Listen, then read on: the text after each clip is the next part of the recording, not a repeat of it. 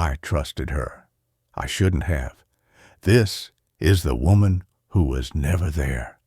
Samantha Valentine didn't drift into my life. She collided with it. One moment she was a stranger. The next, it felt as though we had been friends forever. She told me everything about her perfect life, about a boyfriend who adored her, about a future that seemed carefully planned. Yet no matter how close we became, I always sensed there was something she wasn't telling me. Then came the call. Samantha was hysterical, sobbing into the phone, begging me to protect her from her boyfriend. I didn't hesitate.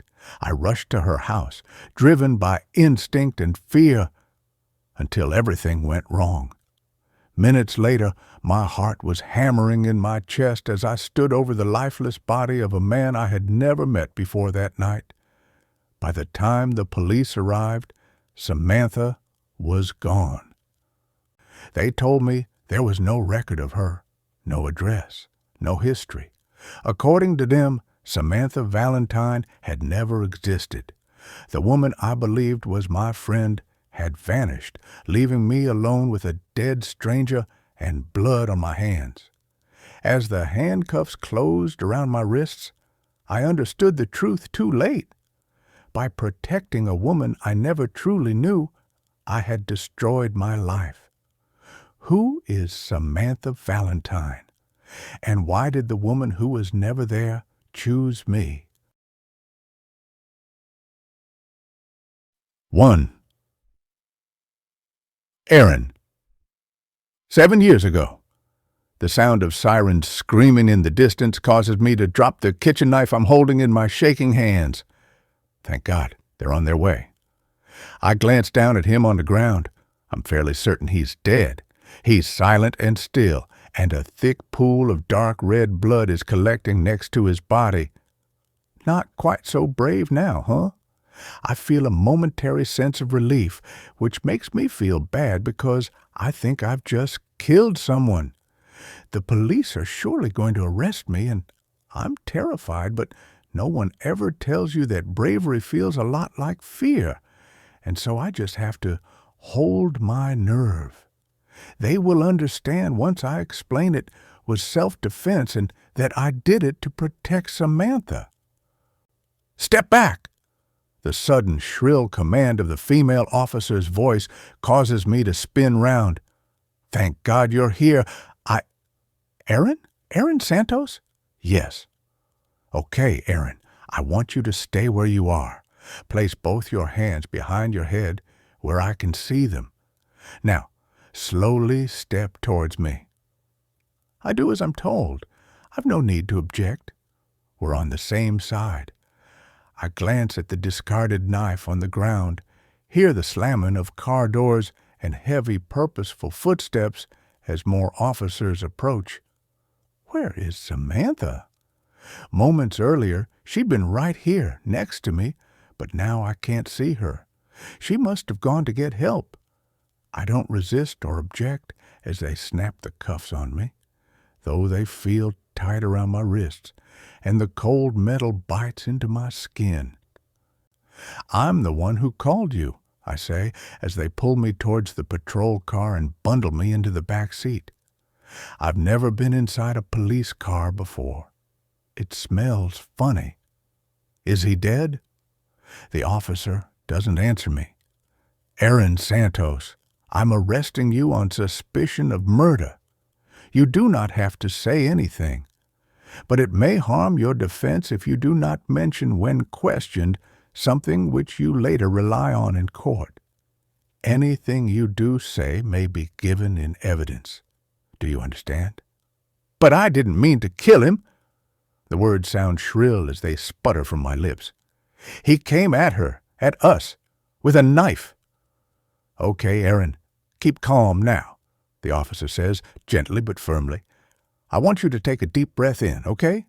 In and out, okay, Aaron? In and out. At least now she is safe, and he can't hurt her anymore. The female officer glances at me in the rearview mirror. Hurt who, Aaron? What did she mean, hurt who? There's no one else here. Officers have checked, and there's no other female present at the scene. It's just you and the victim." "My friend!" I shriek. "She was just here. The blonde woman, Ari's fiancée. She'll need to come to the station, too. She can tell you everything. Her name's Samantha Valentine, and if I hadn't done what I did, then she'd be dead by now. We both would." The officer narrows her eyes at me in the mirror. "Who's Samantha Valentine, Aaron?" 2. It's a night of firsts for me as I'm escorted inside the police station. Even during the darkest periods of my life, I've never found myself on the wrong side of the law. I'm just not that type of person. Fundamentally, I'm a people pleaser by nature, the sort who apologizes to someone else for stepping on my foot. I don't kill people. It's Thursday night, and the custody suite is loud and harshly lit. I feel the emotional charge, tangible around me, as I answer the jovial sergeant's questions on autopilot. Name, address, date of birth. "Do you suffer from any mental health problems, Aaron? Are you feeling suicidal, taking any medication?" "No," I reply honestly to his questions. "Not anymore." Next, I'm ushered into a small, sterile room where another female proceeds to take my fingerprints and photographs me from various angles. I don't like my photograph being taken. In some cultures, they believe it steals your soul. After asking me to remove my clothes, she hands me a gray melange tracksuit to wear. It's ugly and swamps my small frame as I silently dress, but it's warm, and at least it isn't covered in Ari's blood. Ari. I see a moment of brief recognition, followed by surprise on his face as I had plunged the knife into him. It made me feel nauseous, but what else could I have done? Another police worker takes samples of my hair. She scrapes the inside of my fingernails and cheeks with a long cotton bud and uses another to swab the congealed blood on my hands. It's sunk into the lines and grooves on my palms, and I can smell it, meaty and metallic on my skin. I'm desperate to wash it off, but I'm reluctant to ask in case it makes me look like I'm trying to tamper with evidence or something. I really don't know how any of this works. When can I speak to my friend Samantha? I muster up the courage to ask. Is she here at the police station? Is she okay? But the expressionless woman simply shrugs her shoulders unhelpfully, saying, "They'll be down to talk to you soon." Anguish and despair are stuck to the walls inside the small holding cell as they lock me inside it. It's claustrophobic and airless, and my guts begin to churn with anxiety. I'm desperate to pee in the metal toilet, but I spot a camera on the ceiling.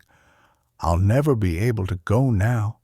The blue plastic pillow, similar to the ones you get in hospitals, is flat as a pancake and reeks of the sweat of 1,000 men and women before me as I lay my head down on it and pull the thin, scratchy blanket up over me.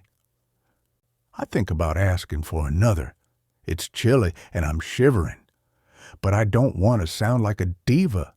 Somehow, incredibly, I must fall asleep because when I wake up, I instinctively sense that it's dark outside. A few moments pass before I hear the clunking noise of the iron door as it opens. I hold my breath as a male face I haven't seen before peers around it. "Aaron Santos, they're ready to see you now?" 3. The stout, short, dark-haired woman introduces herself as Detective Sergeant Amanda Pritchard. They've sent a female to interview me. This is good. I figure she'll be more inclined to listen to what I have to say than any man might. After all, it's because of one that I find myself here. Women don't start wars. The duty solicitor sitting to my right has just introduced himself as William. Call me Bill. Roberts, with a lackluster handshake. His limp effort does little to instill confidence in me. I'm sure that once they've heard my story, then this horrible mess will all be sorted out. Maybe they'll even let me go.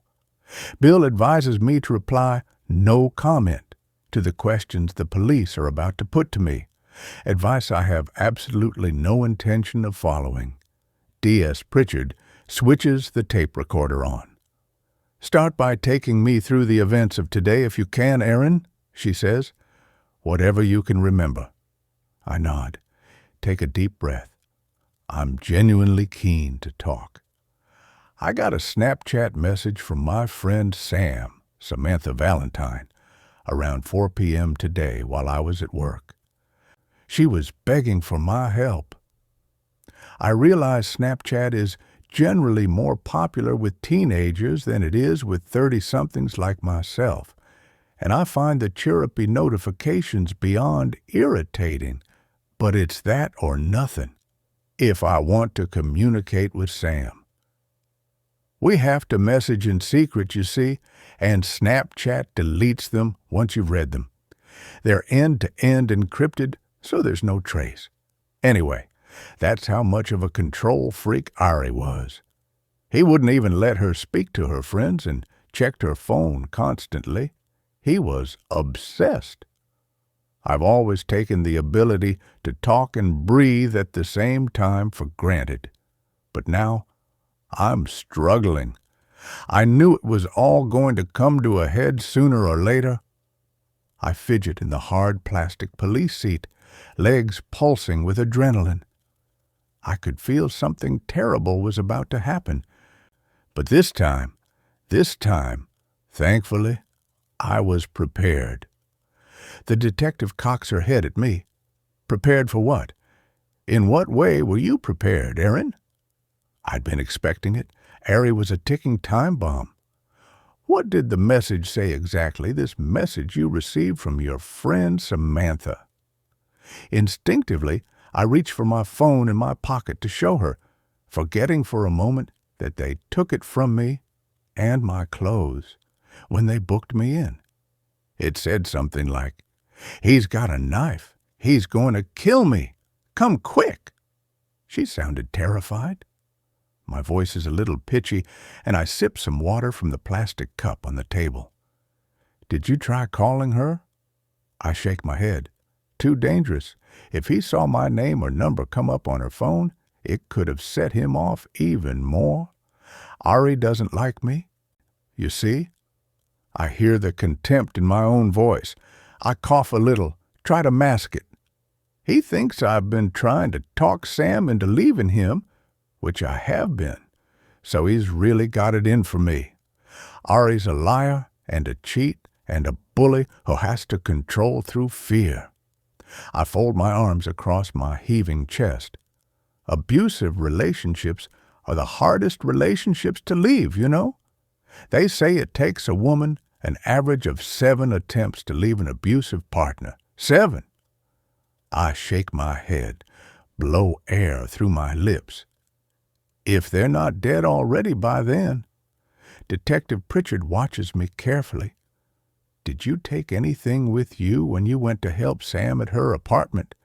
You said you were prepared? Take anything with me? Like what? Aaron!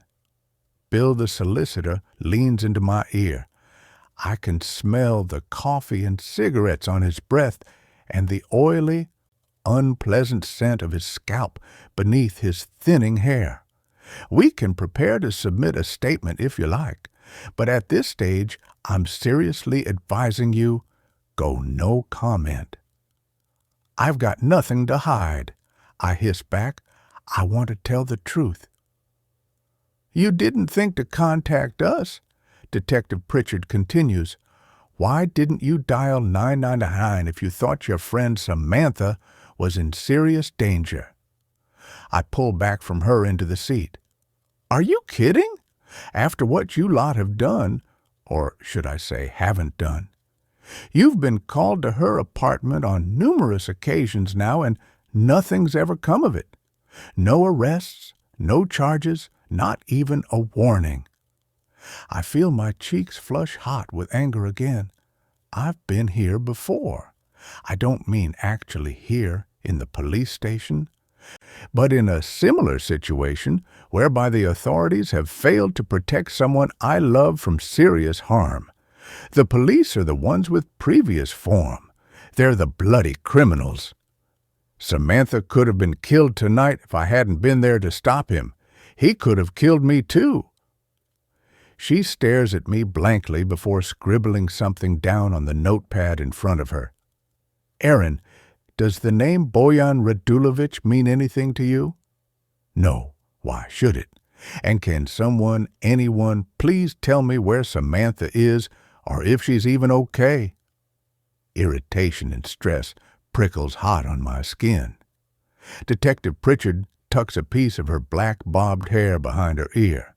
She has good hair, thick and shiny, and I randomly wonder what type of shampoo she uses to get such an impressive sheen, or if it's simply down to good genes.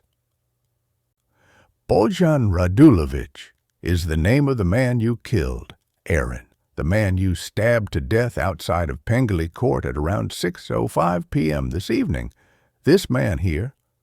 She slides a piece of paper towards me, taps a short, neat fingernail on it. Do you want to tell us what happened, Aaron?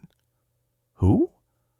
I look down at what appears to be Ari's passport picture and wait to feel something, but in truth, I don't feel much at all save for relief. I'm glad he's dead, though I'm wise enough to keep this thought to myself. No, that's Ari, I say. It's Ari Hussein, Sam's boyfriend, and I didn't mean to kill him. I never set out to. It was self-defense, like I've told you. She taps the picture again.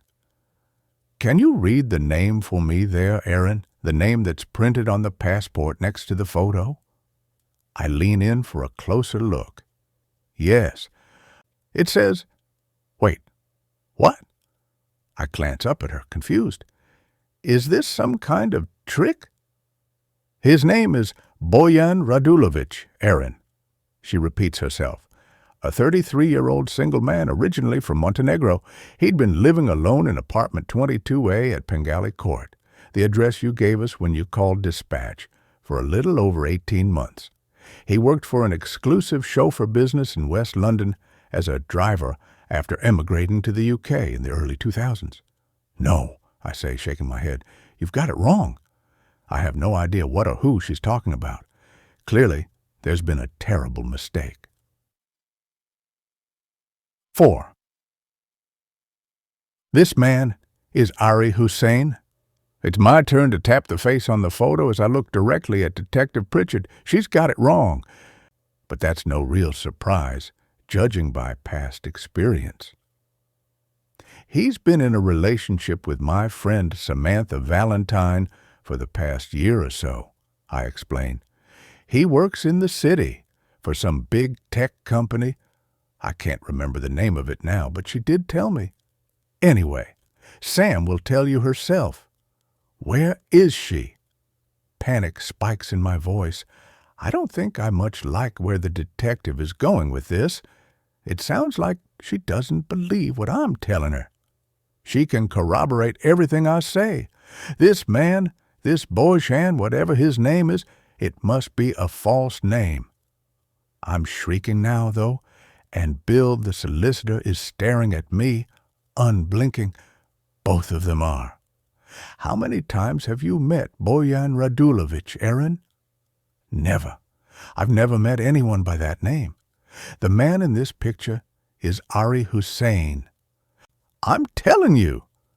Only I'm fast getting the unsettling feeling that she really actually doesn't believe me, and it's beginning to make me feel pretty unsafe. Am I going to go to prison for this? I tuck my chin into my chest, not wanting to even entertain such a terrifying thought.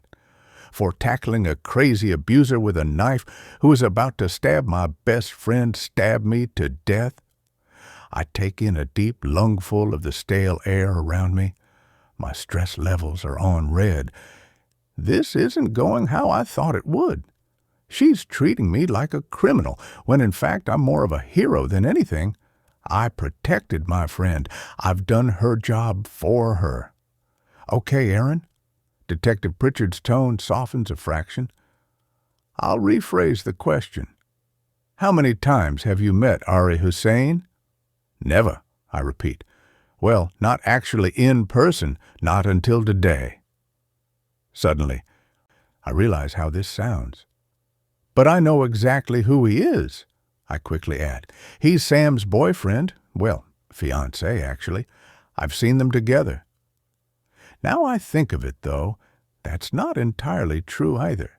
I've never actually seen them together in person, but I've seen photos. I've watched her go up into the apartment they shared many times, and I'd seen the bruises.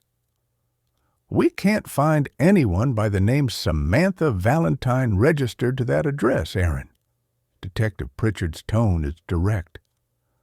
The only person registered to 22A Pengelly Court is Boyan Radulovich, the man you admit to killing.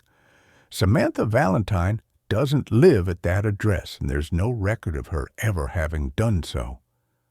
That's incorrect. I can't stop shaking my head. Seriously, I'm beginning to think that the police must have all graduated from the same school for idiots. They can't seem to get anything right. That's definitely her address. But panic is beginning to cut through my confusion and disbelief. Detective Pritchard pauses again. When did you meet Samantha Valentine, Aaron? 16 weeks ago, almost to the day. That's very specific. Her eyebrows gently rise. So she's a relatively new friend, this Samantha? I suppose so, but we feel as if we've known each other forever. I look into her eyes. They're small and brown and a bit piggy, if I'm honest. We're kindred spirits, soul sisters. Honestly, we were destined to become friends. I see. How did you meet her? At a job interview for Austin Mars Productions, the production company in town where I work as a receptionist. Or did. I feel a jab of despair in my ribs. I liked my job, and generally I got on well with my boss. They were definitely going to sack me now, though. We've checked your phone, Aaron, but we can't seem to find evidence of any communication between yourself and anyone named Samantha Valentine on it. There's no one by that name in any of your contact lists either, no messages, no record of any calls between you, nothing on your social media. Can you explain that? I feel slightly sick in my stomach, like suddenly I'm free-falling out of a plane without a parachute and plunging to earth at 300 miles an hour. That can't be possible. I take a breath, try to compose myself. I have nothing to fear if I just tell the truth, right? Look, I have no idea who this Boyan Ludovic is. Ari must have been using a fake identity or something, unless that's his actual name, and he's been lying to Samantha about who he really is. Was, Detective Pritchard corrects me, who he was. And it's Radulovich, she says, Boyan Radulovich. We recovered his passport from the possessions we found inside his apartment, along with some other formal means of identification. She leans in a little closer across the table towards me, starts shaking her head slowly. The man you killed, Aaron, was not Ari Hussein. His name is Boyan Radulovich. I wish she'd stop saying his name.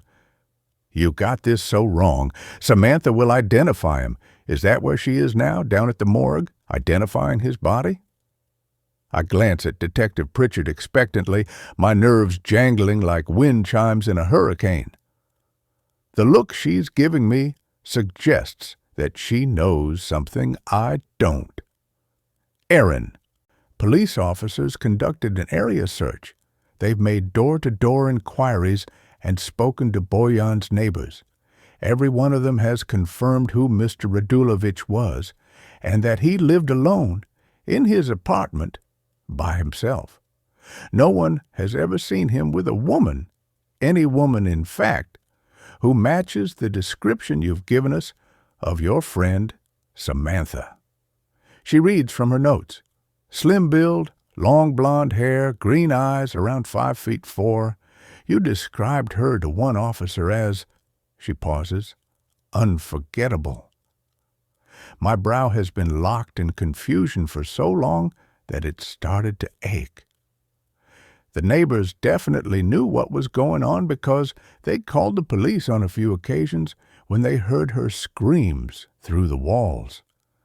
I glance at her, then back at Bill the solicitor. Not that the police ever did anything.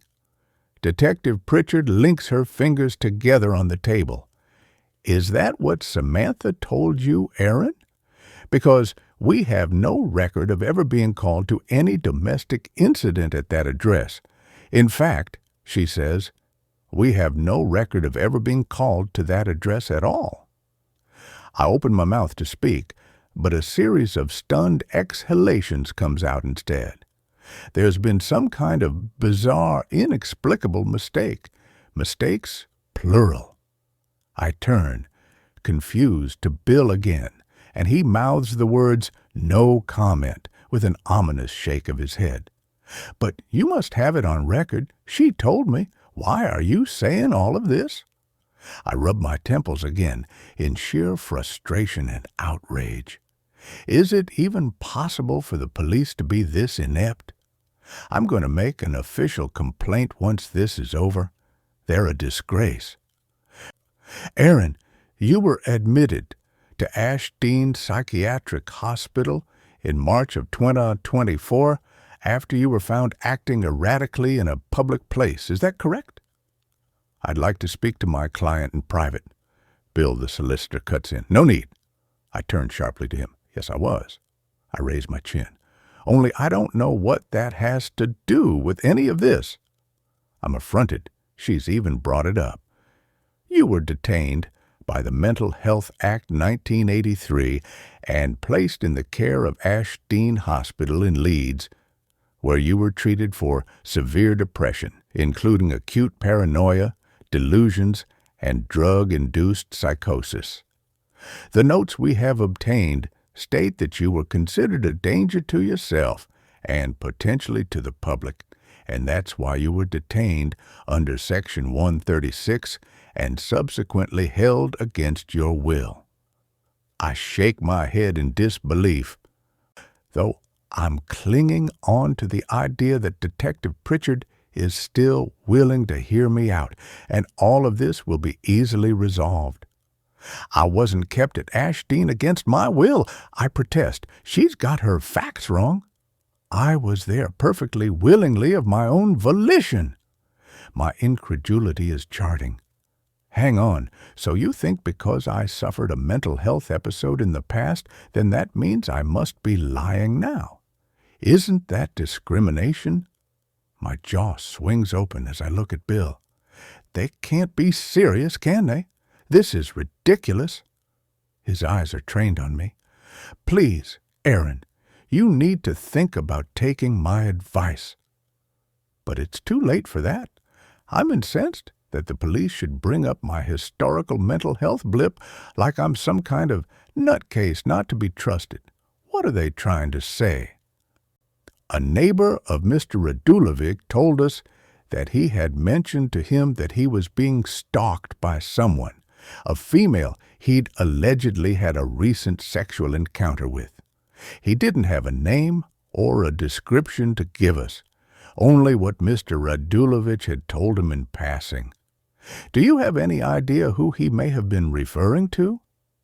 No idea, I answer abruptly. Sam never mentioned anything about any stalker, though it wouldn't surprise me if he'd been cheating on her. He was forever accusing her of cheating on him. Typical narcissistic mind games, always accusing the other person of the exact behavior they're guilty of themselves. You said Mr. Radulovich came at you with a knife outside Pengelly Court? Yes. I want to jump up out of my seat. No, not Radulovich. You're trying to put words in my mouth. This is starting to feel like an attack. It was Ari Hussein. How many times have I got to explain it? He charged at me and Sam with it in his hand, so instinctively I took the knife from her, the one she had taken from the kitchen, and what was I supposed to do? It was kill or be killed. Anger suddenly rises up into my chest. What is this bullshit? There was no knife, Aaron. Detective Pritchard looks directly at me. Mr. Radulovich was not armed. She's shaking her head again. The only knife we found at the scene was the knife you used to fatally stab him with. We found no other weapon on his person or at the crime scene. Mr. Radulovich was holding his phone in his right hand when he died, a silver Samsung. Do you think you could have been mistaken about the knife? Mistaken? About someone coming at me with a knife? I actually can't comprehend what I'm hearing. I really can't. I try and replay the moment that Ari came at me in my head. I'm sure he had a knife because Sam screamed at me. He's got a knife, Aaron. He's got a knife. But, oh my God, now that I'm thinking about it, did I actually see it? I'm pretty sure I saw something in his hand, something shiny. I must have done, but it all happened so fast. Look, why aren't you speaking to Sam? She can resolve all of this. Where the hell is she? There's no record of her existence, Aaron. Detective Pritchard's tone drops down to an ominous octave as she fixes me with a hard stare. No current or previous addresses for her, nothing from the electoral register. She's shaking her head again. We can't find a birth certificate for her, an NI number, any medical records or employment history, and there's nothing on social media, not one photo of her anywhere. She leans in towards me once more. We can find nothing to prove that this Samantha Valentine friend of yours is a real living person, Aaron. I'm sweating beads of pure terror now. The itchy gray tracksuit top is sticking to me like fire. I sip some more water, but my hands are shaking so much that I spill some of it onto my bottoms. Watch as it seeps into the cheap, nasty gray fabric. No, no, no. This can't be right. I know she exists. You need to find her. She'll tell you who Ari is and what he's been doing to her. She'll tell you exactly what happened and that I acted purely in self-defense. You have to speak to Samantha Valentine. She'll explain everything. 5. Dan. Present day. I can smell it in the air, fresh like an abattoir. The moment I walk through the front door, blood. My heart plummets. I'm not especially superstitious, but it's as if the cosmos somehow knows whenever I've got a night off. It's when all the killers seem to come out to play. Fatality, Gov. Single stab wound to the chest. The body's in the kitchen. D.S. Lucy Davis, my revered number 2 and trusted work wife, had moments earlier greeted me outside the apartment complex on Stockwell Gardens. She was wearing full PPE and an apologetic look. I was on my way home, you see, looking forward to spending some time with my actual wife and our 3 kids, not to mention enjoying the pad thai dinner that was waiting for me, when the call came through, forcing me to do a quick U-turn. Looks like a domestic, Gov.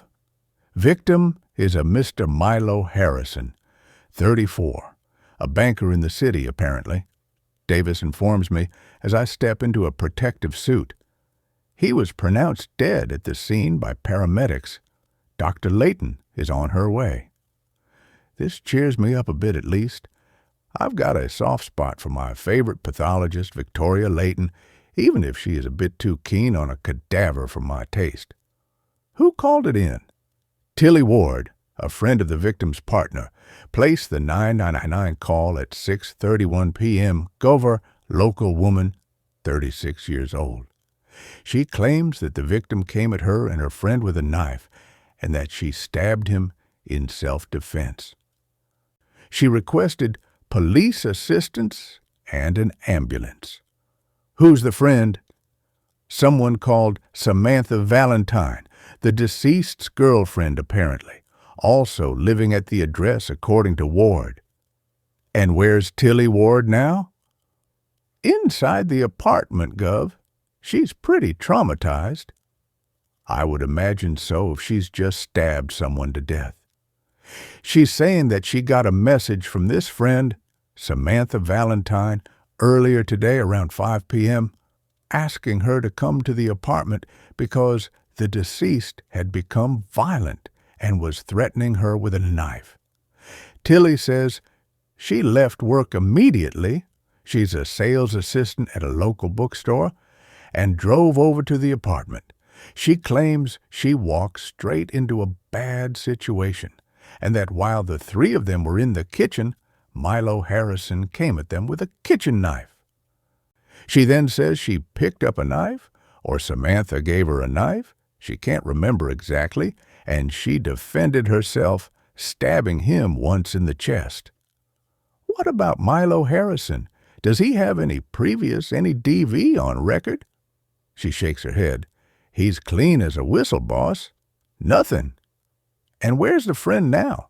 This Samantha Valentine? Can she corroborate all of this? If she can, then we might be looking at a Section 76, lawful use of force used in an act of self-defense.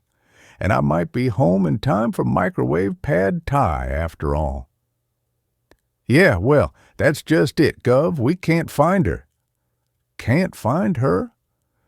Apparently, she wasn't at the scene when the first attending officers arrived. She may have got scared and run off. Gone to a friend's? We're trying to trace her now, Gov. Tilly says she was on foot, so she can't have gone far. Do we have a phone number for this Samantha?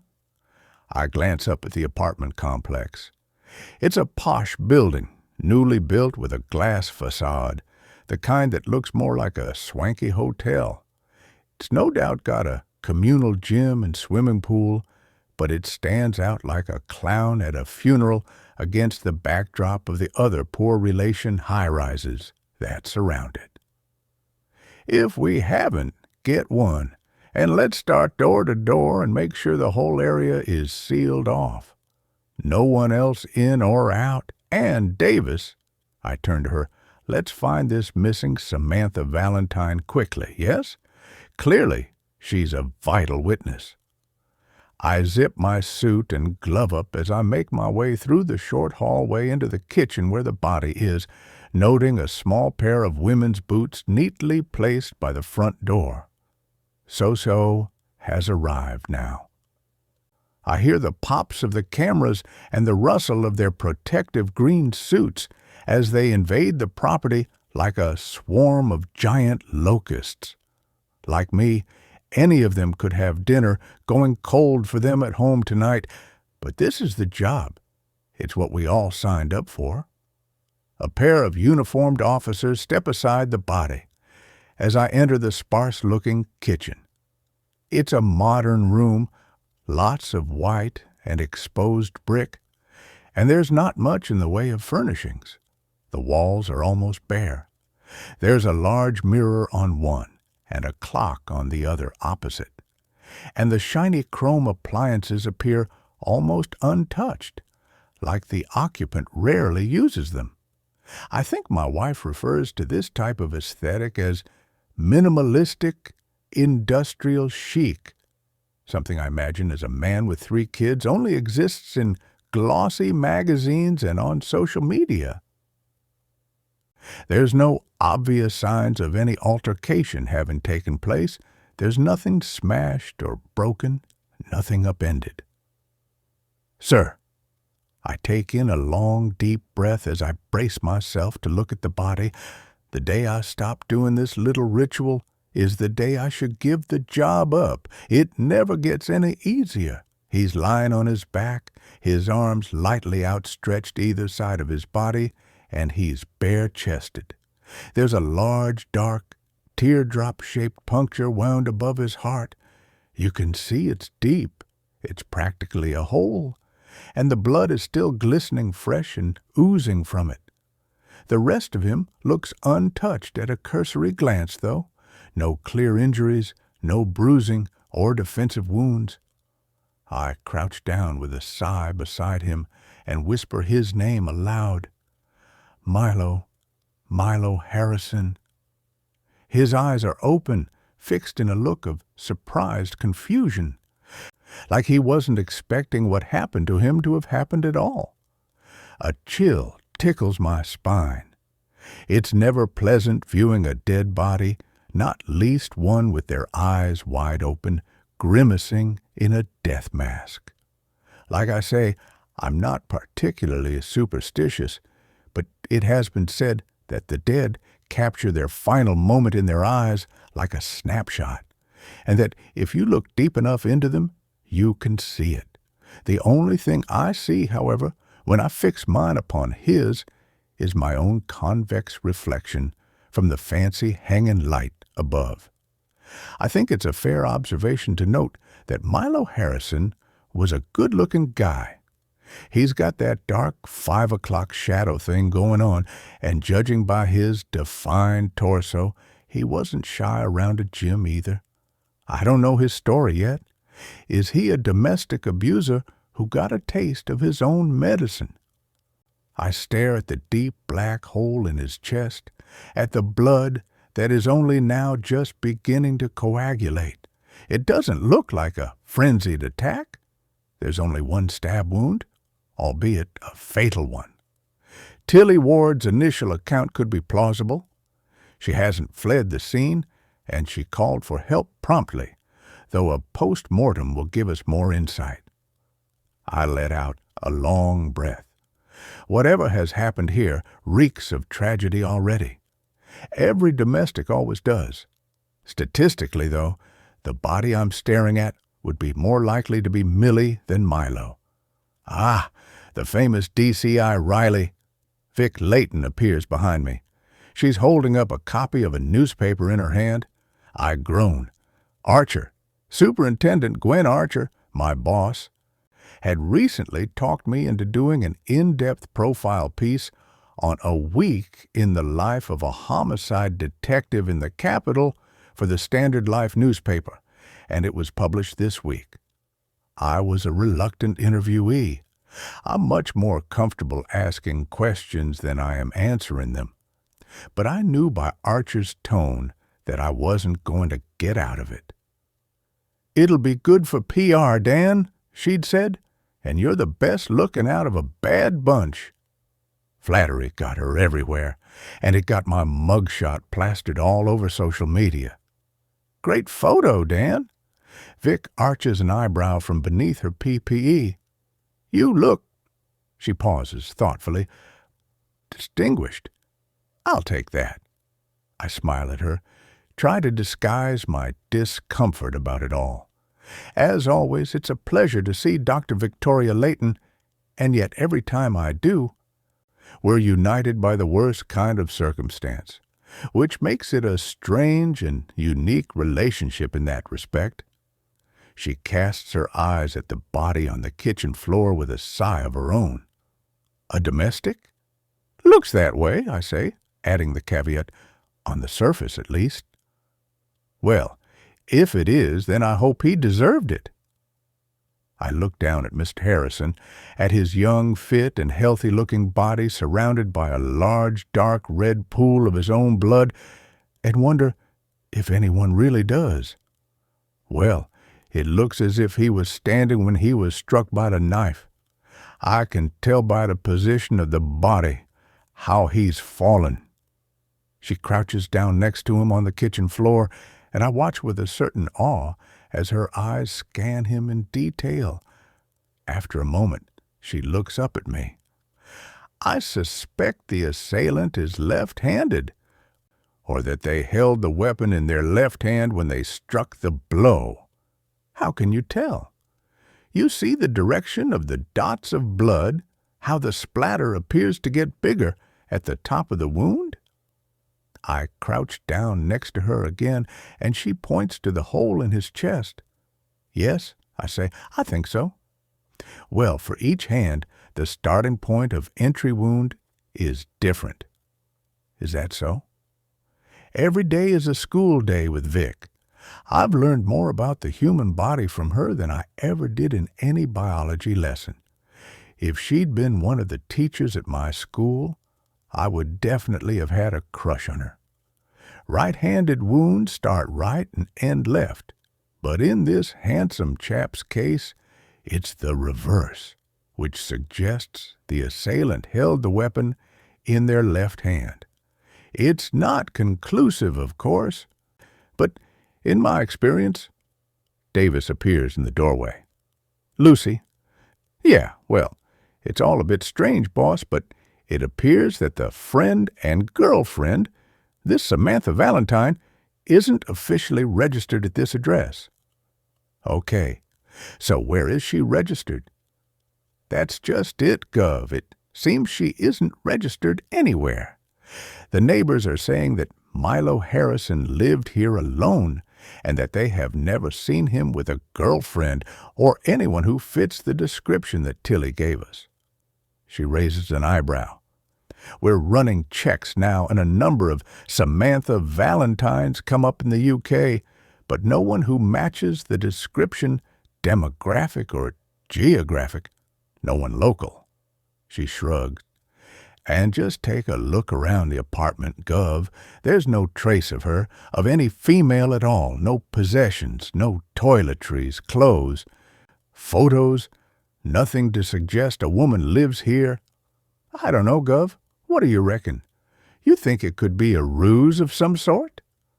As if on cue, I hear the sound of a distressed female's cries coming from the next room. Well, Davis, let's find out, shall we? 6. Dan. Have you found her yet? She jumps up from the sofa the second I enter the living room. Have you found Samantha? She has blood on her, dark splashes of the stuff splattered all over her baggy cardigan and jeans. Tilly Ward? I'm DCI Dan Riley. Please! Her fingernails dig into my flesh as she grips my arm. You have to help me. You have to help us. Her voice is urgent and anguished, but I detect something else, something in the tone, or lack of, perhaps. Okay, it's okay. Tilly? I approach her, gingerly. She looks out of her skin with distress. Let's sit down, shall we? Hyperventilating, she grips me like a frightened child as I help lower her, shaking, down onto the sofa. I notice a couple of empty, discarded chocolate bar wrappers on the seat, incongruous to the rest of the pristine apartment. The TV is on, and it's playing the 70s musical Grease, though the sound is muted. My eyes are drawn to it for a brief moment as John Travolta effortlessly leaps from the bonnet of a 1949 Ford Deluxe, wearing tight black trousers with a slicked-back quiff, before I switch it off. Show off. Diminutive and waifish. Tilly Ward appears more like an adolescent teenager than a grown woman. Even the thick black-framed glasses she's wearing seem a little oversized for her doll-like face. Are you okay, Tilly? Have you been checked over? I glance at the two uniformed officers standing to the left of the room, and they both nod. You're not hurt or injured in any way? She looks down at herself, at her vibrating, blood-stained hands, and shakes her head. Okay, take a deep breath. In and out. In and out. That's it. I demonstrate with her, try to help her regulate her breathing. Do you want to tell me what's happened here today, Tilly? I keep my tone calm and reassuring. Is he dead? She sputters, wiping mucus from her nose and mouth with the back of her cardigan sleeve. I've killed him, haven't I? She drops her head into her lap, causing her mouse-brown hair to sweep in front of her face like a curtain. That's when I glimpse it, behind her left ear, a hearing aid. My stomach tightens. Are you registered deaf? Or hard of hearing, Tilly? It makes sense now, the slight, flat monotone in her voice. Some months ago, Jude, my now 1-year-old son, was confirmed deaf.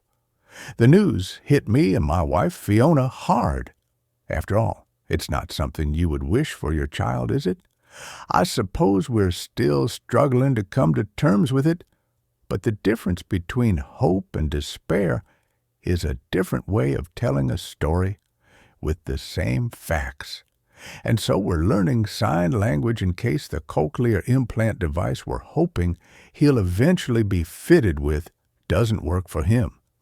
Learning to sign is harder than I'd imagined it would be, though the wife seems to have taken to it like the proverbial duck to water. And Jude's protective big sister, our 3-year-old daughter Juno, or Pip as I call her, has almost mastered the basics already. Yes, I'm hard of hearing. I glance down at her bare feet and feel a rush of protection towards her. Where's Samantha? Is she okay? She grips my arm again. Please, tell me she's okay. We don't know yet, Tilly. We're hoping you might be able to help us with that. You told my colleague that Samantha lives here, at this address. Yes, she nods. They live here together, her and Milo. He's attacked her before, you know. This isn't the first time.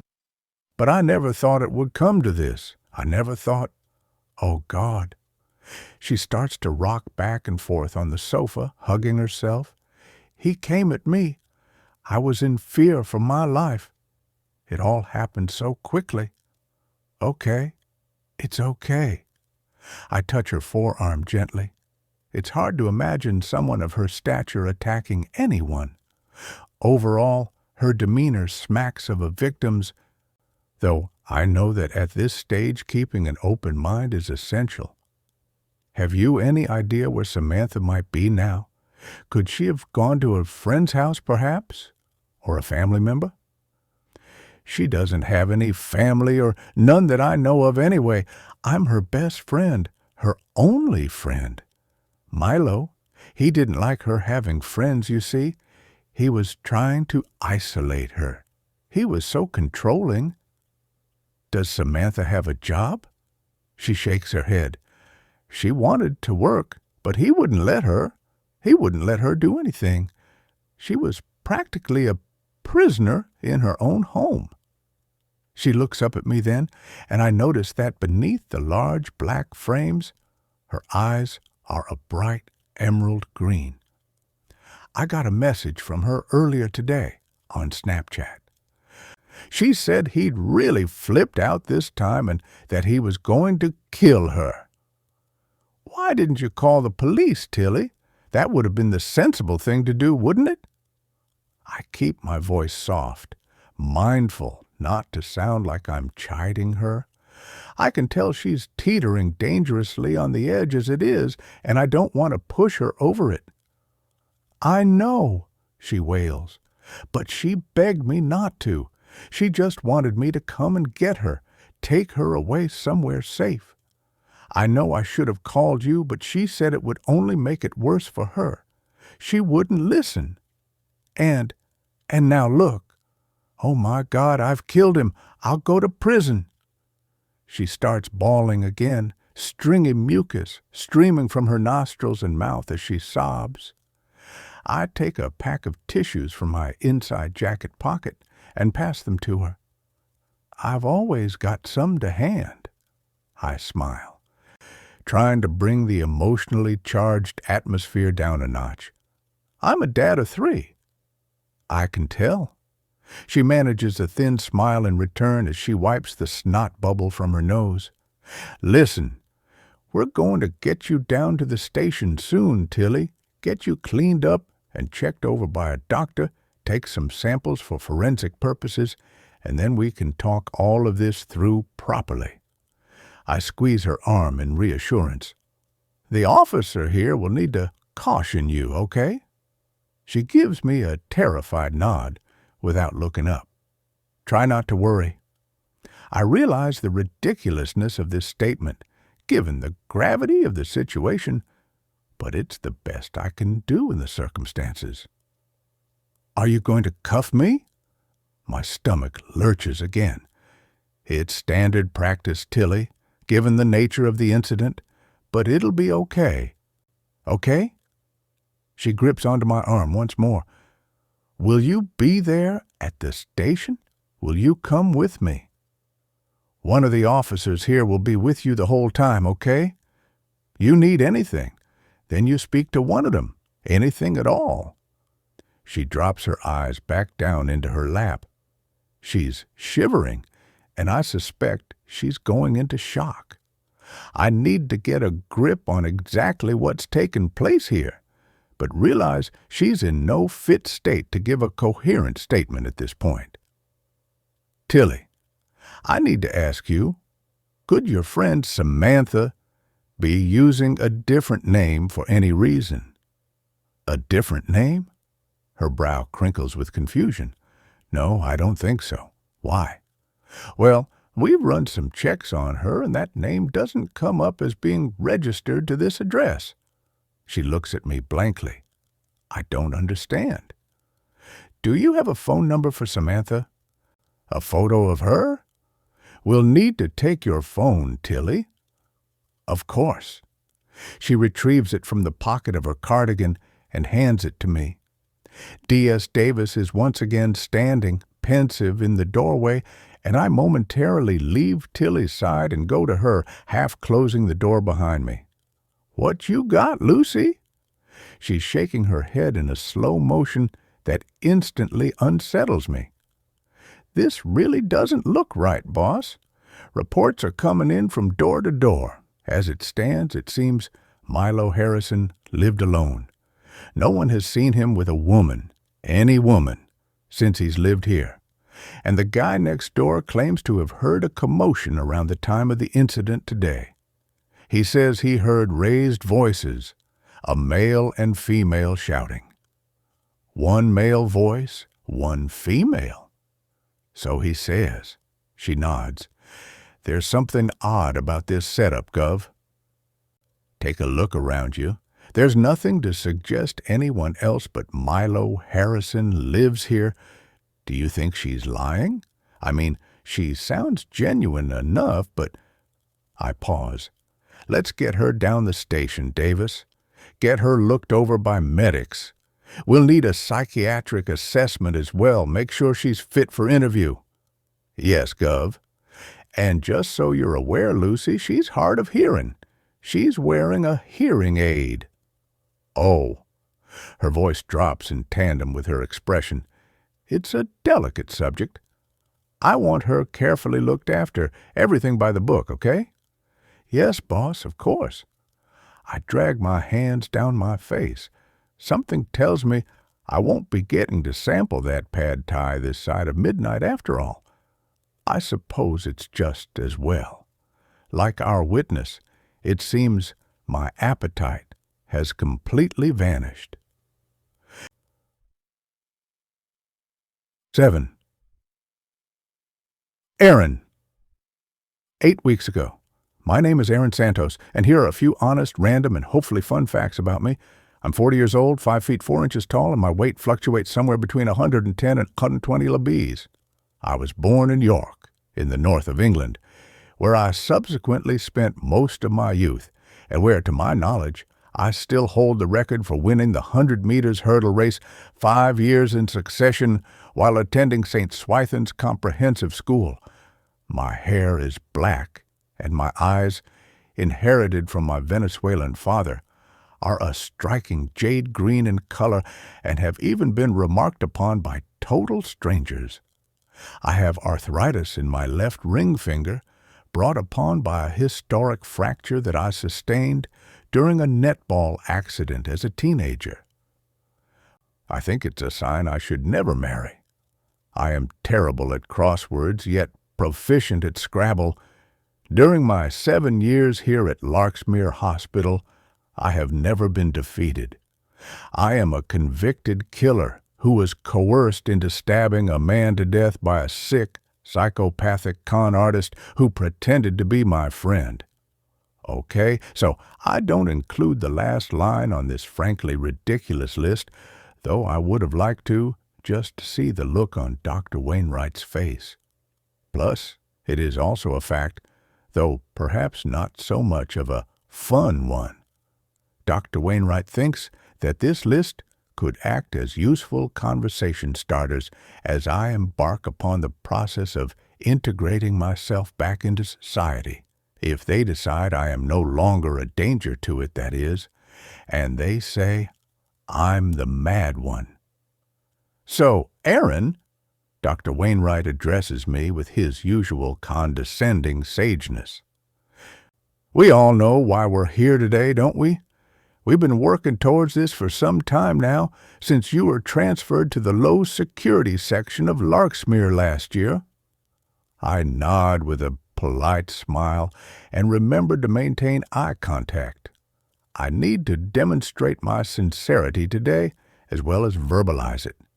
I need him and the rest of the tribunal to believe it, to believe me, which is something that hasn't happened in over 6 years of my life and is ostensibly the reason why I am still here, stuck in Dante's 9th circle of hell. That and a woman, they tell me, isn't and never was real anyway.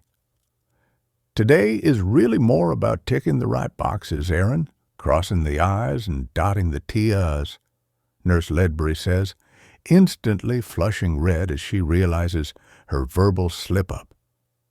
I've noticed how she often appears a little flustered in Dr. Wainwright's company and gets her words all in a muddle. I reckon she's got the hots for him.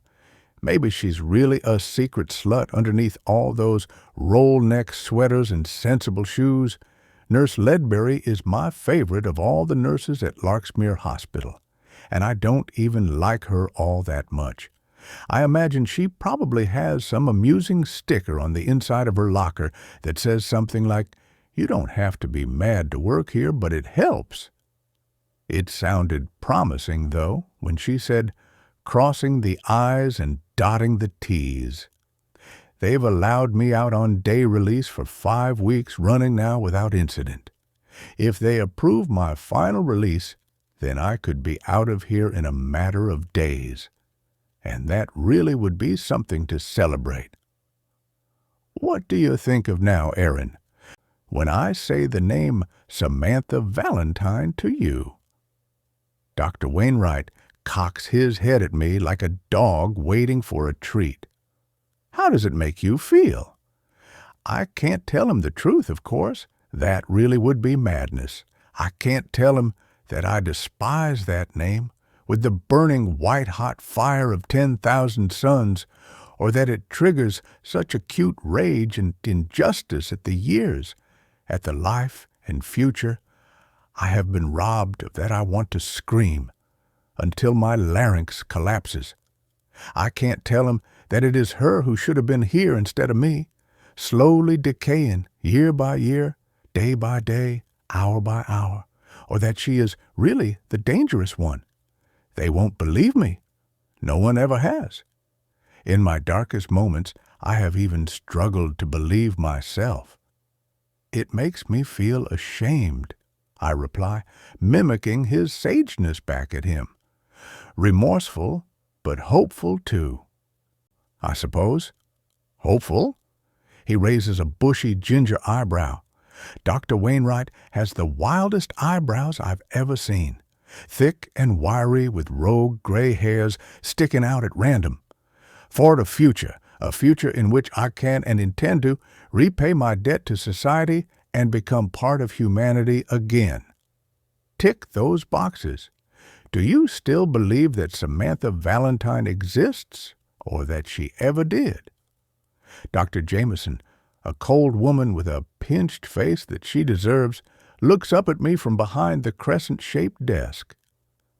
I'd anticipated the question, of course, not least from her, and had rehearsed my answer, parrot fashion, until the words no longer stuck in my throat. During my time here in Larksmere, in this hospital, throughout the years of different treatments and multiple therapies, the one-to-one sessions and group discussions I've engaged in and with, I have gradually come to realize that I was quite ill at the time I committed my crime. Dr. Wainwright looks at me almost like a proud father. Sally, the social worker, is nodding her head in agreement, and Nurse Ledbury is looking at me in that way she always does, like I am a pitiful lost cause she feels begrudgingly obliged to be kind to, lest I may decide to stab her to death. Old face-ache Jameson doesn't even bother to look up. Miserable cow. I understand now that it was the illness, I press on, although for a long time I struggled to accept that there was a possibility that she never really existed, and that she was just a symptom of my psychosis. But with all the help and support I've received here, from you, from everyone at Larksmere, I now understand and have come to terms with this truth. My captors watch me silently, intensely. It feels good to have an audience hanging on my every word for a moment, even if it is only because I'm saying what they want to hear. "Why now?" Jameson pipes up again. "You have always been so consistent and insistent in your belief that she was a real person. Throughout most of your sentence, you have never deviated from this narrative. So what's different, Aaron?" The clock on the wall of the sterile office ticks loudly and is a little off per second. It's distracting. For a long time, I hid behind self-denial because it was too painful to face up to the realization that I had committed, or was even capable of committing, such a heinous crime. Creating a fictitious character enabled me to minimize my actions to myself and stay stuck in that denial. I scan their faces to check if they are buying it. I can't call it. The chaplain has helped me enormously in arriving at this point, I add, as though it were an afterthought to mention it. I'm mindful that if I tell them outright that I have found God, then it might sound contrived, like a cynical and tactical move on my part to bolster my chances of securing my liberty, which is exactly what it is. I pray every day now and ask God for His forgiveness, His guidance and help in coming to terms with my crime and understanding the illness that led me to commit it. If we confess our sins, He is faithful and just and will forgive us our sins and purify us from all unrighteousness. 1 John 1:9, I add. So, it is God who has helped you to finally accept the truth? Dr. Wainwright sounds pleased. He is, after all, a good Christian man himself. I know this because he wears a small silver crucifix around his neck and sometimes quotes the Psalms, though not fanatically. Despite our weekly therapy sessions together throughout the past 6 years, I actually know very little about Dr. Wainwright, and yet he knows everything about me. Everything except the truth, anyway. Very much so, I agree enthusiastically. Without my Bible studies and sessions with the chaplain, I think it would have taken me longer to arrive at the place I find myself at today, or even arrived at all. And where is this place that you find yourself at today? Jameson chimes in again, her pen poised as she scribbles something down onto a notepad in front of her. She looks a bit bored. A false witness will not go unpunished, and whoever pours out lies will perish. Proverbs 19:9. And so, put simply, I am no longer prepared to lie anymore, not to others or myself, and especially not to God. Jameson is right, though. Refusing to confess that Samantha Valentine is a creation of my own damaged mind had, for the most part of my sentence, never been an option. Accepting it would have meant succumbing to the madness they have spent years trying to gaslight me into believing I am suffering from. And while I am undeniably a killer by default, I still have principles and my integrity. Thou shalt not lie. But I have to get out of here, and the only conceivable way to do this is by lying about the truth. How's that for a twisted irony? I have never once denied my crime, or the fact that I committed it. When I was arrested at the scene, I went without incident and cooperated with the police as fully and best I could. I gave them a full and frank confession. I told them the truth. Only they didn't believe me. They decided I was delusional the moment they ran a background medical check on me and discovered I'd spent a stint in a psychiatric ward. From there on in, they stuck to their narrative and didn't bother investigating my account in any real detail.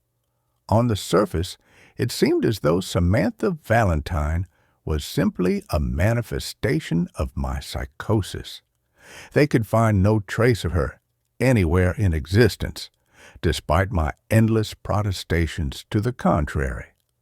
Lazy, discriminatory policing at its finest, it suited them to write me off as just another head case who needed taking off the streets. If only they had dug deeper, or even bothered to dig at all. But they had their story that wrapped everything up nicely, and nothing I said or did could stop them from sticking to it.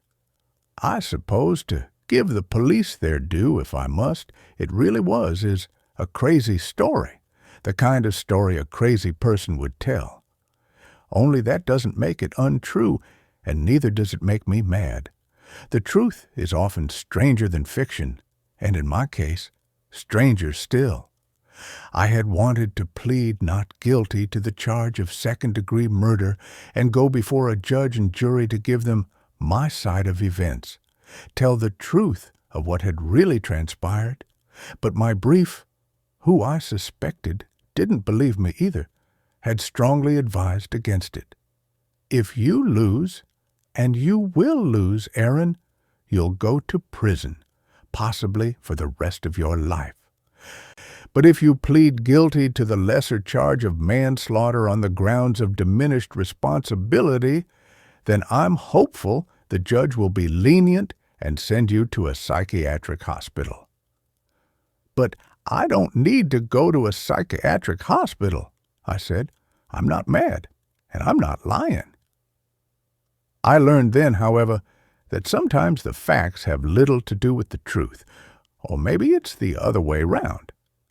Either way, it meant I was facing a potential lifetime behind bars or the supposedly cushier option of a secure mental asylum. And so I chose what I was led to believe to be the lesser of two evils, which now, with the benefit of hindsight, was simply yet another example of me putting my faith and trust in the wrong people. I really must stop doing that. After I was sent to Larksmere Hospital, I knew that either one of two things was probably going to kill me: the guilt that tormented me daily for what I had done, or the hatred for the person who had coerced and tricked me into doing it. I should say at this point that killers aren't born, they're made, and I'm really not a violent person by nature. I'm a pacifist who has always detested aggression of any kind. Ironically, this is partially the reason why she was so easily able to manipulate me like she did. Though why she did remains the biggest mystery still. Did she choose her victims at random? Were Boyan and I singled out for a reason? If so, what?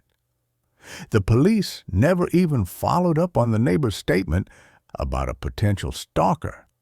Those bozos never followed up on anything.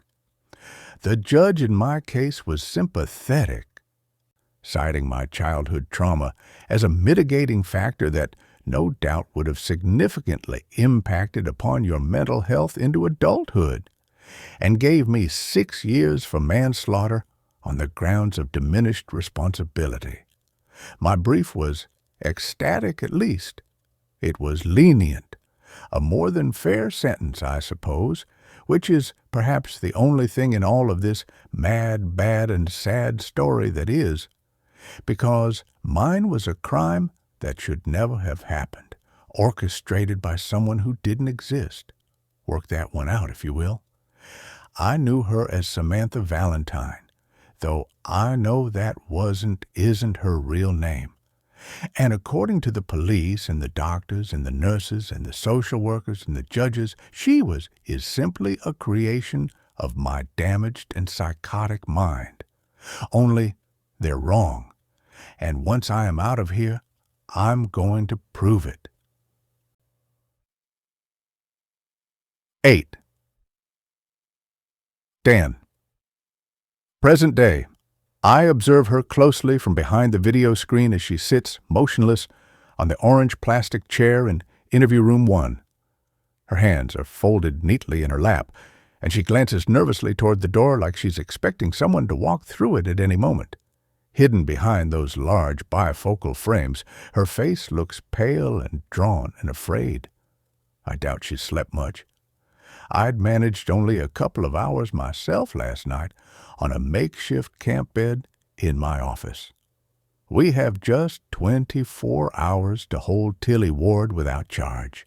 No time to go home. So I washed and shaved in the bathroom at the station before hastily dressing in yesterday's old clothes. Tom Ford, eat your heart out. As I was brushing my teeth and rubbing my stiff neck, I noticed that some joker had stuck my photograph from the newspaper article up on the bathroom wall using crime scene tape. In thick black marker pen, they'd adorned my face with a pair of glasses and a comedy beard with a speech bubble coming from my mouth that said, "The name's Riley. Dan Riley." Yeah, very funny, I laugh. I'm really no 007, though, so the hapless photographer with the standard life had his work cut out for him. To be fair, I think he did his best to make a silk purse out of a sow's ear. Anyway, my wife Fiona had liked it at least. "Ooh, I think you look all sexy and rugged," she gushed proudly, but then again, she does need to wear glasses, and what was that word Vic Layton had used yesterday to describe me? Distinguished, that was it. I spat the toothpaste into the sink. Sexy, rugged, and distinguished. Eh? I muttered as I pulled at the crepey skin underneath my tired eyes and stuck my tongue out in the mirror. And they say the camera never lies. So listen up, people. The incident room falls to a hush as I enter. Like me, the team has been at it through the night, and everyone looks a little frayed around the edges. We've got the green light to interview Tilly Ward this morning following both the medics and psych's assessments. "Lucy, D.C. Parker, you fit for the job?" "Yes, Gov." They nod in unison. "We're not sure of all the facts yet, so let's see what she has to say, but don't go in too hard. Tilly Ward is partially deaf, and she wears a hearing aid, which makes her vulnerable, so speak slowly, clearly, and concisely, and try and maintain eye contact with her so that she can follow your dialogue. Forensics will start coming back soon, so whatever we get from them, we'll drip feed straight back into you. We've only got 10 hours or so left to hold her without charge, so we may need to apply for an extension. Though I'm hoping to avoid this if we can," I add, "and I'm sure Tilly Ward is too." Parker is looking at me tentatively like he wants to say something. "What's your take on this, Gov? Do you think she's trying to create a false witness?" He adjusts his glasses a little awkwardly. "I don't know, boss, but I think there's something more to all of this than at first glance." Ah, Parker, my most promising protege. He senses it too. "Well, if it is just a concocted story, Parker, then it won't be too difficult to dismantle it. If this Samantha Valentine is a ruse, then the evidence will prove that, and we're looking at a murder charge," I say, "and so is Tilly Ward." "But why would she do that?" Parker presses me. "What reason could she have to make up some cock-and-bull story about a fictitious friend and witness, knowing that we'd quickly pick it apart? And if she has made it all up, then what's her motive for killing Milo Harrison in the first place? We can't establish any physical link between her and the victim, or not yet. And we can't find Samantha Valentine either." Motive is secondary to the facts. The law states that you don't need to prove motive in a murder trial, though it can be extremely compelling. But as my dear old departed pops used to say, there's a reason for everything, son, and everything for a reason. Currently, though, I can't attribute any of the usual customary themes, sex, money, jealousy, or power, to explain why Tilly Ward might want to unalive Milo Harrison, or to explain Samantha Valentine's absence. She could be time-wasting, Parker, giving us the runaround, using our resources to locate a fictitious person while redirecting the spotlight away from her. It's difficult to imagine someone like Tilly Ward coming up with such an elaborate story, though, and not least because why? Creating a false witness isn't unheard of course. Some criminals will do and say anything to get you chasing your tail and get themselves off the hook. Only this type of diversion trick is almost instantly quashed with basic intel. You see, the moment we're born, we begin to leave a paper trail of who we are and where we've been. Birth certificates, bank accounts, driver's licenses, NI numbers, electoral registers, mortgages, medical notes, qualifications, marriage certificates. It's an inexhaustible list. Add to this that almost everyone now has some kind of social media, an electronic footprint, and we are all more or less traceable. So far, however, we have found nothing concrete to corroborate Samantha Valentine's existence or to confirm that she is who Tilly Ward says she is. I cast my mind back to last night when I had met Tilly at the crime scene. From my observations, both her actions and reactions were indicative of someone who is telling the truth, or at least the truth as they know it to be. And there's the caveat right there, as they know it to be, because in my experience, no two truths are ever the same. It all depends on the lens you're looking through. I pick up the psychiatrist report on Tilly Ward and silently skim-read it once more. Anxious and distressed, though not hysterical. Coping skills present, lucid and aware of situation, appears articulate, coherent, intelligent, and helpful. Refused offer of an appropriate adult present during interview. No previous mental health issues, history of depression, or signs of paranoia or personality disorder, deemed fit for police interview. As far as initial mental health assessments go, it's practically glowing. I turn to the rest of the team. Well, we had, at first, thought that this might be a straightforward case of a domestic manslaughter self-defense. Our suspect has admitted to fatally stabbing Milo Harrison and has offered an explanation as to why. But the fact that we have a vital missing witness is beginning to throw some shade onto Tilly Ward's account, adding weight to my long-standing theory that she's a mind reader Davis hands me a flat white and a paper bag containing something greasy. I look at her like she's just fallen from heaven as I mouth the words, "Thank you." Tilly Ward's account seems plausible on the surface. I take a sip of coffee, lick hot froth from my top lip, but we need evidence to support it. We need CCTV and witnesses who can corroborate what she's telling us. One witness in particular, Samantha Valentine, who apparently left the scene at some point after Tilly had inflicted the fatal stab wound and hasn't yet been located or identified. I stop. I've just had a thought. The boots that I had seen by the front door in Milo Harrison's apartment, the ones that looked like they belonged to a female and had been placed there neatly.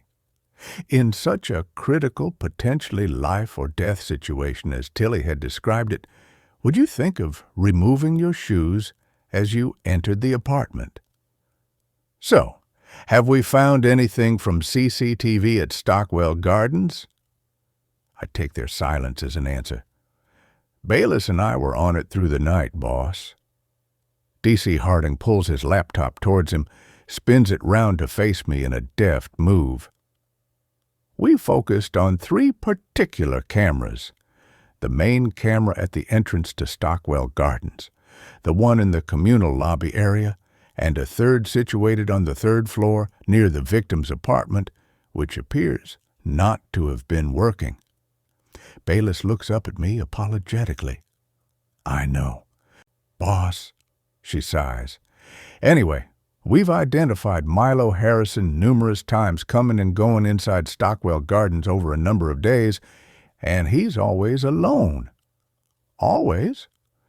Every time, Gov, there's no female with him. There's no one at all. We checked for anyone matching the description Tilly Ward gave us of Samantha Valentine, around 5 feet 4 inches tall, long blonde hair, bright green eyes.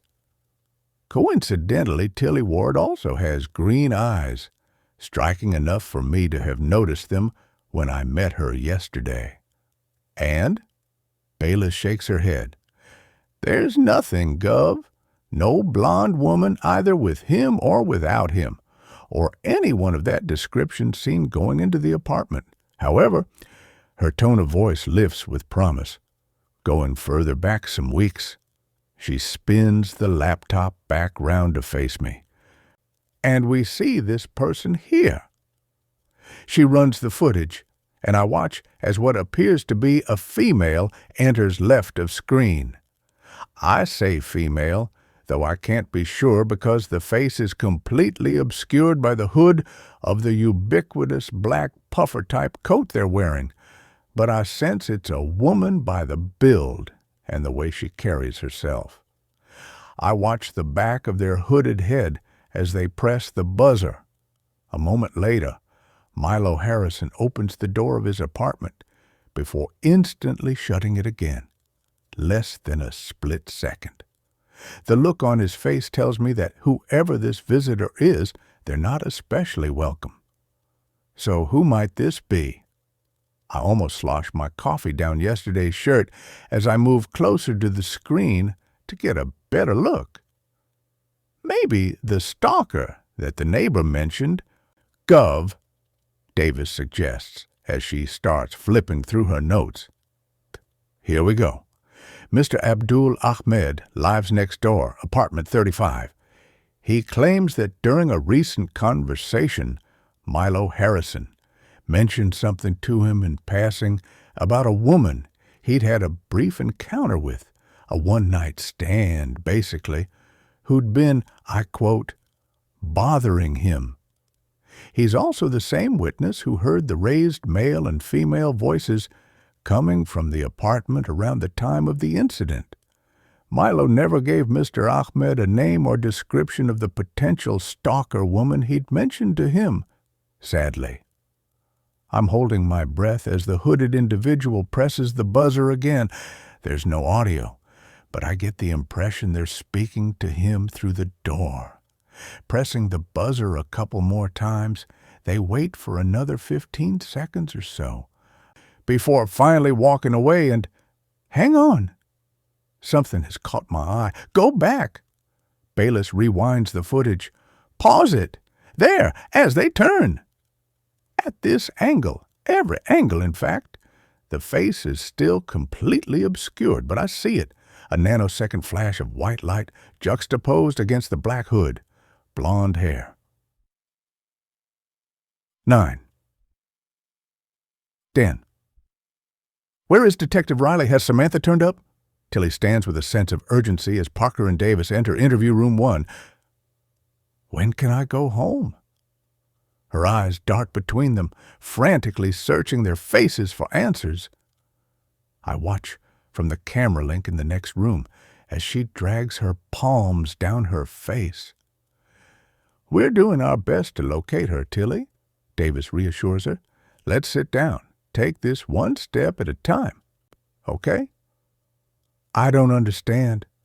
She retakes her seat on the plastic chair. Why hasn't she come forward? What's happened? Where is she? It's okay, Tilly.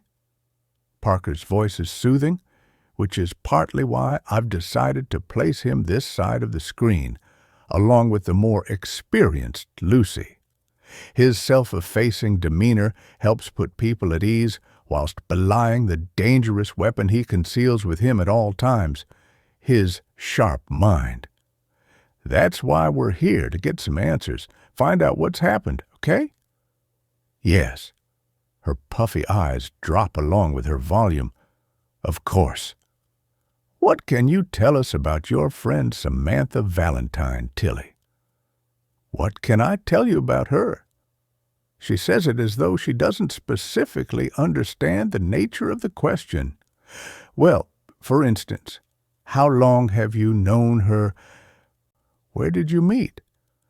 We met in the bookshop, where I work, around 4 months ago. Her mouth forms a small, slightly wan smile. She has a pretty smile, though, and her teeth are small and neat and white, but not so white that it's the first thing you notice. We're both avid readers, though Sam's more into romantic fiction, fantasy stuff and whatnot, whereas I prefer biographies and historical novels. The duty solicitor begins scribbling in his notepad. Look, please, I want to say now on record that I never meant to kill Milo Harrison. Her voice is a shaky plea. I really didn't intend to hurt him or anyone. I acted in self-defense. She removes her glasses, rubs her eyes. He had a knife, and there was a knife on the kitchen work surface, and I can't remember exactly, but we, or she, Samantha, picked it up. And then somehow I was holding it, and then when he came at us both. She makes a single stabbing motion with her hand, her left hand. I just wanted to stop him from hurting her. I'm not a murderer. She breaks down again. Am I going to prison for this? I can feel her distress coming through the screen. It's uncomfortable viewing. Which hand were you holding the knife in, Tilly? She wipes her nose with the back of her sleeve, wearing standard custody uniform of a gray shirt and sweatpants that look at least 2 sizes too big for her. She reminds me of a child who forgot to bring their PE kit to lesson and had to wear something from lost property. Sorry, can you repeat that? I didn't catch it. She taps her ear. Of course I'm sorry, Davis apologizes. Which hand were you holding the knife in when you stabbed Mr. Harrison? My left hand. Her voice is brittle with emotion. I'm left-handed. This tallies up with what Vic Layton had initially surmised at the crime scene. Only Tilly Ward isn't denying that she stabbed Milo Harrison, whether it be with her left hand or right. She's admitted to inflicting the fatal wound.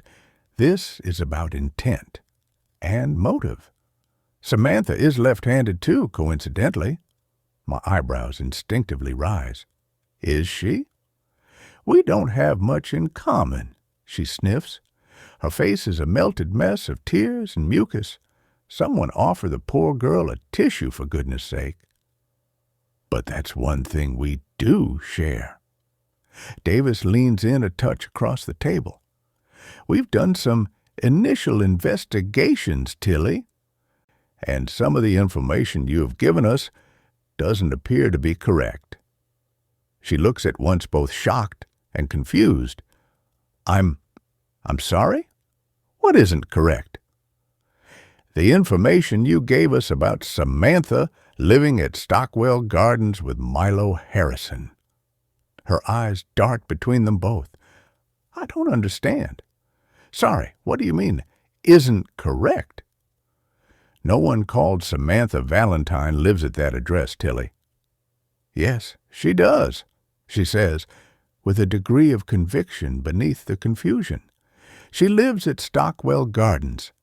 I pick her up and drop her off there all the time. Have you ever been inside the apartment before, Tilly? Prior to yesterday, I mean? Actually, no, I haven't.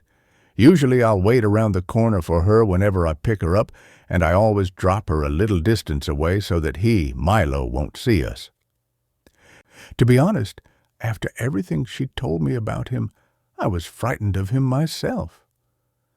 But she told you that's where she lived, apartment 31, Stockwell Gardens? I'm sorry, can you repeat that? She taps the hearing aid again. Sometimes this thing plays up a bit. It's okay, Tilly. Take your time. You say you knew Samantha lived at 31 Stockwell Gardens. That's where she told you she lived. Why do you keep asking me about her address?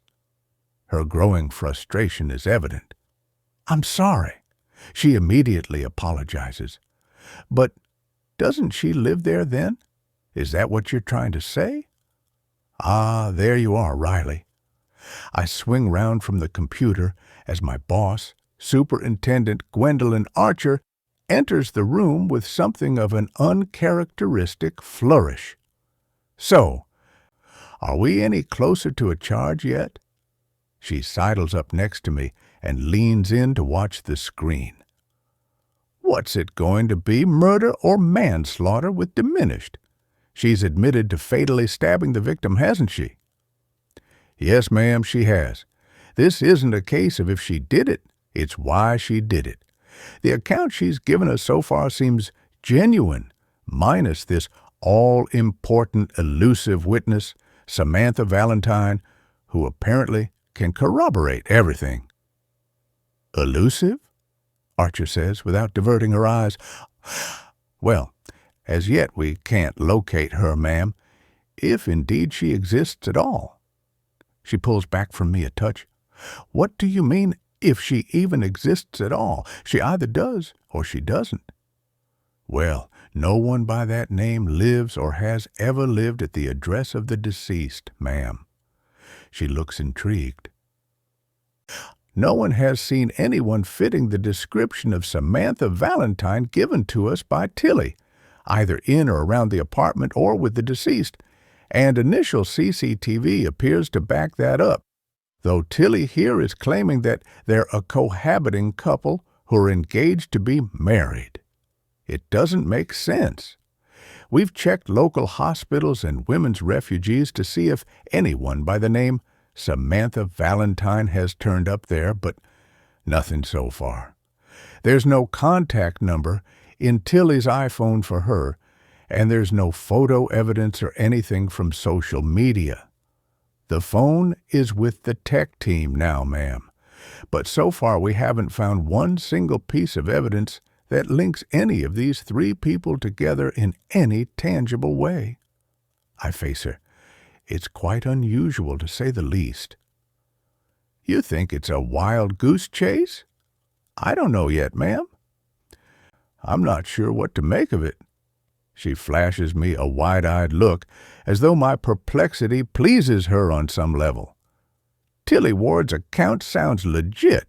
In my opinion, she comes across authentic. And, well, I nod at the screen. Look at her. She's a tiny 36-year-old who works in a bookshop and wears a hearing aid. She has no previous, her record is spotless, and she has no history of violence or mental health disorder. By the accounts coming in from her colleagues at Waterford's bookshop, she's a perfectly nice, unassuming, ordinary, shy type of person who seems to have got herself mixed up in something tragic. And yet what, ma'am? And yet I'm sensing there's an and yet coming, Riley. Admittedly, my boss knows me pretty well. I think we should put an APB out on this Samantha Valentine. Get the name out on social media. Let's see what, if anything, comes back from it. If she exists, then someone knows her, maybe knows where she is. Milo Harrison is dead. He's no longer a threat to her, if he was ever one to begin with. So why hasn't the witness come forward to back up Tilly's story?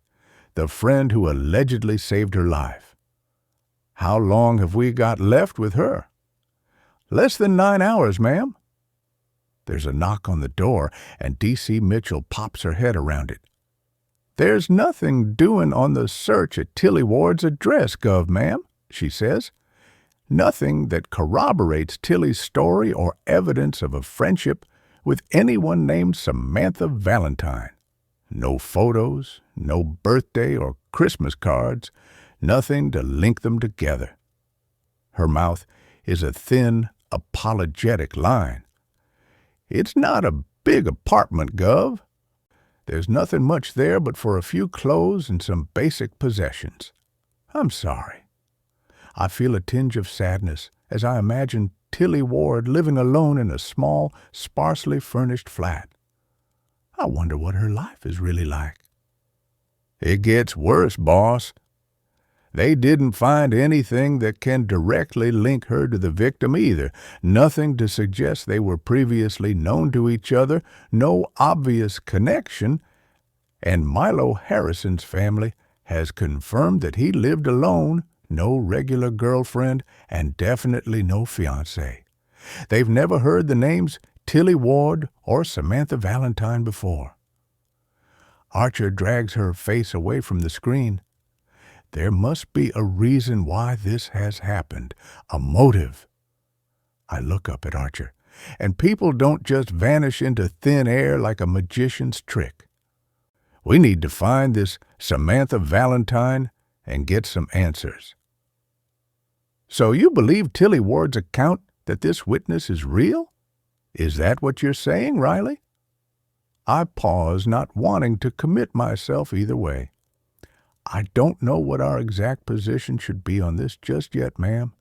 It just seems such an unlikely, fantastical story for someone like Tilly Ward to have made up in such detail.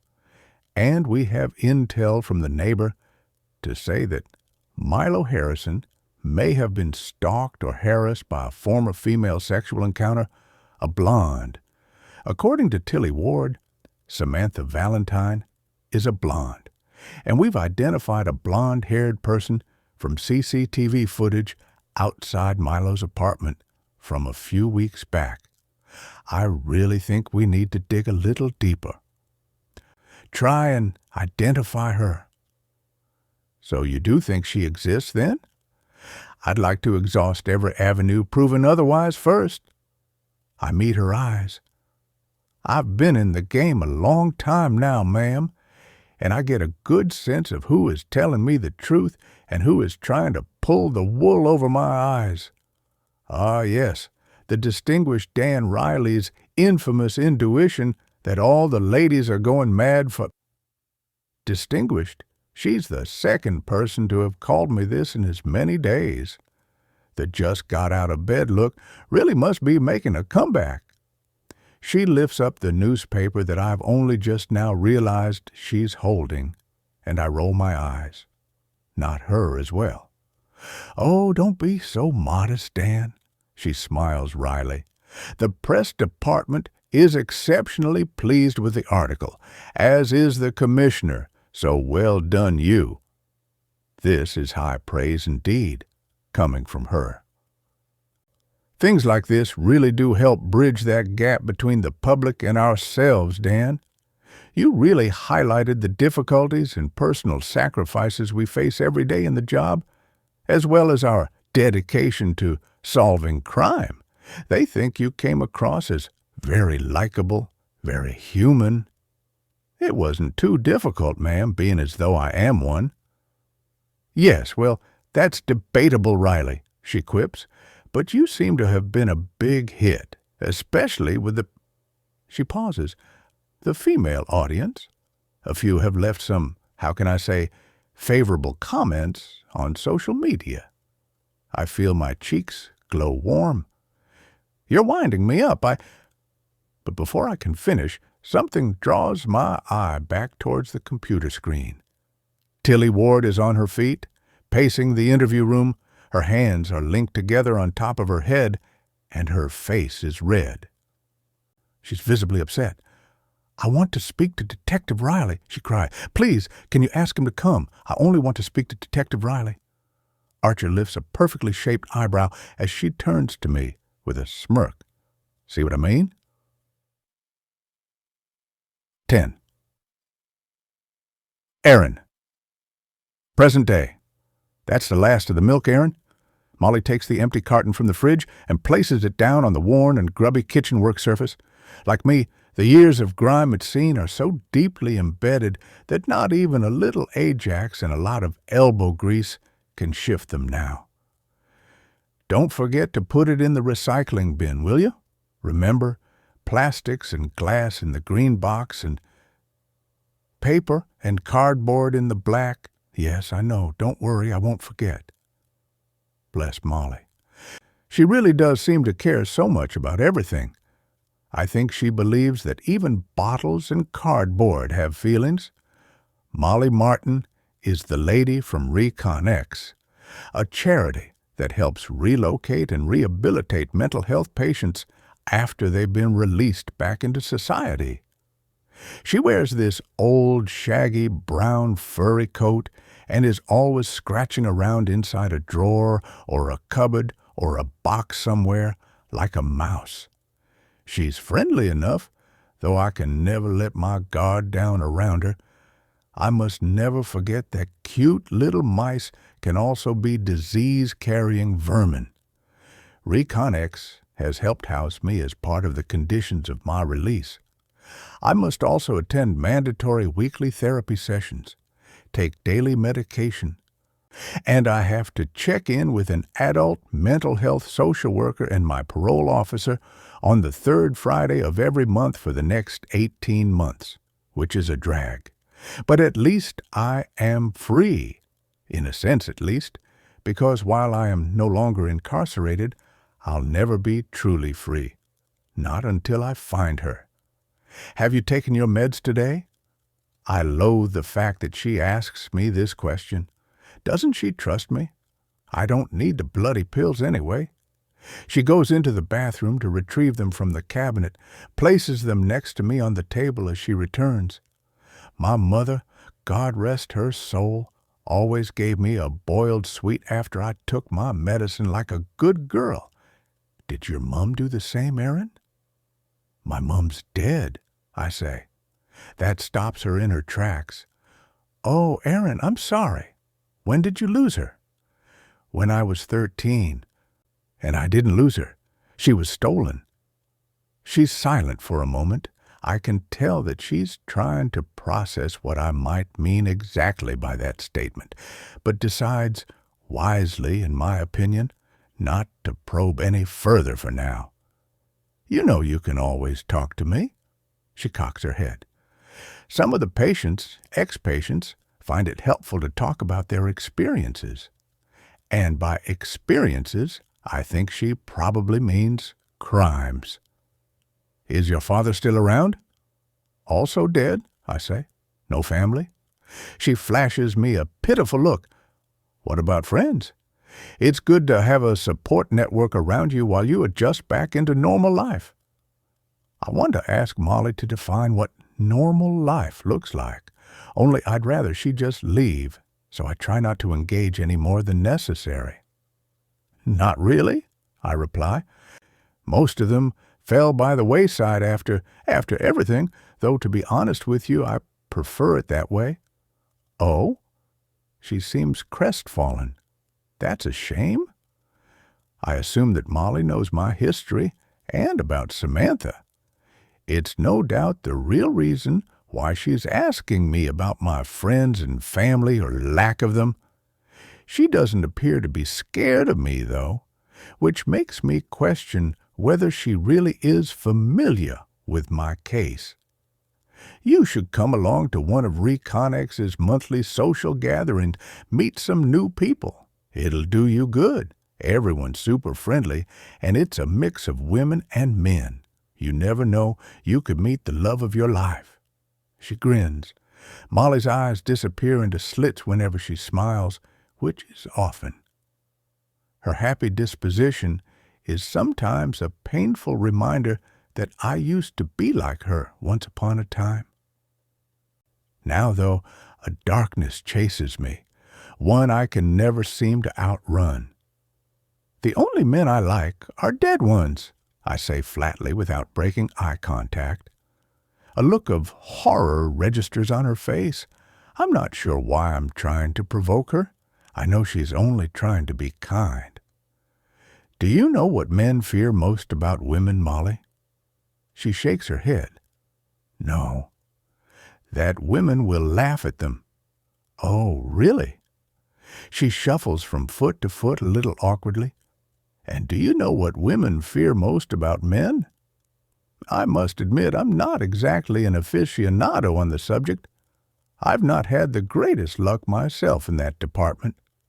That they'll kill them. Any luck with the job hunting yet? Molly changes the subject as she nods at the laptop on the coffee table. She has very generously gifted it to me, ostensibly so that I can search for employment. Though who in their right mind is ever going to give me a job, I can't imagine. The job hunting is merely a ruse anyway.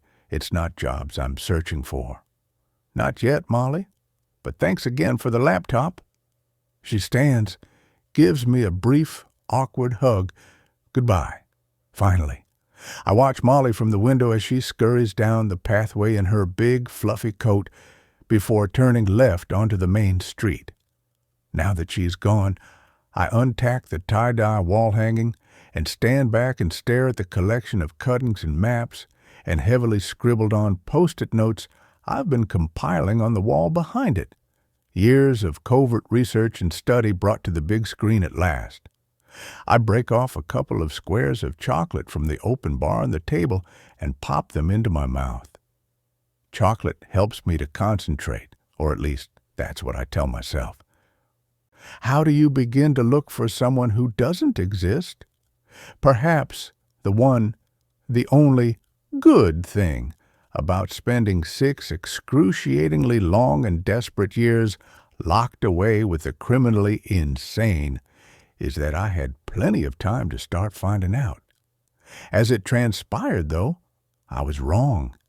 And the police and the judges and the doctors and the lawyers, they were right all along. Samantha Valentine really doesn't exist, at least not technically. She was a creation of her own mind and not mine. I know now, of course, that everything she ever told me was a lie. From the moment she took a breath to introduce herself to the fatal second, I stuck a knife into the heart of Boyan Radulovich, killing him stone-cold dead. It was layer upon layer of them, a millefeuille of lies. I open the fridge and take the cheap bottle of rosé from it. Hastily pour myself a large measure into a chipped mug and swallow it back in 3 gulps. The truth is, Samantha Valentine could be anywhere. Searching for her is like looking for a ghost. It's said, however, that the best predictor of future behavior is past behavior, and so if it's true, then she will strike again. She won't be able to resist putting her head above the parapet. Her need for control and power over people and the thrill of the emotional con is just too tempting for a psychopath like her. I can't go to the authorities for help in finding her, at least not directly.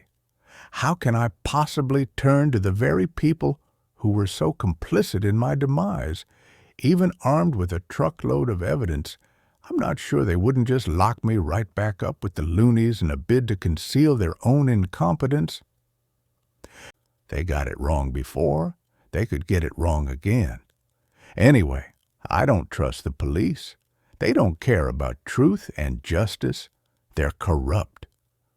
I almost dropped the mug I'm holding as the doorbell rings, startling me. Who is that? I'm definitely not expecting any other visitors today. Maybe Molly forgot something, though she does have a key, which she is always perfectly happy to use, announcing herself at the same time as she enters with the words, "Only me." I grab the wall hanging and hastily tack it back up. And then the doorbell rings again. 11. I open the door a crack, a little breathless, a little nervous. "Oh, Malcolm, it's you." I quickly wipe my mouth, in case there's any chocolate around it.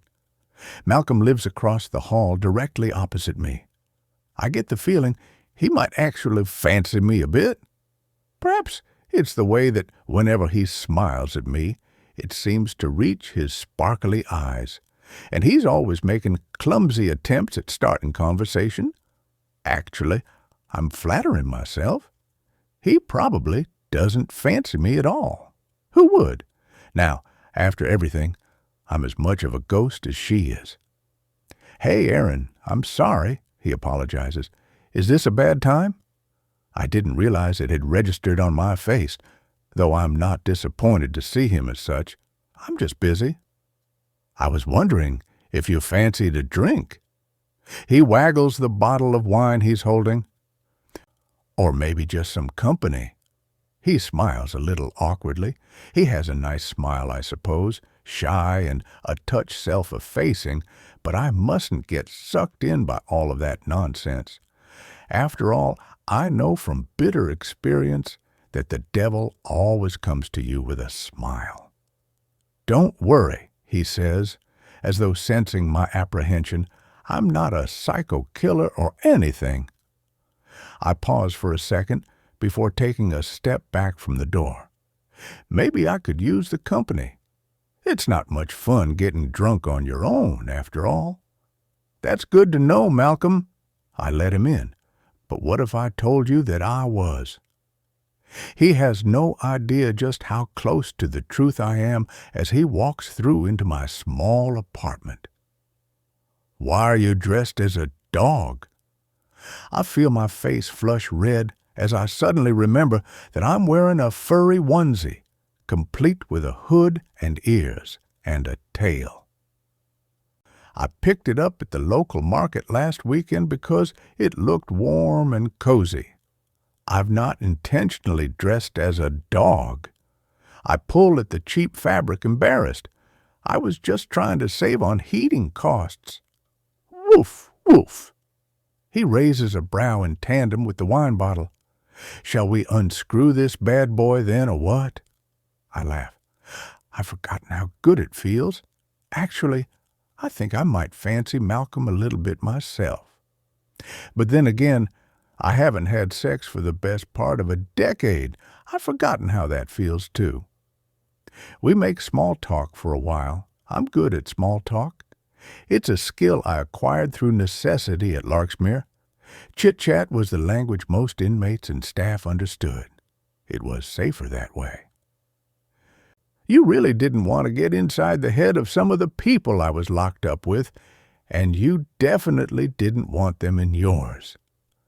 Malcolm tells me he's a local landscape gardener, but that it's largely seasonal work, which is probably the reason he's drinking the same cheap wine that I am. We drink and chit-chat some more. He asks if he can play some music and downloads an old jazzy house soundtrack that I've never heard of. I quite like it. I'm a little drunk by the time we have sex on the sofa some hours later. It's clumsy and awkward at first, and it doesn't last very long, but admittedly, it feels wonderful to have a strong, warm body holding me. It reminds me that I'm still human, or just about. Now it's over, though. The darkness returns, and I want him to leave so that I can continue with my research. What's behind the wall hanging?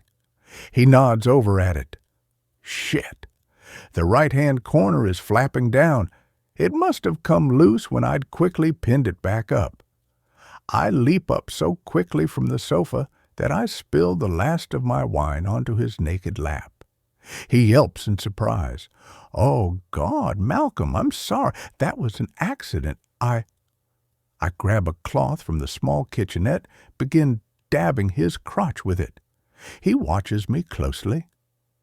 So, you gonna tell me then? Tell you what? What the newspaper cuttings are that you're hiding behind that piece of fabric. I'm not hiding anything, I say casually, and it's nothing that will interest you, I'm sure. Shouldn't I be the judge of that? I get up off the sofa, throw the cloth back into the sink, and pour myself the last of the wine.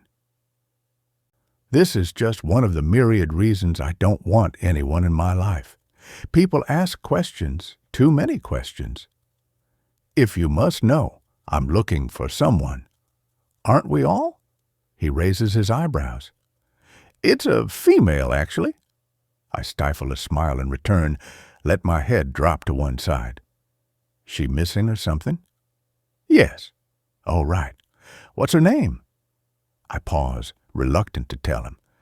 Thinking about it, though, what does it even matter if I do? It's not like Malcolm's going to know where she is it? Her name is Samantha Valentine. Oh, yeah, you've got onto that too, huh? Can I smoke? He pulls his boxer shorts on as he stands. My heartbeat rapidly quickens. Sorry? You too? What do you mean by, you've got onto that too? He pulls his head through his T-shirt, begins searching for his cigarettes. That woman the police are looking for, I read about it, it's gone viral. The police? What do you mean, gone viral? My heart is now a piston in my chest, pumping painfully hard against my ribs. Where? When? Where did you read this? I snatch my phone up from the table. He's staring at me, his brow wrinkled. Tell me, Malcolm, where did you read about this? My voice is shrill and loud and urgent, bordering on shouty. I'm trying to remain calm, but my hands won't stop shaking, and my phone keeps slipping from my fingers as I try and unlock it. Damn bloody thing. It was on my Insta feed this morning. The Met Police put something out about a domestic stabbing in London. They were asking her to come forward as a witness or something. I'm sure it said her name was Samantha Valentine. It stuck in my head for some reason. Why? He asks, his brow still fixed in confusion. Do you know her? 12. Dan. Tilly Ward's face is an eruption of fear and relief as I enter the interview room. Oh, Detective Riley, you're here. She seems a little unsteady on her feet as she gets up from her seat, like she might pass out at any moment. I grip her forearm, help her to steady herself. Dan, okay? Please call me Dan. I have no idea what's going on, Dan. These questions they're asking me, I don't understand. Her voice is heavy with panic.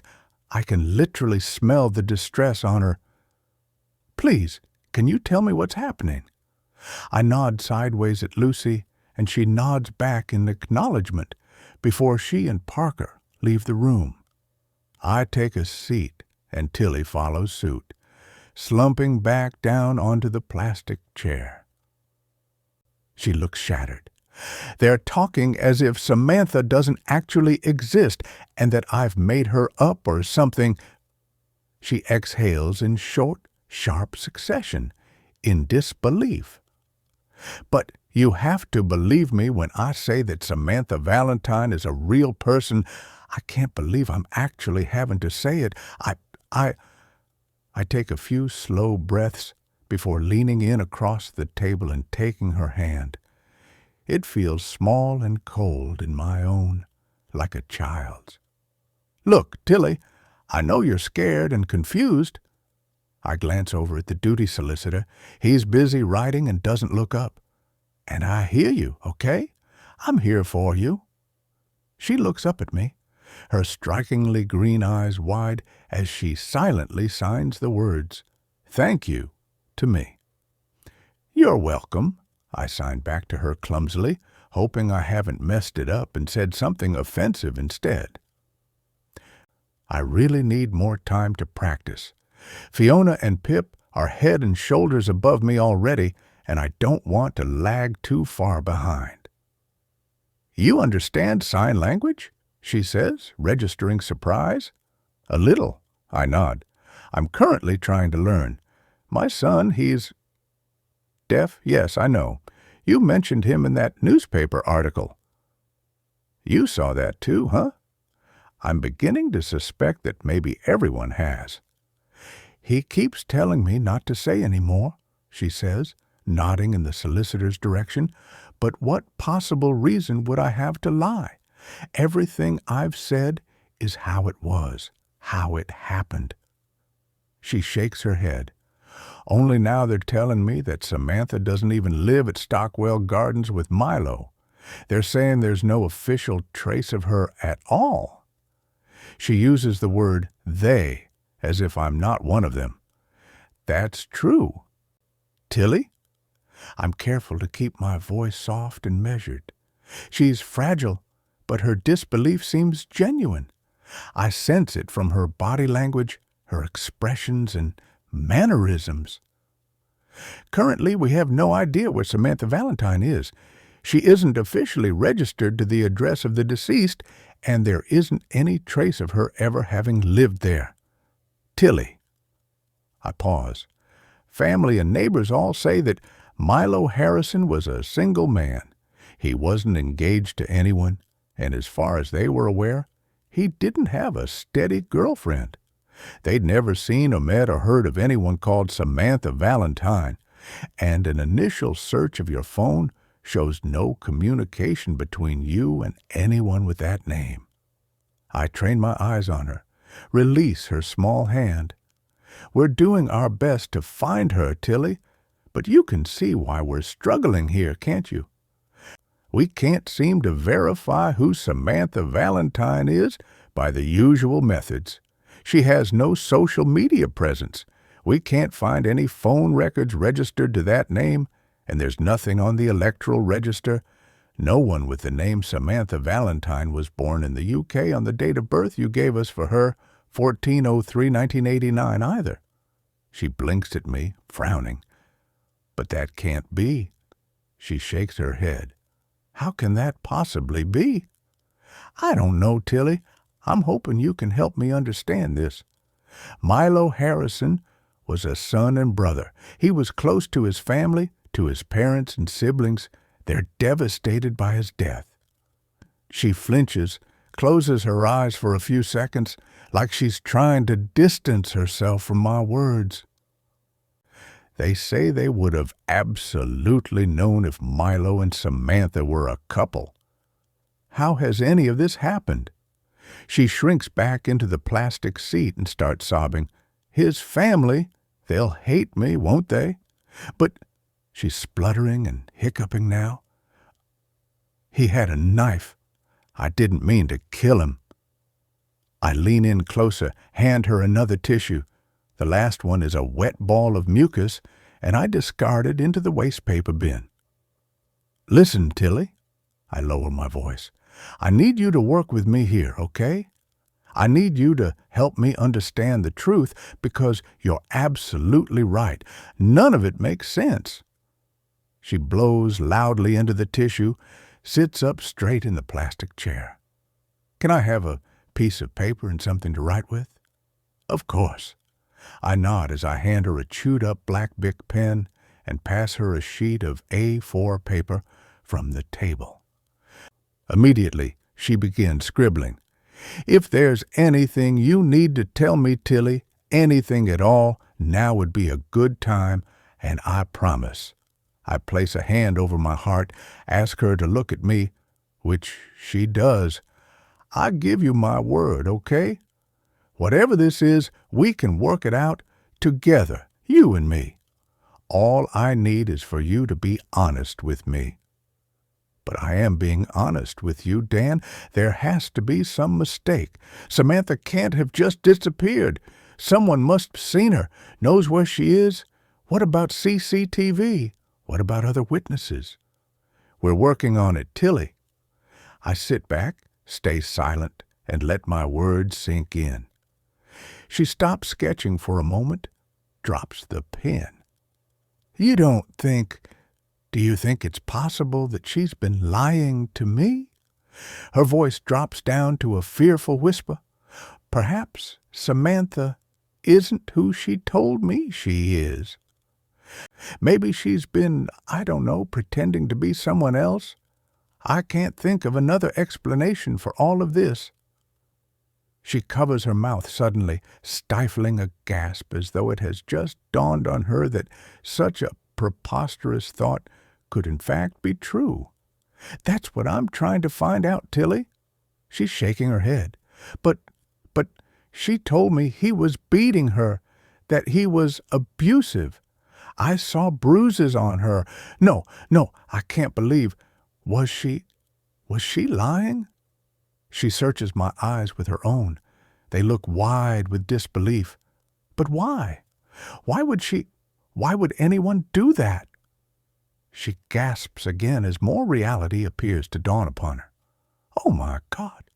What does this mean for me, Dan? What will happen to me? Will I go to prison for murder? What will I tell my employers?" She flops forwards, over the table. Her hands are shaking so badly that I simply can't help but take hold of them again. I was just protecting her, protecting myself. I didn't want anyone to get hurt. I don't want to go to prison. I'm not a murderer. This can't be happening. She stops wailing for a moment. What if something's happened to Sam? Maybe she's being held hostage somewhere. I don't know. There has to be some kind of explanation for all of this. Samantha's my friend. She wouldn't... Oh, God, Dan, I'm begging you. You have to find her. She slides the sheet of paper across the table back at me. That's her, she says. That's Samantha. I look down at the surprisingly detailed sketch of a woman's face. A pretty, oval-shaped face with wide eyes, a thin nose, and a neat, enigmatic smile. It's a good sketch. Clearly, Tilly has some artistic talent. You do believe me, Dan, don't you? 13. Aaron. I feel terrible thinking about asking Malcolm to leave, but he's asking too many questions, and it's preventing me from thinking in a straight line, so I don't see I've got much choice. Following a fatal stabbing on Thursday, police are appealing for a witness to come forward. I bolt upright, barely managing to click on the link with my vibrating fingers. Samantha Valentine has been missing since an incident that took place at Stockwell Gardens, southwest London, at approximately 6 p.m. on Thursday. A 34-year-old local man was pronounced dead at the scene, and a 35-year-old woman was taken into custody. Samantha Valentine is 36 years old, around 5 feet 4 inches, approximately 120 kbs, with long blonde hair and green eyes, and is currently believed to be in or around the southwest London area. Anyone with information should contact the Serious Crime Unit and speak to SIO, DCI Dan Riley on... I reread the words until they start to bleed around the edges, too frightened to blink in case they disappear. Is it possible? Adrenaline is flooding every crevice of my body. There's not much in the way of detail given, But the basics sound promising. A small blonde-haired female with green eyes has fled the scene of a fatality, and another female is in custody. The M.O. sounds horribly familiar, and the description of the witness, though generic, is accurate, save for her age. Sam said she was 33 years old when I met her over 7 years ago. That would make her 40 years old today. Though, of course, how old is a pathological liar, really? There's more, though. I gasp as my eyes hungrily try to take in what they're seeing. It's another link to an artist's sketch. Oh, my God! My heart is hammering painfully against my ribs as I click on it, holding my breath as it downloads onto my phone. Suddenly, I feel every drop of blood drain from my body, and for a moment, all I can do is sit, paralyzed, on this shabby second-hand sofa, dressed only in my underwear, with Malcolm leaning over my shoulder in his boxer shorts. It's her. Is that your friend Samantha? He stares down at the sketch. Actually, he glances at me, then back to the screen. She looks a little bit like you. Different hair and that, but you sure you're not sisters? I'm too stunned to answer him. The Met police post has been shared thousands of times already, and people are beginning to comment on it. Who's the woman in the sketch? I saw her today down at my local Tesco. I thought she looked a bit shifty. Why are police looking for her? What's she done? She looks pretty. I hope they find her. It's official. Samantha Valentine is trending news. Now everyone was looking for her. Over the many years of being repeatedly told that Samantha Valentine didn't and doesn't exist, it's been almost impossible at times not to doubt myself or my sanity. I'd asked myself over and over again, what if I really was just a head case? Like, do you even know if you're suffering from complex mental illness? Isn't that part of the illness itself, that you're not aware of your condition? Having lived, or rather, survived, alongside some of the UK's most dangerous and criminally insane for the duration that I did, I still don't know the answer to that question. But what if I actually was suffering from psychosis and delusions that had made me genuinely think she was real? You see, if enough people keep telling you the same thing over and over again, eventually you can't help but start to believe it. The reinforcement is real, and consistency is everything. In hindsight, I realize now that Larksmere Hospital had in fact used very similar methods on me that a sociopathic con woman like Samantha herself did, only not as successfully. They'd also tried to brainwash and gaslight me into accepting their narrative using, among other things, drugs and EACT, or passive-aggressive veiled threats of punishment and loss of privileges, in a bid to break me down.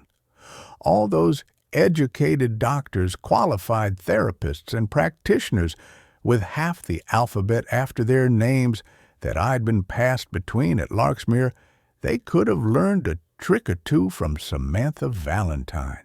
She was the real true professional among them.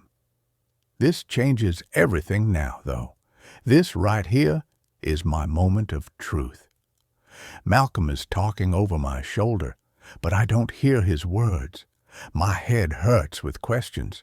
Why was Samantha in London? What has she done? Where is she? I was right, though. I always knew she would eventually turn up. After all, along with the truth, scum always floats to the surface. Using the name Samantha Valentine this time around was risky, though, and not just a little audacious. Why has she done that? Surely she knows there's a chance I could come forward to the police, screaming from the rooftops that I had told them so 7 years ago. If only they had listened to me. Now someone else is dead, and more lives will be ruined. I think of all the media coverage a story like mine would elicit if it all came out. Social media is an untamed beast now. Everyone's a keyboard warrior or a podcaster and an influencer, a journalist, or a social commentator of some sort. My story could go stratospheric. There would be a press-feeding frenzy, all of them scrabbling to relay the shocking and sensational tale of how I'd been tricked, brainwashed, and coerced by my best friend into killing a man who turned out to be an innocent stranger. And, of course, how the police had failed me, not to mention the man I killed. It's got Netflix written all over it. Nobody likes betrayal or injustice. And in this story, there's both and more by the truckload, with a trailer on the back.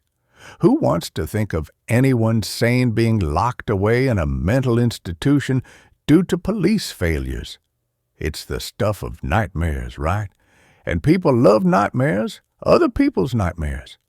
Maybe there would even be a public apology, both to myself and Boyan Radulovich's family. I imagine this scene for a moment. The idea of the chief of police addressing TV cameras, slightly red and shamefaced, forced to admit to a catalog of errors for not taking me seriously. It's too late for any of it now, though. Public apology or no, that ship sailed and sank long ago. How can I possibly ever trust the system now? How can I ever trust anyone? If I want any kind of justice, I know what I have to do. I'm sorry, Malcolm, but I'm going to have to ask you to leave. I breathe the words from my lips without taking my eyes from my phone. I've got things to do. He looks hurt when I finally glance over at him. I don't mean to intentionally offend him, but I haven't got time to waste. I've been waiting for this moment for over 6 years. I have meticulously prepared for it.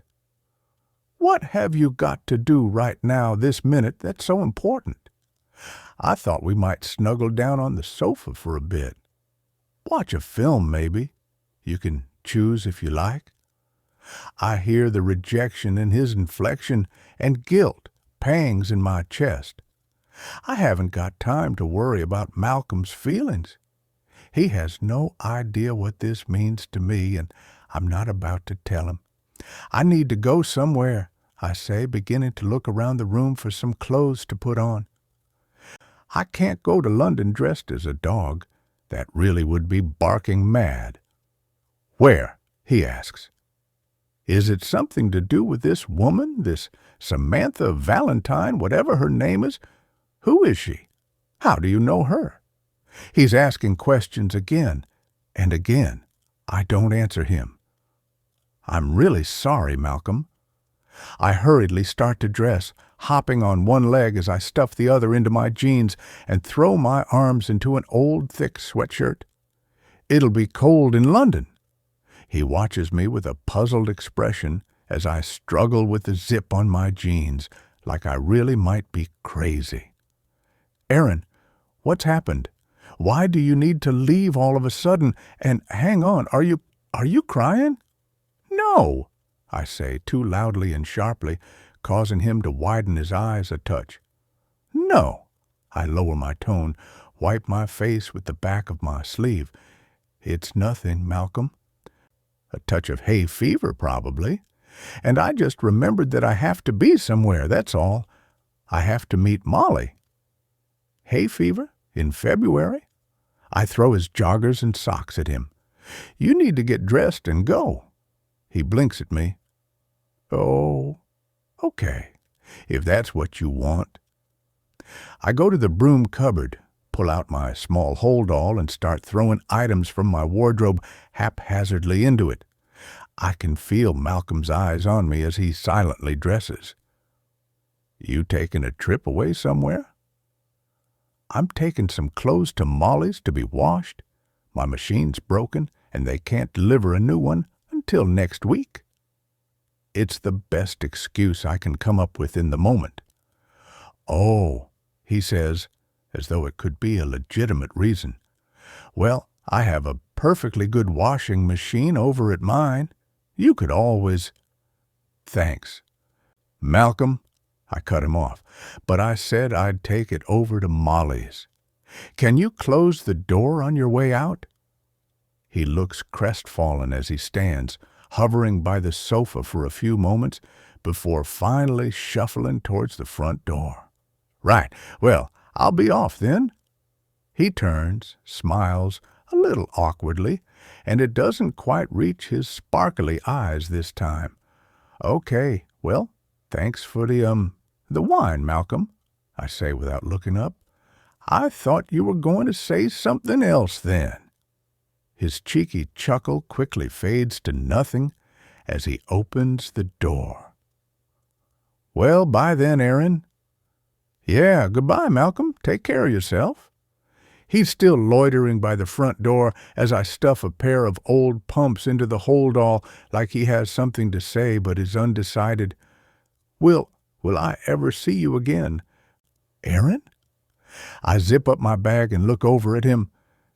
He seems a little sad about this prospect, and it throws me off a touch. Don't be silly, Malcolm. We live opposite each other. I manage a small smile for him. I don't want to create even more suspicion in him than I know I have already. He probably thinks I'm a total Fruit Loop.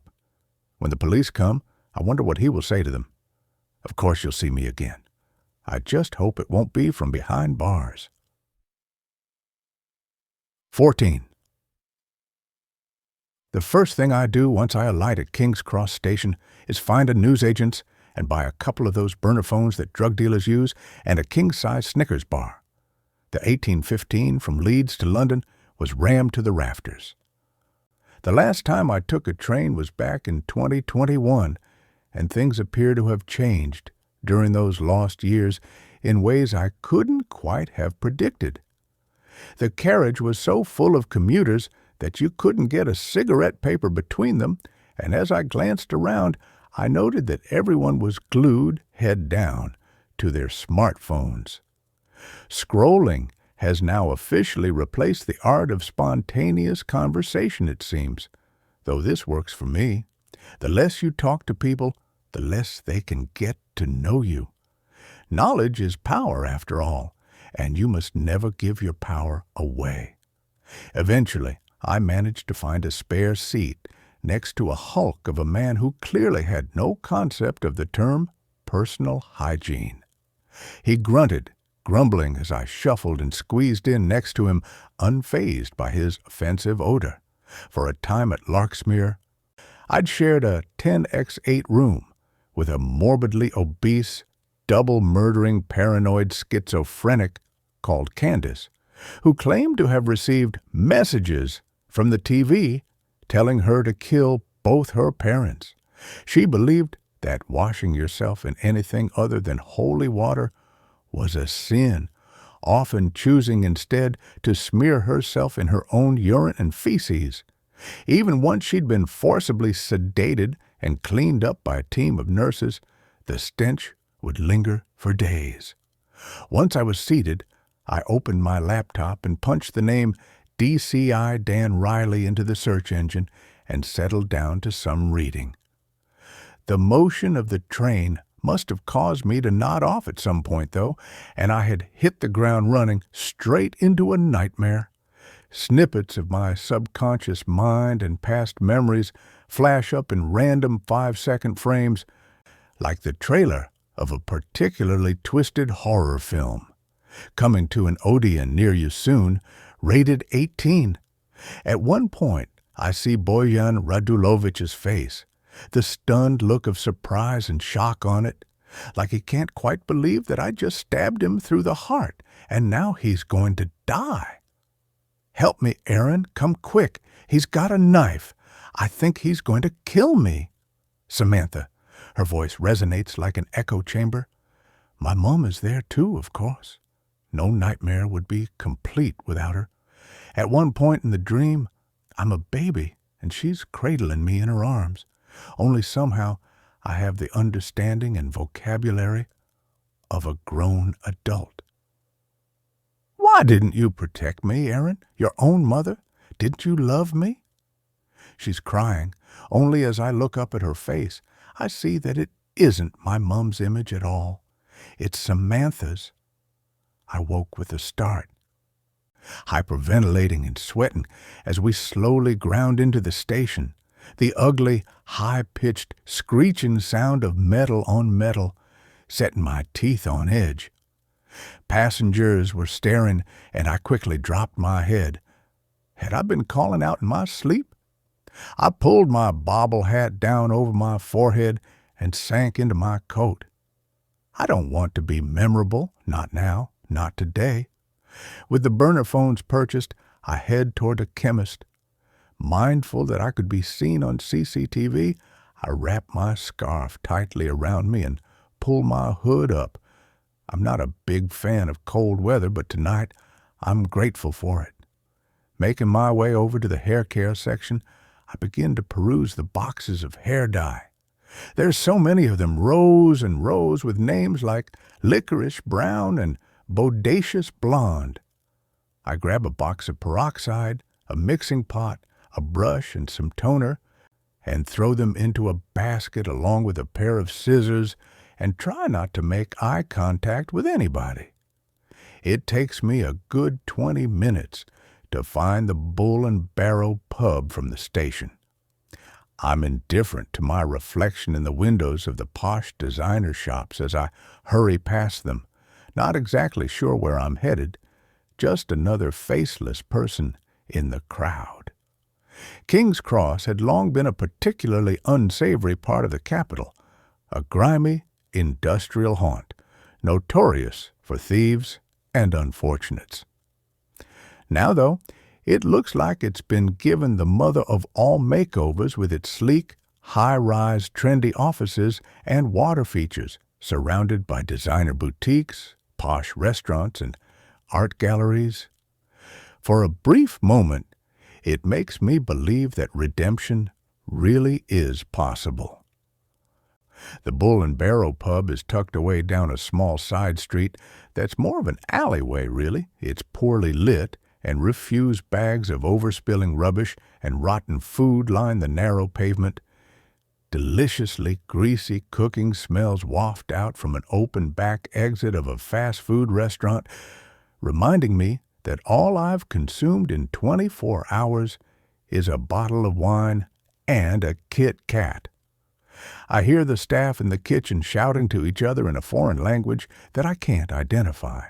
One of them glances over at me as I pass by, and I quickly turn away. I check in using the name Molly Malcolm. Not the most original, perhaps, but it'll do. "How long you staying for, Molly? 1 or 2 nights?" the man behind the bar asks. If I'm correct, I think his name might be Pete.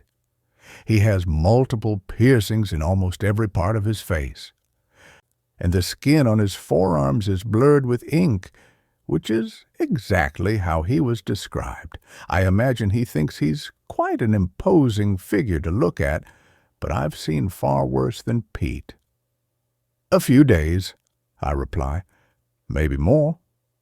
He gives me a bit of a hard stare, like he's sizing me up. "London's a big city," I say. "Lots to see." He looks at me for a moment longer before breaking into a smile. "It sure is, sister. 8.8 million people living here today, though I reckon that's a bit of a conservative estimate myself. Anyway, I wouldn't want to count everyone, put it that way. We need a $50 deposit in case you trash the room," he sniffs. "You paying cash or card?" As anticipated, the room is poky, but it's clean and perfectly adequate for my needs, with a bed, a small dressing table, a chair, and a tiny bathroom that's just big enough to stand up in. I plug in my laptop before I take a hot and cold shower. The thermostats in the showers at Larksmere were forever faulty.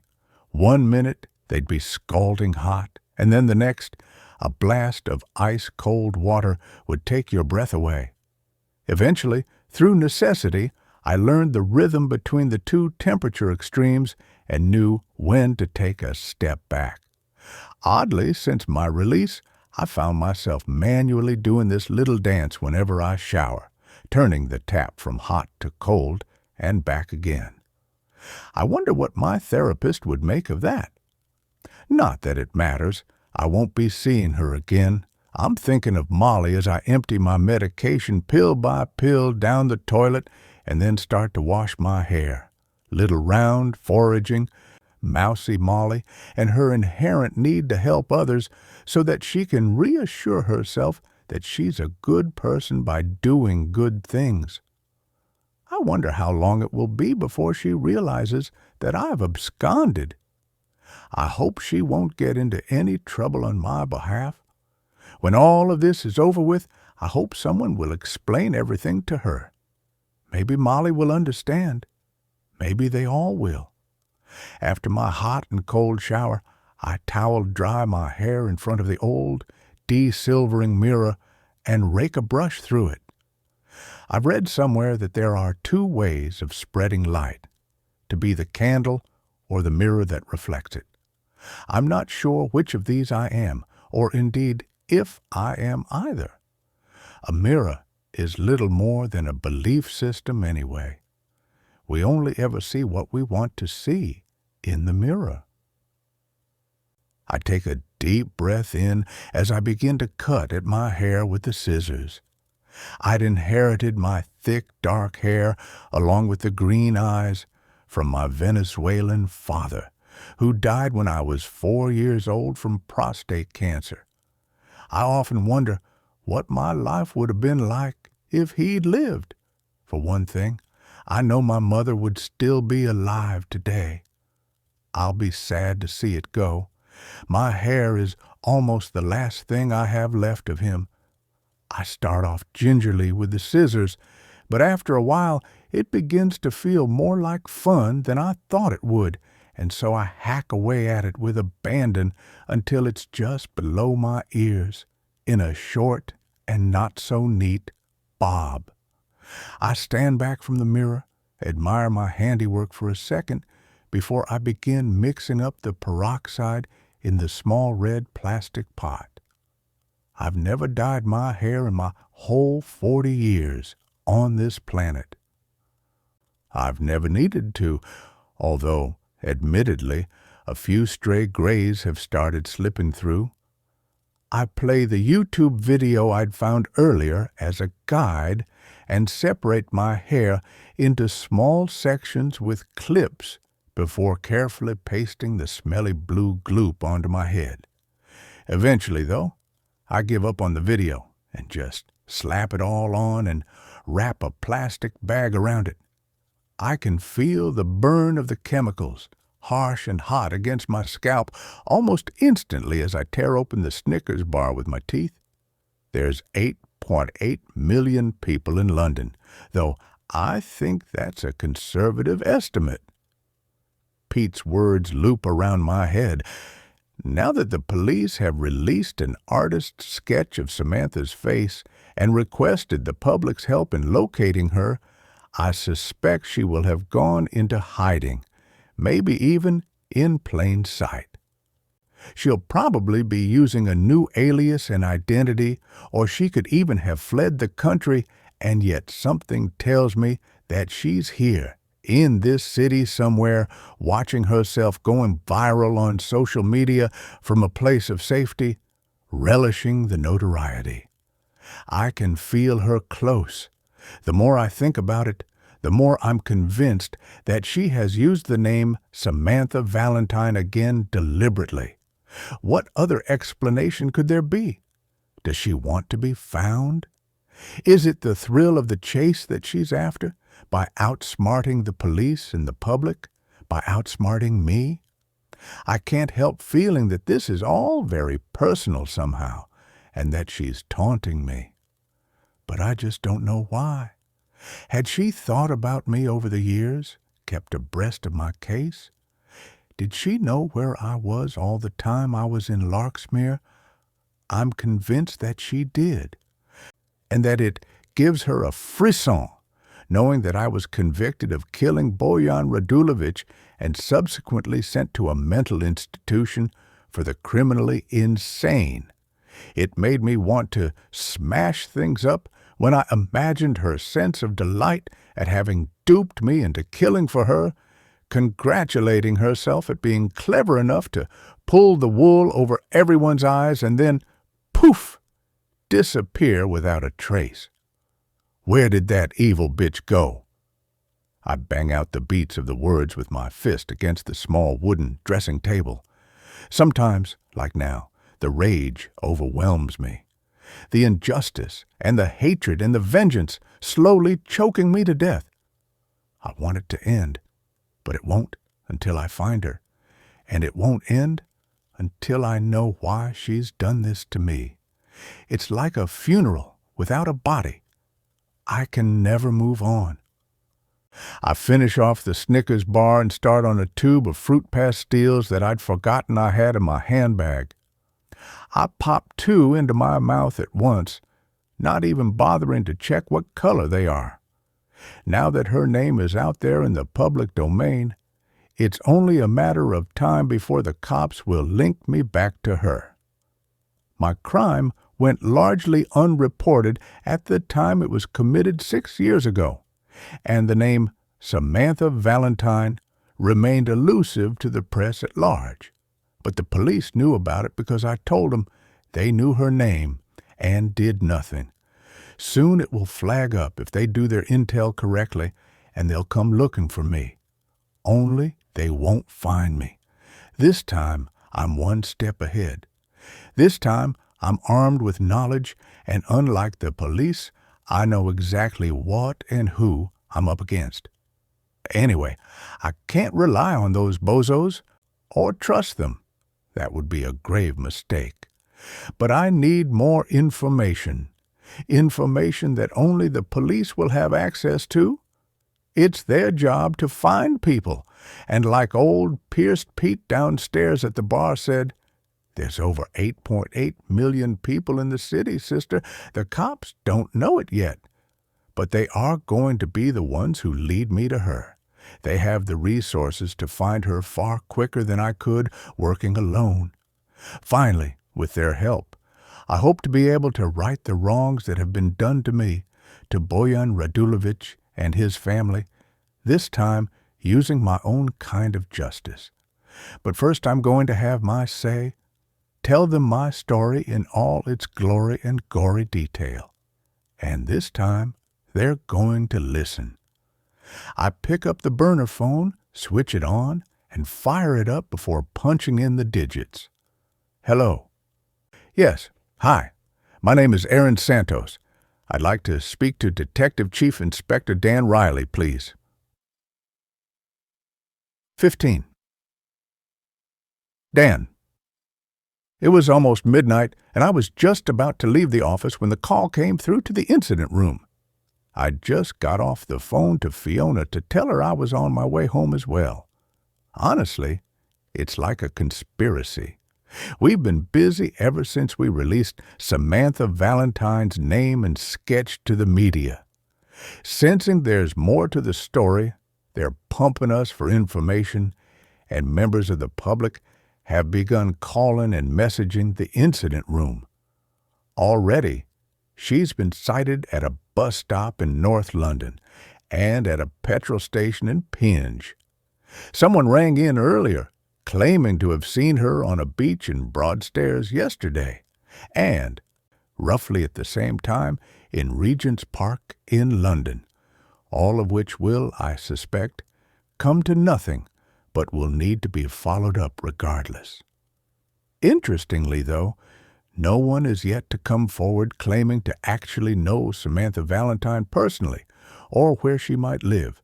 And, perhaps most importantly, she hasn't come forward herself.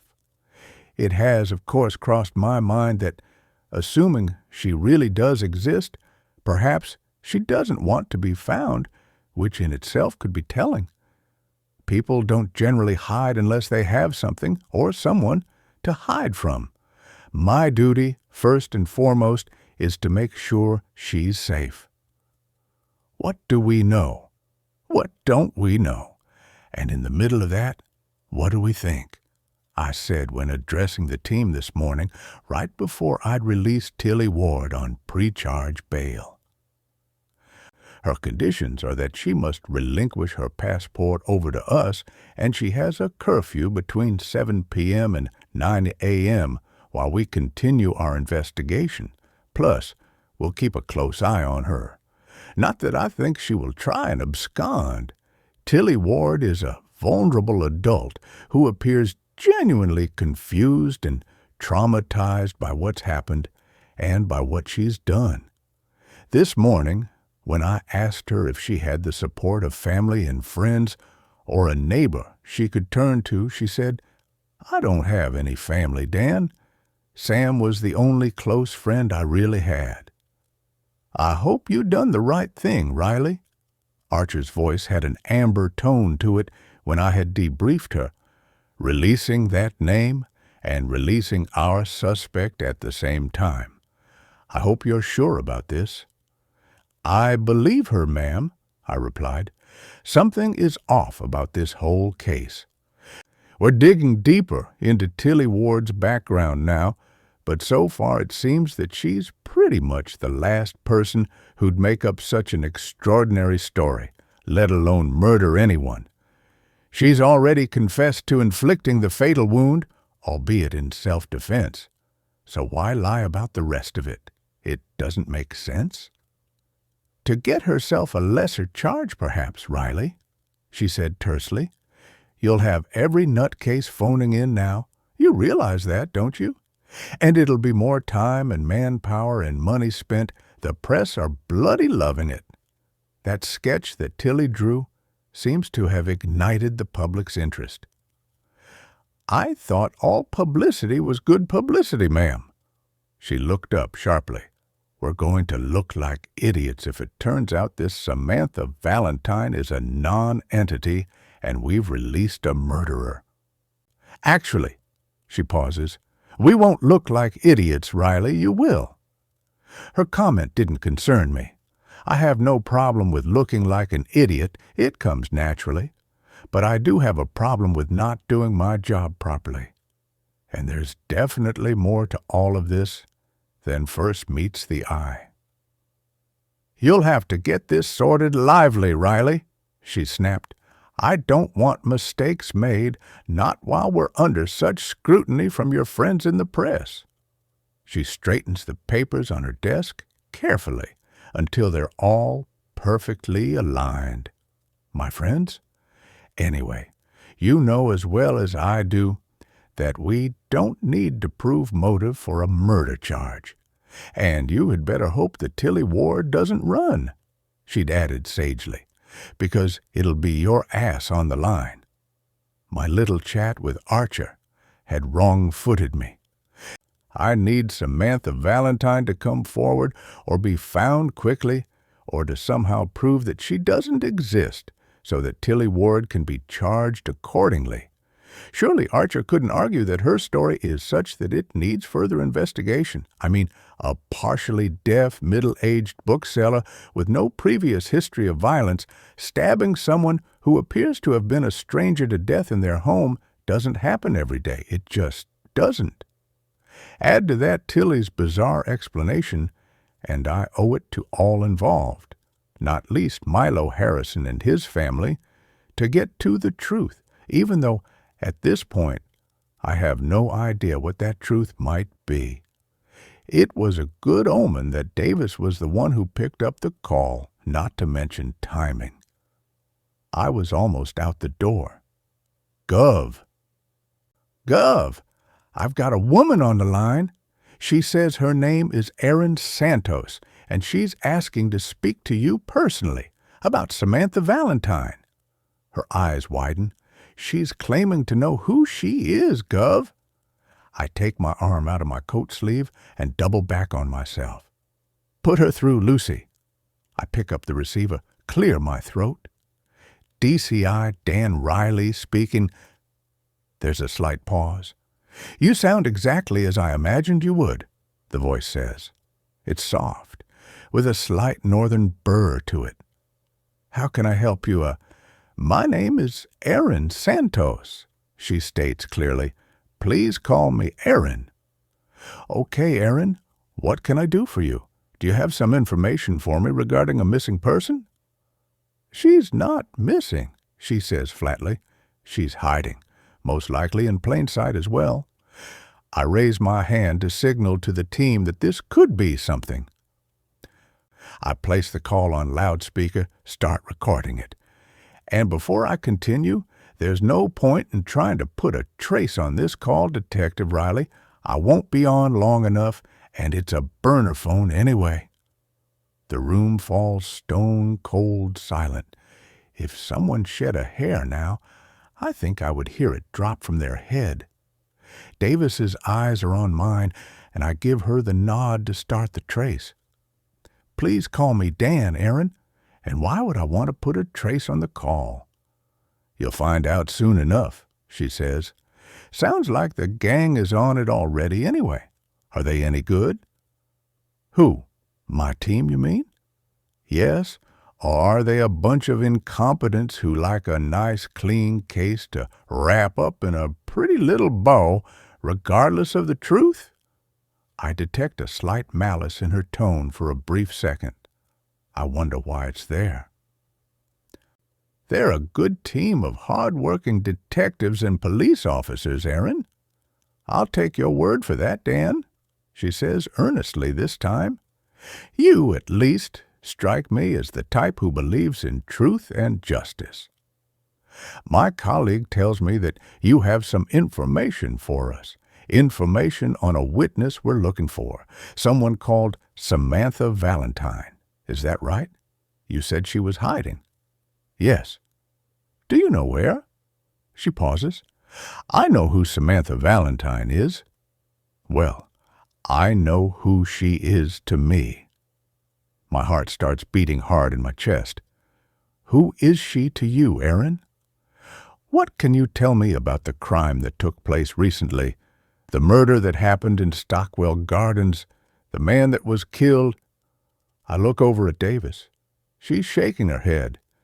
If she's using a burner phone without GPS, it'll be nigh on impossible to trace her. "Only what's already been released to the press." "Why? Do you know something about this crime?" There's a pause. "The woman who was arrested, was she a friend of Samantha's by any chance? A close friend? Someone she trusted?" "Okay, now, I'm excited. Why are you asking me that, Aaron?" "Did Samantha tell this woman that she was being abused by the man she went on to kill? Did she engineer such a situation to happen following weeks, months even, spent grooming her, creating a credible, believable story where she was the victim? A story, incidentally, concocted entirely from lies? Oh, and let me guess," she continues, almost whimsically, "did she stab him in the chest?" Do I answer truthfully? It's clear that whoever Aaron Santos is, she knows a lot of detail about the crime. Unreleased detail. Did she use a kitchen knife? Was it one single deep and fatal puncture wound straight to his heart or something similar? My hands are shaking with adrenaline as I think about my strategy. I make a call on it. "Yes." Silence. "Aaron, are you still there?" "I'm here." "How do you know all of this, Aaron? How do you know Samantha Valentine? Were you also familiar with the victim? I liked that article that was written about you in the paper the other day." She changes the subject. "I saw it on social media. You look—" I hold my breath, hoping that she isn't going to say, "distinguished." I really don't think I could cope. "Trustworthy. I see a genuineness in your eyes. You see, my instincts are highly evolved now, Detective Riley. I've learned how to read people and situations better than most. I suspect that you're a very good judge of character yourself." Davis is staring back at me, unblinking. "It can help with the job, Aaron." I keep my tone friendly and conversational. I don't want her to hang up. "Gov." My finger shoots up to my lips as Mitchell enters the room. She stops, tiptoes towards me, her head shaking in what looks like disbelief as she places something onto my desk. "The woman who killed your victim," Aaron continues. "Would you say that she's the antithesis of a murderer looking at her? Is she a nice person? A bit vulnerable in some way, perhaps? Maybe even shy or naive, and definitely not the sort who goes around stabbing people to death?" Now my heart stops dead in my chest. "Do you know the woman arrested at the scene?" Ha, I'm right, aren't I? And no, I don't know anything about her or who she is. But I do know that there are two victims in this crime, Dan, the deceased and the perpetrator of that fatal wound. What do you mean by that exactly, Aaron? The pause is long enough for me to think she may have hung up. Samantha Valentine is a con woman. I hear her take a sudden sharp intake of breath as though she's in pain. Are you okay? Aaron? Hello? Aaron? I hear movement, some shuffling in the background. Listen, Aaron, would you prefer to talk in person? I can come and meet you. You have no idea who you're dealing with, Dan, she interjects, though it's unclear who she's referring to exactly, herself or Samantha Valentine. So tell me. She's sucking air through her teeth now. It definitely sounds like she's in some kind of discomfort. If your team are as good as you say they are, Dan, then my police file is probably on your desk already. Read it. It'll explain more. Aaron, listen, don't hang up. Take my number, my private number. Davis's eyes widen. It's not standard procedure, I realize, to give out my personal digits. Archer would have harsh words to say about it, I'm sure. But something about this caller tells me she's legit, and I want her to trust me. I recite it to her, though I can't tell if she's taken note of it or not. I have to go now, she says. I'm washing my hair. Nice talking with you, Dan. I'll be in touch soon. 16. Aaron. I tear at the plastic bag from my head, cursing as I rip it off. It feels like it's going to burst into flames at any moment. Rushing into the bathroom, I grab the shower attachment. Start rinsing the peroxide off in a panic, sweating and puffing as the cold water gushes onto my burning skin. 20 minutes it had said on the box. Only 10 had passed, and already I couldn't take the pain anymore. Marilyn Monroe must have been hard as nails. Regrettably, though, it meant I'd had no choice but to cut short my conversation with Detective Dan, just as it was getting interesting as well. The detective has a nice voice. It's deep, with a sort of gentle consideration to it. It matches his face somehow. I can't trust him, of course. He's still a policeman, but I get the impression that he's something of a maverick by the fact that he's given me his personal phone number.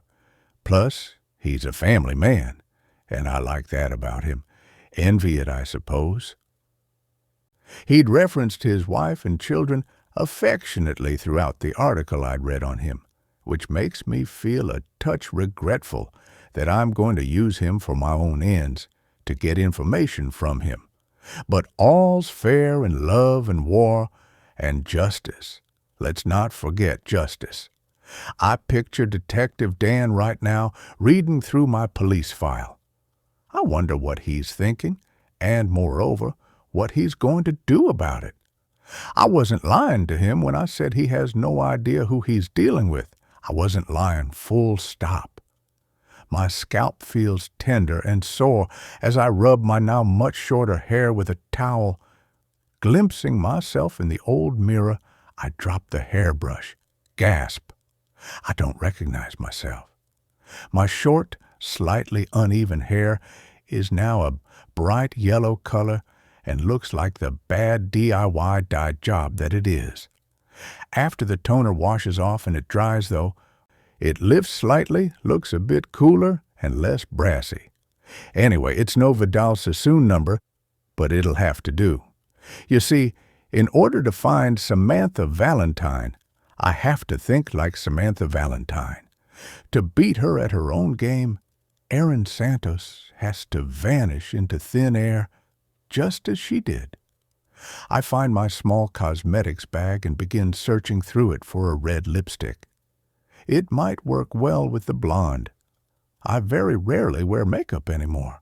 I certainly didn't need it at Larksmere, though some of the more manageable inmates and I would make each other up from time to time, largely to relieve the monotony and to remind ourselves that we were women who once may even have been desirable. It's amazing what a bit of lipstick can do to lift your mood. It really is. Whit woo, you look nice. Molly?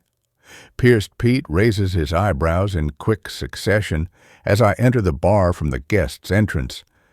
Maybe blondes really do have more fun. When I'd arrived at the pub earlier, I'd made sure that my long, dark hair had been tucked up well inside my bobble hat, so that no one would see the dramatic change when I revealed my new hair later on. Hope it's not on my account. He winks at me, affords me a glimpse of 2 gold teeth as he grins. Perhaps it's the lipstick? The Bull and Barrow is a typical old-school London pub with worn burgundy velvet benches, low orange replica Tiffany lighting, and ugly dark wooden furnishings. Years of ingrained nicotine and grime have turned the flock wallpaper a cack brown, and I can almost still smell the stale cigarettes in the air. My eyes are drawn to a collage of sun-faded photographs on a wall featuring a timeline of people who have enjoyed a drink here, or 2, given the look of some of them, over the decades. Pete, at various stages and ages, features in more or less all of them. We've had a fair few famous faces in here over the years, sister, let me tell you, he says proudly, nodding at them. All sorts, from Hollywood legends to legendary gangsters and everything else in between. I should probably say now that I've deliberately chosen the Bull and Barrow pub as my London HQ. I am not here purely by chance, though there is a chance that what I'd heard from an inmate at Larksmere is a bunch of bull. Sandra had mentioned this place, not to me directly, but I'd overheard her talking about it many times in the stories she told other inmates. Sandra ended up at Larksmere after she became involved in drugs and subsequently criminal activity, because one very rarely exists without the other. She was diagnosed with bipolar disorder and depression as a teenager and had spent what had sounded like a truly horrible life in and out of prison and mental institutions. She claimed to have been a well-connected drug dealer for a time and, being from London, had mentioned the Bull and Barrow in King's Cross as being the kind of place where you could get anything, fake ID, drugs, guns, girls. A proper den of iniquity, she'd called it. Sandra had shot and killed a fellow drug dealer while high on her own supply. Regrettably, the woman's 5-year-old son had been caught in the crossfire and was seriously injured, though, thankfully, survived. Subsequently, Sandra tried to commit suicide by shooting herself in the neck, only somehow the bullet missed every vital part that could have ended her life and exited her body without doing any lasting damage, save for the visible and invisible scars left behind. I'd been terrified of her when I had first entered Larksmere. She had the unsettling demeanor of someone who could switch on you in a hair's breadth and was built like a barn door. Largely, though, she left me alone, and I never had any trouble from her personally. Sandra liked to tell stories, so it's still a long shot coming here, but I had overheard her mention a heavily tattooed and pierced guy called Pete, who ran this place. It has to be the same guy I'm currently looking at. I don't doubt it, I say. I can't help wondering as I stare at their faces what they might be doing now. These people captured in these photos, smiling and happy for that brief moment in time, and what's become of them. You want a drink before you go off out and make someone's night tonight? Pete grins at me again, a touch lasciviously, perhaps. Is he flirting with me? Aside from that mad moment with Malcolm earlier, which I'm still trying to process, I've been out of the game for so long that I can't tell. Go on, why not? I smile, hoping I haven't got lipstick on my teeth. That's never a good look. I'll have a Jack Daniels and Diet Coke. A double for the lady? When in Rome? You're looking at the photographs there. He starts to fix my drink. Were you looking for someone in particular? The fact that he asked me this question makes me think that I'm definitely in the right place. He's suspicious. Actually, I was looking for my friend Sandra Morty. His eyes widen a touch in surprise, and I'm hoping recognition. I thought she might be in one of them. Big Sandra. South London Sandra, you mean? Well, Sandra was definitely big, and I believe she was from Peckham originally. Yeah, that's her. She spoke highly of this place and of you. She said if ever I was in London, that I should come and see you, and that you'd look after me. He grins again. It's definitely lascivious this time. I go along with it. I need his help.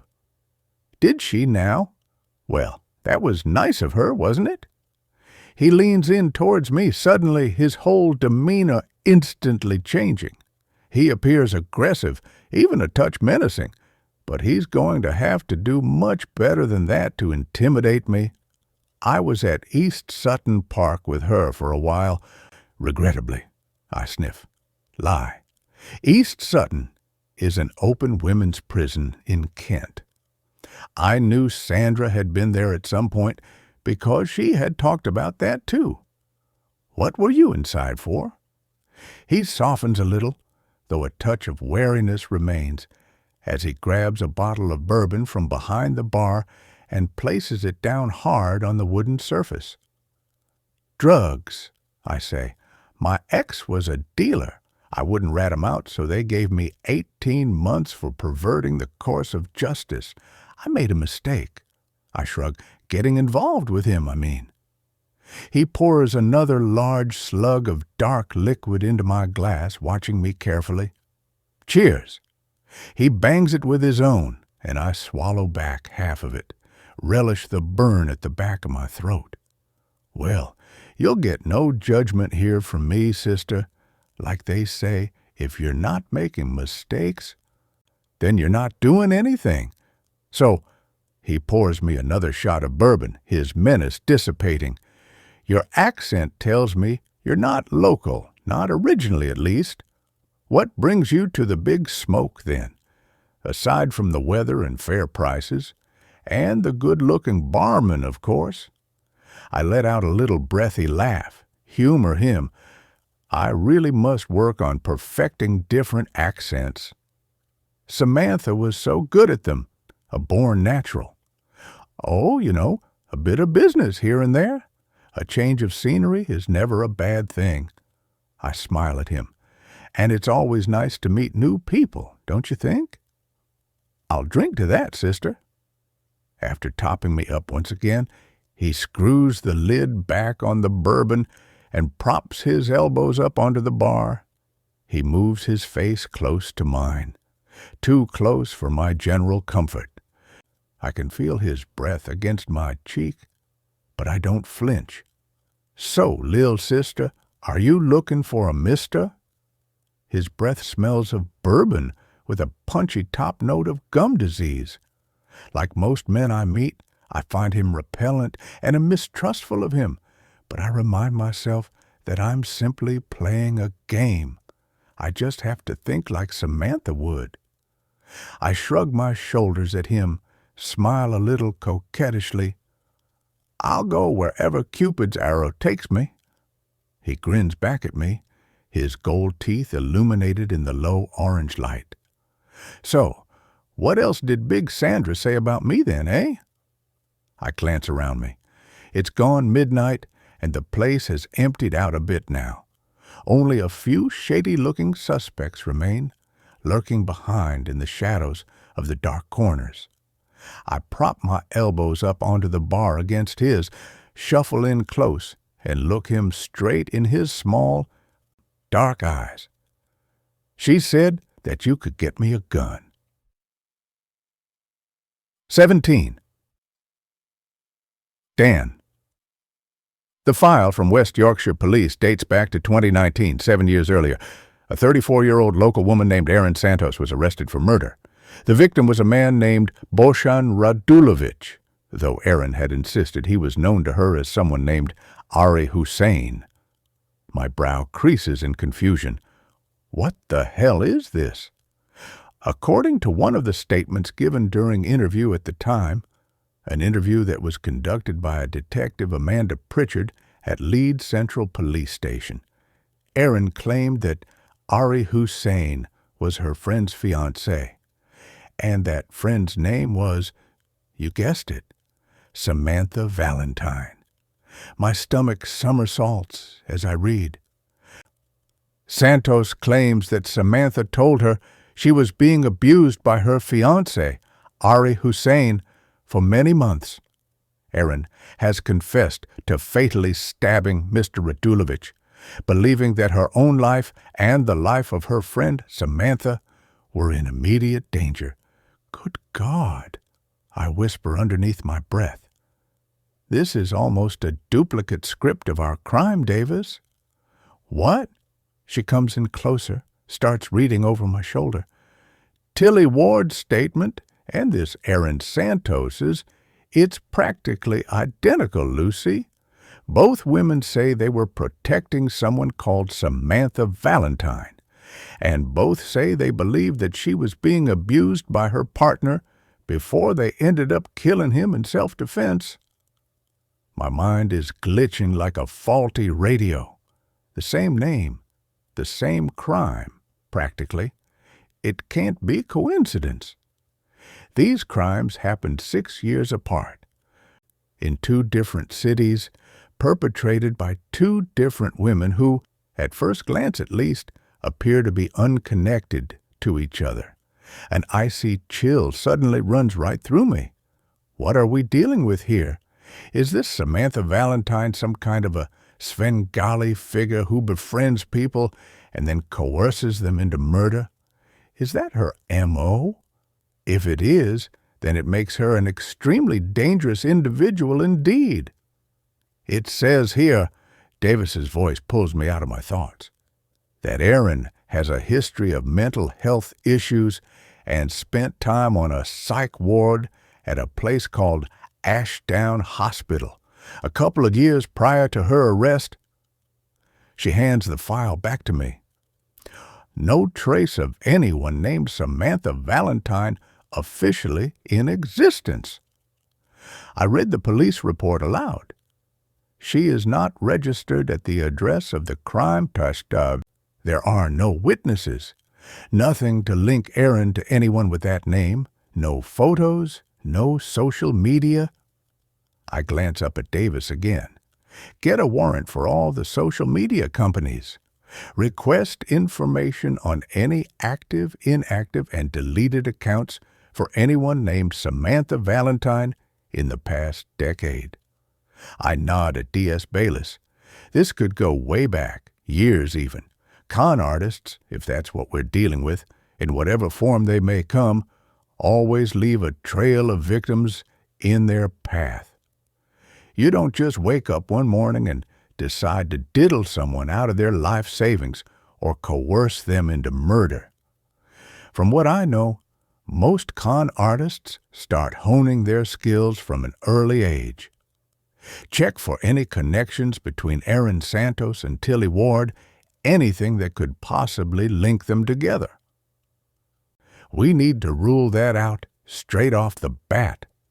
I nod at Mitchell, and cross-reference any victims of coercion and con crimes where someone may have used a similar M.O. I've not worked on many, strike that, any, cases before where someone is suspected of coercing another into killing for them. It's unusual, to say the least. The only example that springs to mind is Charles Manson, the 60s cult leader who brainwashed his followers, usually very young, vulnerable women, into committing grisly murders in an attempt to start a race war. Though he was eventually imprisoned for first-degree murder and conspiracy to commit murder, he never actually dirtied his hands by killing anyone personally. A coward, no less, as well as a psychopath. I turned to Bayless. I want you and Harding on the CCTV footage we have of the person in the black puffer coat, the unwanted visitor at Milo Harrison's address. I think it's a woman, and I want to know who she is and why he didn't want to see her. Oh, and do a search on the name Ari Hussein. Find out if it's legit. On it, boss. If Aaron Santos calls again, put her straight through and see if we can get a trace this time. Okay. Straight through to me directly. Davis is still reading the file as I collapse down onto the swivel chair behind my desk. When I glance up, I see that she's staring at me. What? What is it, Davis? She places the papers carefully down onto my desk like a deck of cards.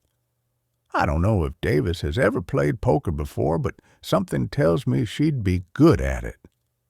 They didn't believe her. Gov. Who didn't believe her? What? Us. The police. They didn't believe Aaron's account at the time. They didn't buy her story about Samantha Valentine. I sit forward sharply, a fresh new injection of adrenaline cutting through my exhaustion. They thought it was all a ruse, Gov, and that she made up a false witness as an alibi. It's there, in her file. She nods to it. So, what happened to her? Was she convicted of the murder? I'm really not liking the sound of this. She was charged with it, but it says she took a plea and got manslaughter on the grounds of diminished responsibility and was sentenced to... She slowly trains her eyes back on mine. 6 years in Larksmere High Security Psychiatric Hospital. My thoughts must instantly register on my face because Davis raises her eyes. Exactly, Gov. No one in their right mind would ever want to go there. She shoots me an apologetic smile. Sorry, bad joke, boss. Was she, though? In her right mind, I mean, when she was sent to Larksmere? I can only hope that Aaron Santos wasn't, because the alternative doesn't bear thinking about. Being insane in a place like that would be hellish enough. Larksmere Hospital's formidable reputation precedes it. As an institution that houses some of the UK's most dangerous, criminally insane individuals, it's not exactly known for its 5-star accommodation and refined clientele. Why didn't Yorkshire police look into Aaron's story in more detail, I wonder? Was she deemed an unreliable witness due to her past mental health issues? Was she discriminated against and ended up there as a result? This might explain her animosity towards the police. Come on, Aaron, call me back. Tell me what happened. Tell me your story. Gov. Parker is in front of me with a satisfied look on his face. We've found an address for Aaron Santos. Parker reminds me a little of my younger self in some ways, though Perhaps I flatter myself. He's got a good head and heart on him. On the morning the news got round the building about my son's diagnosis, he bought me a bacon sandwich and a cup of tea from the canteen and left it on my desk. He never took credit for it, but I knew it was he who'd left it there. He'd forgotten to put the ketchup in. She's living in charity housing in Leeds after being released from Larksmere a little over 6 weeks ago. She's effectively on license for the next 18 months. Davis throws me a sideways glance. Just 6 weeks ago. My mind starts buzzing like a hornet's nest. Aaron Santos was released from the country's most notorious mental hospital a little over a month ago. And now we have an almost identical crime to the one she committed 6 years ago, under influence or not, with the same name, Samantha Valentine, at the heart of it. I turn to Parker. Get in touch with Leeds Central and get them to send a car round to that address now, tonight. I have no faith in my request bearing fruit, however. Something tells me that Aaron Santos is already long gone. 18. It was 2 a.m. by the time I crept into bed and spooned into my warm, sleeping wife underneath the soft, clean sheets. I nuzzled into her, hoping to savor the feeling a moment longer before I fell asleep. But it was too late. My son's cries woke me with a start some time later. Fiona groaned awake as she pulled the duvet back, but I stopped her before she could throw a leg out. I'll go. I fed Jude his bottle of formula, or milky num-nums, as his big sister Pip calls it, slumped on the sofa while looking through Aaron Santos's police files. It made for unsettling reading. Aaron's account of what had happened 7 years ago was dismissed by investigating officers at the time as an elaborate story, one she'd concocted to minimize her culpability. Police found no evidence to support Aaron's claims that anyone called Samantha Valentine existed. They could find no trace of her, though from what I can tell, their efforts weren't exactly exhaustive. They concluded that Aaron Santos was delusional and suffering from adverse mental health issues. And, of course, I already know where she ended up. I read on, but each word seems to fill me with more dread. In retrospect, it doesn't make the police look good. Archer isn't going to like this one bit. The unexpected shrill ring of my phone causes me to jolt upright. Instinctively, I glance down at Jude, but he's still sound asleep in the crook of my arm, and my heart sinks in my chest. He can't hear the phone ringing. Dan Riley. I hear breathing down the line. There's a pause. Aaron, is that you? Hello, Dan, she says, as I place the phone between my ear and shoulder and gently lay Jude down onto the cushions next to me. He snuffles, but is otherwise undisturbed, bless him. I'm really glad you called back, Aaron. I've been reading your police file. I'm sorry for calling at this late hour. I know you have a young family. She sighs. Must be nice having a family to come home to. It's all I ever wanted, really, to have a little family of my own. Sounds corny, doesn't it? I hear regret, or perhaps resentment in her voice. That's still possible, isn't it, Aaron? And no, it doesn't. Turns out my earlier hunch was right. There was no answer when Leeds had sent a patrol car to do a welfare check on Aaron. I sense that she's likely gone on the run, but I don't yet know why exactly or what her connection is to Milo Harrison's murder. After all, you're a free woman now, Aaron. She snorts softly. Ah, yes, a free woman. I suppose it all depends on how you interpret the word free, doesn't it, Dan? I'm a free 40-year-old convicted killer who's been locked away in a secure psychiatric hospital for the past 6 years. I mean, come on, she scoffs. Would you swipe right? Where are you now, Aaron? Are you in London? Can we meet? I went dizzy when I saw her name on the Met News feed. I thought I might actually pass out for a moment. She ignores me, continues. You see, Dan, when I was rotting away spiritually, mentally, and physically inside that medieval cesspit, Larksmere, I wasn't sure this day was ever going to come, you know? The day when Samantha Valentine resurfaces and my truth is validated and I'm vindicated at last. Only, here it is. But, you know, she sighs again, I thought I would feel better than I do, knowing there was someone else out there, another victim of that twisted psychopath, and that I'm not alone. But in all honesty, Dan, I think it might have made me feel worse. Has she been drinking?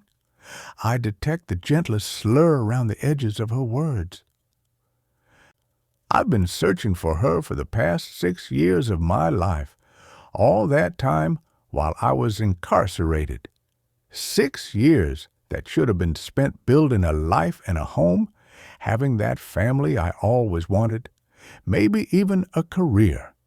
But instead, because of her, whoever she really is, I became a murderer and a liar, a mentally ill danger to the public, and then I was sent to atone for it all in hell.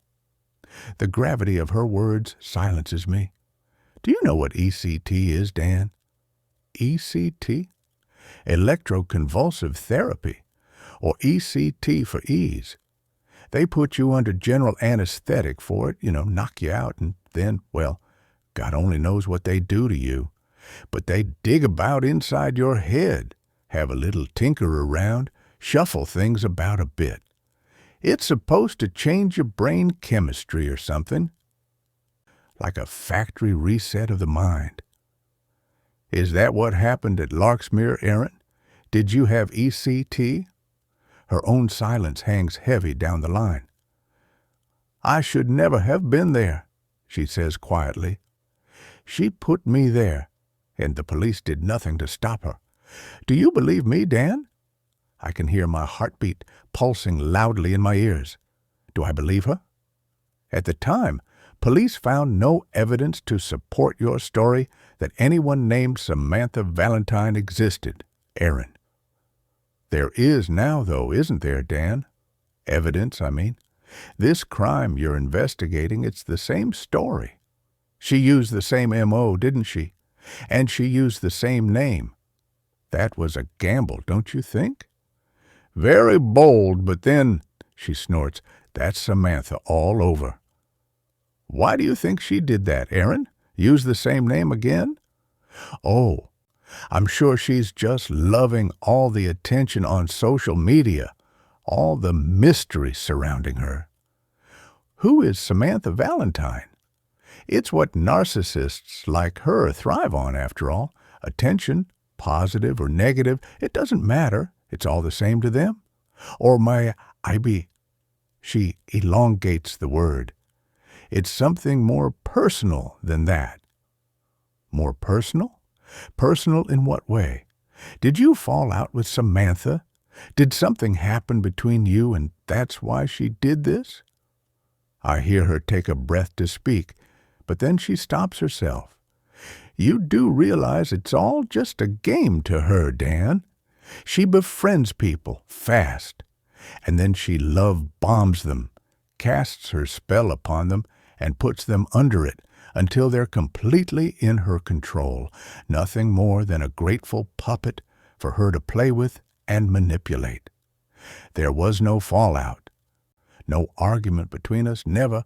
She was my friend, truly, the best friend I've ever had. She seemed to understand me better than anyone else I've ever met before. Her voice trails off into a melancholy whisper. One thing I do know is that she thinks that she's cleverer than you or me. And the maddening truth, no pun intended, is that she's probably right.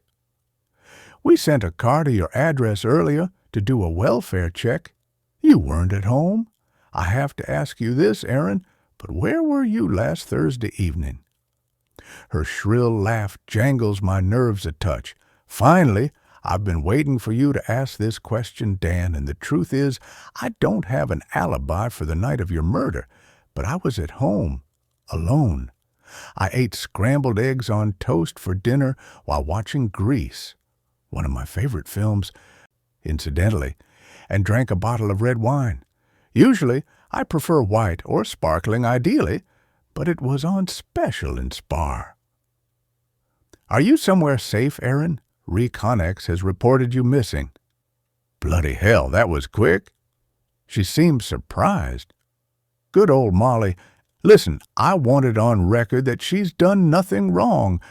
I broke her trust and I'm sorry, but I had to. Who's Molly, Aaron?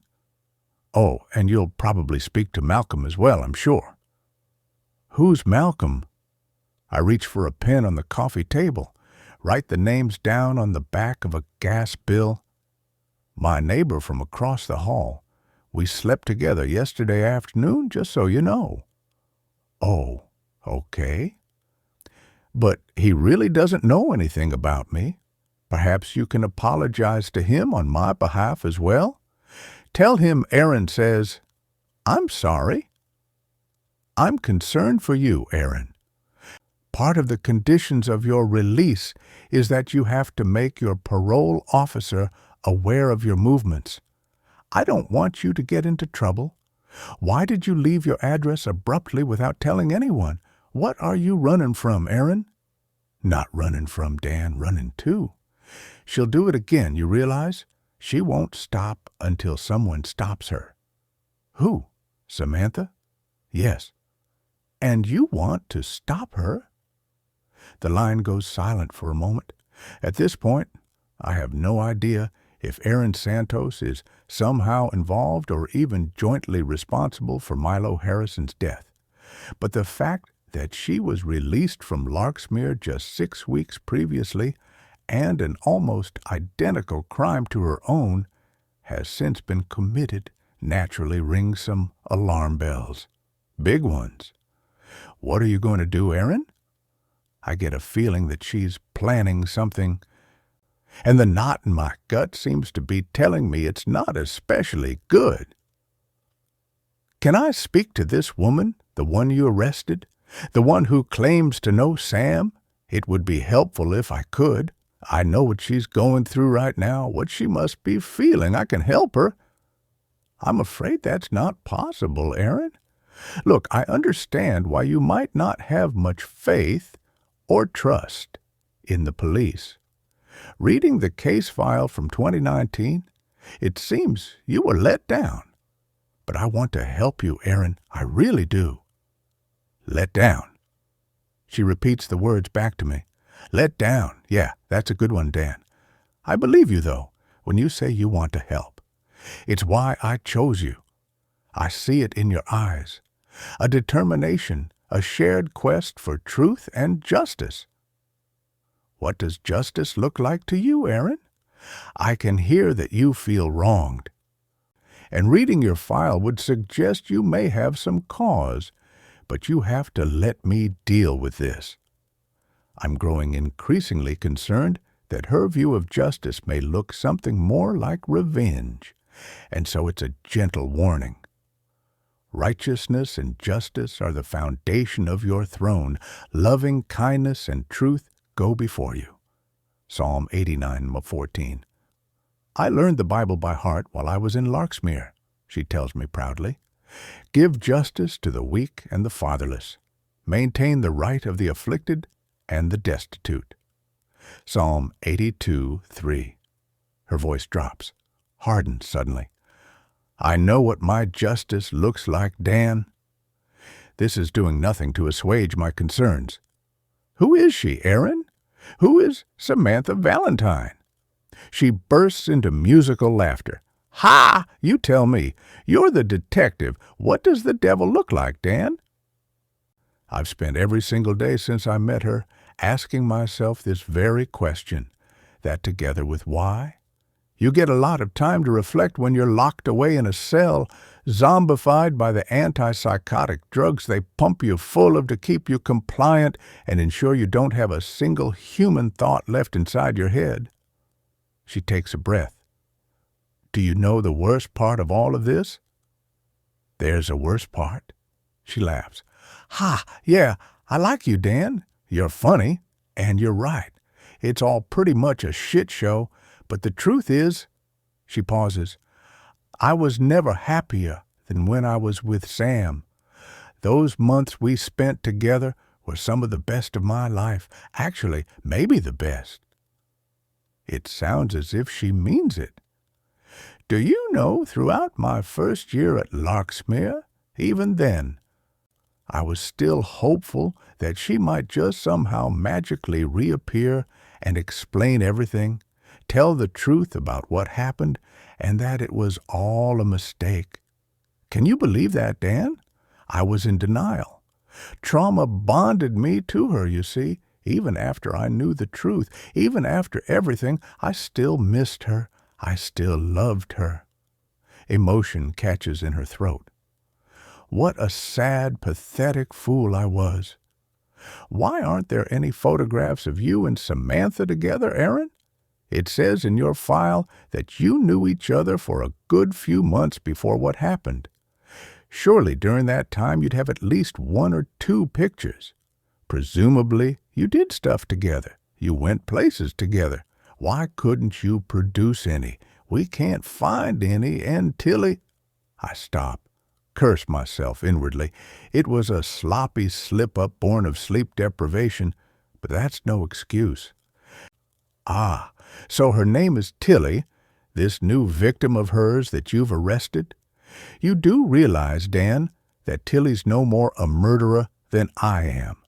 Well, I know that technically she is, and technically I am too, but she never would have been if she hadn't had the misfortune of meeting Samantha Valentine. If I'd never met Samantha Valentine, you really don't seem to know what you're dealing with here, do you? She sounds a little irritated now. So let me tell you, I am of the belief that Samantha Valentine is a very slick, experienced con woman. She's a trickster, a fraud, a charlatan, a scammer, a swindler, whatever you want to call her, or whatever she wants to call herself. On that particular day, I should imagine, she's a chameleon, a shapeshifter, someone who, I suspect, can, in an instant, morph into anyone she chooses to become with an authenticity that you or I could never hope to imitate, even with a BA from RADA. Because this is what she does, Dan. She fools people. She lies about everything, and she's extremely good at it, I must warn you. She had me hooked on the line good and proper. I fell for her fictitious abuse story like a burning building. I was the perfect prey. She breathes deeply, as though her diatribe has taken it out of her. But getting back to your original question, I took many photos of us together, though Sam would often delete them immediately. She didn't much like herself in photographs, or so she said. I always thought she was just being self-critical and humble, because of course she was, maybe still is, very beautiful. Only now, of course, I know the real reason for her camera shyness. We even set up a photo-sharing library. When I was arrested, I tried to access that shared library to prove to that stone-cold bitch, Detective Pritchard, that I wasn't lying. But when I tried, the whole thing had been deleted, poof, gone, like it had never existed, like she had never existed. Did she ever defraud you financially? Take money from you? No, though I'm sure if she'd wanted to, she could have. I don't believe money was ever her objective, not in my case at least. I didn't have much to extort, though I'm sure she has conned many men out of it in some way, shape, or form over the years. She didn't have much respect for men, We were alike in that way, and I mean no offense when I say that, Dan. I get the feeling you're probably the exception to the rule. I realize that not all men are monsters. Some women are, too. She pauses. Anyway, Sam always seemed to have a lot of expendable cash. I just assumed it was Ari's money that she was spending. She told me that he worked in the city, that he was wealthy. It was a complete fabrication, of course, because Ari Hussein never even existed. So why then, Aaron, if it wasn't for money, why do you think she did this to you? What was her motive? If what she's saying is true, then why would Samantha Valentine want either of these men killed? What was her connection to them? Had those men wronged her in some way? And why would she groom two innocent women into murdering them for her? I'd really like the answer to that myself, Dan. Her bitterness crackles down the line. I don't know why she did it. I don't know why she chose me. I had very little for her to gain from me in any way. Over the years, I have racked my brains, what's left of them, to try and come up with a viable reason as to why this happened. I never had any enemies, or none I was aware of. I thought about ex-boyfriends. I'd had a few messy breakups in the past, but nothing that would warrant the revenge of my complete destruction. I didn't go around deliberately wronging people or hurting them. Truthfully, I can think of no one who would want to destroy my life for any reason. She sighs heavily again. Maybe she just liked the look of me, or didn't like the look of me, or perhaps I reminded her of something, of someone from her past that triggered a bad memory. Maybe it was because there was a why in that particular day, or maybe it was just my rotten luck, a case of wrong place, wrong time. You, the police, should have been the ones who found the answers to those questions, Dan. Her voice tightens. Questions that were never asked at the time because I wasn't believed. The scam she did on me, and I suspect also on this Tilly woman, was an emotional one, a psychological con. Maybe she simply targeted those men just like I suspect she targeted me and Tilly. On a whim? She knew an awful lot about Radulovich, as it turned out, though, so I suspected that she was familiar with him in some way or was stalking him, perhaps. But equally, it could all have just been a sick, twisted game, her victims targeted at random. You tell me how the mind of a psychopath works. She exhales through her nose. On some level, I think it was driven by her need for power, some deep-rooted, twisted, inadequate desire to gain control of another person so completely that they no longer have an autonomous thought of their own and exist only for her and her desires. I realize now that I was just a vehicle, someone to do her bidding for her. Perhaps she wanted to see how far she could take it, how far she could exert that level of control over another human being, and what measure of her power and my loyalty could be greater than killing for her. It's the closest I've ever got to finding some way of explaining it all, of understanding it. Tilly Ward's terrified and confused face suddenly flashes up in my head. If all of this is somehow true, then I have to find this Valentine woman. I have to find her fast. I was a normal person once, you know, Dan. She sounds different now. There's a desperate edge to her voice. Okay, so I'd experienced some trauma in my childhood, and that led to me making some bad decisions in my teens and 20s.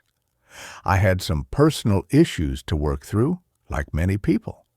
My mental health had deteriorated, and I was depressed. I was taking drugs and eventually had a breakdown. But you have to understand, I was turning my life around when I met her. I'd turned a corner.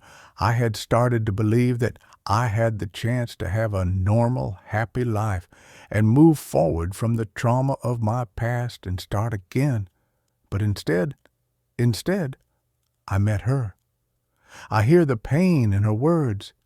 "Tell me your story, Erin," I say. "Tell me about Samantha Valentine. I want to know everything. Start from the beginning." 19.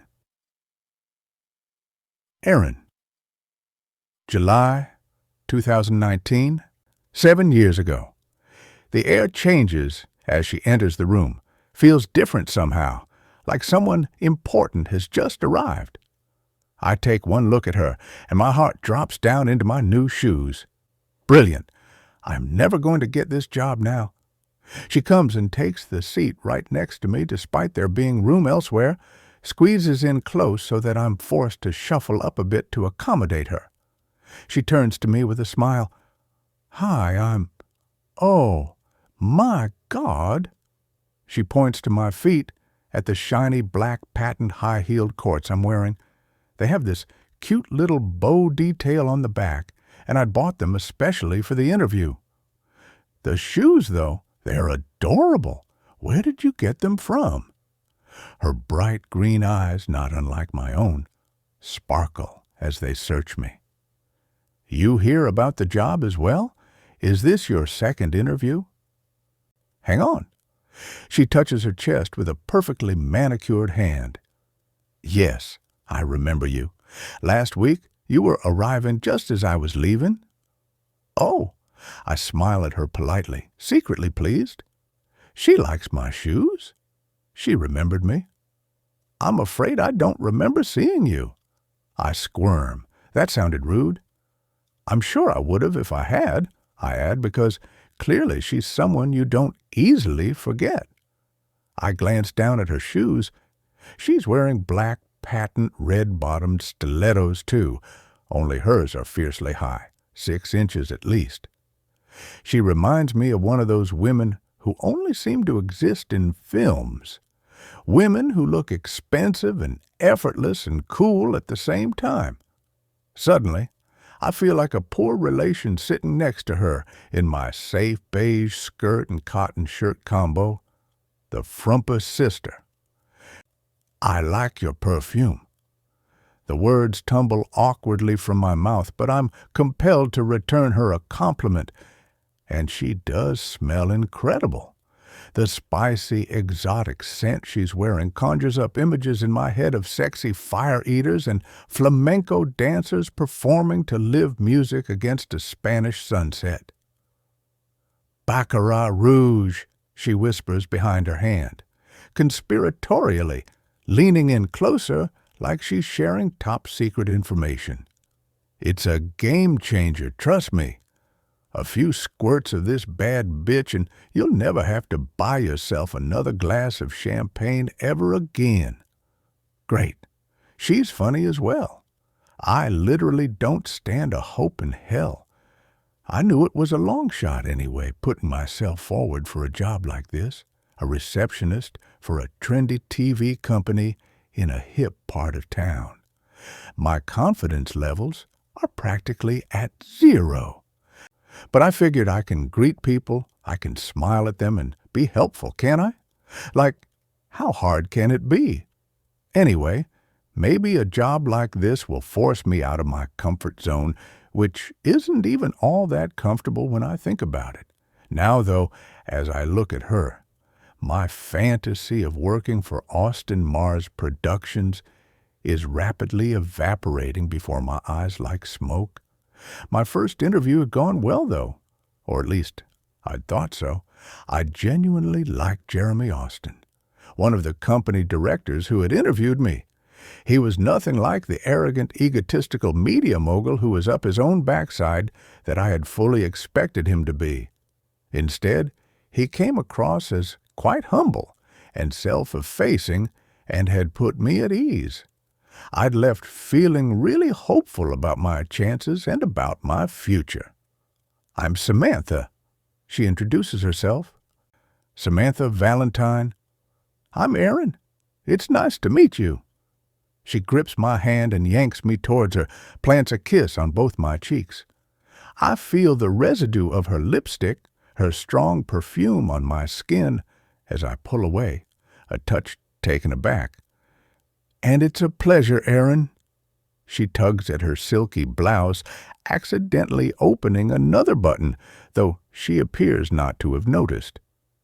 Geez, it's really hot today, isn't it? I'm not complaining, though. I love the heat, do you? I mean, it's not the same as being in Ibiza or anything, is it? But still. She flips her long blonde hair from her face. I was there a few weeks ago in Ibiza. Have you ever been? No, actually, Oh, you must go. Everyone should go to Ibiza at least once in their lifetime. It should be a legal requirement, a rite of passage. She laughs, displaying a set of neat white teeth, but not so white that they're the first thing you see when you look at her. It's a magical place, quite spiritual. Her voice momentarily tapers off as though she's been caught in a particularly nice memory. Plus, it's full of rich guys with big boats. She throws her head back, laughs some more. Are you single, Aaron? I point at her button, open my mouth to speak. I got engaged in Ibiza just a few weeks ago, she continues. He proposed to me during sunset at Esvedra. Where else? She waggles her left hand, shows me the admittedly impressive-looking diamond ring on her finger. He gave me a rock. On a rock. Wow, it's beautiful. And huge. Congratulations. Oh, thanks, hun. She shimmies in her seat. You married? No, Kids? No husband or kids. I'm single at the moment. Oh, nice. You live alone or with family? Her quick-fire stream of questions unsettles me a little. She's not the one who's supposed to be interviewing me after all. Sorry, she apologizes, as though sensing my discomfort. I don't mean to be nosy. I'm fairly new to the area, haven't got many friends. Billie Jean, no mates, me. This surprises me. Looking at her, I imagine she'd be exactly the type of person who has to check their diary months in advance before making arrangements. She looks like she already has this job. Oh, well, But then a girl with purple hair pops her head around the door before I can continue. Aaron Santos. Yes, that's me. I stand abruptly, sending my handbag and its contents to the floor. Shit. My face burns as I scrabble to scoop it all up, and Samantha bends down to help me. Jeremy is ready for you now. Good luck, Aaron, she says, smiling as she hands me half a sticky packet of wine gums and a tampon. May the best girl win. 20. I was literally biting my own fist with excitement as I left the offices of Austin Mars Productions, my new place of employment. I couldn't believe I got the job. Jeremy, my new boss, had to explain it to me twice before it sank in. Really? I blinked at him rapidly. You're definitely giving me the job? Yes, he laughed. He has a nice smile. It's really warm and friendly. We think you'll fit in very well here, Aaron, and we look forward to seeing you on Monday. So, a takeout and a film it is then, to celebrate. I practically float out of the revolving doors onto the street. I got the job. I fist-pumped the air. Yes! For the first time since forever, I felt a tiny glimmer of hope that things were changing. Life was turning a corner, and this time I was following it. A sat-nav to better places. Mum would have been proud of me today, I know it. Aaron! I hear someone calling my name and spin round. She's hurrying towards me, her arms outstretched, like she's greeting an old friend she hasn't seen for ages. It's the girl I just met in the interview room, the one I was convinced would get the job on site. Lucky for me, it turns out I was wrong. I guess I really do need to work on my self-confidence. Erin! Oh, congratulations, hun. I'm really pleased for you. You got the job. Well done, you. She throws her arms around me, gives me a giant warm hug. I feel myself stiffen in her embrace. I'm not used to such public displays of affection from virtual strangers. I'm not used to affection at all. Thanks so much. Samantha, I'm in shock, to be honest. I break away, her perfume lingering on my shirt. I really didn't think I'd get the job, especially when I saw you. Ah, well. She sighs, rolls and flutters her eyes theatrically as she clutches her chest. I guess in the end, I just wasn't his type. I think I should maybe laugh right about now, so I do, though a touch awkwardly. Oh, don't look so worried. She gives my arm a soft, playful slap. There's plenty of other jobs out there. At the end of the day, the best girl won, right? Really, I'm genuinely happy for you. I smile at her, gratefully. I suppose she does seem it. One must always be gracious in defeat, she says in a dramatic voice. Though one should never consider defeat as an option in the first place. I laugh again. I have no idea who this woman is, but she's definitely different and engaging. Come on. She links my arm in hers. Let's go and celebrate your new job at that fancy new rooftop bar in town.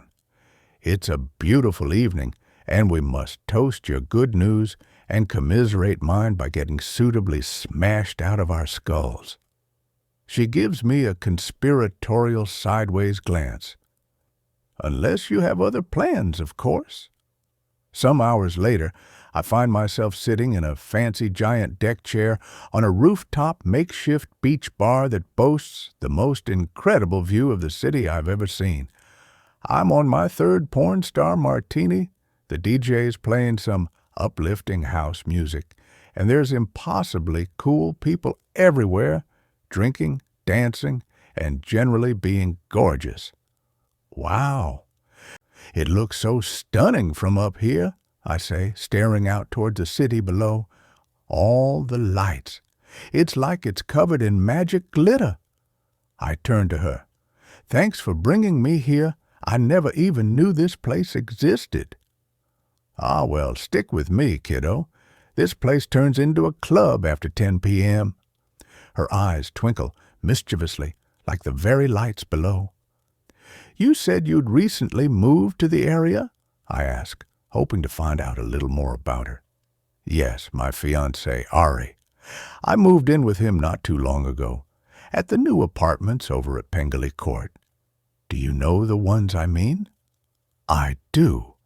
They're in a great location, close to the city, but surrounded by lush, green, well-kept grounds, a private little oasis, tucked away in among the throng.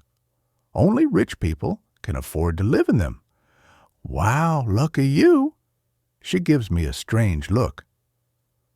Yeah, lucky me. Though the way she says it makes me think that she doesn't quite believe it.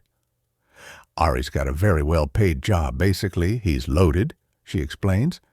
Though, honestly, I swear I didn't know this when we met. He kept it quiet for a while, you know, to test me, see if I was a gold digger or whatever, which I'm not, by the way.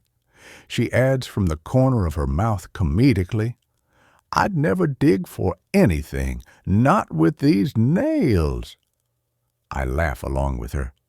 Anyway, I suppose what I'm saying is that I don't actually need to get a job.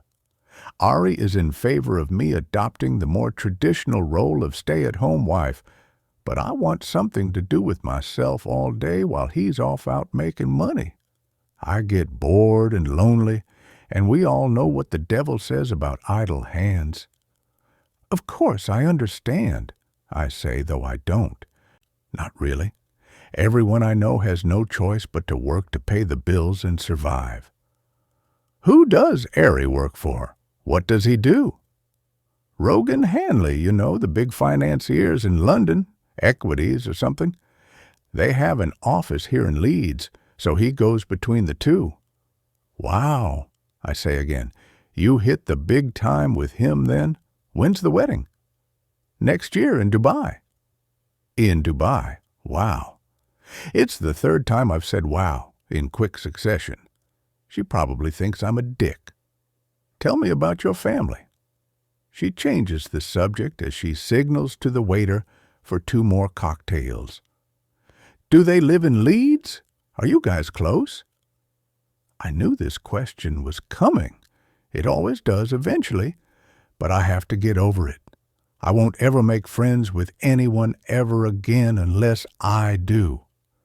My therapist says, just tell the truth, Aaron. If it scares people off, then they're not your tribe. What is meant for you will not go by you. I don't have any family, I say, sipping on my drink simultaneously, as though a mouthful of porn star martini would make it any less true. Both my parents died, and I have no brothers or sisters. She turns to me slowly, then with a strange look on her face. Well, darling, you do now. 21. We're both drunk by the time we fall out of an Uber and into my apartment, gone 3 a.m. Oh, don't worry about that, I say, giggling as she hops on one foot, trying to remove her Louboutins at the door. Nah, she wags a finger. We take our shoes off, and we place them behind the door. That's the rule. Ari always insists upon it. I help support her, though I'm not exactly the steadiest myself. Well, you're in my apartment now. I don't care if you keep them on or off. She places them neatly together by the front door, though it takes a couple of attempts, as I go into the small lounge and ask Alexa to play something fun. I want a grand tour, she instructs me loudly, drunkenly, as she begins to pad, barefoot, through my apartment. Brazenly opening the door to my bedroom, she throws herself face down onto my bed. I giggle again, go back to the kitchen, and look for the bottle of cheap Prosecco that I know is buried somewhere behind the out-of-date ready meals in my fridge. Summer Nights, the song from the musical Grease, is playing, and I start singing along to it. Oh my God, I love this song, she shouts from the bedroom. Grease is one of my favorite films of all time. Mine too, I call back. A wella, ooh.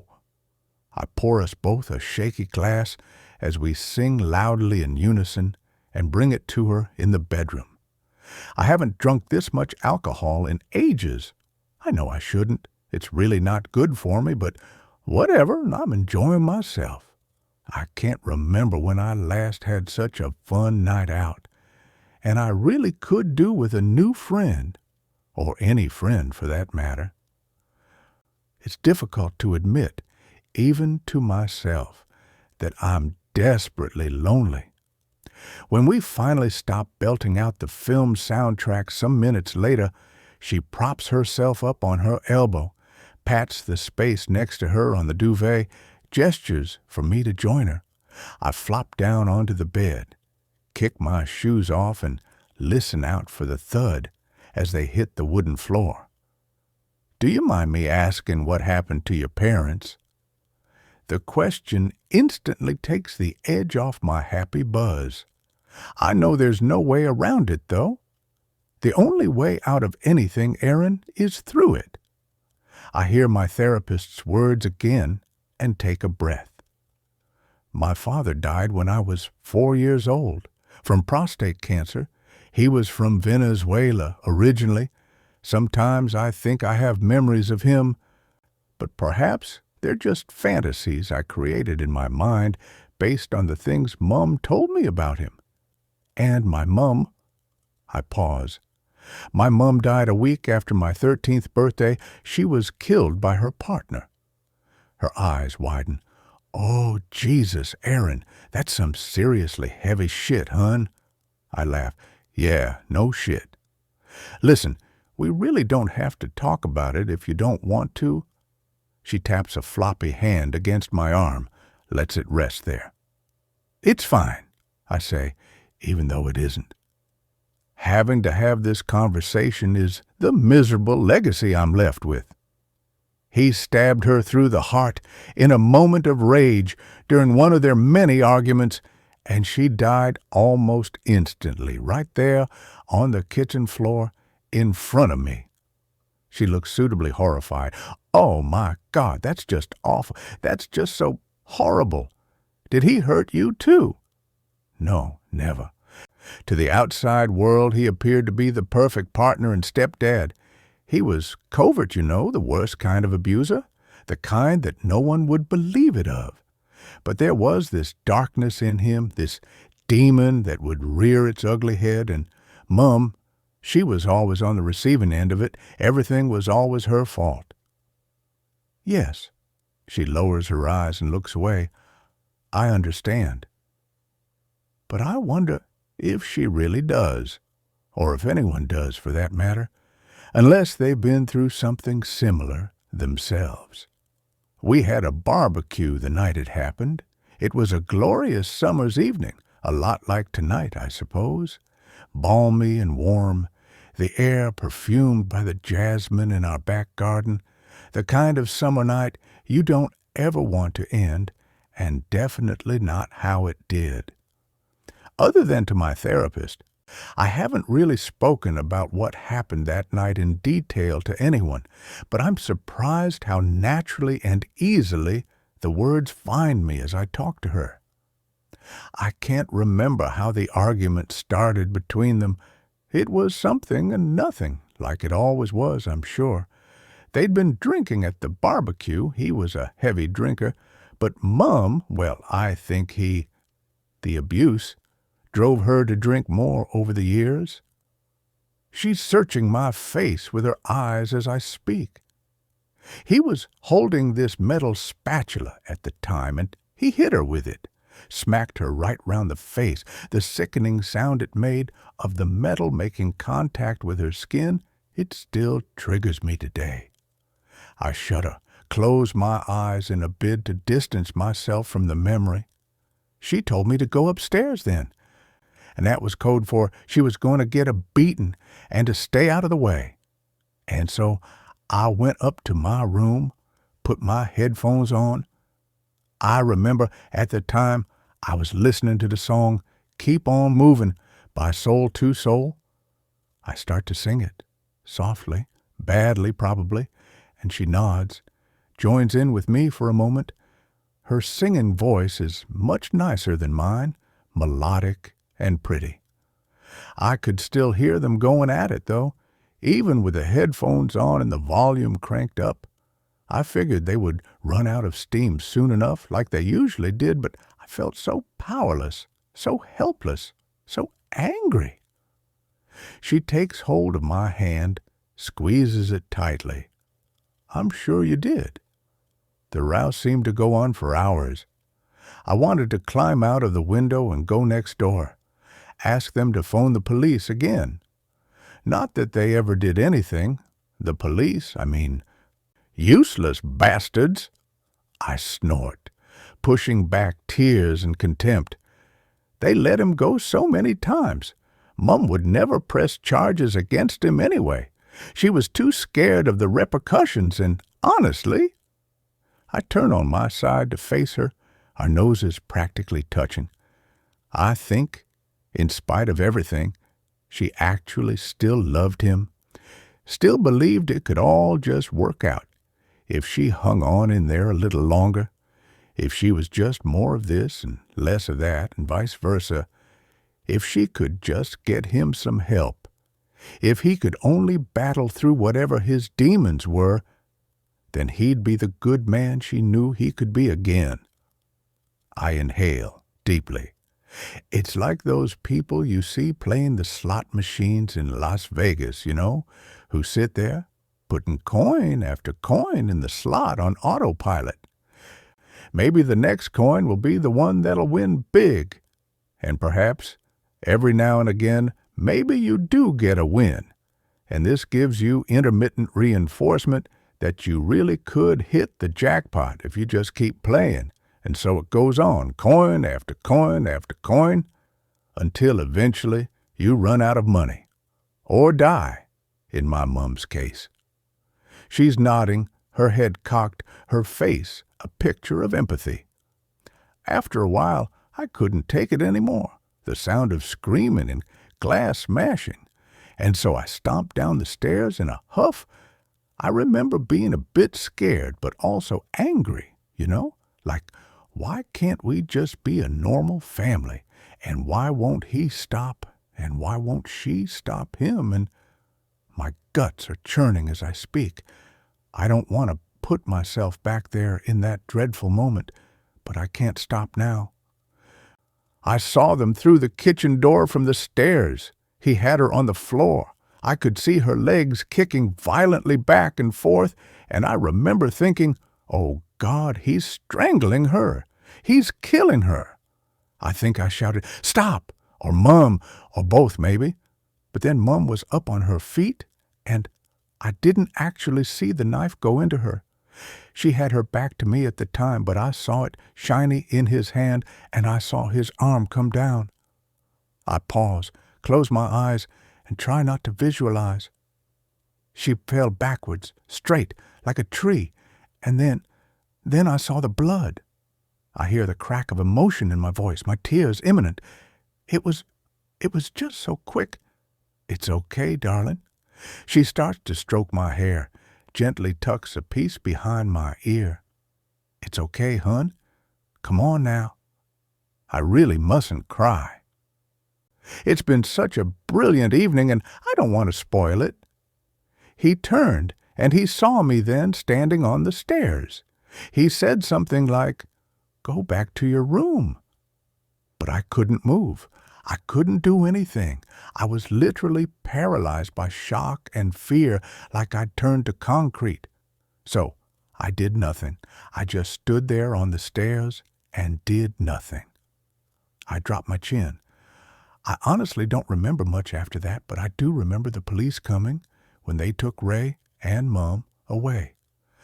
I remember the sing-song of the sirens as the ambulance pulled up outside. Ray Dennis, that was his name, the man who killed my mum. He died 3 years into a life sentence for murder. He slashed his own wrists in his cell and bled to death. And so, that was that. I turned to her. Do you want a top-up? She hasn't taken her eyes off me the whole time I've been talking. Do you know? She props herself up on one elbow. That is just about the worst story I think I've ever heard. You must be one hell of a strong woman to have dealt with the trauma of such a terrible tragedy. You're a true survivor, Aaron. Do you know that?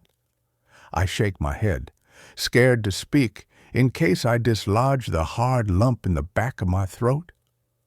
The guilt, it has tormented me my whole life since. I know I should have stopped him, but I just stood there frozen with fear.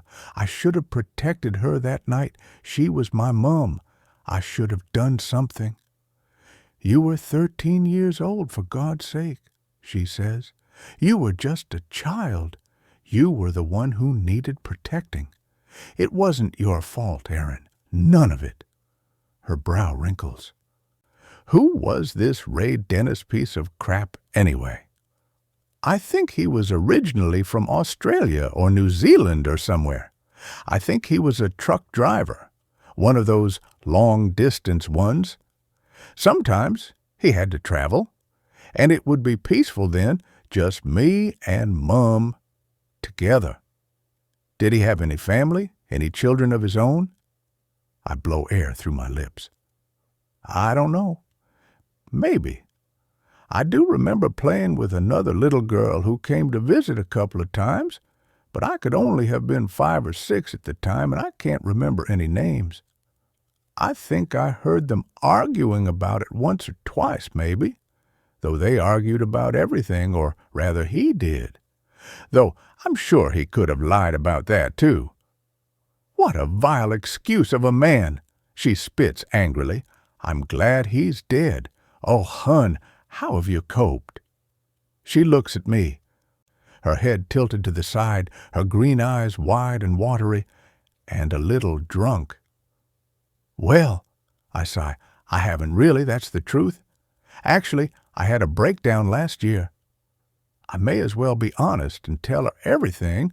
What have I got to lose? If it scares her off, then so be it. It means she isn't my tribe, or whatever crap my therapist says. I ended up in hospital for a few weeks. I really messed up my teens and 20s, trying to deal with all the guilt, to come to terms with everything, and it all just finally came to a head. I couldn't cope with the way I was feeling anymore. Oh, Hun, who didn't mess up their teens and 20s? She rolls her eyes. Yeah, well, I took far too many drugs. I drank too much. She raises her eyebrows, and I repeat. I manage a smile. She's being nice.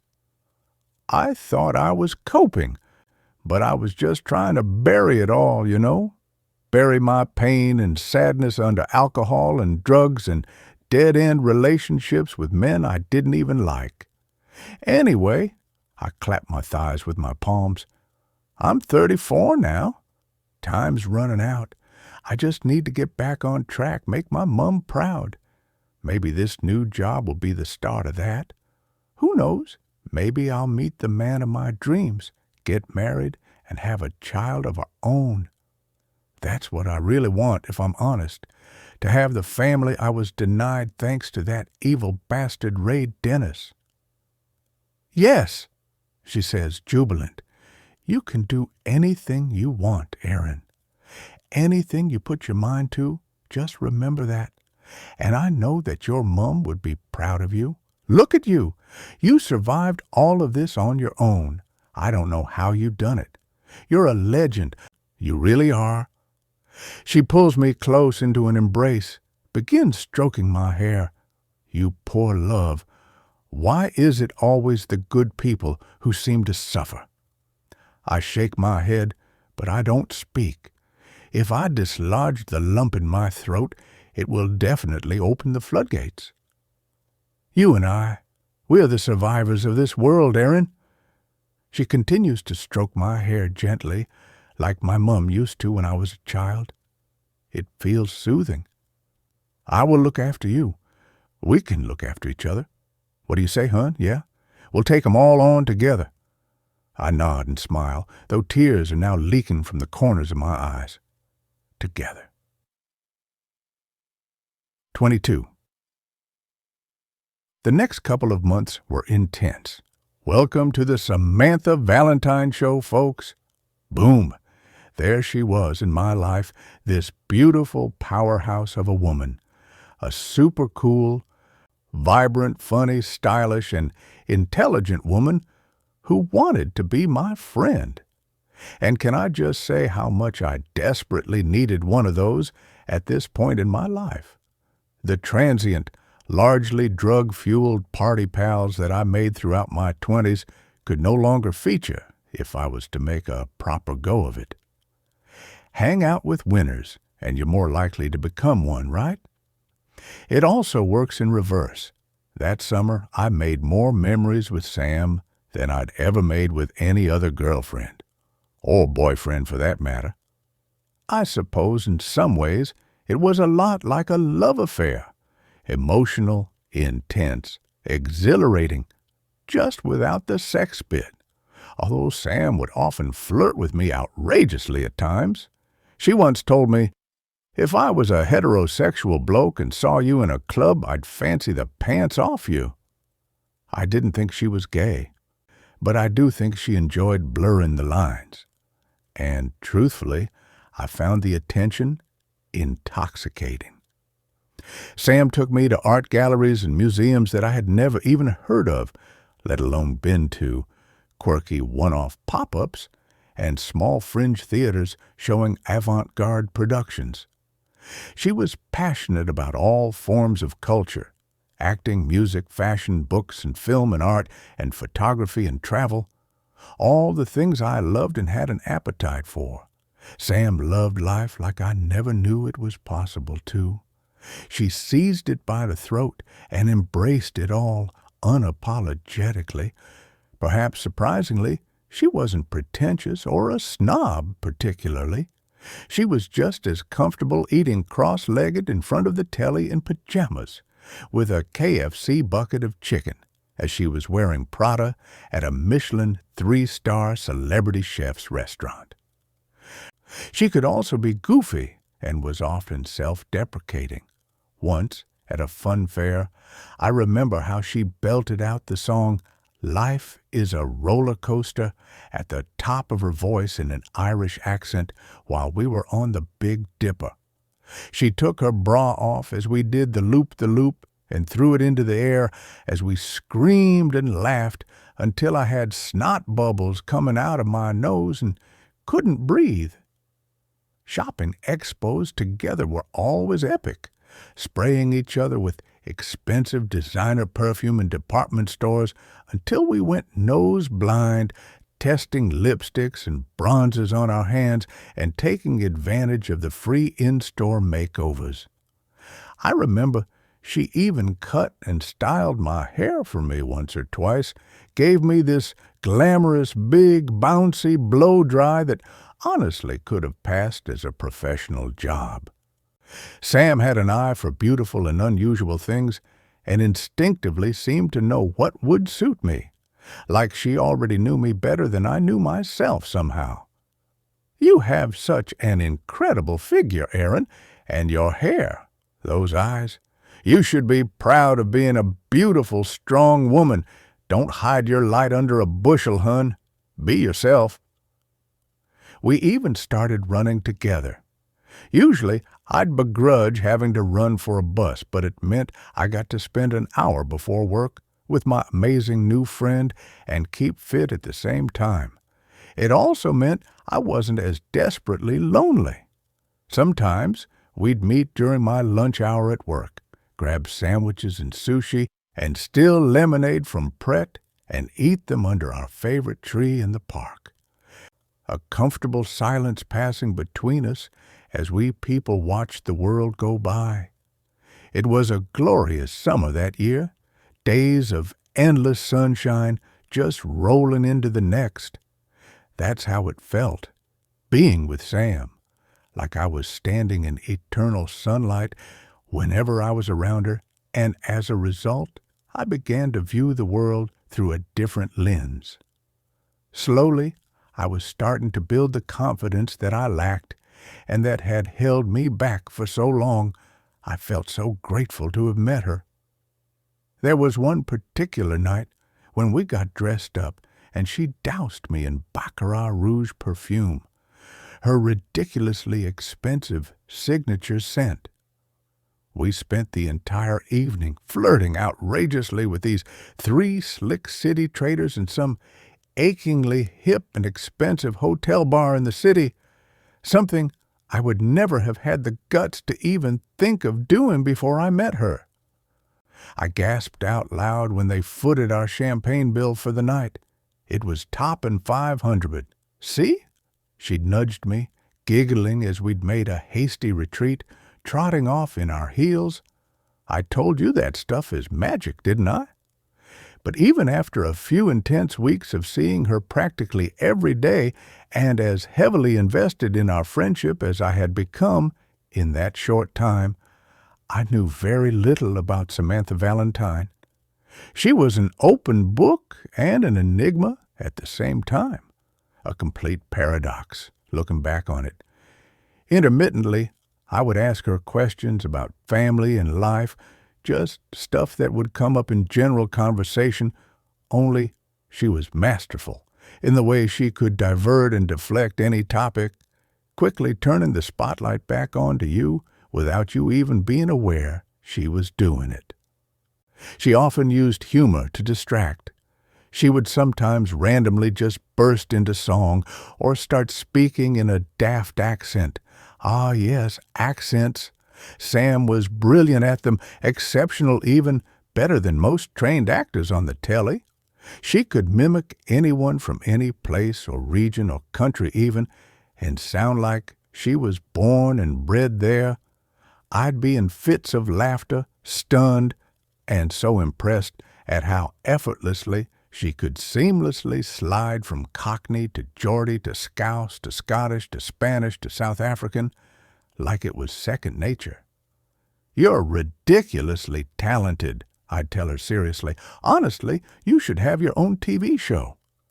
Now, of course, I see it for what it really was. Diversion tactics. I see everything now. In retrospect, by showcasing her incredible, interchangeable, chameleon-esque talents in a bid to distract me from asking questions, Sam was also showing me who she really was. Someone who could transform into anyone at the flick of a switch. A pretender. A fake. Only I didn't identify it back then. I didn't recognize the red flags, even though they were waving at me like a Soviet Union protest march. I didn't even know what to look out for. I certainly couldn't have had any idea I might be in any danger. Also, and perhaps importantly, Samantha was a woman, and I had learned, been taught even, to mostly be wary of men. They were the true enemy, not beautiful, funny, kind, intelligent women like her. One thing I did know about Sam, however, was that her mum now lived in Perth, Australia. She remarried some alcoholic hillbilly, or so Sam told me, and they weren't particularly close. I clearly remember her telling me that because, looking back, it had felt somehow different when she'd said it. Like, on a subconscious level, I instinctively knew she was telling me the truth, perhaps the only time as it turned out. "She's also an alcoholic," she sighed. "We don't really communicate much anymore. Sometimes I think I would like to pick up the phone, but I already know how that conversation would go. What do you think you would say to your mom now, Aaron, if you could have one last conversation with her?" I'd never had a friend like Samantha before. The time and attention she gave me during those few months was heady and seductive. Like the drugs I was doing my best to steer clear of, I lapped it up like the starving, lonely addict that I was. But I knew something wasn't quite right. Little things didn't add up. 23. Sam said her car, a BMW 2018 plate, was written off in an accident she'd had some months before I met her. As a result, she was nervous about getting back behind the wheel, so I would always drop her home in my shabby old Fiat Punto that I could barely afford to run. She'd ask me to stop a little short of her apartment building, and I would watch from a distance as she disappeared, waving through the revolving doors. I was desperate to see inside her fancy-pants apartment and meet her fiancé, Ari, but she never once invited me up there. There always seemed to be a legitimate reason why. Ari's asleep, and he has to get up early. Ari's got a business associate over tonight, so I don't want to disturb him. Ari's family are visiting after 6 weeks, whereby we had now officially become besties, and I could no longer imagine or bear the thought of my life without her in it. I finally managed to pluck up the courage to mention it. "How come I haven't met this amazing fiancé of yours yet then? Is he actually real?" I ribbed her light-heartedly. She told me all about the lavish and glitzy wedding they were planning in Dubai next year, and admittedly, I was desperately hoping she would invite me. Secretly, I'd even fantasized about her asking me to be her bridesmaid, because that's what best friends do, right?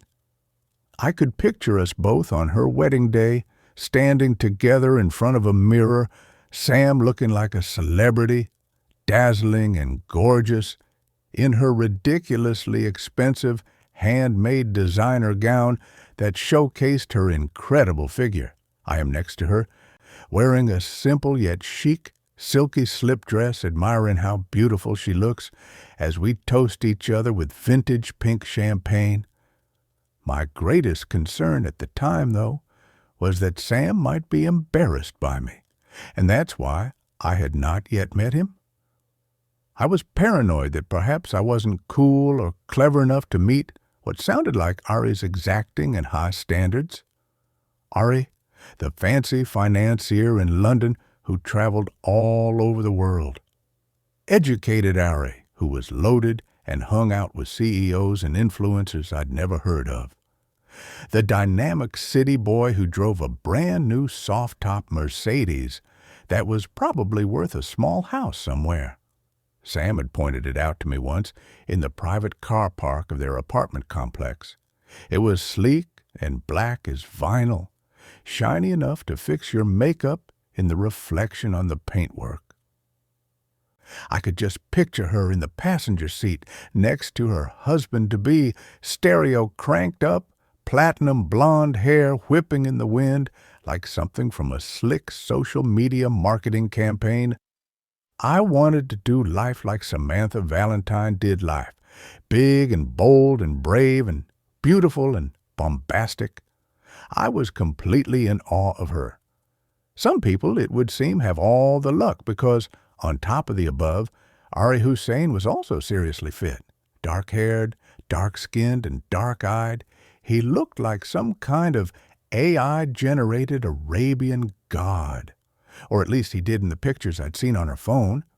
Pictures she showed me of them together on dates in opulent and trendy five-star hotels and restaurants, where the food looked like art and way too good to eat. There were photos on bright white beaches with crystal clear waters in the background. Sam in a sparkly diamante bikini, Ari, tanned and toned, his arm draped around her waist. "You will, I promise," she said.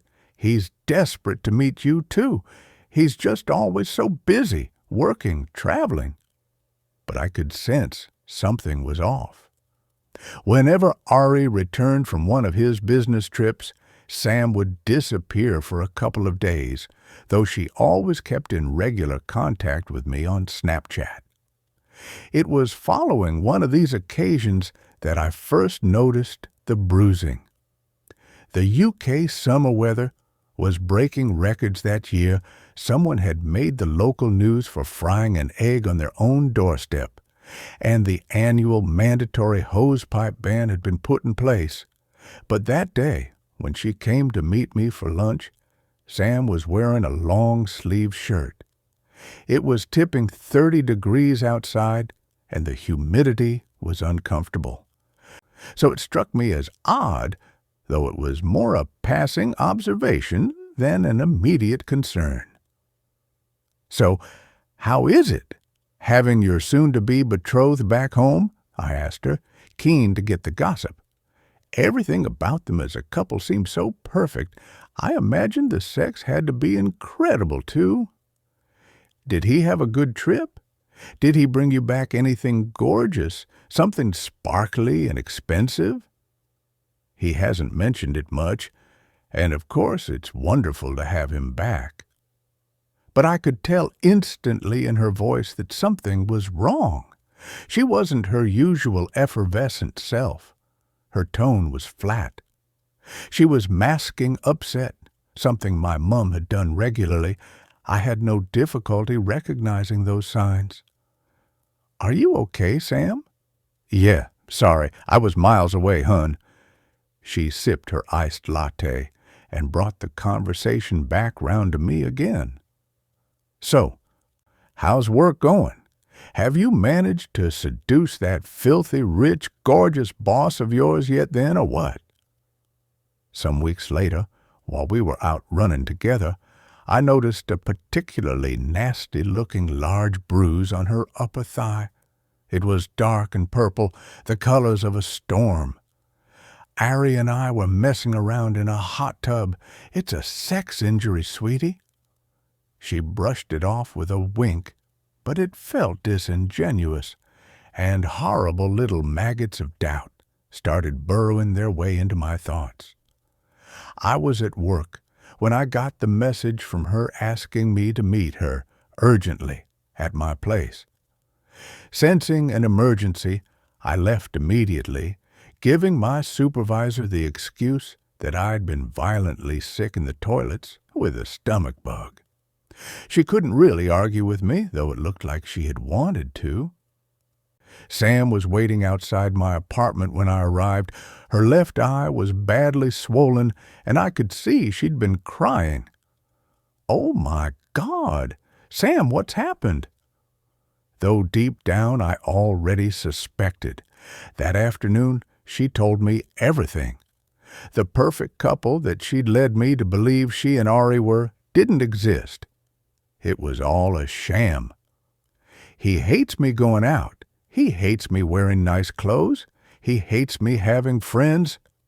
This is why I don't like us having our photo taken together.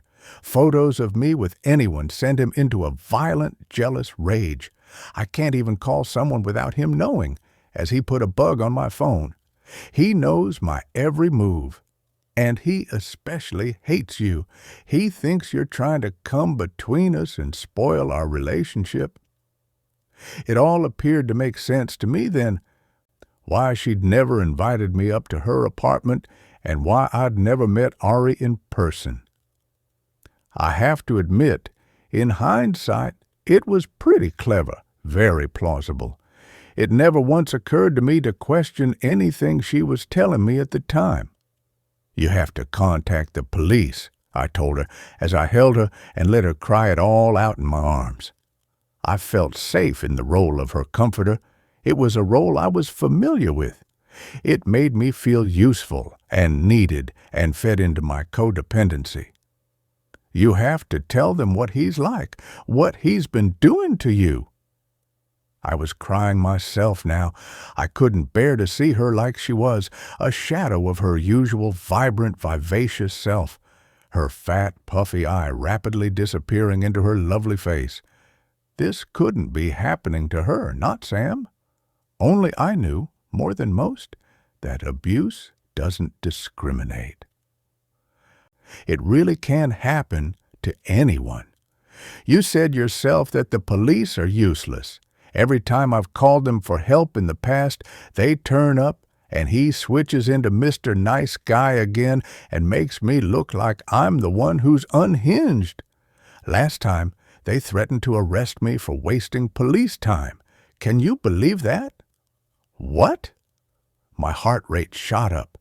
This was history repeating itself, the victim blaming, taking the side of the cunning, covert abuser and re-traumatizing the victim while the abuser walks away unscathed. Acute rage burned inside my chest as my PTSD became triggered. Why do they still let this happen? Why do they always let these bastards get away with it? If only the police had taken more notice of my mum back then. If they had really listened to her and believed her, then maybe, just maybe, she'd still be alive today. Now, all these years later, they were doing the same thing to my friend Sam, to another beautiful, vibrant, and innocent woman who they should be protecting. Nothing, it seemed, had changed. It enraged me. We made a plan that afternoon, Sam and I, over many tears and as much wine. "You know you have to leave him, don't you?" She nodded solemnly. "He jokes that he'll kill me if I do." "Jokes? Who jokes about killing their fiancé, Sam? You have to take it seriously. We have to take his threats seriously. Please, Sam," I begged her, "look at what happened to my mum." I was genuinely scared for her. I knew how this story could end, but I could never, at this point, have known the real tragedy it would become. Sam's situation was all too believable to me. After all, I'd been here before. At no point did I think it might not actually be real. The bruises I saw on her body, her swollen black eye, they were real. Her tears and emotions were real too. I saw them and I felt them. No one invents a lie like that. Why would they? We can do it when he's next away on business, I said, springing into action mode. I felt powerful and determined. We'll take all your stuff and place it in storage. We'll do a moonlight flit. You can leave your phone at your apartment so it looks like you're at home the whole time on the tracker. Don't worry. I started to chew my fingernails with anxiety. We'll get you a new phone, a new number if we have to. Then you come and stay with me until we figure out what's next, okay? Does Ari know my surname? Nope, don't think so. I've never told him it. Does he know where I live? She shakes her head. Perfect. Then he won't find us, will he? He's got money. He'll hire a PI or something. We'll get a non-molestation order out on him. I'll protect you, I said. I won't let him get to you, Sam, I promise. If the police won't help you, then I will. I seized both of her hands in mine and squeezed them tightly. I don't think I'd ever been as sincere about anything else before in my life. He goes away again next week, she said. We'll do it then. If he doesn't kill me first, she sniffed, over my dead body. I wasn't going to let that happen. Not this time. Not again. 24. Dan. Molly, the lady from the housing charity Reconnex, is clutching her large handbag to her bosom like a protective shield, her brow furrowed in concern as she chews her bottom lip. I was only with her yesterday, and she never mentioned anything to me about taking a trip anywhere. She knows she needs to inform us of her movements, and she's on a curfew, so she can't stay anywhere overnight without permission. Has she done something wrong, then? Is that why you're here? Is Aaron in some kind of trouble? Because I'm sure whatever it is, it's all a mistake. There's a few clothes missing, Gov. Davis pops her head around the door. But her passport is still here, so it looks as though she hasn't left the country, or maybe gone for long. Okay, check for any CCTV, Davis. Gov. I knew Erin wouldn't be here. I know she's not here in Leeds, but that's not ostensibly why Davis and I are. The laptop I recently gave her. Molly turns in a circle. I can't see it. She must have taken it with her. You gave Erin a laptop? Yes, she says, biting her bottom lip again, her eyes darting between Davis and myself nervously. Have I done something wrong? Of course not, Molly. Do you know where Erin was last Thursday the 12th? Did you see her that day? Was she here, in the apartment? Do you know? Her brow furrows into deep grooves along her forehead. Last Thursday? No. I wasn't here last Thursday. I was here on the Friday, though, the 13th. Ooh, Friday the 13th. She looks spooked, starts biting her lip again. I do hope that's not significant. Did she seem okay? Perfectly. Do you know if Erin has any connections to London? If she has any friends or family living there? None that I know of, or that she's ever mentioned to me. I didn't think she had any family or friends. Well, except for me. Has anyone visited Erin recently, Molly? Have you seen anyone here? In the apartment? She looks petrified now, like I'm about to cuff her and bundle her into the back of a van. Honestly, I really don't know. Maybe you could ask her neighbor from across the hall. His name's Malcolm. Her eyes disappear into slits as she smiles. Shall I fetch him? She scurries from the kitchen with purpose, returns a few moments later with a tall, slim man with messy, curly hair in tow. He looks like he's just got out of bed, but hey, who am I to judge? I assume this must be Malcolm, the neighbor Erin had candidly confessed to being with the night she went AWOL. I'm still not sure why she told me about their encounter. They're here to ask about Aaron, Molly explains to him, touching his arm. Her eyes are twinkling as she looks at him. Uh-oh, I sense someone has a crush. She left here last night, and now no one knows where she is. When did you last see Aaron, Malcolm? I know when Aaron told me she'd last seen Malcolm, but I want to hear it from him. Check their stories match up. Yesterday, he replies with a hint of caution. I was here with her, in her apartment. Why? Is she okay? What's happened to her? He seems genuinely concerned. How long did you spend time together here in the apartment? Was it just the two of you? Davis takes out her notebook. Yes, it was just us, 4, 5 hours maybe. Molly's face crumples. She looks utterly crushed. I didn't know you knew each other that well, she blurts out, clearly unable to disguise her upset. Malcolm glances sideways at her. Are you two seeing each other? She bristles at him. Because, Aaron is a vulnerable adult, Malcolm, and it's my job to protect her, make sure no one takes advantage of her. And she's also a convicted killer who says the only good men are dead men. She mutters the last part. But it's too late. I've heard it, and judging by Malcolm's wide-eyed expression, he has too. Take advantage of her. She's a what? What are you talking about, Molly? Feeling it better we speak alone, I take him to one side. What's going on? He asks. Where's Erin? Why are the police looking for her?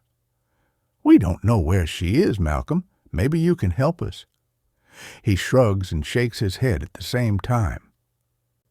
Erin told me that you and she were together the other night. Is that correct, Malcolm? Are you and Erin partners? The question clearly blindsides him. No, we aren't together, not yet, although we did. He scratches his bed hair, unruly curls bouncing with the momentum. This hasn't got anything to do with that woman, has it? Davis and I exchange glances. What woman is that, Malcolm? The one that your lot are looking for, some witness or other, Samantha someone. Yeah, that was the name. Samantha Valentine. Erin had all this stuff about her pinned on the wall, newspaper cuttings and maps and whatever, hidden behind the wall hanging. Davis immediately goes over to it, untacks it. There's nothing behind it but the marks and residue on the wallpaper suggest there was recently. She was touchy when I asked her about it. She told me she was looking for someone she knew, someone called Samantha Valentine, and it reminded me that I'd seen something on social media that day about a request for a witness to come forward in a murder case with that name, and well, he snorts. She flipped out then, literally, jumped up and started crying, throwing clothes into a bag. She told me she was taking them to Molly's to be washed because her machine was on the blink. I said she could use mine, but she was just, on a mission. I could tell she was spooked, like really freaked out about something, but when I asked her about it, she told me to mind my own business, more or less. And then she asked me to leave. He pauses. Did Molly just say that Erin is a convicted killer? His brow crinkles in confusion as he turns to me and then Davis. Did I just hear her say that? I flash him a simultaneously rueful and empathetic smile. Nah. He shakes his head. I can't believe that Erin's capable of killing anyone. She's... He pauses. She's what, Malcolm? He micro-shrugs. I don't know, she's, nice. I like her. I really liked her. He sounds genuine. Do you know if Erin has taken her medication with her, Molly? I turn to her. Where does she keep it, ordinarily? In the bathroom. She scurries off to look for it before shortly returning, a little out of puff. "It's gone," she says, struggling to catch her breath. Maybe she has it with her. I do hope so. Concern shadows her face. It's dangerous to come off antipsychotics and depressants quickly, or any drug for that matter. She's biting her bottom lip again. I glance at Malcolm. "The night of the incident last Thursday, did you see Erin that day or evening? Did you hear her go out or return? Where were you that night, Malcolm?" "In my apartment," he says, "where I always am, alone, most of the time anyway." I detect a hint of regret in his voice. "But I know Erin was home the whole day and evening. I heard her moving around inside her apartment, the sound of the TV on. And later on that night, I saw that this film she likes was on telly, Grease. And so I called to her through her letterbox to let her know it was on." Grease? Wasn't that the film that was playing on the TV in Milo Harrison's apartment when I attended the crime scene? Yes. I remember switching it off. Erin didn't mention any of this when I had asked her about an alibi for the night of Milo's murder, though. I suspect he's covering up for her, although I don't think his motives are sinister. He seems genuinely fond of her. I pull him to one side again. "I've spoken to Erin, Malcolm." I drop my voice. "She's okay. I think she's safe, but we need to find her." "You think she's safe?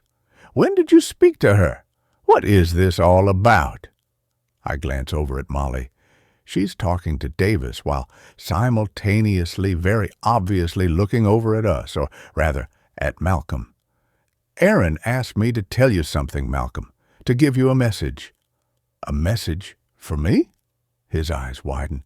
"She said to tell you she said she was sorry." 25. Glad you could make it. D.I. Pritchard, I'm D.C.I. Riley, and this is D.S. Davis, Dan and Lucy. Good to meet you. She shakes my hand brusquely with an air of authority or perhaps superiority, though I'll reserve my judgment for now. Either way, though, I'm sure it has helped her move up the ranks as quickly as she has in her by all accounts impeccable career to date. Detective Amanda Pritchard, or Detective Inspector Amanda Pritchard, as it now transpires, was the investigating officer who had interviewed Erin at length following the death of Boyan Radulovic 7 years ago. She's currently on CID at Leeds and has agreed to meet us informally at a nearby coffee shop. "You're here to talk about the Erin Santos case, aren't you? About Samantha Valentine. I have to say," she says, "I was shocked when I saw that name come up again. In truth, it gave me a little chill." "Why's that, D.I. Pritchard?" "Amanda, and listen, before you say anything more, there's something I have to say." Her expression hardens as she leans in closer, takes a large sip of the hot, strong black filter coffee she's ordered. Erin Santos is a dangerous woman. She's a pathological liar and a fantasist. At the time of her arrest, she was suffering from delusions, from auditory hallucinations. She thought people were talking to her when they weren't, and telling her things that weren't true, seeing people who weren't really there. That kind of stuff. She was paranoid and depressed and vulnerable and needed professional help. She blows on her coffee, takes another sip of it. That said, I genuinely believed that Erin genuinely believed that what she was telling us about Samantha Valentine was true at the time because, in her mind, it was true. She could present as normal, but she was also cunning and manipulative. It's a pretty damning opening statement, and it's got my attention. Manipulative in what way? Ways plural, you mean? She says. She got under your skin somehow. I know they all do in their own way. The murderers and the abusers and the kitty fiddlers and the rapists. But Erin really tugged hard on those heartstrings. The death of her mother at the hands of the abusive stepdad, being let down by the police, her traumatic childhood, all of that. Her eyes are still fixed on mine. But it was just an act, Dan. She talked the talk. She told a good story, and she was pretty damned effective at making it sound authentic. Only it wasn't true. None of it. I hear the conviction in her voice, but there's something else. She seems a little spooked, perhaps. And you're absolutely sure about that, Amanda? She laughs, a touch derisively, though I could just be searching for it. Abso-freaking-lutely. She sits back from the table. Did you read her file, her medical history? Erin Santos is a paranoid schizophrenic. She was nuttier than a squirrel's pocket when she killed Boyan Radulovich. The previous year, she'd spent a stint in a psych ward after a full-blown, drug-induced psychotic breakdown. She wasn't a well woman, which is why she ended up where she did. In Larksmere, no one ends up in that place of purgatory unless they need to be there. You know that. But the stuff about her mother's death, Davis interjects, it was true that she was murdered by her partner in front of Erin when she was a young teenager. And it's true that numerous 999 calls were made alleging DV assaults over a period of years, all resulting in NFA. She didn't lie about that either. Maybe so, she shrugs. Perhaps this is what contributed to her mental health decline over the years. And maybe it's why the very lenient, in my opinion, judge handed out the sentence to her that he did. But as for Erin's story about this supposed Samantha Valentine character, nah. She shakes her head, erudite. I'm afraid I didn't buy it. Her eyes dart between us.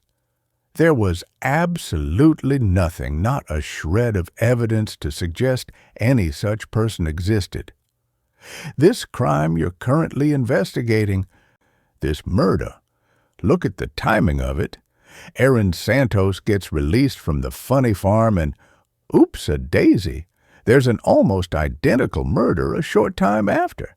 Strange, that. She arches her brow. A real coincidence, wouldn't you agree? Admittedly, she does have a point, and it's not like we haven't considered this. Only, when Tilly Ward claims to have first met Samantha Valentine, Erin was still a patient at Larksmere. The timing doesn't quite add up, or not at the moment. I need to get Erin Santos's mug shot in front of Tilly Ward lively. See if we get a positive ID from her. And why would she go missing? She continues. That's also why you're here, right? Ask yourself, why would Erin Santos go on the run now if she has nothing to hide? Innocent people have nothing to hide from the police. Maybe it's because of the police that she's hiding. I put it out there. Maybe she believes history will repeat itself. Perhaps she thinks she'll be blamed or framed for this murder, too. She looks up from her coffee sharply. What do you mean, too? You think we bungled the original investigation? Is that what you're saying, DCI Riley? You think Erin Santos is telling you the truth? She has the tiniest smirk on her face now. Erin confessed to stabbing Radulovich. She admits to sticking a knife through his heart and killing him. Actually, reading through all the statements and recordings from the interviews, she confessed to killing Ari Hussein, not Radulovich. I correct her.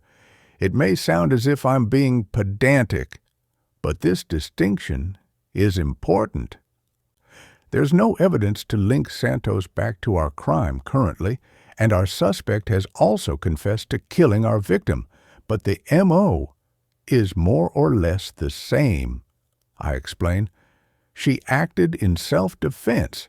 She was defending her friend Samantha Valentine against her abusive boyfriend, Milo Harrison. Besides," I continue, "Erin was at her address here in Leeds when the incident took place. She has an alibi." I'm not entirely sure why I tell her this when I suspect Malcolm may have lied. Perhaps it's her slight arrogance. It's beginning to grate on me. "Tell me, Dan, how does a fully grown adult female simply vanish off the face of the earth?"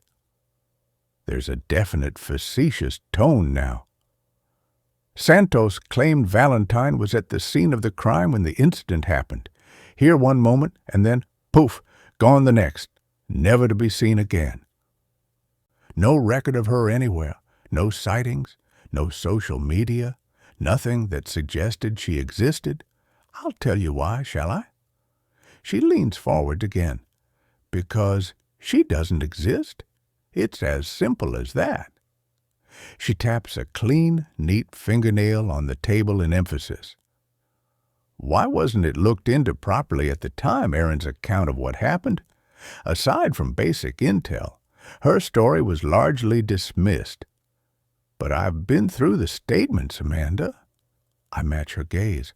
"I've read them, word for word. If it turns out to be true, and we go on to find Samantha Valentine, then there'll be an inquiry, and you'll have to explain why so many things slipped through the net. Why so much of what Erin said repeatedly over and over in great detail was never thoroughly investigated or followed up at the time." Her smirk has now dissipated into a grim, thin line.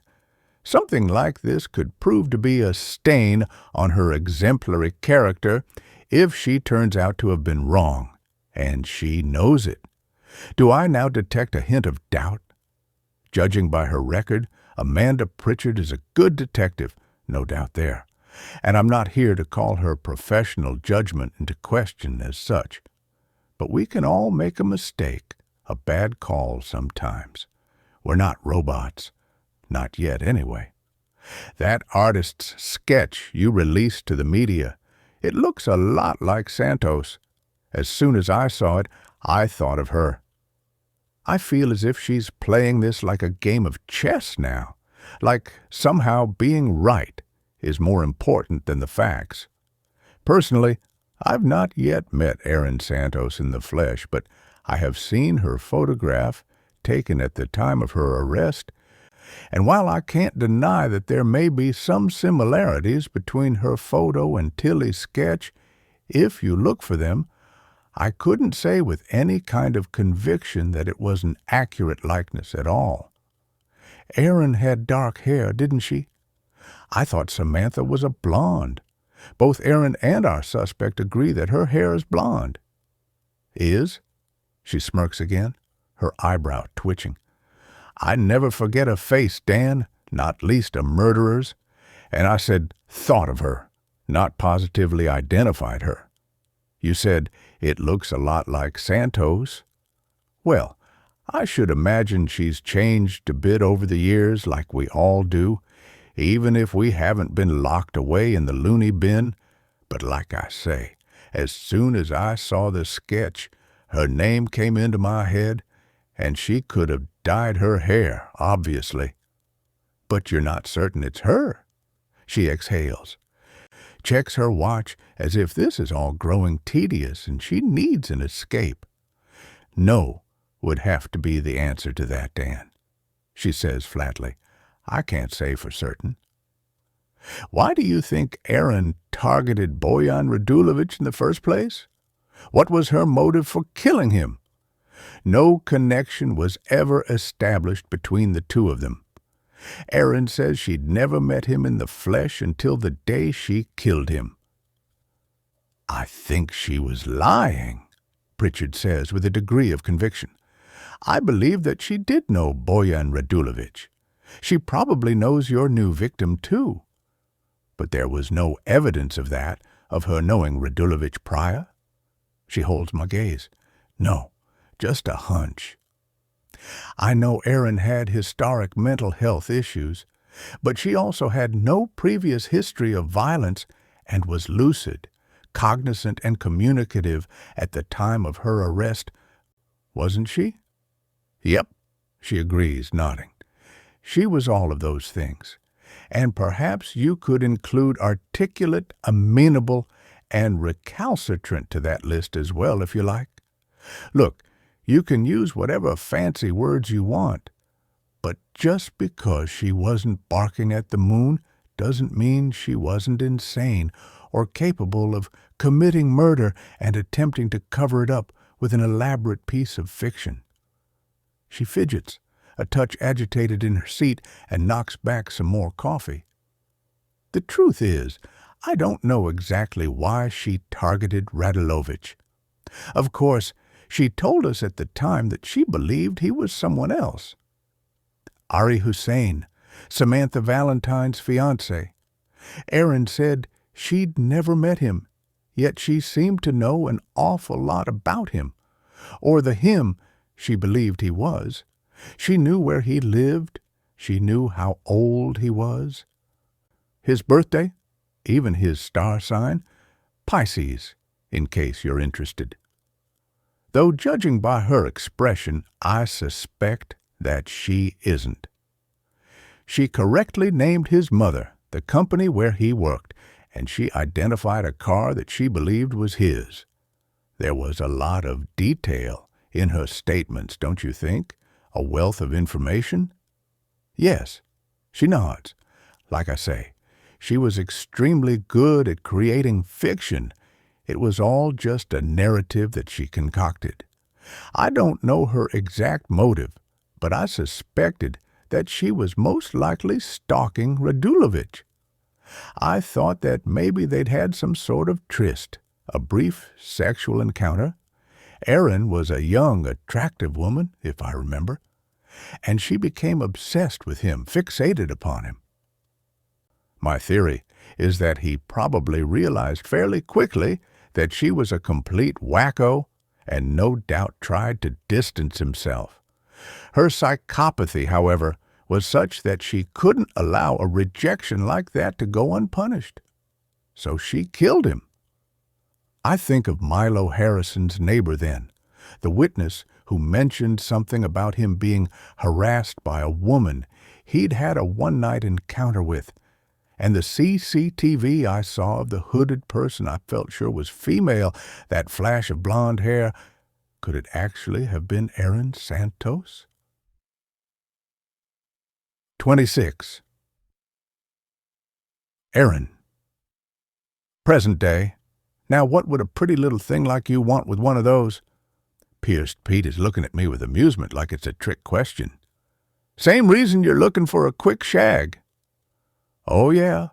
And what's that then? None of my business, I shrug. Ha! He shakes his head, piercings rattling. I'm afraid it doesn't work like that, sister. He turns to walk away. How about this?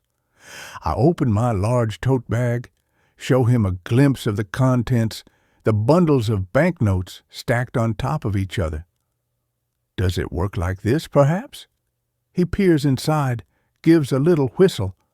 Well, now you could be sprechen Sie Deutsch. Before I left for London, I withdrew a substantial amount of money from my bank account. It's money I'd inherited from Mum's apartment upon her death, the apartment I grew up in and the place where she died. After it all happened, I went to live with Mum's distant cousin Jessie and her family some 20 miles or so away in Halifax. And it was Jessie who decided to sell it and then put the money into a trust for me. She also invested some of it on my behalf, wisely as it turned out. When I turned 21, I was able to purchase myself a cool apartment in town with some of the money, the only sensible thing I ever did, and spent a terrifying amount of the rest of it on partying and drugs, which of course made me feel guilty. And so the cycle would perpetuate. I just couldn't escape the guilt I felt, the remorse and regret that permanently hung around my neck like a noose. And so I did whatever I could to try and bury it, rub it out with drugs and alcohol. I was a mess mentally, and I needed help, but at least I had a home. In the end, though, I even lost that. After Samantha, I lost everything.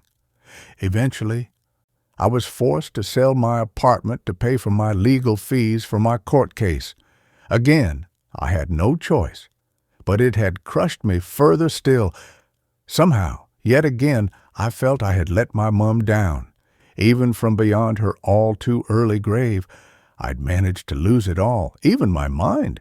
Some cash still remained, though, which is why I'm standing here with my tote bag filled with wads of the stuff. After all, it's not like I can take it with me. Not where I'm going anyway. As far as I'm concerned, it'll be money well spent. I don't care what type of gun it is, just as long as it comes with bullets and it works. And I want some new ID, a passport and a driver's license, a national insurance number. It's all I want, with you, isn't it, sister? His gold teeth gleam in the light as he grins. I'll pay extra, obviously. I'll need a deposit. Half of what's in that bag should do it. I don't think so, brother. You get the money when I get my items. That's fair. His eyes are like lasers on mine for a few moments. I don't break his stare.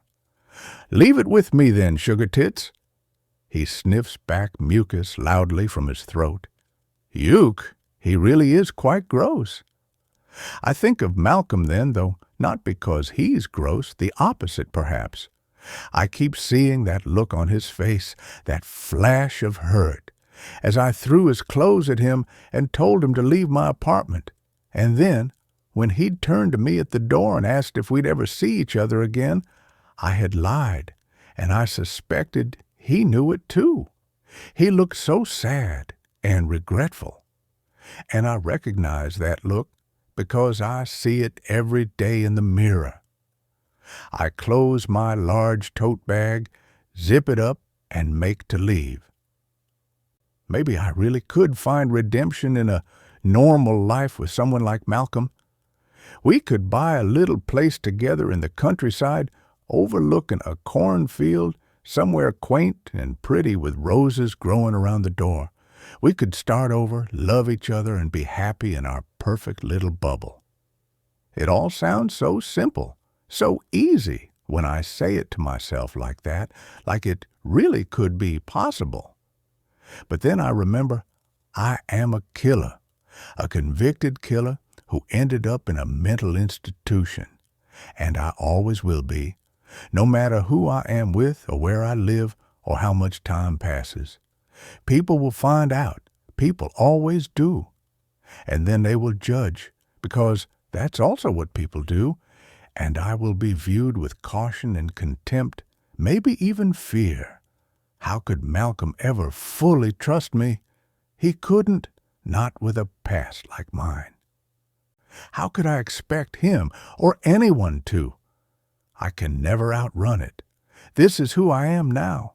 This is what she made me. I'll be upstairs. You know my room number? I look up at Pete's swarthy complexion. His eyes are vacant behind his stare, like they once had life in them before bad choices knocked the crap out of every positive feeling he ever had. Off by heart, sister, he grins. Give me 24 hours and I'll see what I can do.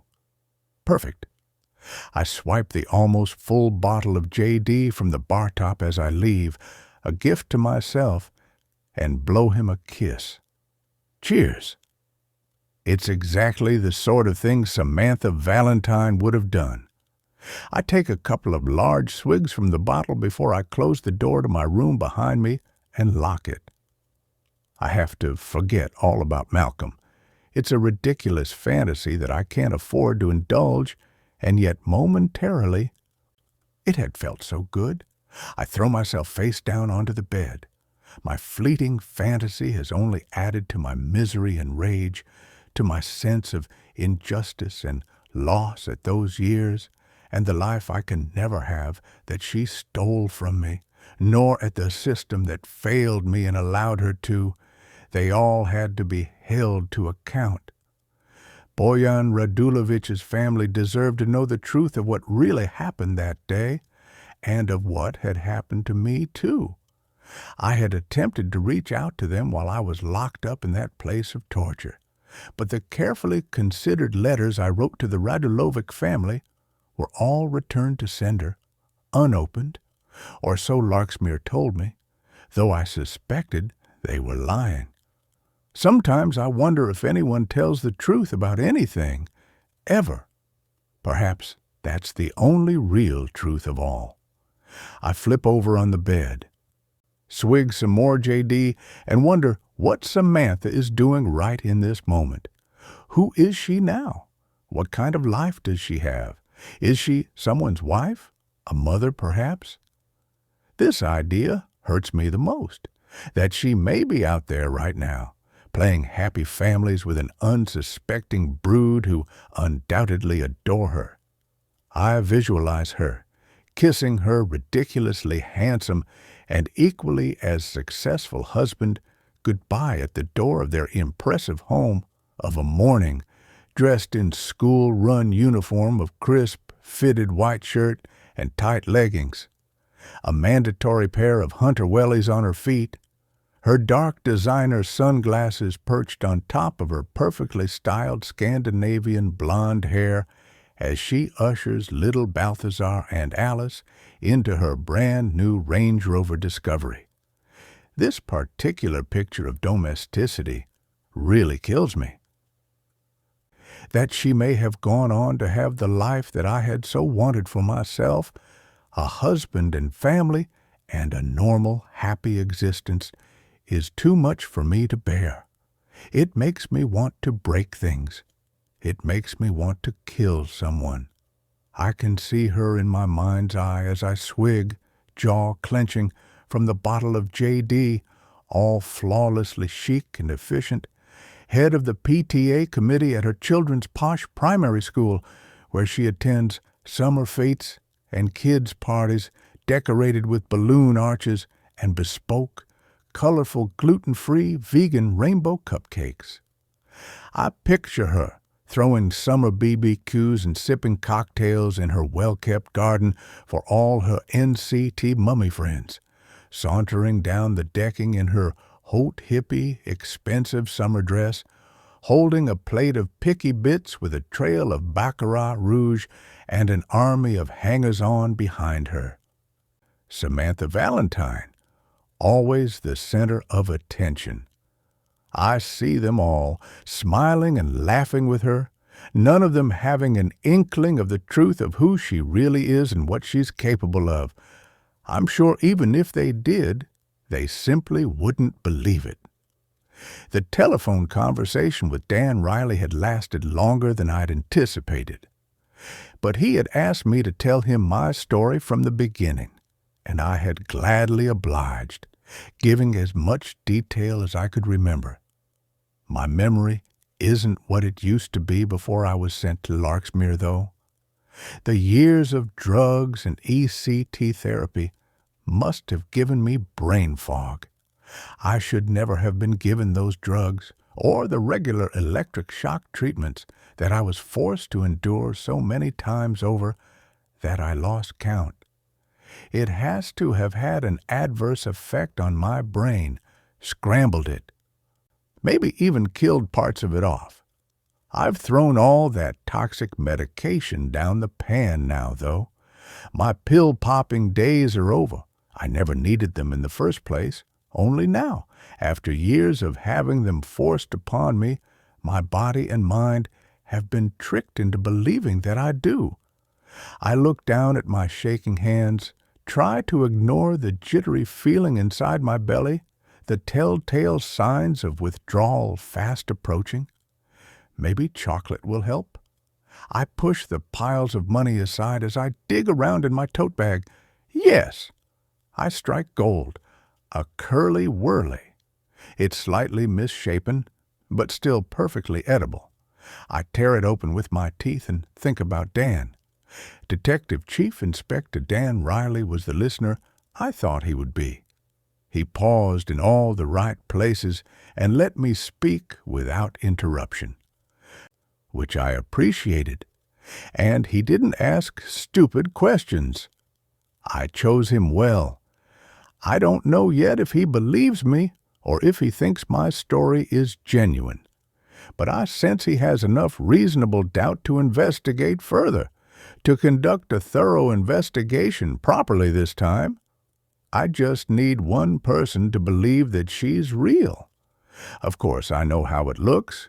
My disappearing like this and breaking the rules of my parole because I've intentionally designed it that way. Samantha Valentine has committed another crime. Running makes me look guilty of something, but they'll find no connection to me at the crime scene. I was somewhere else. The truth is, for now at least, I want DCI Riley to suspect me, because then he will search for her, and, ideally, lead me to her. I need information from him, and the best way to get it is to give it. If I strike up a rapport with him, we could help each other on a quid pro quo basis. Realistically, it's the only way I have even a slim chance of finding her. Unless, of course, I can somehow talk to this latest victim's killer, Tilly. Talking to her could be extremely useful, not to mention cathartic. Anyway, my name will be in the press soon, if it isn't already, and then everyone will know what Samantha did, and therefore, by default, they'll also know what I did. And then I'll be hounded. I'll never escape it. If my name leaks, and the press link it back to this murder, they'll combust. I don't have much time to find her before this whole thing explodes. Dan Riley is currently in my home city, just as I had anticipated he would be. No doubt he'll have spoken to Molly already, maybe even to Malcolm, too. I wonder what they told him. Moreover, though, I wonder how Malcolm feels, knowing as he must by now that he's slept with a murderer, albeit an unwitting one. I hope he doesn't hate me.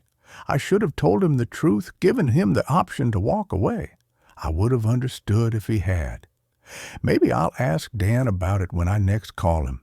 He's probably on his way to Larksmere about now to speak to the revered Dr. Wainwright, or Dr. Lobotomy, as I prefer to think of him.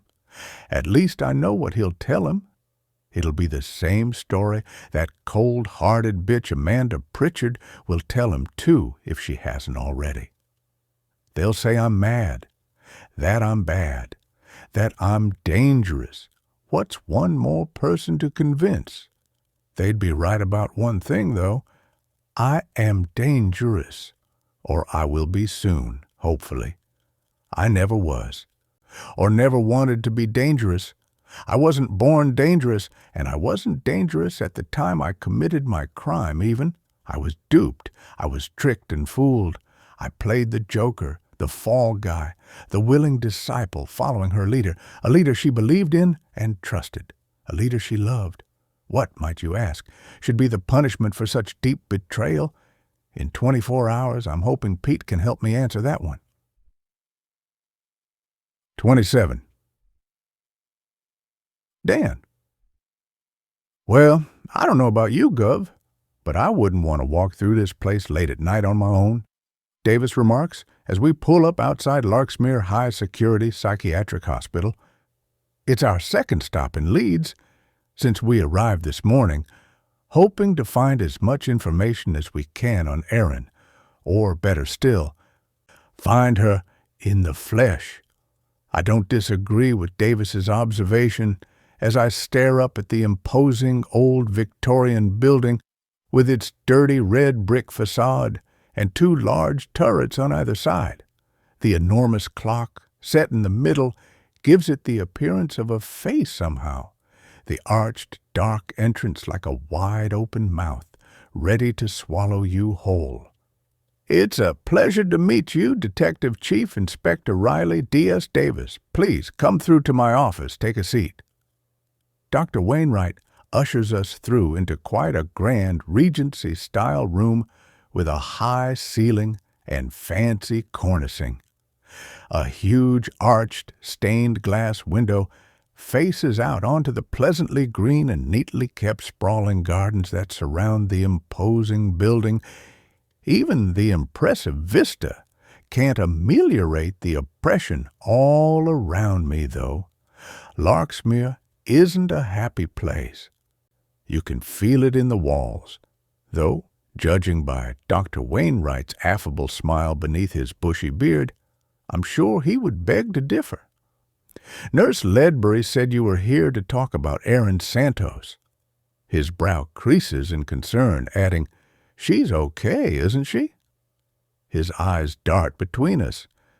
"She's not long been discharged, you realize, just a month or two ago. I'd heard she's been doing well by all accounts." "We're investigating a murder, Dr. Wainwright," Davis says. "Good God!" I see the whites of his eyes as they widen. "She's not been murdered, has she?" "No, sir, she hasn't," she reassures him. "It's in relation to the recent homicide of a man named Milo Harrison." "Well, thank goodness for that, at least.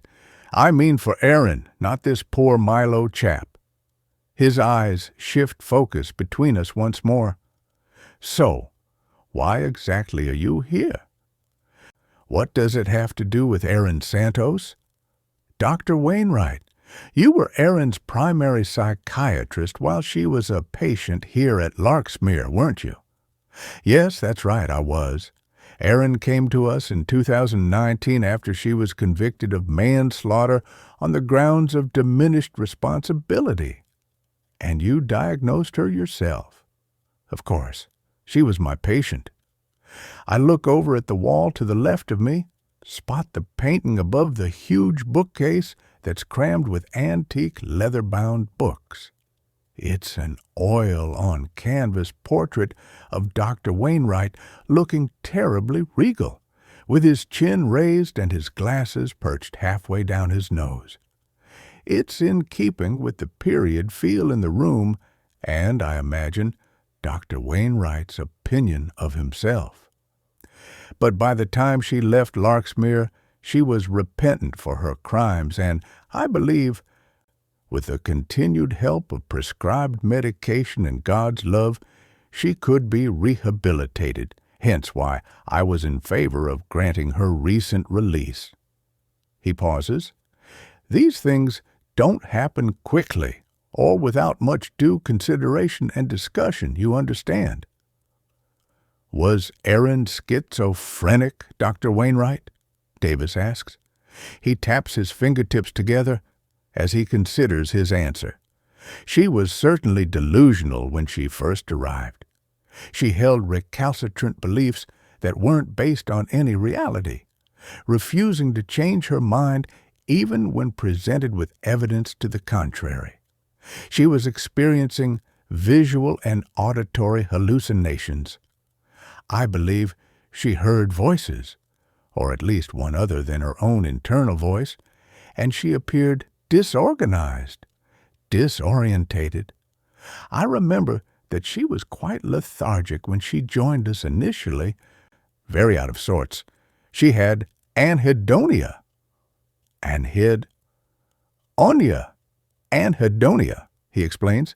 "She couldn't find the joy in anything. She had a loss of interest in pleasure in life itself. I should imagine most people who find themselves here would. Even the set of colorful flower paintings on the adjacent wall looks somehow depressed." "And how was Erin's behavior throughout her stay here? Was she a good patient? Was she ever aggressive or violent?" "Violent? No, never." He shakes his head. "Generally, she interacted well with staff and fellow patients and largely abided by the rules we have here at Larksmere. and she accepted her treatment without incident, or some of it anyway. Some of it? Well, Erin wasn't keen on the idea of ECT. She objected most vociferously to it initially. There were times, in the beginning, when she needed to be sedated to allow us to help her, but eventually she complied. He breaks eye contact, looks away. What did she tell you about Samantha Valentine? I'm presuming you know who I'm talking about when I mention that name? Yes, of course I do. He pushes his glasses further up his long face. I got to know Samantha quite well over the years. Erin told me a lot about her in great detail. Samantha was another identity, if you will, a character that enabled Erin to mentally transform between one version of herself and another. And that was your belief, was it, Dr. Wainwright? My belief, Detective Chief Inspector? His bushy ginger eyebrows start to twitch. It was my professional diagnosis that Erin was suffering from dissociative identity disorder and that she had created another identity, Samantha Valentine, in a bid to protect herself from her childhood trauma and later from the truth that she had killed a man, though I suspect it was even more complex than that. How's that? I'm sorry. I apologized, playing to his ego. I'm afraid I'm only a detective, not a trained psychiatrist. He links his fingers together on top of his antique leather desk. Of course. He nods graciously, now that he's certain I know my intellectual place. Erin Santos was a somewhat depressed, traumatized individual. She had BPD, that's borderline personality disorder, and she showed signs of bipolar disorder. Her mistrust of others prevented her from forming meaningful and lasting relationships throughout her life. However, this sadly perpetuated her loneliness and ability to feel socially accepted, and I believe was largely the reason why she created Samantha Valentine, a character who was dynamic and desirable and magnetic, all the things Erin herself wasn't or didn't believe herself to be. She, Samantha, that is, was a coping mechanism. Like an imaginary friend, you mean? Davis chimes in. I had one of those as a kid. Not quite. He cocks his head at Davis with a condescending smile. Imaginary friends are not a diagnostic tool for mental illness, D.S. Davis, and neither are they necessarily a sign of psychosis or future mental health issues. Having an imaginary friend as a child is a perfectly normal, healthy part of a child's development, and often provides a sense of comfort or a way in which to explore one's creativity or emotions. Dissociative identity disorder, however, is almost always preceded by some kind of severe trauma as a child, be it abuse or neglect, critical illness, or experiencing a traumatic event, such as in Erin's case, witnessing her mother being stabbed to death. I believe it was this trauma that led to her splitting and to her creating a narrative whereby she got to be the heroine in the end this time, the one who saved her friend from her abusive partner by killing him.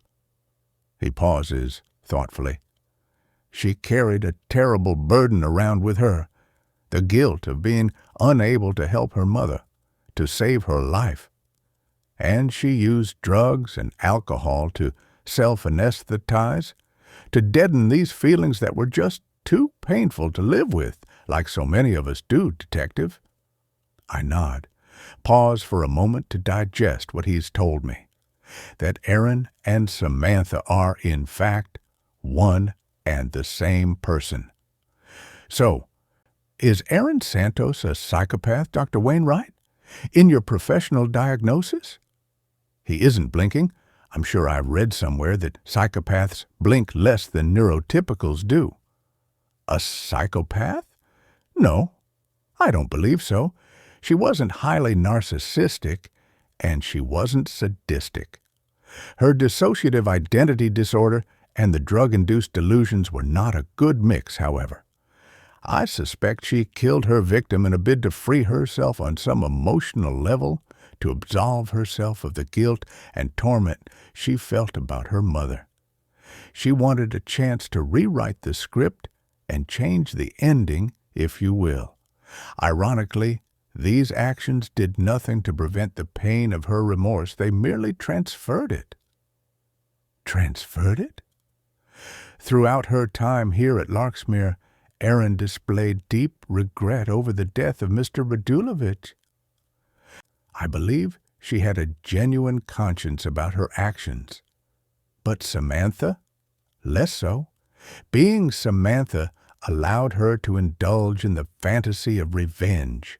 I suspect to get back at the men who'd wronged her, her mother's killer, for example, which of course regrettably became a reality. At the start of Erin's journey with us, she blamed Samantha Valentine, and I feel I should say the police, for what had happened to her. He smiles a little apologetically.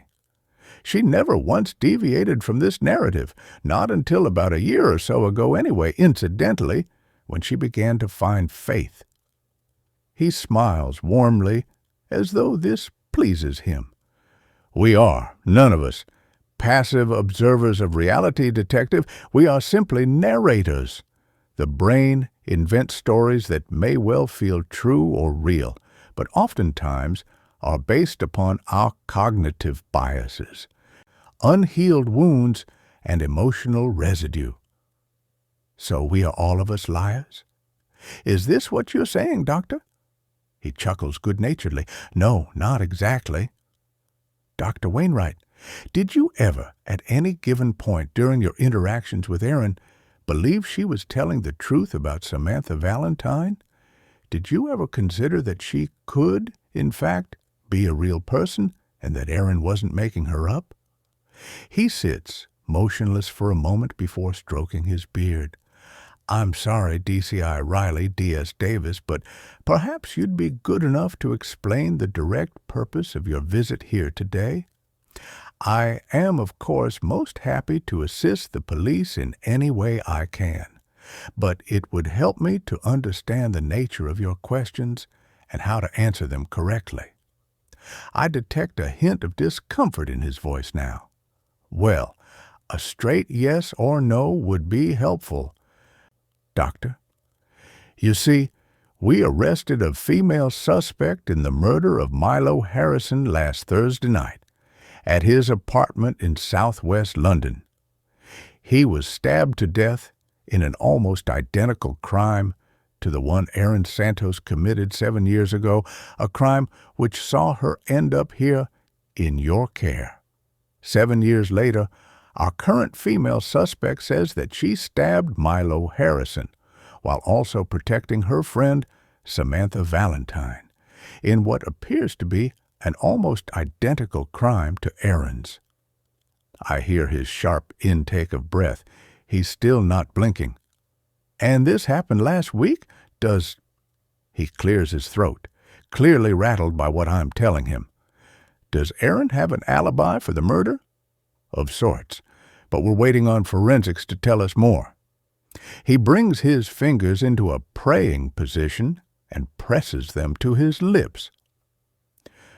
And because of this new similar crime, you think this means Samantha Valentine could actually be a real person?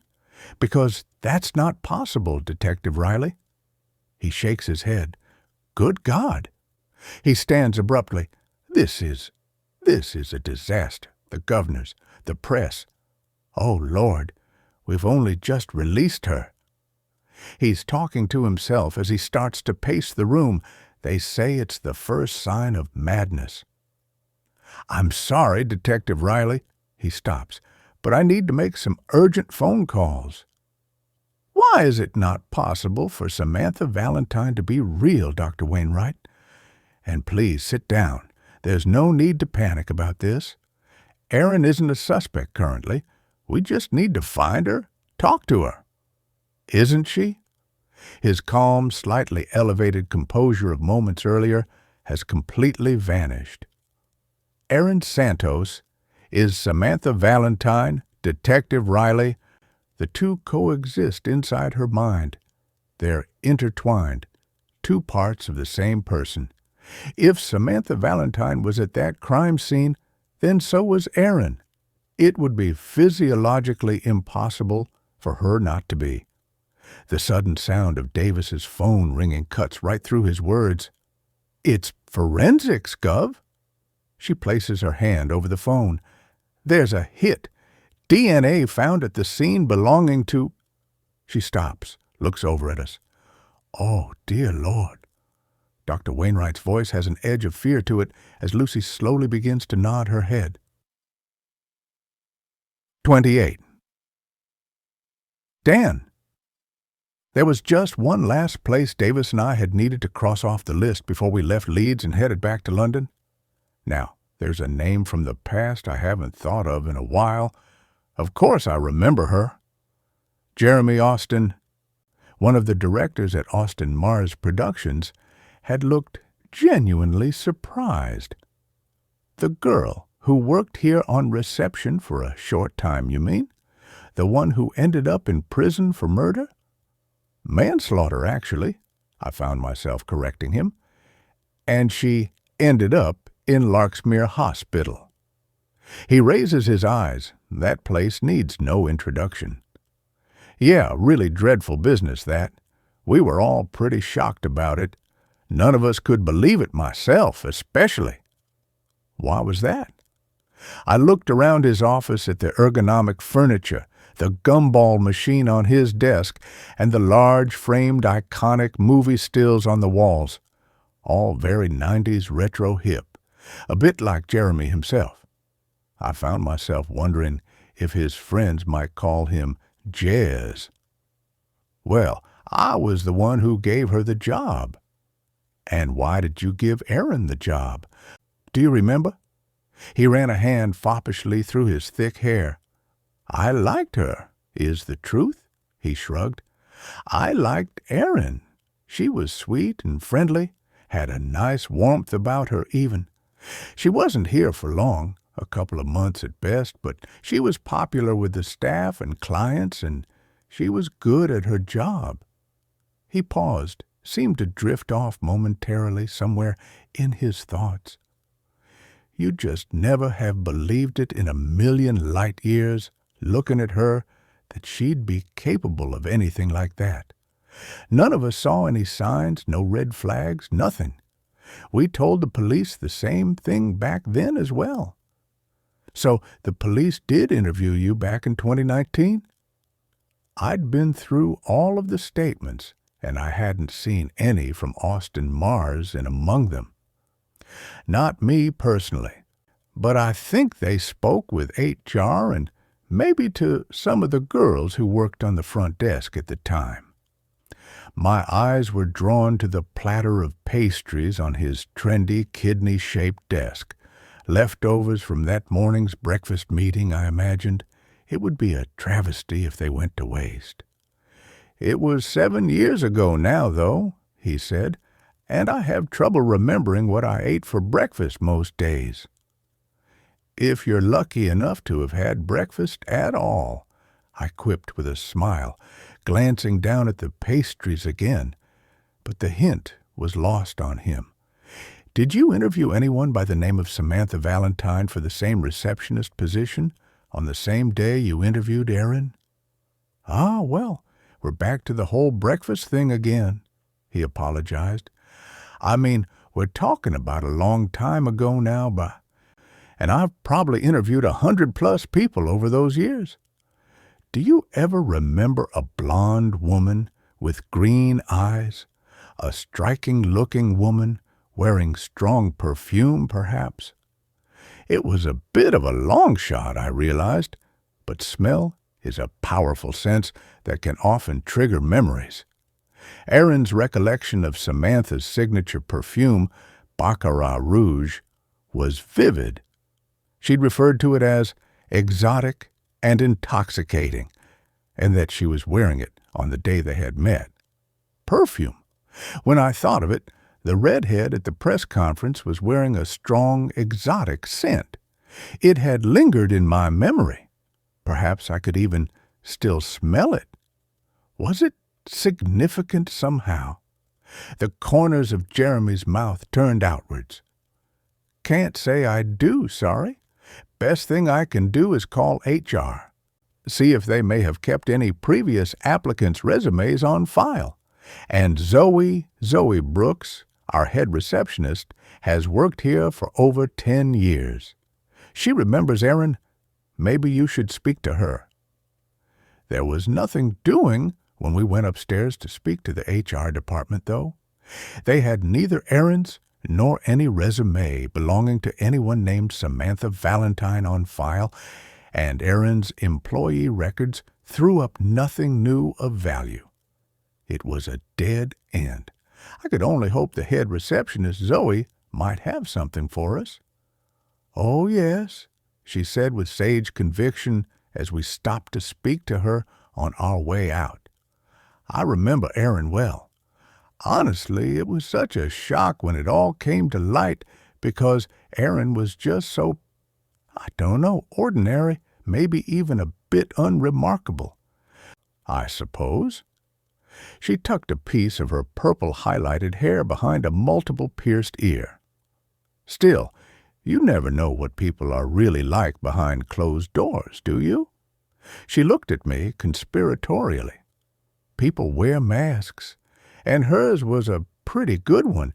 Aaron was the last person you'd think would stab someone to death in a psychotic rage. I'm pretty sure it said in the press that she was mentally ill. She kept it well hidden, though, I have to say. Gave us all the willies for some time after it did. We had no idea we were working so closely with a psychopath at the time. I mean, she could have targeted one of us. Was Erin good at her job, Zoe? She exhaled loudly. To be fair, yeah, she was, and she was reliable for the most part. I do remember I had to pull her up once or twice on occasion, though, for leaving early without permission. This all fits with everything Erin has told me. You mean she just upped and left work without explanation? Davis had her notebook out. Yeah, well, sort of. I know that on one occasion she told me that there was an emergency with a friend or something, and she had to go to her immediately, and then she just shot off. I glanced at Davis, and our eyes met. Do you know when this was, Zoe? Did she ever tell you who this friend was that she had to shoot off and see? Ooh, well, now you're asking. I can't remember exact dates. It was years ago. But Erin worked here from the June or July of 2019 until the September, so it would have been during those months. And no, she never mentioned the friend's name to me, but I do remember that it had sounded urgent and that she genuinely seemed worried. The next day she turned up on time and never mentioned it again. She began to blink rapidly at me, her purple eyeshadow, to match the hair, I assume, shimmering. Can I ask why you're asking about Erin now, all these years on? Back in 2019, following the incident, did police speak to you? Did you give a statement regarding Erin, about her employment here, anything you might have seen or witnessed? She shook her head. I wasn't here in the office the day they came to speak to everyone. It was a rare day off for me. I know they interviewed a couple of the other receptionists who worked here back then, though, and they spoke to HR. But I didn't get to talk to them in person, and they never contacted me directly or asked me to contact them. I didn't think I had much to tell them anyway, other than how shocked and freaked out I was by it all. Suddenly, she appeared nervous. Erin is still in prison, isn't she? Aaron Santos was released from Larksmere Psychiatric Hospital around 7 weeks ago. We're conducting a murder inquiry, and we'd like to speak with her." "Oh, my God!" Her hand shot up to her mouth. "She's not on the run, is she? She's not going to come here." "No, no," Davis reassured her. "It's really nothing to worry about, Zoe. We just need to speak to her." "Thank God!" She clutched her chest, exhaled. "Did Aaron ever mention the name Samantha to you? Anyone called Samantha Valentine? A friend of hers?" "I don't remember her mentioning any names, I'm sorry. But she did talk about this one friend a lot, if I remember rightly." My adrenaline started pumping furiously. For some reason, I hadn't expected her to say that. "The blonde one, with the red lipstick and the perfume? Her, you mean?" My heart exploded in my chest. "You saw her? You met Samantha, this friend of hers?" Her eyes widened, and she took a micro step backwards, away from the front desk. Well, yeah, no, I mean, I never met her socially, if it's the same woman we're talking about. I didn't know her name, but I'm pretty sure she came here for a job interview on the same day as Aaron. I don't know if they knew each other previously, or if that's how they met." "Would you recognize her again, this woman, if you saw her?" Davis couldn't pull her phone from her pocket fast enough. "Did she look something like this?"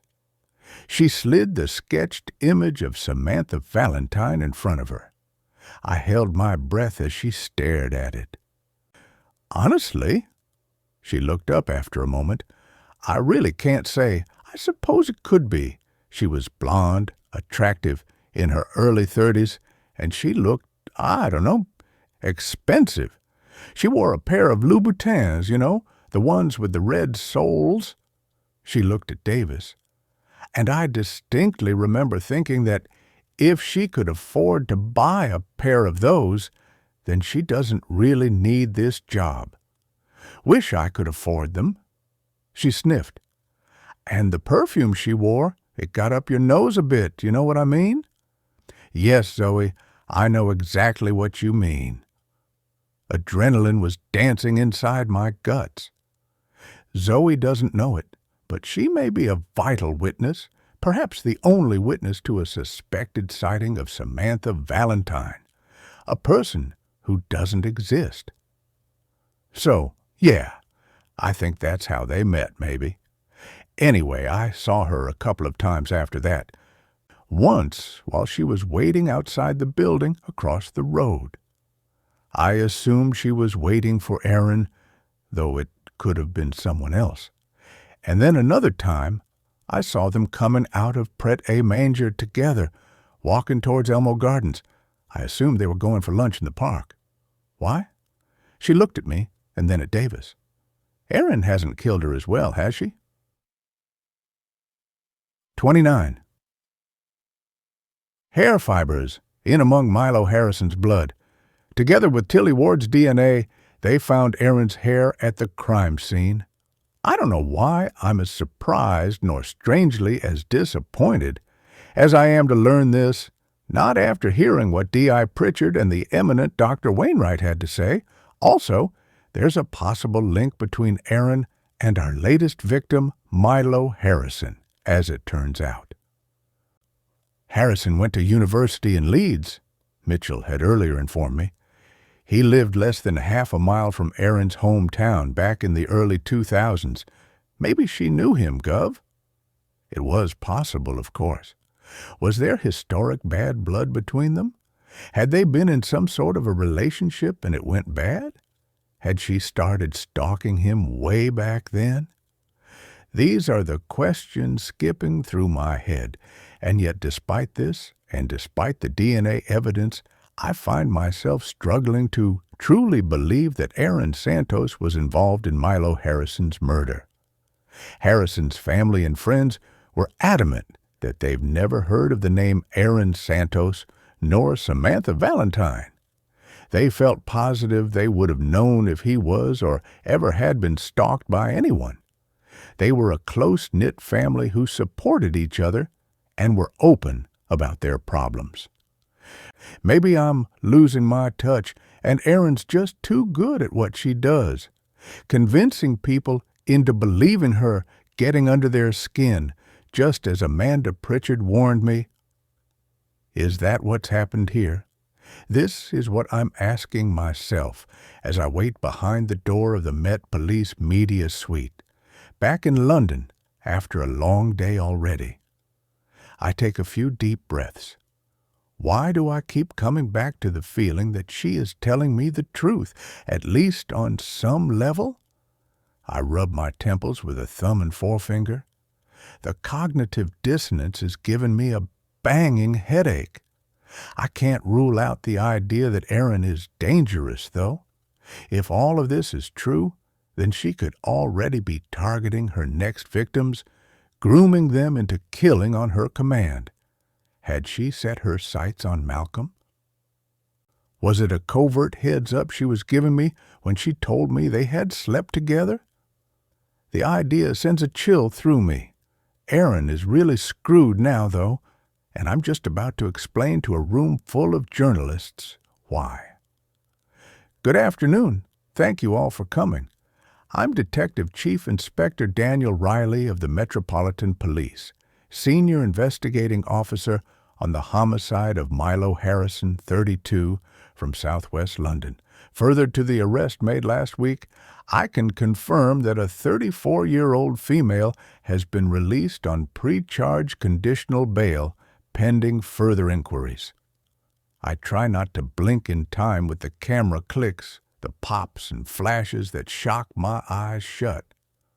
I don't know how these celebrities do it, day in and day out. No wonder they all wear dark glasses and look pissed off. I compose myself and hope that my tie is straight. I'll get trolled by the fashion police otherwise. People relish commenting about this kind of stuff. You know, lucky people with a lot of time on their hands and not much else to think about. On Thursday, we released an artist's sketch of a woman we believe could be using the name Samantha Valentine. We have, as yet, been unable to locate this witness, who, it's been alleged, left the scene of the crime. The room is silent, save for the camera clicks. I pause. Following a forensic update, we are now looking for another person of interest and potential witness. I choose my words deliberately. I need Erin to call me back. Erin Santos is a former patient of Larksmere Psychiatric Hospital with a previous conviction for the manslaughter of a man in 2019. We believe she may be in the London area, and we need to speak to her in relation to our ongoing inquiries. DCI Riley, a member of the press, raises a cursory hand and begins to speak at the same time. Is Erin Santos a suspect? Did she murder Milo Harrison? His question sets off a chain reaction among them. Now it's like a round of bullets being fired. Why have you released a murder suspect, Detective Inspector? What made you let her go? Mr. Riley, can you give us the name of the suspect? Is Erin Santos dangerous? Should she be approached by the public? What are you doing about finding her? Dan! A slim, red-headed woman wearing glasses catches my attention. She's standing towards the back of the room. Dan, can you tell me how Erin Santos and Samantha Valentine might be linked? Is Samantha Valentine even real? I don't exactly recognize this particular journalist. She's too far away, and her face is mostly obscured by the sea of fellow hacks and cameras in front of her for me to get a proper look at it. But something about her presence feels familiar somehow. And she's not too far off the money either, although it's more complicated than that if what Dr. Wainwright and Amanda Pritchard say is anything to go by. We're following intel and leads as to her current whereabouts. We're confident we can find her. First and foremost, we want to make sure she's safe. The cameras start to pop like fireworks as Aaron's police mugshot flashes up on the screen behind me. Erin Santos is a 40-year-old white female with, we believe, long dark hair, though this picture is over 6 years old, so it's possible she's changed her appearance and could look significantly different. She's 5 feet 4 inches, with a slim build and striking green eyes, and she speaks with a soft Yorkshire accent. If anyone knows Erin or knows where she is, please contact the incident room on the number on screen now, below. Thank you. Were the victim and Erin Santos a couple? Were they in a relationship? How is she related to the case? The truthful answer is that I don't yet know. Currently, we've found no definitive link between Erin and Milo Harrison, aside from the fact that the victim lived close to Erin in Leeds during a 2-year university degree over a decade ago.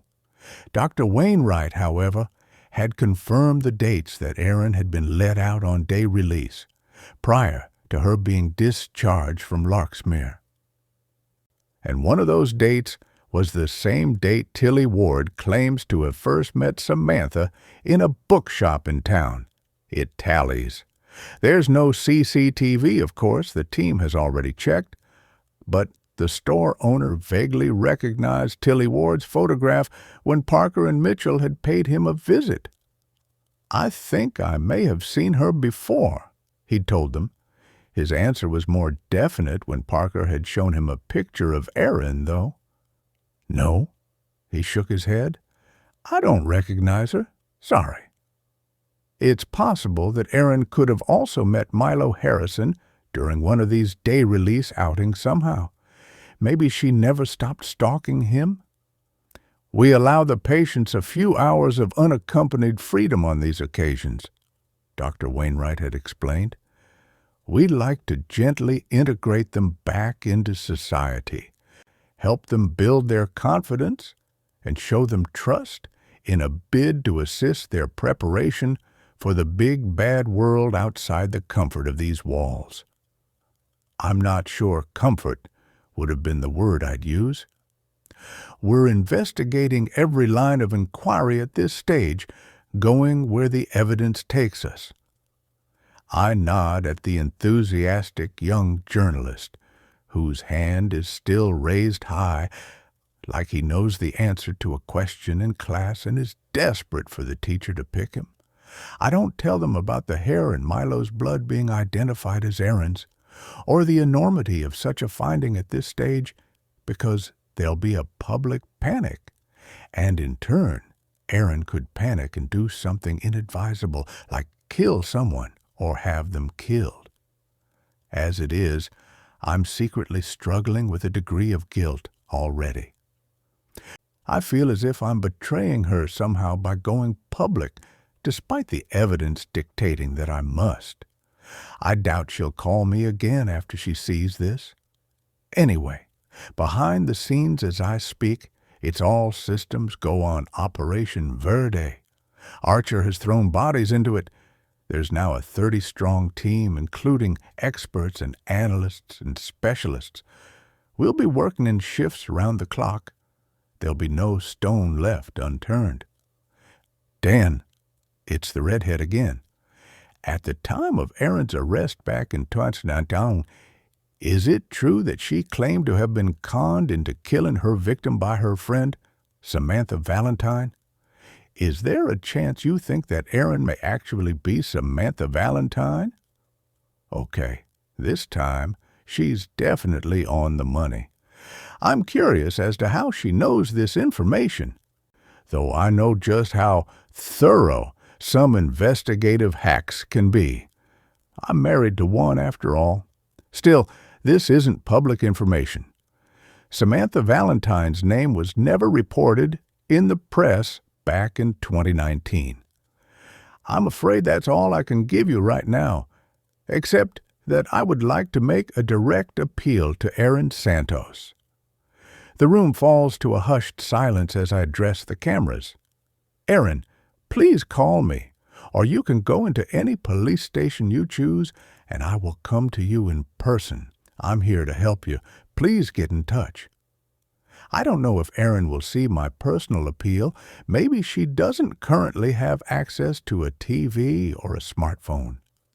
So far, she's used a burner phone to communicate with me, just like she claimed Samantha had used with her, an untraceable burner phone. She's been clever. But still, I don't understand what her motives are for doing this. By reenacting the same crime and then going on the run, she must know that she'll be caught eventually and thrown back into Larksmere. I would tag or worse on the end of that sentence, but I don't think it exists. Davis and I couldn't leave that maudlin place fast enough. Why would she do this to herself? I try to straighten it all out in my head.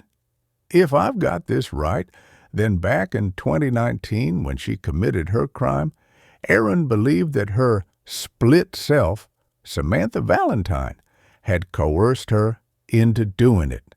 She does the time for it in a mental institution, presenting throughout the full duration of her sentence as Erin.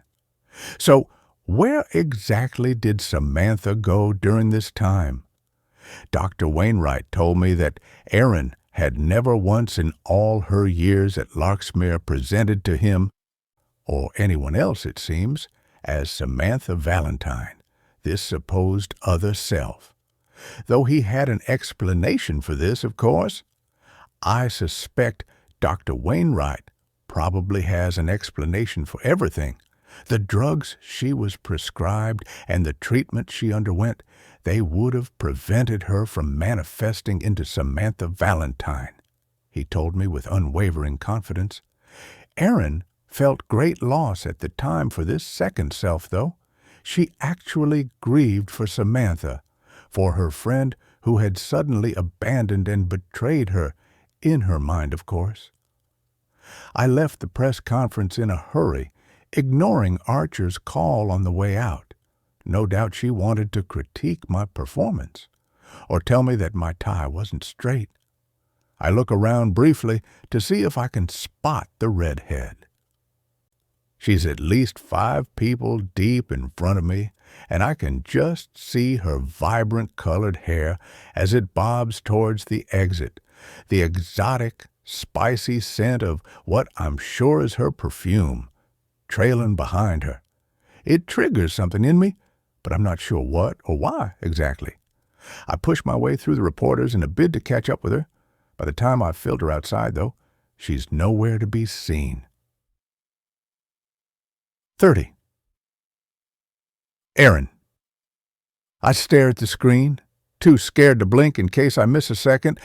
Dan Riley is making a public appeal for me to come forward and whoop-de-doo. He's mentioned that I am a convicted killer who served my sentence in a secure psychiatric hospital. Nice one, Dan. Now everyone thinks I'm a dangerous homicidal lunatic on the run. To add further insult, they've only gone and shown that hideous photo of me from 7 years ago, that dreadful mugshot taken at the time of my arrest. I gasp in horror as it flashes up on screen, cover my mouth with both hands. My long, dark hair looks greasy and disheveled, hanging lankily around my sallow-skinned face, and my eyes have practically disappeared back into my skull, with dark circles shadowing them. As far as mentally deranged killers go, even I have to admit that I look the part. My face flushes hot with shame and injustice.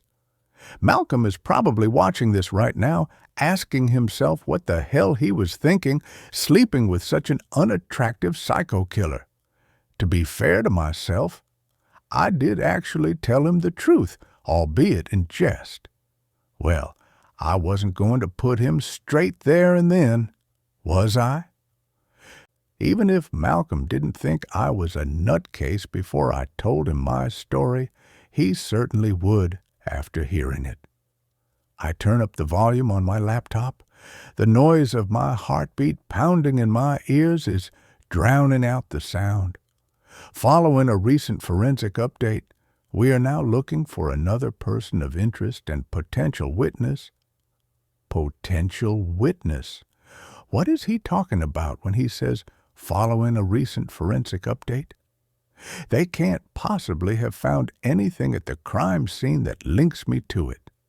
I'm not a witness. I wasn't there. Dan already knows this because I told him. I told him everything. Please contact me, Aaron. It's not too late. We can resolve this. I find myself smiling. There is something undeniably warm and genuine about Dan's face that I can't seem to help myself smiling at. Because, as it currently stands, I have very little to smile about. But what does he mean? Not too late? Late for what exactly? I click on the clip again, play it back from the beginning with a sinking feeling in the pit of my stomach. Now that my name and picture are in the public domain, I will need to be super vigilant. The police are looking for me. Everyone will be looking for me. I have to find Samantha before they find me. I can't let that happen. Not now that I'm so close. I take a bite out of the Bounty bar that's on the table next to me. Start to chew. Try to think. That dreadful picture flashes up on screen again, and I hit the pause button. Stare at it for a moment longer before glancing at myself in the old mirror above the stained sink. Will I be recognized from this photo? I look so different now to how I did back then. It's the hair mostly, but age hasn't exactly been kind to me either. Surprisingly, there were no on-site beauty spas at Larksmere, and being stuck inside that place has put 10 extra years on me at least. But is it enough? I'll need to go to a charity shop, buy some different clothes and accessories, some glasses, hats, and scarves, and the sudden sound of knuckles rapping on my door startles me. I freeze, stay radio silent, and listen. Is it the police? Have they found me already? A slew of fresh panic explodes inside my belly. I press my ear to the door and listen. Molly? It's me. Open the door. Pete? I hesitate. Maybe Pete has seen the appeal on telly and recognizes me. Maybe he's standing behind the door right now with the police. Molly, he repeats urgently. Open the freaking door. He drops his voice down to a whisper. I've got your shopping delivery. Shopping delivery? For a brief moment, I have no idea what he's talking about, but then it comes to me. Ah, that shopping delivery. My memory really isn't what it once was, no doubt, down to the draconian treatments I was forced to endure at Larksmere. My brain glitches more often now, and I experience memory blanks. It's unsettling, like dying for a few seconds before returning to life again. The bolt is stiff, the metal sliding between my shaking, sweaty fingers as I struggle to unlock it. You like to keep a man waiting, don't you, sister? He pushes past me into the room and throws the black hold-all he's carrying down onto the bed. The screen on my open laptop is paused on my unflattering mugshot photo, and I smack it shut before he sees it. It's not that I necessarily think that Pete would dob me into the cops if he found out who I was. After all, he's hardly on the right side of the law himself, especially if I think what is in the bag is in the bag. But I don't know Pete's situation. I don't know Pete at all. You can thank me later, he says, nodding at the hold-all. Go on, open it then, check it. Make sure it's what you're looking for. I unzip it cautiously. It's all there, he sniffs. The piece, the bullets, and the ID. Passport, driver's license, and a new NI number. You're good to go, Cupcake. I perch on the edge of the bed, open the passport. My new name is Alexandra Louise Fisher. I quite like it. It sounds a bit posh. Sadly, though, the picture accompanying it is anything but.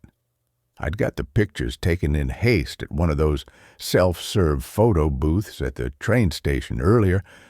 I realized that no one's passport photo is particularly flattering, but this one is a real doozy. The new blonde hair looks dry and frazzled, like a straw wig perched on top of my head, and the color washes me out, like I've been dead for a week and dug up. I pick up the gun. I've never seen a gun up close before, let alone handled one. It's cool to the touch and heavier than I expected. I can already sense its power between my fingertips, the weight of life and death hanging in the balance at the squeeze of the trigger. You ever used a gun before, Molly? Pete is watching me with vague amusement. I shake my head. Nah, I thought not. He comes behind me, presses himself into the small of my back, and places an arm around my waist.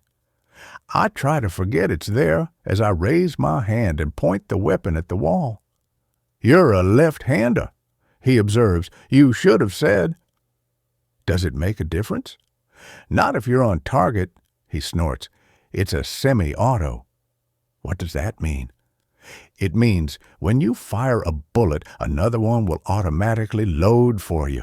Bang, bang, bang. I flinch in shock, and he laughs, clearly amused.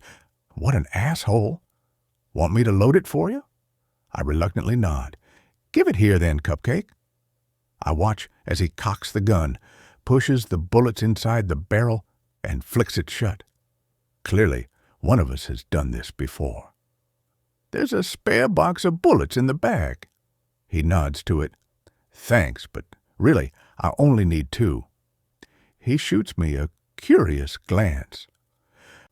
Why, only 2 bullets? Ask no questions, and I'll tell you no lies. He shrugs. Your business, sister. Just don't be bringing whatever it is to my door, you understand? This is a respectable establishment, and blood is a real mother trucker to get out of the sheets, and his voice drops down a notch, hardens slightly. I don't want the filth sniffing round here neither. Any feds at my front door, and there'll be a bloodbath on your hands, most of it your own. You get me? Yes. I spin round to face him, the loaded gun still raised in my hand. Perfectly. Whoa, Jesus, easy there, Blondie. He leaps backwards, places a hand in front of him. That thing's loaded. You want to splash my brains all over the walls, do you? I think about answering him truthfully. No, of course not. Sorry, I say, placing it back down onto the bed. So, he looks at me. Do we have a deal? I stare down at the gun, its dark, hard metal edges gleaming, menacing. It's a quality weapon, that one. I could have got you a small sawn-off for $150, but something tells me a girl like you might prefer to carry a bit of class, am I right? I go over to my tote bag, unzip it. I'll do the piece for $750. The ID in total comes to a bag of sand, so it's around $1,750 in total. There's 2,000 pounds there, I say, dumping the cash on the bed. Keep the change. You can count it if you like. I trust you, sister. He looks into my eyes and, uh-oh, I'm getting the vibe he may want to stay for a drink and keep me company. I'll have to let him down gently. Either that or shoot him. And that's very generous of you. He raises his eyebrows as he looks at the cash on the bed, grinning manically. How about I throw in a bit of scampi and chips for dinner, eh? I don't usually mix business with pleasure, but I could make an exception for you, Blondie. Yeah, sure. I'll meet you downstairs in a bit, I say. I'll need to freshen up first, and I've got a phone call to make. An important one. He seems pleased. I'll hold you to that, Molly. Or should I say Alexandra? His gold teeth twinkle as he grins. "Please," I force a smile, "call me Alex." 31. Dan. "Ah, Dan." Archer looks at the gift bag I'm holding, cocks her head. "You really shouldn't have." "I didn't, ma'am," I say, placing it onto her fastidiously tidy desk. Archer is a neat freak, obsessively so in my opinion. Even her pens are color-coordinated and in a perfectly aligned row. Black, blue, green, and red. It's the antithesis of my own organized chaos, which isn't even that organized when I think about it.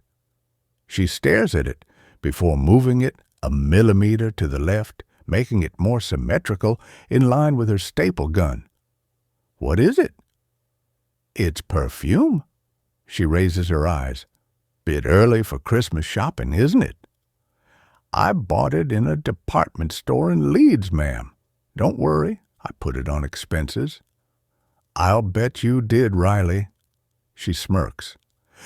"It was a snip at $250. If she thinks I'm joking, I'm not. My heart almost stopped when the assistant had rung it up on the till. She's a lucky lady, whoever she is. She'd beamed at me with a set of dazzling white teeth as I'd handed over my credit card, palms sweating. "Aaron Santos claims this is the perfume that Samantha Valentine wears, her signature scent."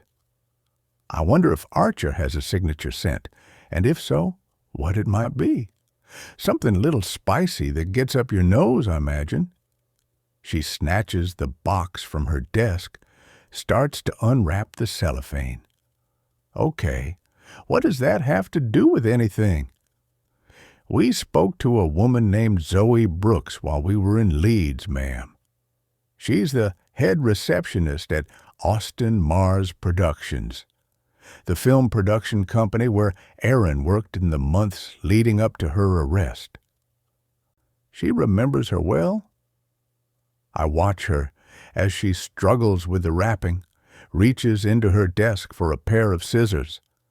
I imagine the inside of her desk drawer is as precise as a brain surgeon's knife tray. She also claims to have met Samantha Valentine.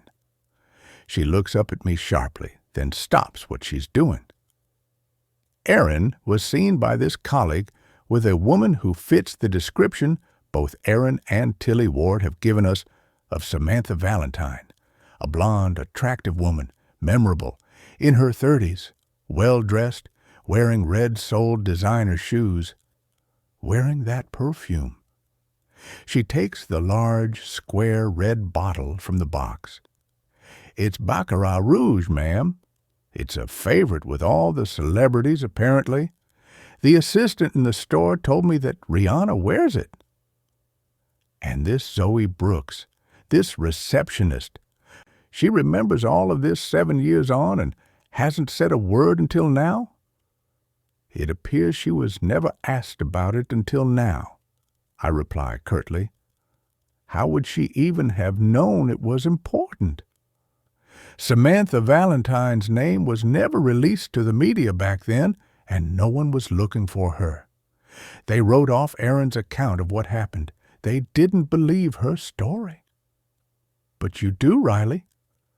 "The people Aaron worked with, they all expressed how shocked they were at the time about what happened to her.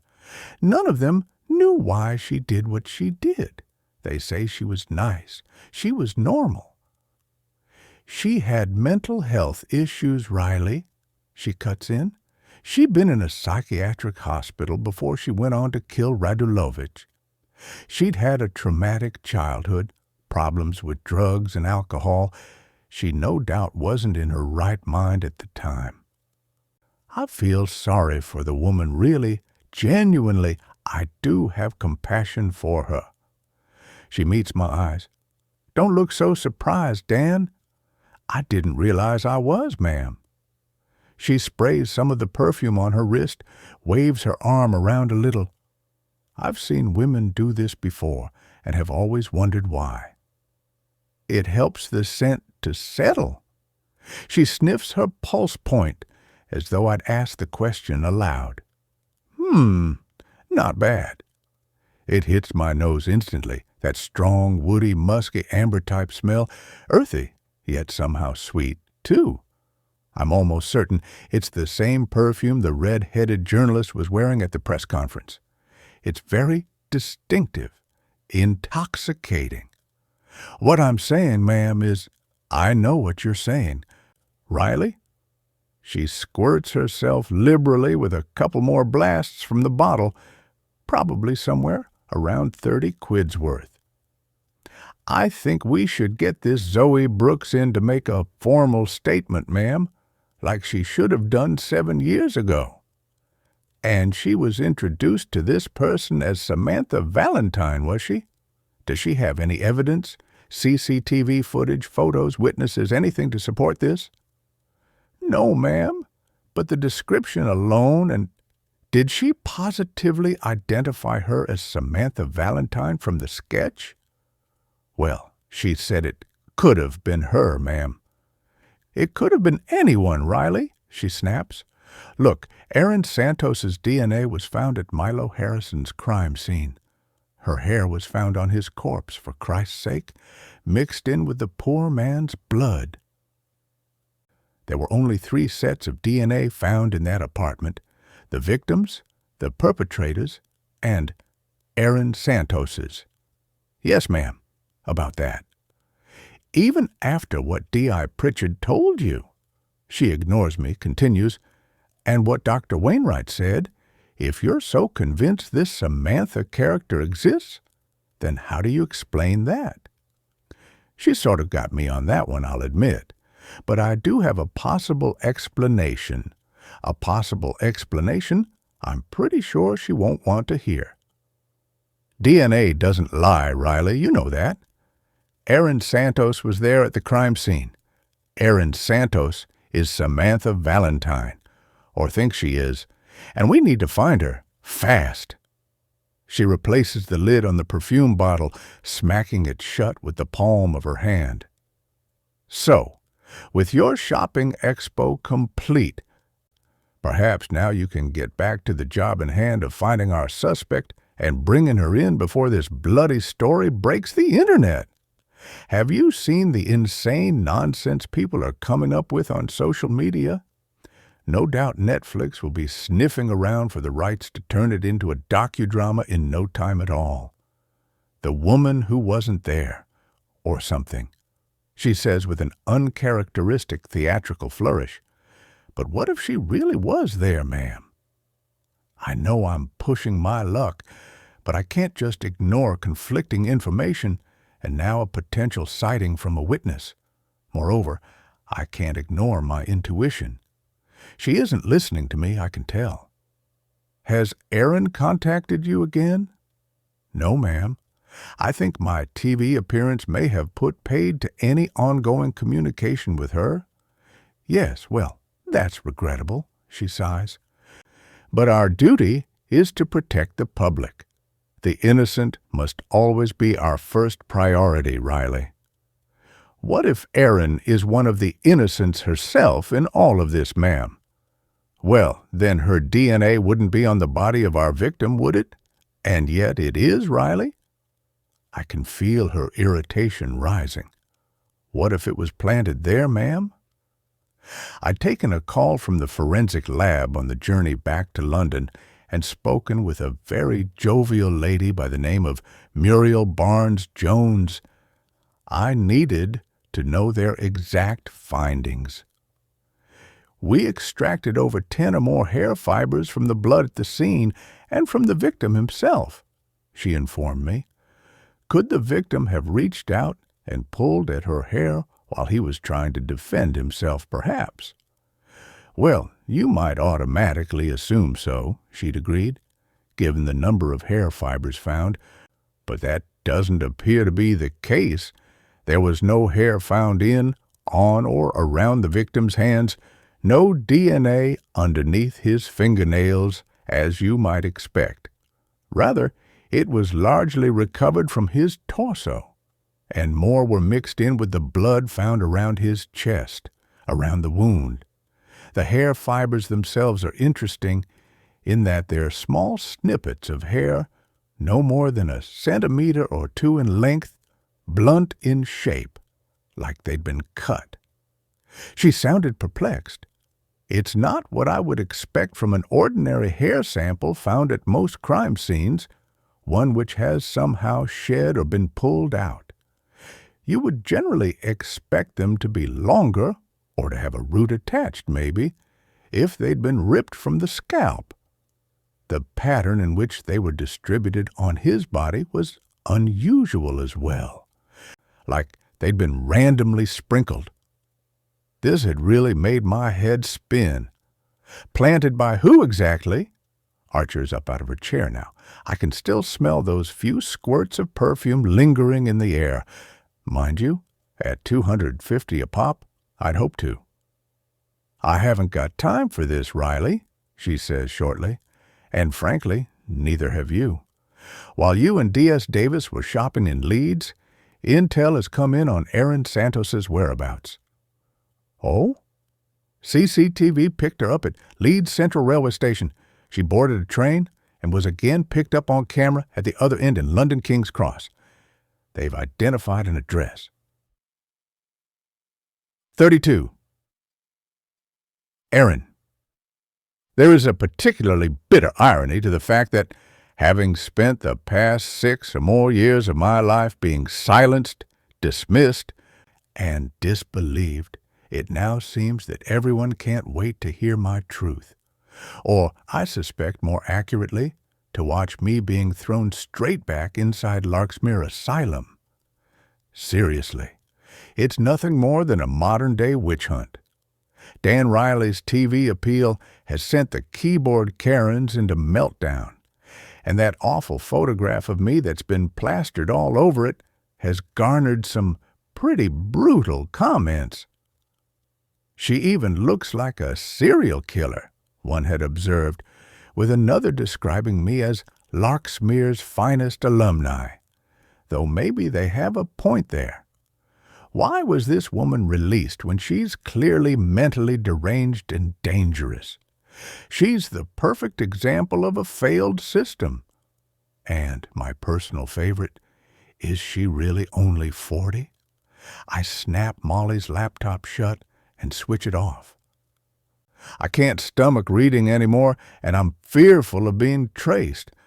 Molly could have put a tracker on it, one of those Find My Laptop AirTag things that everyone's using to help them find all the essential items that they must keep losing. I imagine it's just the sort of sensible, practical thing that Molly might do. A sudden gust of wind causes the old bedroom window to rattle, startling me. I place a hand on my chest in a bid to soften the jitters dancing inside it, peer outside through the grubby net curtains onto the grimy, wet street below. Are they already watching me? The police? Are snipers currently positioned on the rooftop of the Bull and Barrow, poised to take me down at the first sign? I drop the curtain quickly. I need to leave this place now. Judging by the reports I've read online, it'll only be a matter of time before the police come and smash the door down. No doubt, 50 men strong. Being as though I'm so deranged and dangerous, and I certainly don't want Pete's premonition of a bloodbath coming true. He has his sheets to think of. Somehow, I have to get to Samantha Valentine before they get to me. Only, the truth is, I still have no idea where she is. I'm no closer to finding her than I was when I was caged up inside Larksmere having my brain lobotomized. And even if she is here, in this city, no doubt she'll have absconded after seeing Dan's TV appeal and all the media mayhem this story is creating, disappeared into the shadows unnoticed, a ghost once more. Perhaps I was wrong, and DCI Riley isn't the man for the job after all.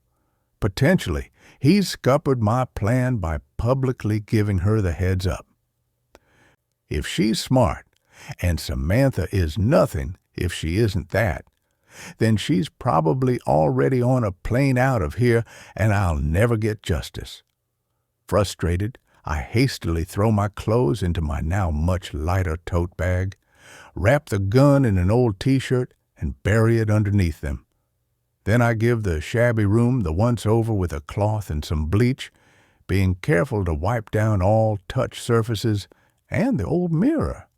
It's probably the first proper clean it's ever seen. "Oi, where do you think you're sneaking off to, sister?" Pete calls out to me as I'm halfway through the pub, heading towards the exit. I wince, roll my eyes.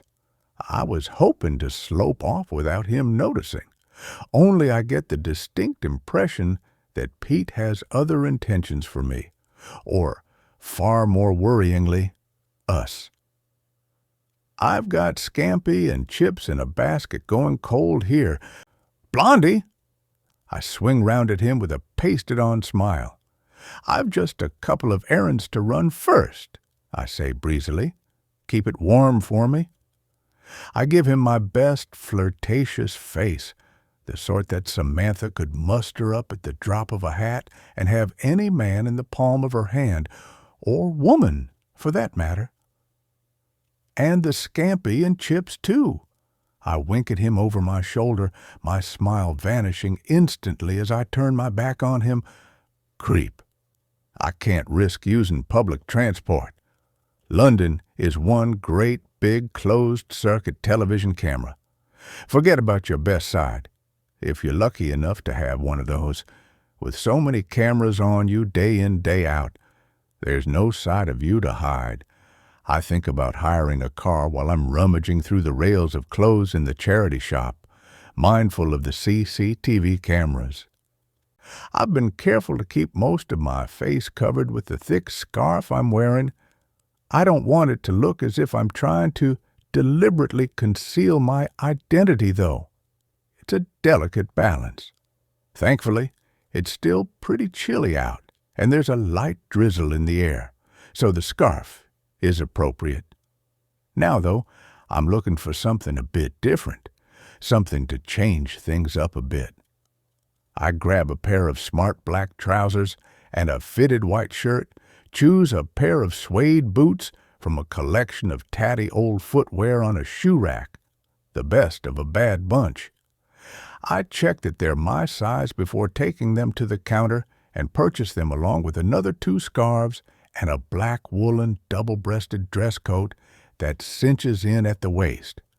Samantha would definitely have approved. I throw in a pair of reading glasses and some tarnished gold costume jewelry to finish the look off. That'll be $69.40. The hippie chick behind the counter rings them all up. Geez, $70 is for a load of old cast-offs. Things really have changed since I've been locked away. "Can I get you a bag, hun?" she says in a sing-song voice. "It's 25p extra, but it is biodegradable." Hun. The word triggers me. Hun was what Sam always used to call me. She'd tag it on the end of everything. "You okay, hun? You want a drink, hun? Would you kill for me, hun?" "No, thanks." I wouldn't pay 25p for a plastic bag on principle alone, even if it is biodegradable, even if I was a millionaire. "Is it okay if I use the changing room?" Hippie chick looks up at me, her plaits wobbling as she nods and points. "Sure, it's just through there. The curtain behind the books." I notice the TV screen on the wall above her is switched on to the BBC News channel. Trust me to choose a charity shop where the staff have an interest in current affairs. Why isn't she watching a music channel or something? Young hippie chick here looks more like a Love Island fan to me. But then I think it's fairly safe to say that, given my past history, maybe I'm not the best judge of character. I listen out for the news as I hurriedly strip off my old clothes and change into my new office chic ensemble. I throw the thick black dress coat over the top before brushing my hair and adding a dash of red lipstick. It's as I'm standing back a little from the mirror, observing my transformation, that I hear my name mentioned. Erin Santos, early 40s, with long dark hair and green eyes. She was last seen on CCTV at Leeds Central Station, where she boarded a train to London King's Cross.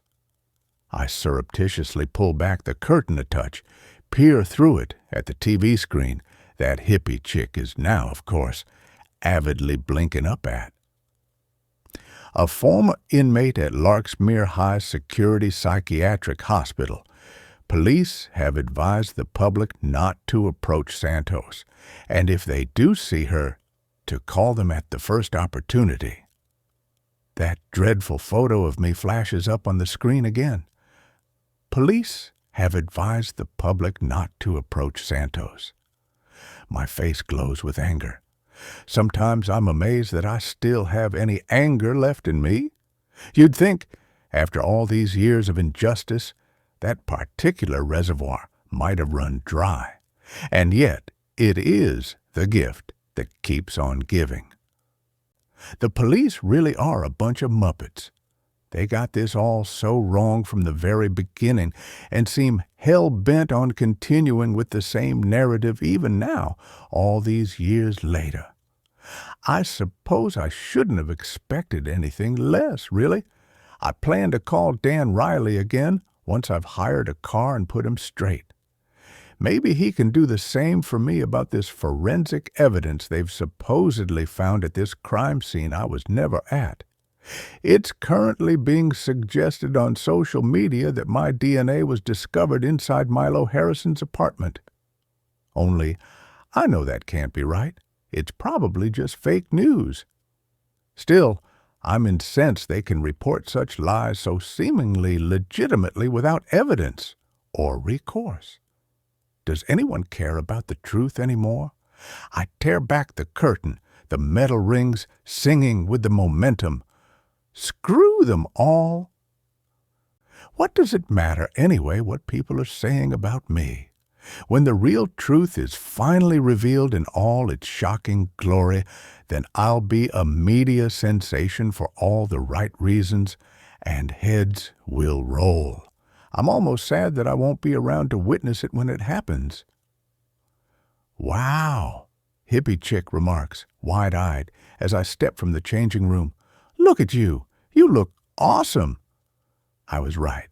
No one tells the truth anymore. Anyway, at least it appears she hasn't recognized me from my photo that's still on the screen above us. I flash her a fake smile. I doubt she can tell the difference. Samantha Valentine may be a cunning chameleon, able to adapt and mimic sincerity like the professional emotional fraudster she is, but 6 years in that hospital from hell has taught me nothing, if not how to portray my emotions, real and especially, otherwise, convincingly. Besides, I learned from the master. In hindsight, one of the things Samantha inadvertently taught me is how to hide in plain sight, like the misplaced set of keys you've spent hours searching for, only to find they were right under your nose all along. Now, though, I reckon I can give her a run for her money. When I find Samantha, and I will find her, she won't know what's hit her. Subservient little Erin, her well-trained puppet, her faithful and adoring follower, her friend, is no longer the person she was so effortlessly able to deceive and destroy without care or conscience. I'm different now. I've changed. Thanks, I say, turning back to smile at hippie chick as I strut out of the shop in my new ensemble. Hun. 33. Dan. The incident room at Operation Verde the next morning is buzzing with anticipation. Intel has come up with an address in King's Cross, the Bull and Barrow, a notorious pub known for its links to criminal activity and the underworld. It's been raided more times than a dieter's fridge at midnight over the years, and it's believed that Aaron may be staying in one of the guest rooms there. I can only imagine what the inside of one of those looks like. Is there even a minus rating on Trustpilot? What did Aaron mean that time when she told me on the phone that she wasn't running from something, but running to something? I could be wrong, and Archer seems to delight in the idea that I might be, but I think she's planning to exact some kind of revenge on Samantha Valentine for what she believes are the myriad injustices she's suffered at her hand. Only if that is the case, and she's both Aaron Santos and Samantha Valentine simultaneously, then wouldn't this mean that by default she'd be taking revenge on herself? It could be that the sassy Samantha side of her hates these men who have somehow wronged her in her eyes.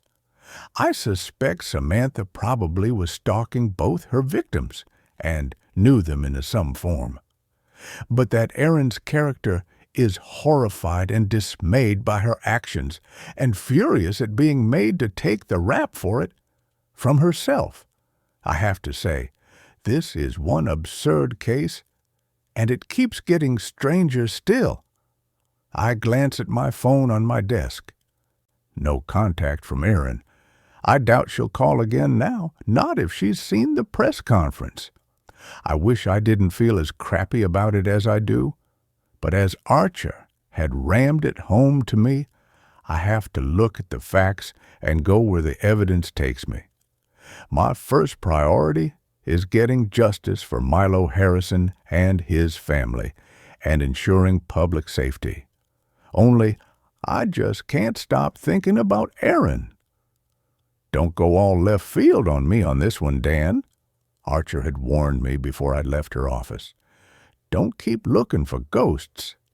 This witness, this colleague of Santos's you spoke to in Leeds, she couldn't give you a name or a positive ID.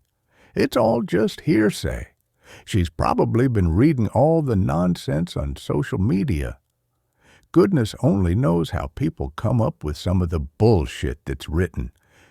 Putting 2 and 2 together and making 757. It beggars belief. Too much time on their hands, if you ask me. Unusually, I don't disagree with her. A story like this makes clickbait gold. It also brings to the surface all the self-styled bedroom sleuths, journalists, conspiracy theorists, and perhaps above all, the haters. And you said yourself that Dr. Wainwright confirmed that Aaron was on day release on the same date Ward says she met Samantha Valentine. What's the news on Ward, by the way? Are we keeping a close eye on her?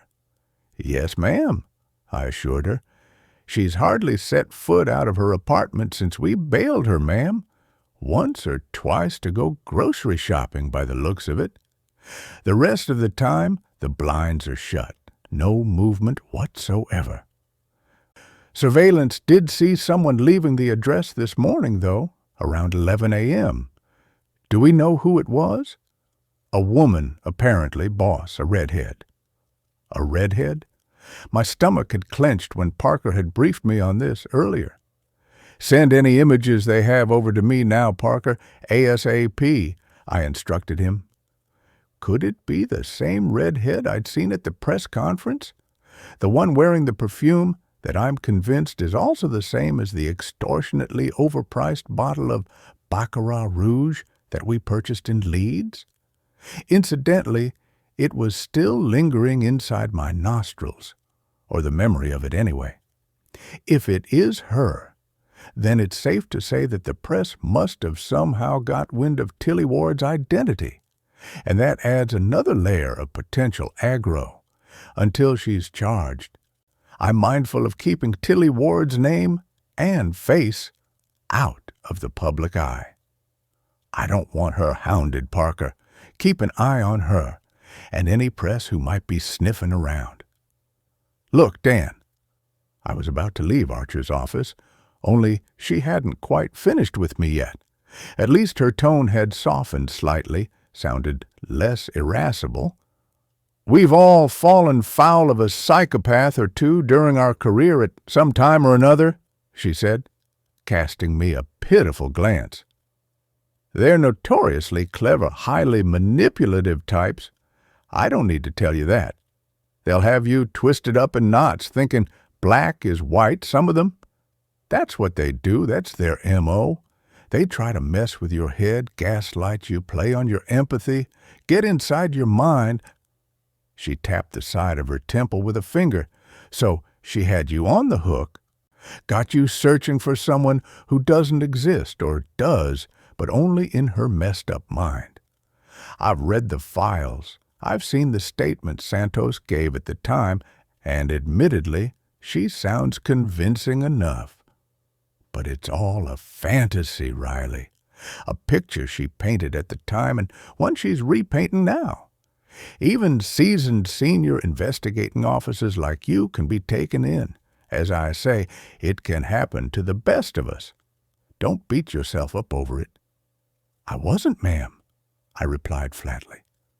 I made to pick up the gift bag containing the perfume from her desk, but she stopped me with a raised hand. "Actually, you can leave that here, with me, if you like, Riley." "Sorry, ma'am." I flashed her a rueful smile as I snatched it from her desk. Like you said, Christmas is a long way off. My phone pings as Davis and I ready ourselves to head off to the Bull and Barrow. A SWAT team has been deployed, largely due to the Bull and Barrow's notorious reputation and clientele. We don't believe Aaron is armed, but that's not to say the occupants will welcome us with open arms either. Some pretty nasty characters have been known to frequent that particular establishment, so the element of surprise is paramount. Parker has sent me those images of the female seen leaving Tilly Ward's apartment yesterday morning, the redhead. Only once again, it's tricky to get a clear view of her face. In every shot, her head is either lowered or she's turning away in the opposite direction of the camera, almost as if she's aware of it. You can't miss the glossy red hair, though, and she's wearing the same burgundy-colored coat that she had on when I saw her at the conference. We need to find out who this is, Mitchell." I slapped the image on D.S. Mitchell's desk in front of her. "I saw her at the press conference, and she was seen coming out of Tilly Ward's apartment that same morning. I think she may be a journalist. Check which publications and news crews attended the appeal. See if we can identify her, and then get her on the phone if you can." "No problem, Gov. Oh, by the way, boss, I wanted to introduce you to one of our new recruits, DC Adriana Ayers."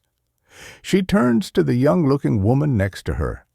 "This is your first assignment since qualifying, isn't it, Adriana?" She smiles up at me, a touch shyly. "And it looks as if she may have come across something interesting already." The twinkle in Mitchell's eye piques my intrigue. "Great. Well, welcome aboard, Adriana. It's all hands on the pump for this one. Frankly, we need all the help we can get. Nice to meet you, sir." She shakes my hand firmly. Always a good sign. No one likes a limp handshake. "Oh, don't bother with all that sir nonsense, please. It's embarrassing, and it makes me sound like an old schoolmaster." To be fair, she doesn't exactly look long out of school herself. You know you're getting old, son, when policemen start to look young. I hear my dear old dad's voice in my head.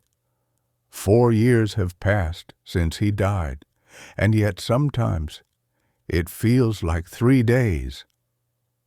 "Where were you stationed before, Adriana?" "Nowhere, sir. I'm a graduate." She looks a little apologetic about this admission. "Fresh from college, aren't you?" Mitchell raises an eyebrow. "Hasn't had to deal with the dregs." "Oh," I say. She's one of those. "Lucky you, then." These days, with a degree under your belt, you can bypass the traditional route of earning your chops in uniform and fast-track straight into a DC position. No need to pass go. There's a shortage of detectives at the Met, you see, though I can't imagine why that might be.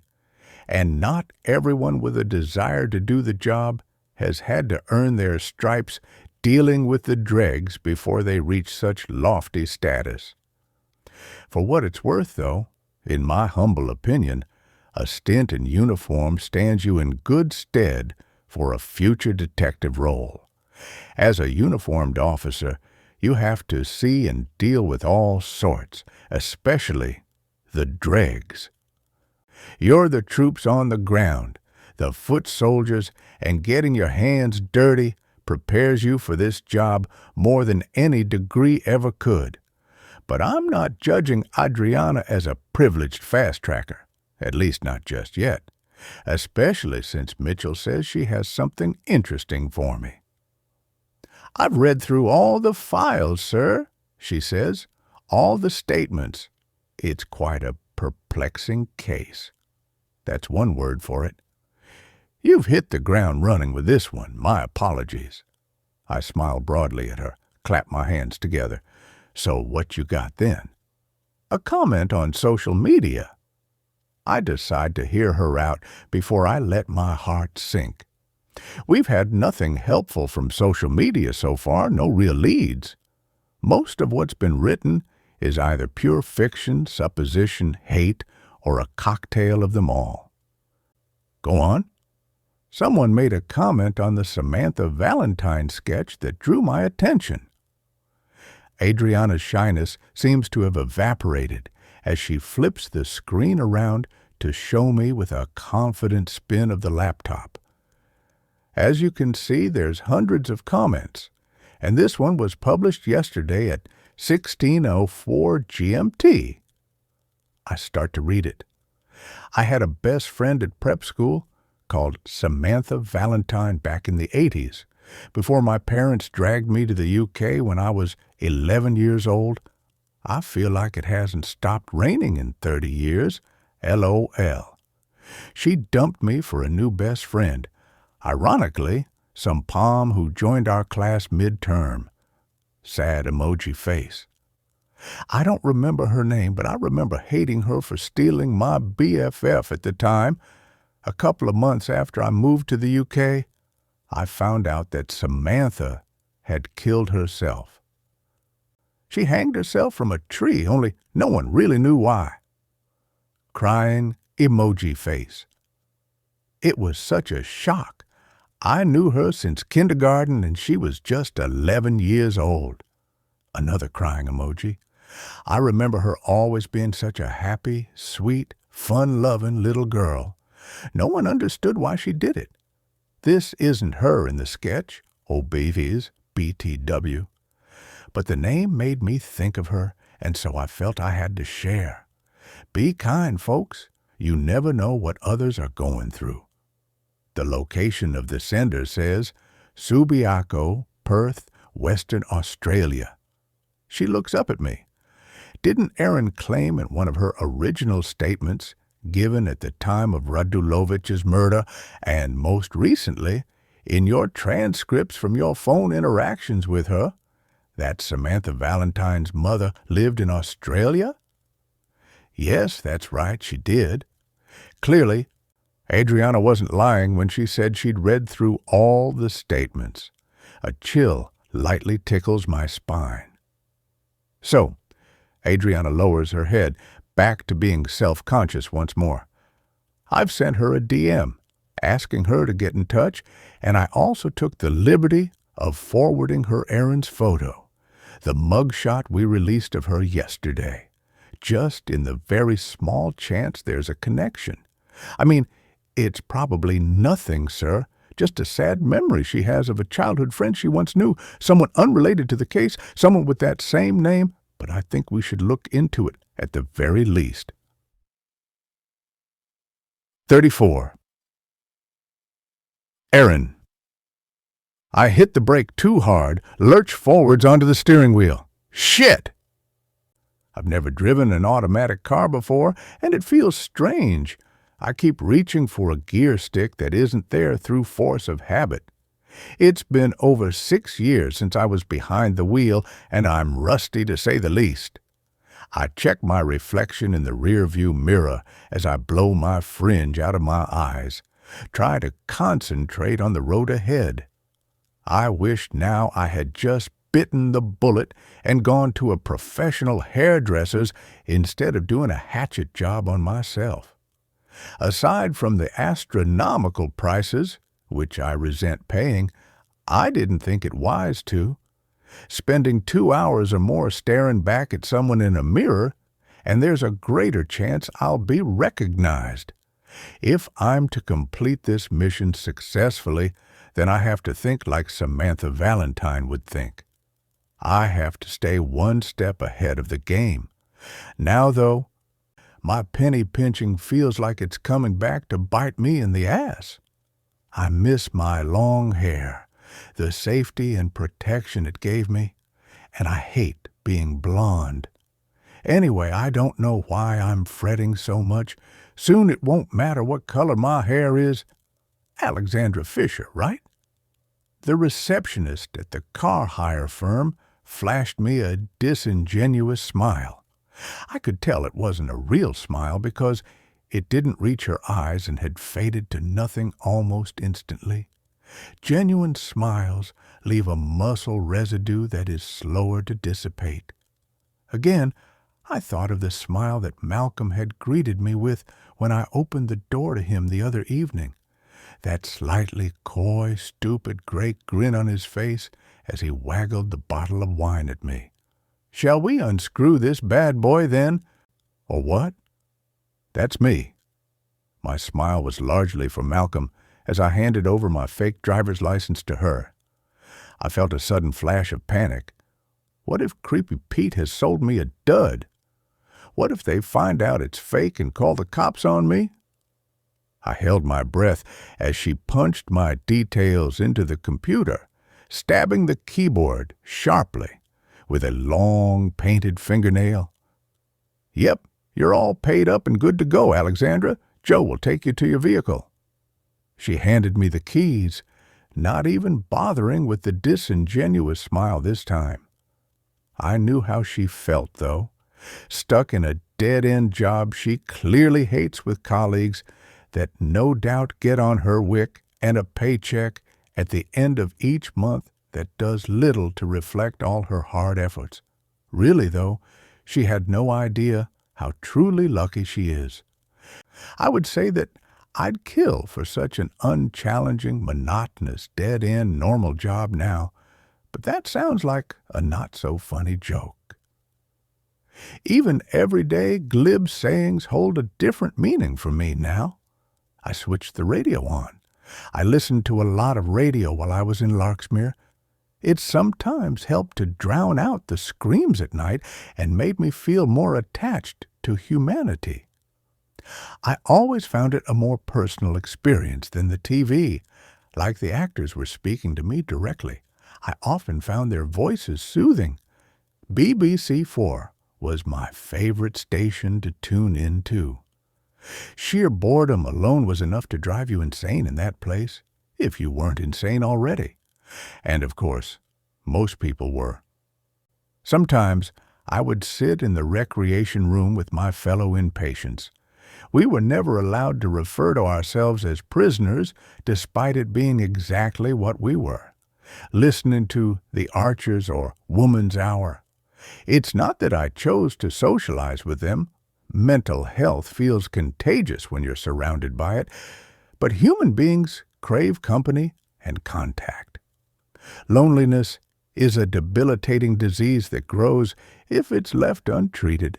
But admittedly, it was kind of bizarre to find myself chuckling away alongside violent and disturbed murderers, arsonists, and criminals, even if I was supposedly one myself.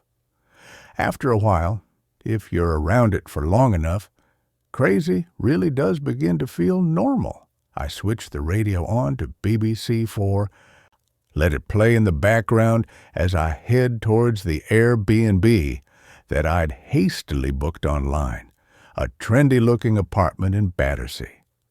I might as well spend the last of what little cash I have left on something comfortable and a bit posh to go with the new name. I like to think that maybe I've earned it, even if I don't deserve it. Delilah is waiting outside the property as I pull up. She comes towards me when she sees me, waving enthusiastically with a wide smile of relief. I'm 10 minutes late. "Alexandra, yeah?" She stoops down as I open the electric window. "Alexandra Fisher? That's me." "Well, it is now." I switch the engine off. "I'm sorry I'm a little late. The London traffic." She rolls her eyes in sympathy, as though it needs no further explanation. Dreadful, isn't it? Can't get around anywhere in this city anymore. Too many people who shouldn't be here," she adds sniffily. I smile, though I have no compunction to become embroiled in any kind of conversation with her, let alone one with racist undertones. She stops for a moment, a slightly bemused look on her horsey face. "Gosh, have we met before?" Her brow creases. Panic sweeps through me, but I take a deep breath, let it pass. "I don't think so," I reply as I snatch up my tote bag, the gun still rolled up inside it. She's still staring at me with a perplexed expression, as though it's going to come to her any moment. I'm sure I would have remembered. "You really look like someone I know." She crinkles her nose up. I just can't think who now. "Really?" I reply, pretending to busy myself with my small amount of luggage so as not to have to look at her directly. "I get that a lot. I must have one of those familiar faces." My guts tighten. I guess I can be forgiven for the paranoia. After all, my face is currently trending on social media thanks to Dan Riley and his flying monkeys. No doubt it's the closest to being famous as I'll ever get, while I'm still breathing at least. "Would you like me to show you round?" Delilah says in her clipped home counties accent that screams of privilege and success. I pray I haven't just said the word no out loud. "It's all pretty straightforward, yeah?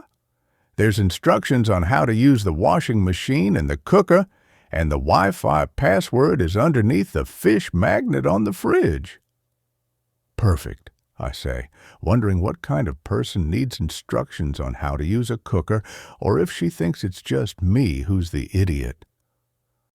"And there's everything else you need, a rice steamer and an air fryer, a NutriBullet, cooking utensils, pots and pans and cutlery, the whole enchilada." Cutlery. We weren't allowed knives and forks at Larksmere. Not the real stuff anyway, for obvious reasons, I suppose. Instead, we had to eat our meals using these strange latex rubber knives and forks, which proved especially challenging on Meat Mondays. You needed a hacksaw to get through some of the unidentifiable chewy gristle they served up to us. Often, I gave up and used my fingers instead, like a savage. When in Rome, "Is it just you who'll be staying the 2 nights?" Delilah flicks me a sideways glance, key poised in the door. Why is she still here? How hard can it be to turn on a frickin' hob? "You really don't need to worry about showing me around," I say, as if she needn't waste any more of her valuable time. I'm sure it's all pretty self-explanatory. "It's no bother." She watches me closely. My paranoia is fast becoming harder to ignore. It's the way she's looking at me. "I like to give all my guests a brief once round, show them what's what. That way you won't need to contact me unless it's an emergency, of course, like a leak or an explosion or there's a dead body or something." A dead body? It's a strange thing to say, and it stops me in my tracks for a second. Is it just an attempt at humor or something else? "Here we are," she says proudly as we enter the apartment. Immediately, she begins plumping up the cushions on the huge, impressive-looking sofa. It's a thing of beauty, this sofa, large and low and L-shaped in a rich, dark, aubergine-colored velvet with sumptuous, squishy-looking cushioned seats that make you want to take a run up and throw yourself into them. It's got Samantha Valentine written all over it. I checked the time. It's coming on for 9 p.m., although it's been dark for a couple of hours or so now. I wonder if the police have turned up at the Bull and Barrow yet, or if they're there right now with their battering rams and taser guns and shouty, loud voices. I bite my bottom lip, stifle a smile. Creepy Pete is going to curse me to hell. But I doubt he'll talk. He's the one who has provided me with a deadly weapon after all. I could murder that scampi and chips now, though. Pardon the inappropriate pun. I've only eaten half a family bag of M&Ms all day, and my stomach is making embarrassingly loud growling noises. I hope Princess Tippy-Toes here hasn't heard them. I wander over to the high-spec open kitchen area, run the tips of my fingers over the smooth, sparkly diamond granite work surface. Oh, to live in a place like this! Maybe I would have done if I'd never met Samantha. Who knows what my life would have gone on to become if I hadn't shown up to the job interview that day, if I'd missed the bus or got sick. Why couldn't I have just got sick? They say you should never think about the coulda, shoulda, woulda in life. But for me, that's impossible. I've had my life snatched from me, my freedom and liberty, my reputation and my future, my sanity. The sense of this loss burns like a raging fire inside of me that can't be extinguished. At least, not until I find her. I spot the large wooden knife block sitting next to a shiny chrome, full barista-style coffee machine that looks like it's never been used, with the 6 dark wooden handles in various sizes protruding from it.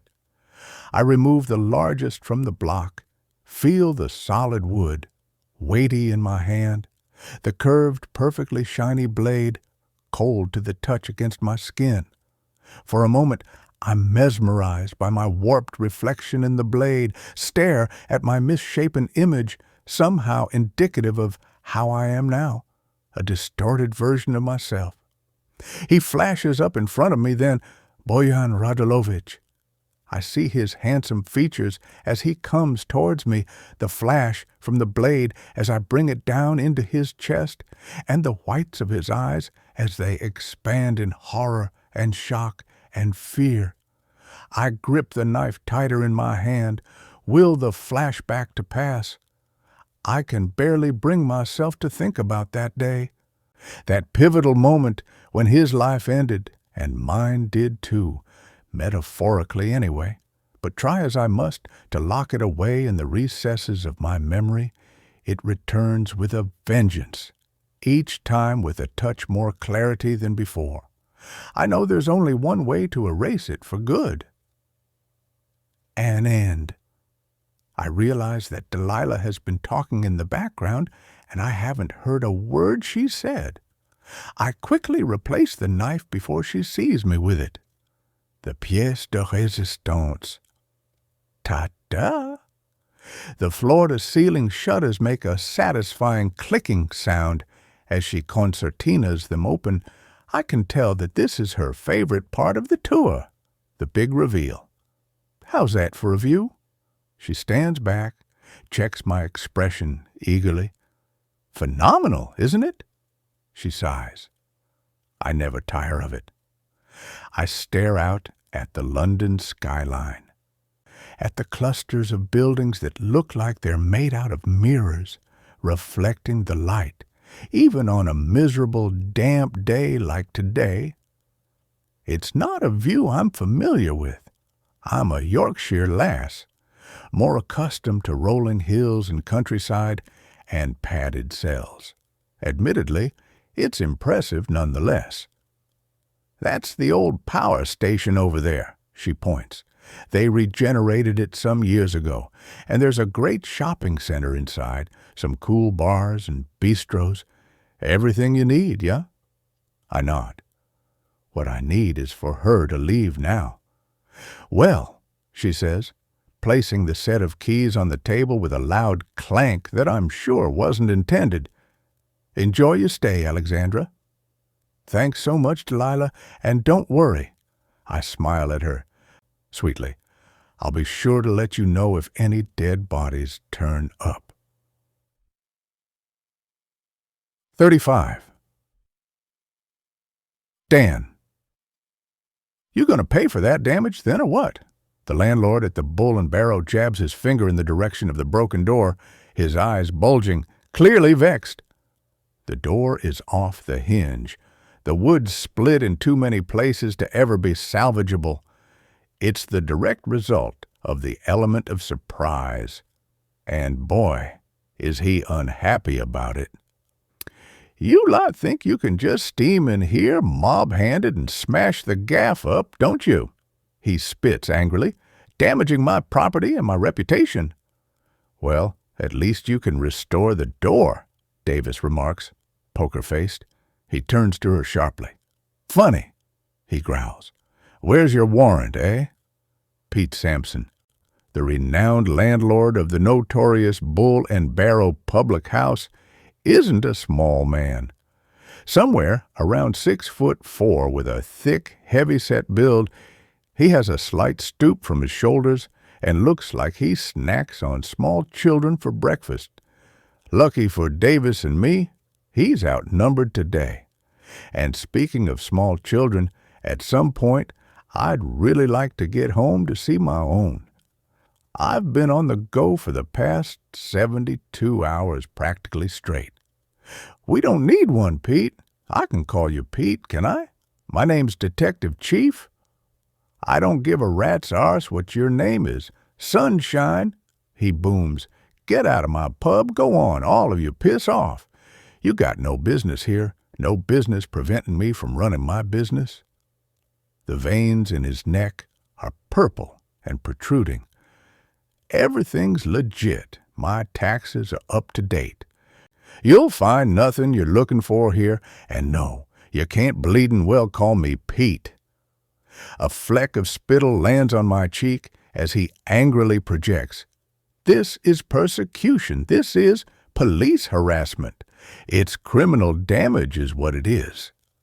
I wipe his spittle off my face with the back of my hand. I could be wrong, but something tells me that the offer of a free drink might be off the table. "Do you know the reason we're here, Mr. Sampson? We can always talk about it down at the station if you prefer. You can make a complaint there if you like." I flash him a rictus grin. "Don't worry," he says, teeth clenched. "I fully intend to." He nudges the broken door with the tip of his boot. "That's going to cost me money, that is. I can't rent the room out now, can I? Have you any idea what it'll cost to replace?" "Course you ain't." "Don't bleedin' well care either, do you? Next time, try asking nicely before you send the thugs in." He glowers as the last of the SWAT team retreat. "Bunch of muppets," he grumbles underneath his breath as they make their way downstairs to search the rest of the property. "Where is she, Mr. Sampson?" "Where's who? Seriously, you think I'm a mind reader on top of everything else, do you?" His small dark eyes settle on mine. "Whatever, whoever you're looking for, they ain't here, are they? You got eyes, look," he points. "The room, it's empty." I can't argue with him. There's no sign of Erin inside the grotty single guest room, or of her ever having been there.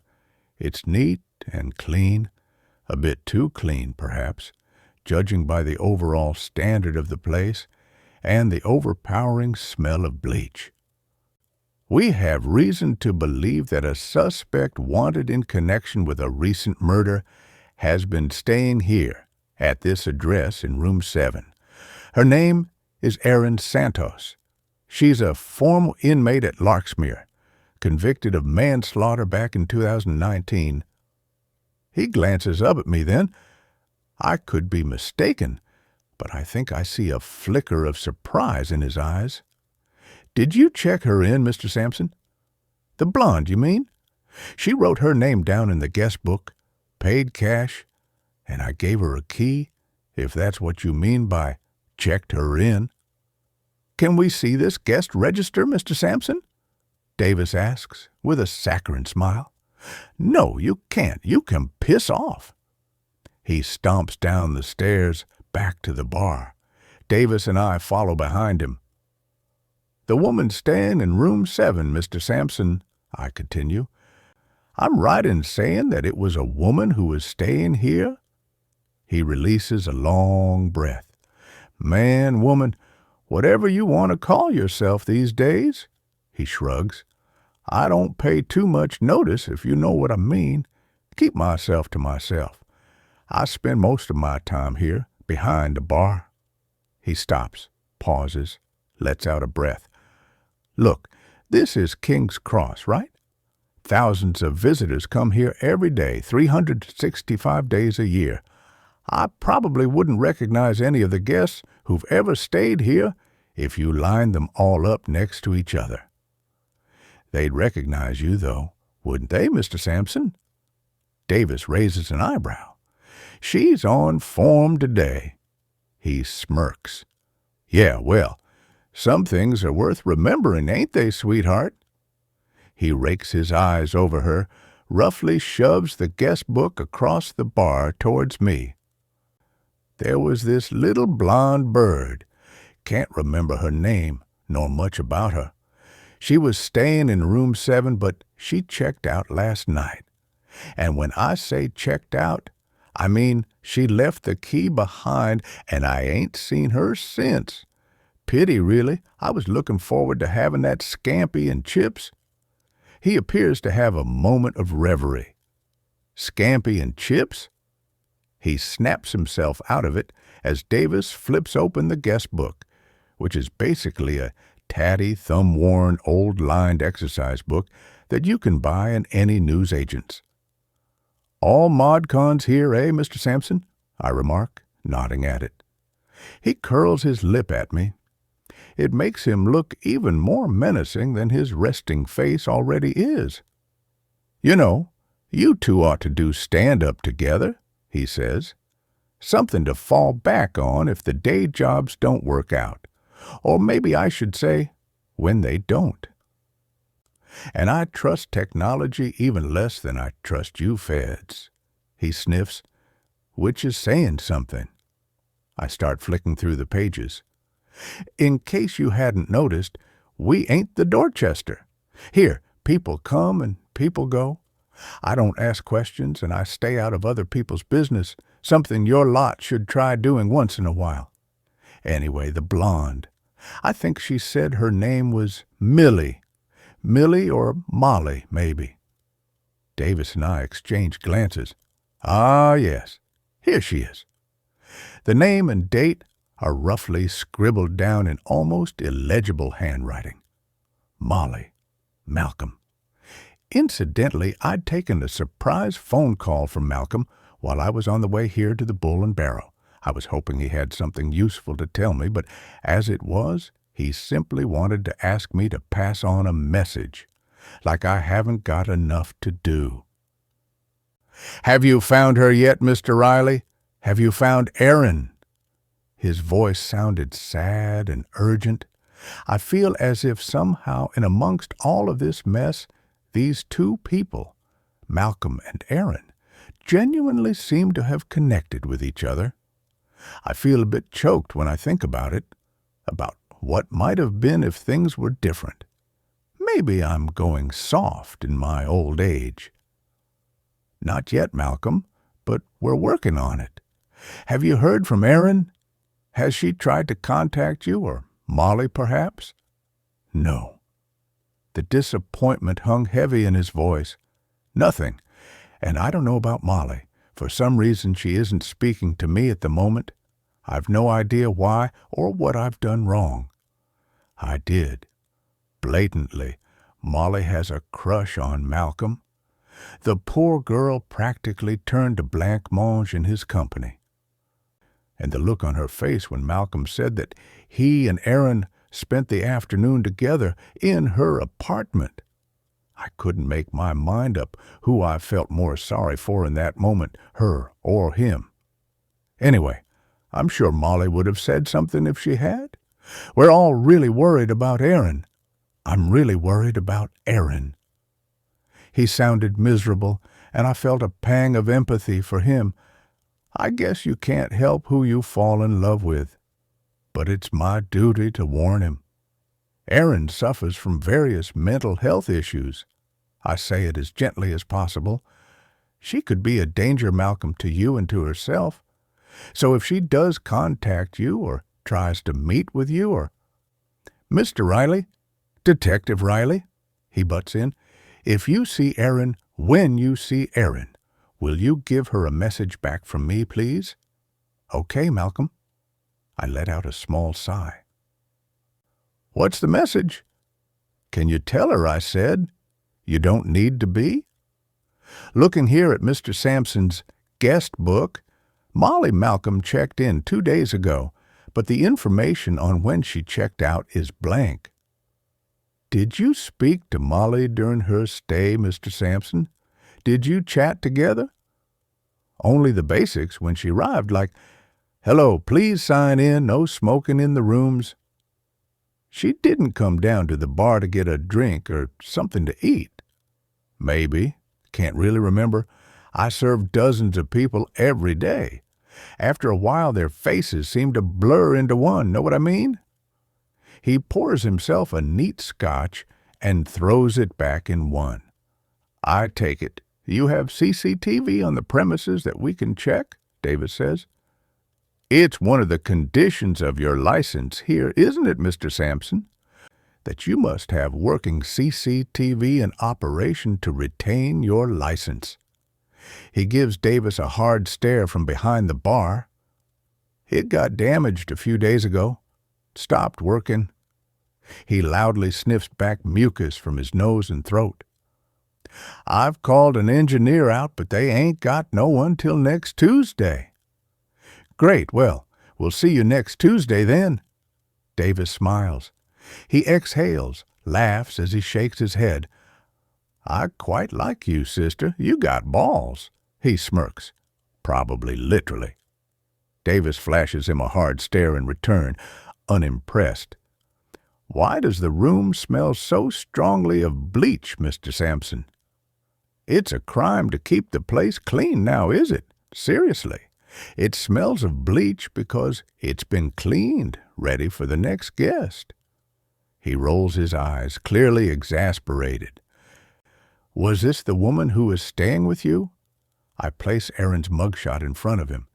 You may have already seen her picture on the news, on social media. Don't watch the news. Life's miserable enough, ain't it?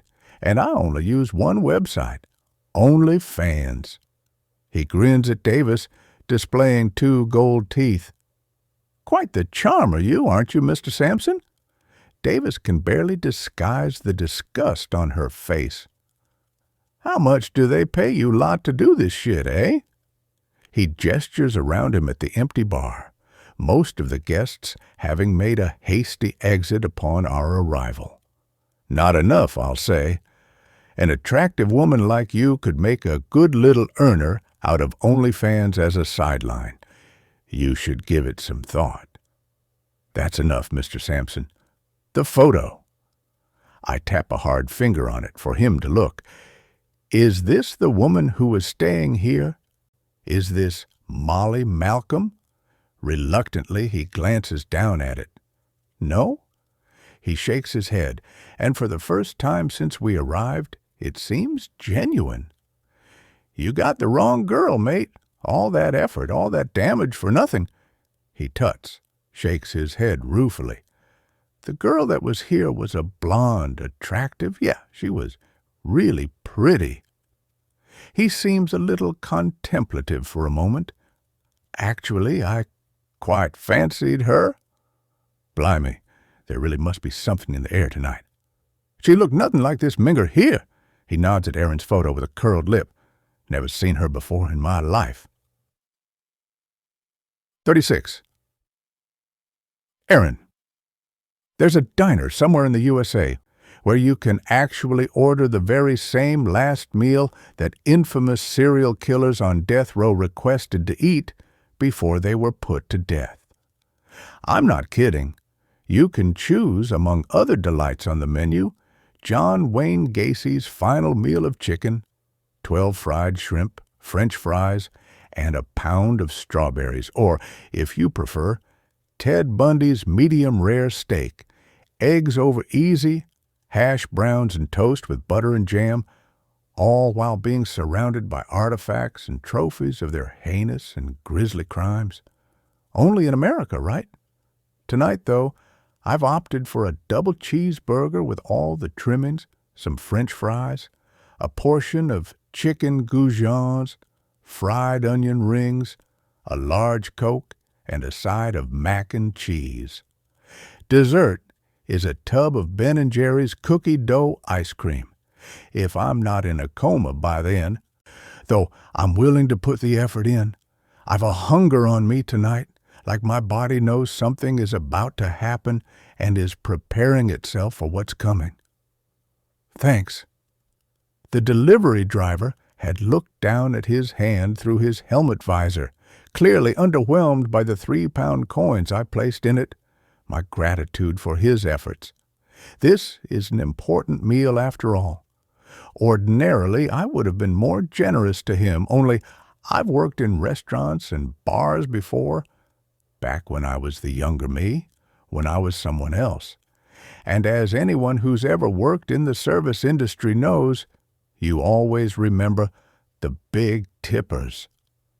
I take a few loud slurps of the ice-cold Coke through the straw and arrange the food neatly on the table, placing the gun down next to it. Observing the strange juxtaposition of the weapon next to a side order of mac and cheese, I stab at the hot and salty French fries with a fork and stuff them into my mouth. After a couple more attempts, I abandon the fork and use my fingers instead. Once I've worked my way through this feast, I'll take a hot and cold shower in Delilah's painfully trendy, Scandi chic bathroom that's frankly too nice to even think about defecating in. It's filled with palm plants and gorgeous-smelling designer wash products, which I fully intend to make use of.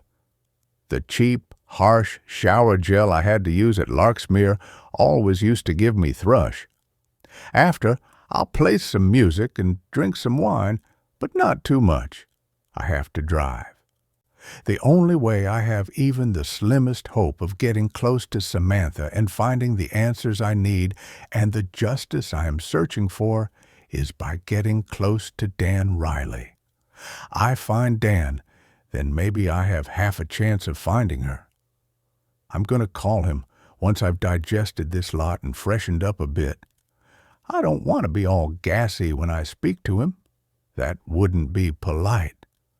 Aside from an explanation as to how my DNA could have possibly been found at Milo Harrison's crime scene, if indeed what's been reported is even true, what I want from Dan Riley is access to this Tilly woman, the woman who stabbed him, just as I stabbed Bojan. I like to think that by now I'm able to be on first-name terms with my victim. After all, I took his life, even if I didn't mean to. And I really didn't mean to. Just as I don't suppose Tilly ever meant to kill Milo Harrison either. I wonder why Samantha chose Milo as a target in the first place. Was it for the same reasons she chose Bojan? What had he done to secure a place on her hit list? What had either of them done that she would want to groom innocent people like Tilly and I into ending their lives on her behalf? Dan, who I am also on first-name terms with, has no idea how much I need to speak to Tilly Ward. Right now, Tilly is the only other person on this planet that I know of who knows that Samantha Valentine actually exists. And this makes her very special to me indeed. I want to meet her in the flesh, to know it's really real. I want to hear her story, and I want to tell her mine. I want to know if it was the same tragic tale for her as it was for me. Did she fall in love with Samantha too? Did Sam drill down so hard and far into her soul that even now, Tilly knows that she's been betrayed and deceived by her in the worst ways imaginable? She still loves her, misses her, wishes they could still be friends? I realize suddenly, ridiculously, that I'm crying. Tears, hot and salty like the French fries, are sliding down my cheeks. I watch them, motionless, as they drip down onto the table and splash onto the gun before I brush them away. I feel cross with myself, stupid. Since when have tears ever helped me? I cried a river of them while I was locked up in Larksmere. Not a day passed by during my first year inside when I didn't shed a few or many. I would try to cry in private, though there wasn't such a thing as privacy in Larksmere. I couldn't even have my period without someone knowing about it. The moment I set foot inside that place, every part of me belonged to the doctors and nurses and therapists. Nothing was sacred, not even my thoughts, in fact, especially not my thoughts. They even tried to take those away from me, too. Sometimes, when my brain judders and I have split-second memory blackouts, I think they were successful. I know that it will bring me some comfort to know that I am not Samantha's only victim. No doubt it would bring some for this poor Tilly woman, too. After all, there's safety in numbers, right? Tilly and I are honorary members of the Samantha Valentine Survivors Club, a club that everyone wants to be a member of, said no one ever. But here we both are. I know Dan won't allow me to see her, but maybe he can lead me to her directly. That would be a start. I flip open Molly's laptop. I need to delete some old accounts before the feds find them, if they haven't already. Everything's traceable these days, everything except Samantha Valentine. I log into my old email account, one that predates Samantha. I'd forgotten I even had it, to be honest.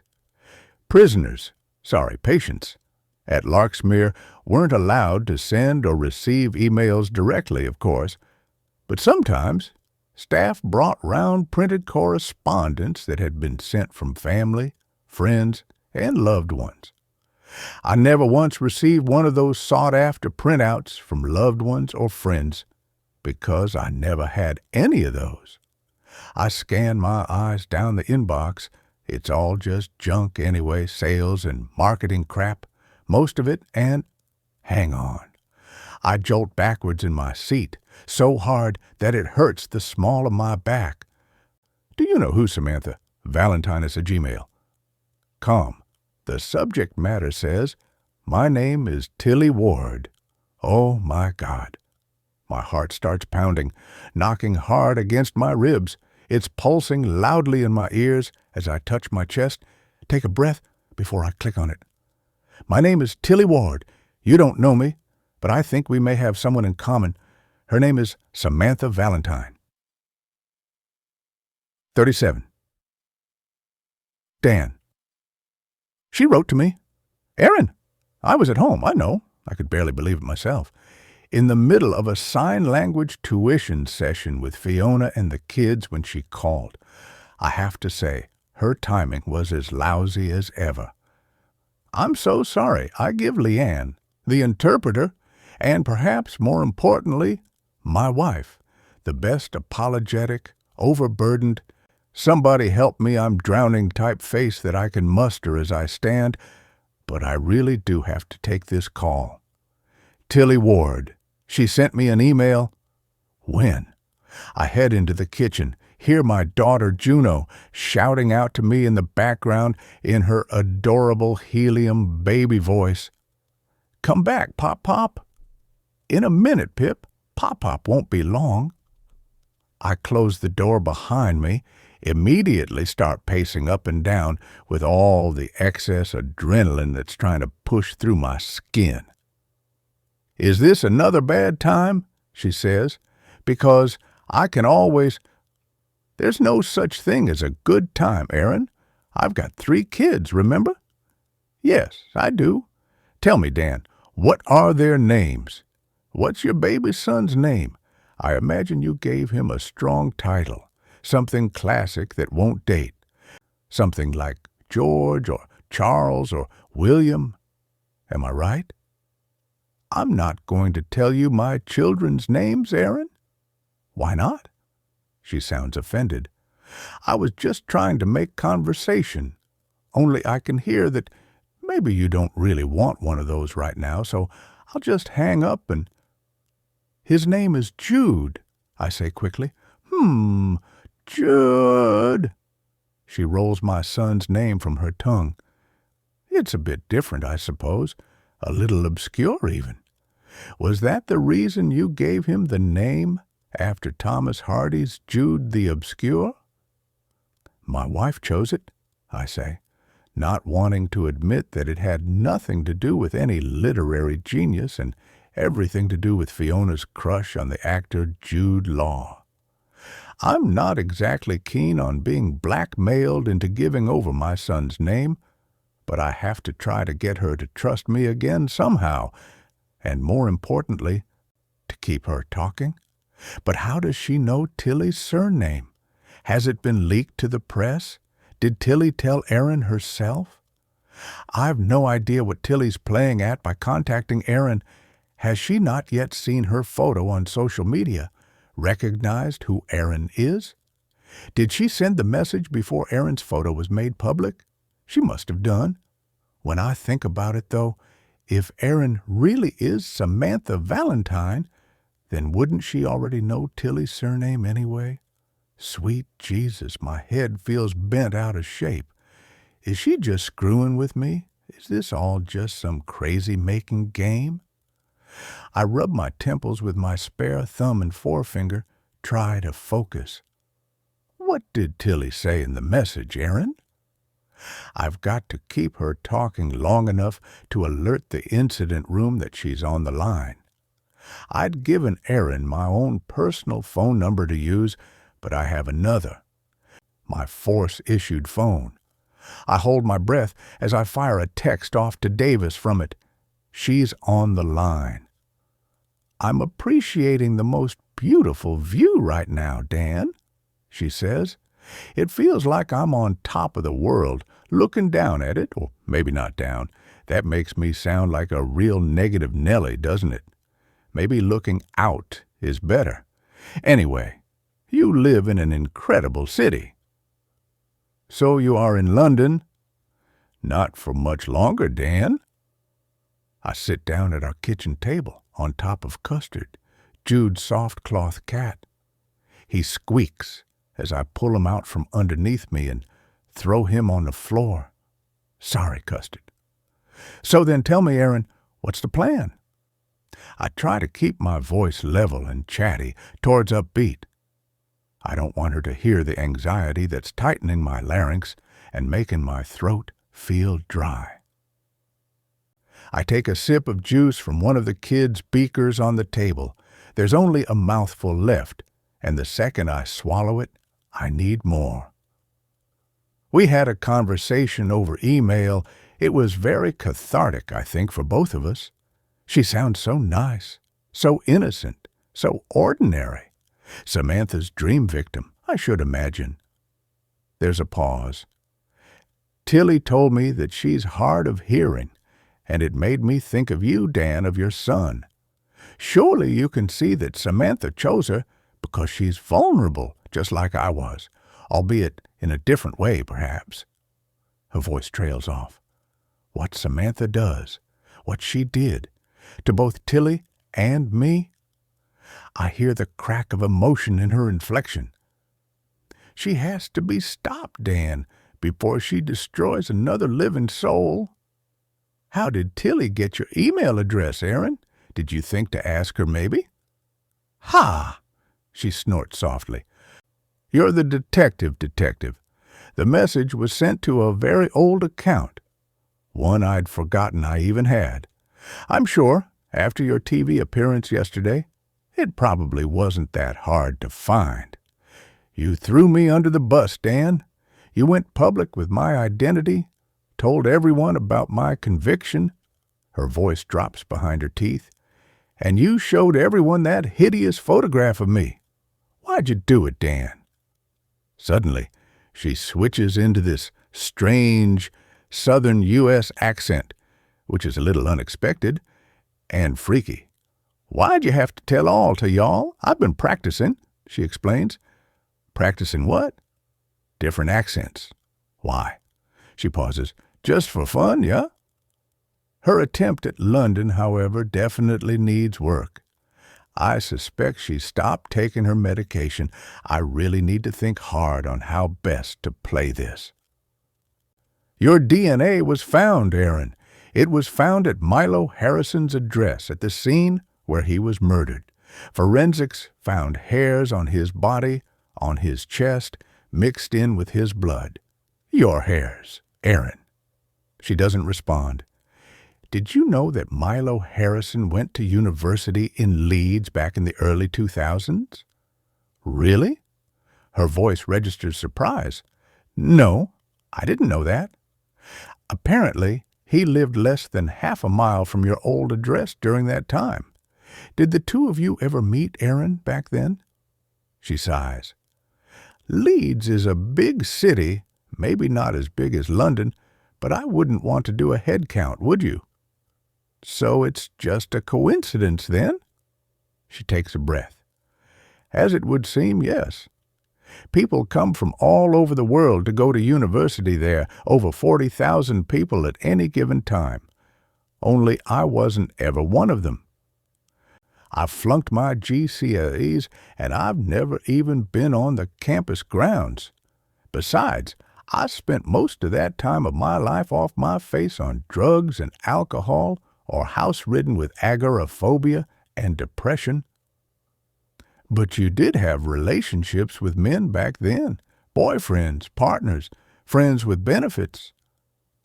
I may have been a substance abuser, Dan, but I think I'd remember if I'd had any kind of relationship with your dead man. Look, she says, the frustration rising in her voice, I don't know him. What is it with you lot? Why are you so determined to try and make me fit the role of perpetrator? It's history repeating itself again and again. When will it end, Dan? When will you believe me? She's clearly agitated. My job is to protect the public, I continue, and to help bring people to justice, and to ensure they are neither a danger to themselves nor to others. Which one are you, Aaron, or are you both? More silence. I've overstepped the mark. Aaron, please don't hang up. I clench my fists and teeth, simultaneously raise my eyes to the ceiling, and silently beg her not to cut the call. We can talk, just between us. My job is to help you and protect you, too, Aaron. I just want to... Were the hairs short? I stopped talking. Why would she ask that? The hairs found at the crime scene on the body, were they more like clippings, perhaps? Forensics had said that the hairs were shorter than you'd expect to see if they had been pulled out from the head, or naturally shed. These were more like snippets, the lady from the lab had said. How would Aaron Santos know that? Is it because she put them there? Why would she place her own hair at a murder scene? I'm not sure why I'm expecting things to make sense anymore. Nothing in this case has made sense from the beginning. Yes, they were short hairs, Aaron, your short hairs. I believe you, Dan. Her voice sounds level and calm. Only I didn't put them there. Samantha did. 38. Is she really still running with this? I have to remind myself that Erin's unwell and that, according to Dr. Wainwright, her psychopathy is such that she really does believe that she and Samantha are genuinely two separate people. I'll run with it too if it keeps her talking on the line. Don't you see, Dan? She's setting me up. She's doing it all over again. Oh, my God. Her breathing suddenly increases as though it's just dawned on her. My hair. She cut my hair once. Do you remember, Dan? I told you about it. Is she trying to gaslight me, manipulate me into believing that somehow Samantha Valentine conveniently has kept strands of her hair all this time? And yet, now I think of it, I do vaguely recall her mentioning it. During those months I spent with her, Sam trimmed my hair on a couple of occasions, like when friends give each other a makeover. She must have kept some of it, kept hold of some of my hair, and she's planted it at a crime scene that I was never at, that I had nothing to do with. Oh, my God. She lets out a succession of short breaths. Why is she doing this to me, Dan? What did I ever do to her? What does she want from me? The anguish in her voice is uncomfortable to listen to. She sounds so tormented. She needs help. That bitch planted my hair on him after she killed him. Did something happen between you? Did you have a sexual encounter with Milo? Did he ghost you afterwards and you felt used and worthless? Were you upset by his callous treatment of you? Is that why you killed him, Erin? She pauses. I didn't kill him. Her voice is level and calm. Why does it sound as if she's telling the truth? What does the truth even sound like? I don't know. But I know when I hear it, because I feel it. We all do. She killed him. I don't know why she killed him, but who knows? Maybe you're right. Maybe she was stalking him. Who said anything about stalking him? She snorts. Don't try and trip me up, Dan. It doesn't become you, and you're better than that. Besides, we both know that's exactly what she was probably doing. Though I'd say she targeted people more than stalked them. Stalkers tend to want to be close to their object of obsession. I think Samantha just wanted to destroy hers, like some kind of sick power game. She's more like an assassin in that respect. Well, I guess you know her best. I pause. Why don't I come to you, Erin? Just me, alone, no one else. Please, we can talk face to face. Just two people meeting up for a coffee and a chat. What? So that you can lure me in and then lock me back up in the booby hatch again? She scoffs. I think I'll have to politely decline your invitation on this occasion, Dan, much as I'd like to meet you in the flesh. Tell me, was there any other DNA found at the crime scene? Was it just mine and Tilly's and the victims, or was there someone else's? Because we paid the Bull and Barrow a visit, I interject. You did a good clean-up job, Erin. Why don't we save ourselves some time here and meet up? It'll make it so much easier for both of us. No bells and whistles, no drama, just me. I promise I'll do my best by you, Erin. You have my word on that. Your best? Her laugh is derisive. Do you know, I actually really did trust you, Dan. I thought that maybe you believed me, that you were the one who had the ability to see past the lies and prejudices and would conduct a proper investigation, do what should have been done from the beginning. Only it seems you're just the same underneath as the rest of them. Worse, perhaps, because I'd been willing to put that trust in you. Oh, whatever. She lets out a protracted sigh. I really should be used to being let down by now, shouldn't I? But at least it shows one thing. What's that, Erin? That even after everything that's happened to me, I'm still capable of putting my trust in someone. She laughs. Good God, I really am doomed. Malcolm is concerned about you, Aaron. I pull out my ace card. I need her to stay on the line. We need that trace. He's genuinely concerned about your well-being. Actually, he asked me to give you a message. My work phone flashes. Attempting trace now, Gov. Would you like to hear it, Aaron? She pauses long enough to have me worried that she may have hung up again. Go on then, she says quietly. For what it's worth. He said to tell you, there's no need to be. I think it was in response to your message, which I duly relayed to him, by the way. I am a man of my word, Aaron. I know you think that you can't trust me, but you can. She blows air through her lips. Now you see, this is where you let yourself down, Dan.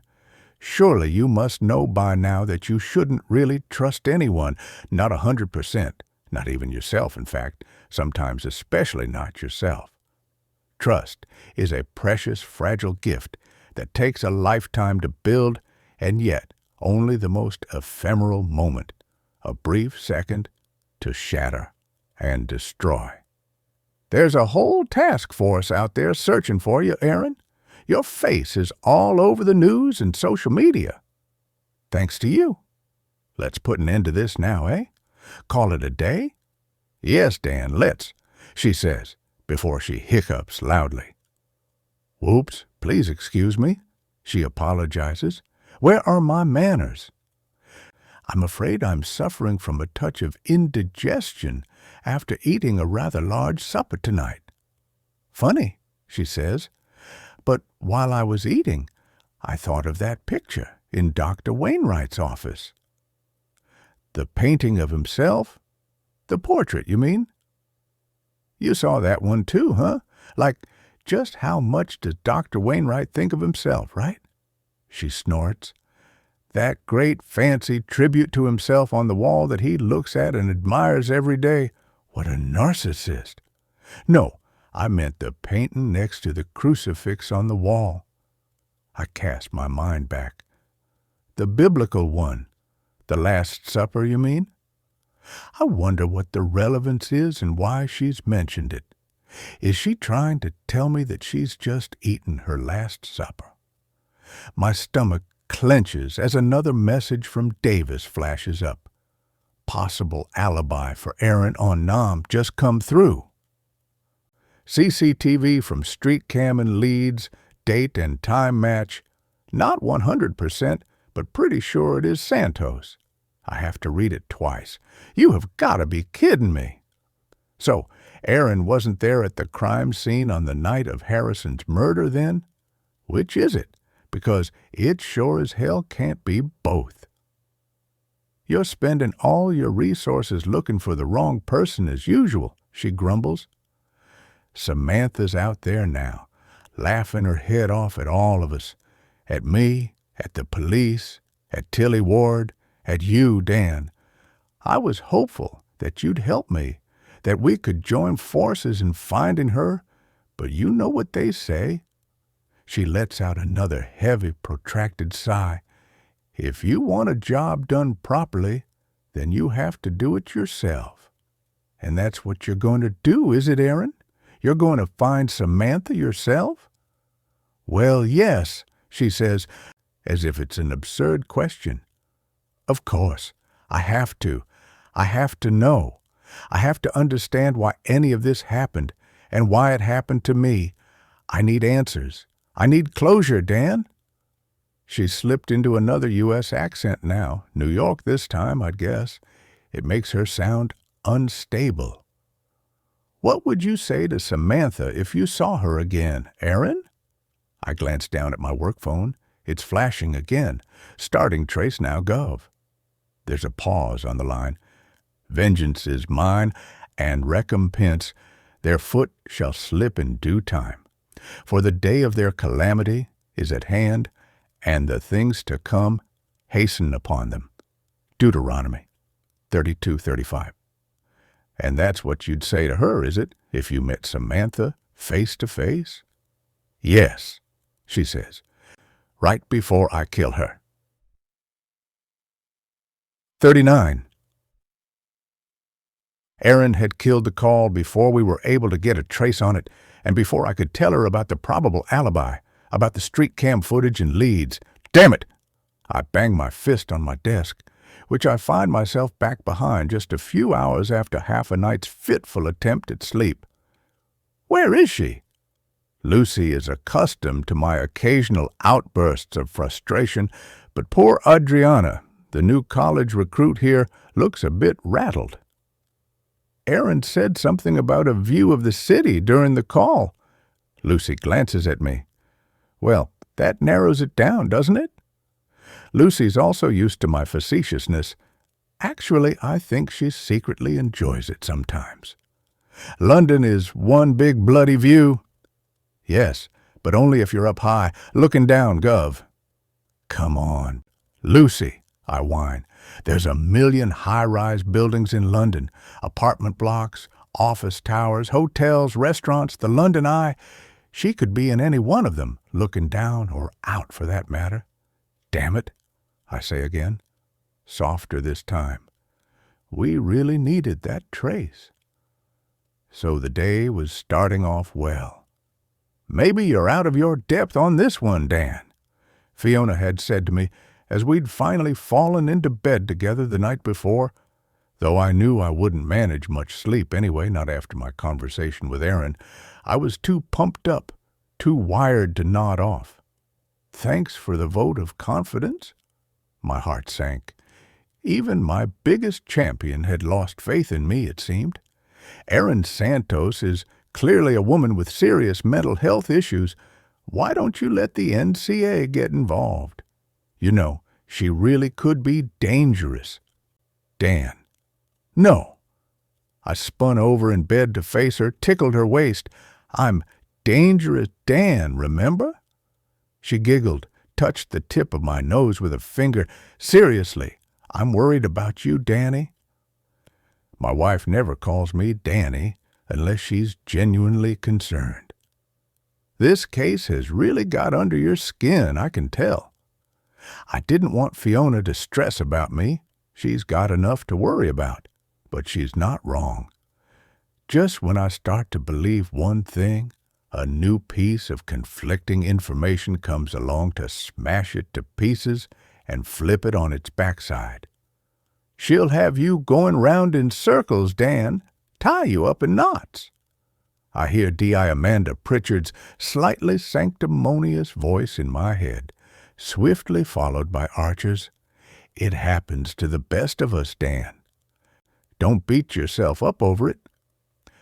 How could Erin's hair be found at a crime scene, and yet we now have a very possible positive ID for her on CCTV that places her in a different city at the time? She couldn't have been at a crime scene some hundreds of miles away. No one can be in two different places at once. Not even me, Fiona said dryly, closing her eyes. Not unless they're a ghost. The only other explanation can be the one Erin gave me. The hair was planted there. Maybe she really is two people, and it's some kind of spooky, supernatural thing. Woo! She was clearly teasing me now. You don't really believe her story, do you? I stayed silent. The truth is, I'm unsure exactly what I believe anymore. Seriously? She opened her dark almond-shaped eyes then, and I was reminded just how beautiful they are as they shone back at me in the dark. I rolled over, exhaled loudly, let my arms flop beside me. She probably planted it there herself when she was being the Samantha Valentine part of her character, the part that seems to want to sabotage Erin, and hence sabotage herself. And maybe it's just someone who looks like her on the CCTV footage. My wife always managed to summarize things so succinctly. I suppose it's the journalist in her. Well, someone is pulling my chain, I know that much. Tonight, Erin said that she'd kill Samantha Valentine if she ever saw her again face to face, and I believed her. I heard it in her voice, Fee. All that anger and resentment, all that loss and sadness. It's difficult to fake that level of emotion convincingly.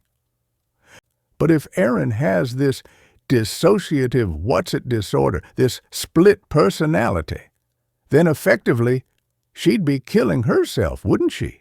In killing Samantha, she'd have to murder herself. And that's what you're worried about, is it? That she may try and kill herself? Yes, no, I don't know, maybe. Only I get the impression that the Erin part of her character doesn't want to die. I thought of the budding relationship between her and Malcolm then, the connection I'd sensed. Another thing that's difficult to fake. As crazy as it sounds, if I can just save one of them, Erin or Samantha, then by default, I save Erin from herself. 40. This is going to cheer you up, boss. D.S. Mitchell's eyes are wide and hopeful, more hopeful than I'm currently feeling anyway. Even a hot sausage sandwich and a cup of tea hasn't done the usual job of lifting my mood. Tell him what you've got, Adriana. Mitchell nods at her encouragingly. Well, Adriana takes a breath as I bite into my sandwich. I managed to trace the sender of that message, the one who left the comment underneath Tilly's sketch of Samantha Valentine. Her name is Katie Russell, and she lives in Subiaco, a suburb in Perth, Western Australia. We spoke on the phone. I have to say, she was a bit freaked out at first, being contacted by the British police out of the blue about a random comment she made on social media, but she soon came on board. She readily told me the story about her best friend at school, Samantha Valentine, and how she took her own life when she was 11 years old. She hanged herself from a tree at the bottom of the family garden, apparently. My eyes widen. I know, Adriana says. It sounded like a real tragedy.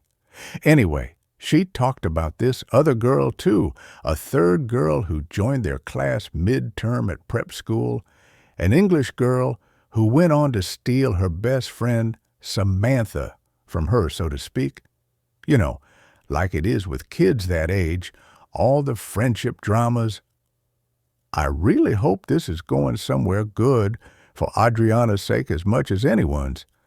I take another bite of my sandwich. And she elongates the word. On the off chance I sent her Erin Santos's photograph, and Katie Russell has positively identified Erin as being the English girl who joined their prep school midterm and stole her best friend, Samantha Valentine. I stop mid-bite. Try to let that just sink in for a moment. What? So, this Katie Russell is saying that Erin was living in Australia as a young girl, and that they both knew Samantha Valentine, a girl from their class who went on to kill herself? Uh-huh. Mitchell is nodding and smiling. She says it's the same person. And Katie Russell has positively identified Erin Santos as being this old classmate of hers in Australia. I blink at Mitchell, shaking my head. But we've checked Erin out. She's never lived in Australia. She was born in Leeds and has lived there most of her life, when she wasn't locked up in Larksmere anyway. This Katie woman must have got it wrong. Mitchell shrugs. It's what she says, boss. Obviously, Erin looks older in the photo, but Katie says she recognizes her, Gov. She sounded pretty certain that the photo Adriana sent her of Erin was someone she knew back then as Julie Edwards. Julie Edwards? So now Erin Santos is 3 different people? I'm struggling to cope with this idea already. Maybe Fiona is right, and I should stand back. and let the big boys take over. So, Adriana picks up where Mitchell has left off. After doing the calculations from the dates Katie Russell provided, I found a Julie Edwards from the BMD records in Western Australia, born in the right area and in the right year. Her blue eyes twinkle as she speaks. I also found a phone number for an Edwards family listed in the local directory, along with an address. I rang it, but no one picked up. It let me leave a voice message, though. So I gave them the incident room number, asked them to give us a call. She checks my expression. How is it possible for Aaron Santos and Julie Edwards to be the same person?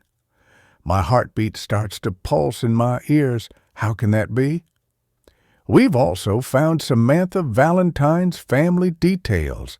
They still live in the area by the looks of it. Shona and Ned Valentine, her parents. We've got a number, Gov. She checks her watch. It's around 8 p.m. in Perth. Now might be a good time to call. Okay, see if you can get them on the phone. And great work, both of you. My head is buzzing as I make my way into my office. Maybe Katie Russell is mistaken. She has to be. After all, it was 30-odd years ago now, and some people change much more than others over the years. We'll need more than that to go on to justify us digging around down under. Maybe this Katie has some old-school photographs she can give us that would help clarify Aaron's identity. That said, when my old mate from back in the day, Tony Wentworth, had strong-armed me into attending an old-school reunion with him a couple of years back, aside from the bald heads, weight gain, wrinkles, and even tooth loss in old Jason Redfoot's case, he was the school heartthrob once upon a time. I recognized more or less everyone from Class 5G of Newton Comp on sight. They all looked the same, really, just older and more jaded. I'm about to pick the phone up when Archer bursts into the room. Someone found a wig. I'd like to think that today couldn't get any more bizarre, but I'm mindful of tempting fate. Found a what? Where? Stuffed in a ladies' sanitary bin inside a toilet at the Media Communications Center. A red wig. A cleaner found it and handed it in. Anyway, you should have told me you were looking for a redhead. She flutters her eyes at me, mock flirtatiously. I try not to look as horrified as it makes me feel, even in jest. Superintendent Archer has red hair, though it's not as vibrant as the woman's from the press conference. Hair that now transpires was most likely a wig. Seems she just waltzed right into the building, past security, without anyone noticing her, while also somehow managing to avoid the CCTV cameras. Archer seems to be enjoying watching me squirm. How the hell had that happened? I've asked Lucy to get it sent off to the lab, see if they can get any DNA from it, find out who it belongs to. She shakes her head at me and tuts. Your fans will be disappointed in you, Riley. You do realize that if we don't find Aaron Santos soon, you'll be canceled on social media. The keyboard Karens and wannabe Miss Marples can turn on you in a flash, you know. My phone rings, saved by the bell. I've got a Mrs. Shona Valentine on the line, Gov. Samantha Valentine's mom in Australia. Hopefully she can shed some light on this, clear up any confusion about who her daughter was, and about this Julie Edwards girl. I hear the hopeful anticipation in Adriana's voice. Put her straight through. 41. Aaron. Dan Riley didn't know it, but I was sitting outside his house, or apartment building as it is, looking up at a lit window, his lit window, throughout the entire duration of our last phone conversation, which I'd ended abruptly right after I'd told him that I'd kill Samantha if I ever saw her again. He could tell it wasn't a lie. I sensed it from him. And so if Dan can tell when I'm not lying, then by default, he also knows when I'm telling the truth, right? It was really much easier than I thought it would be to find Dan's private home address, which is kind of worrying when you think about who he is and what he does for a living. Once I had the name of his son, though, it was pretty much a straight line from there. In his newspaper interview, Dan mentions both his children's ages, so it wasn't difficult to do a search on babies registered in that month and year with his name. His address is right there on Jude Joseph Riley's birth certificate, written in black, florid ink, along with his parents' names and occupations, which were stated as journalist and police officer, respectively. Dan's so humble, he didn't even state his full rank on his own son's birth certificate. I wish I liked him less than I do. During my stay at Larksmere, which hilariously makes it sound like a grand country spa hotel when I say it like that, I'd honed my research skills down to an art form. Eventually, anyway, once they started to let me use the library and gave me limited internet access. With a bit of hard graft, I can discover where someone lives and who they live with, how many kids they have and where they work. I can find out where they went to school, or if they have a mortgage, or whether they shop at Waitrose or prefer to bulk buy in Costco. I can even find out how much money they have in the bank, or if they've ever ordered a sex toy online. It's all there. If you look hard enough, you've just got to be prepared to put the effort in. In a long list of ironies, I have more of a criminal mind now than I ever did before I set foot inside the prison system. It's still sinking in, the conversation I've just had with Dan, but it would seem that Samantha has, once again, set me up. That psycho bitch has deliberately planted my hair at Milo Harrison's murder scene to make it look like I was there and that I was somehow involved. Only she didn't bank on Tilly Ward finding my email address and sending me a message, did she? No, she did not. Tilly Ward, God bless her, is my get-out-of-jail-free card, literally. I have been so hung up on finding Samantha, so distracted, that I almost missed the fact that she is the key to this. She can confirm that I am not Samantha Valentine.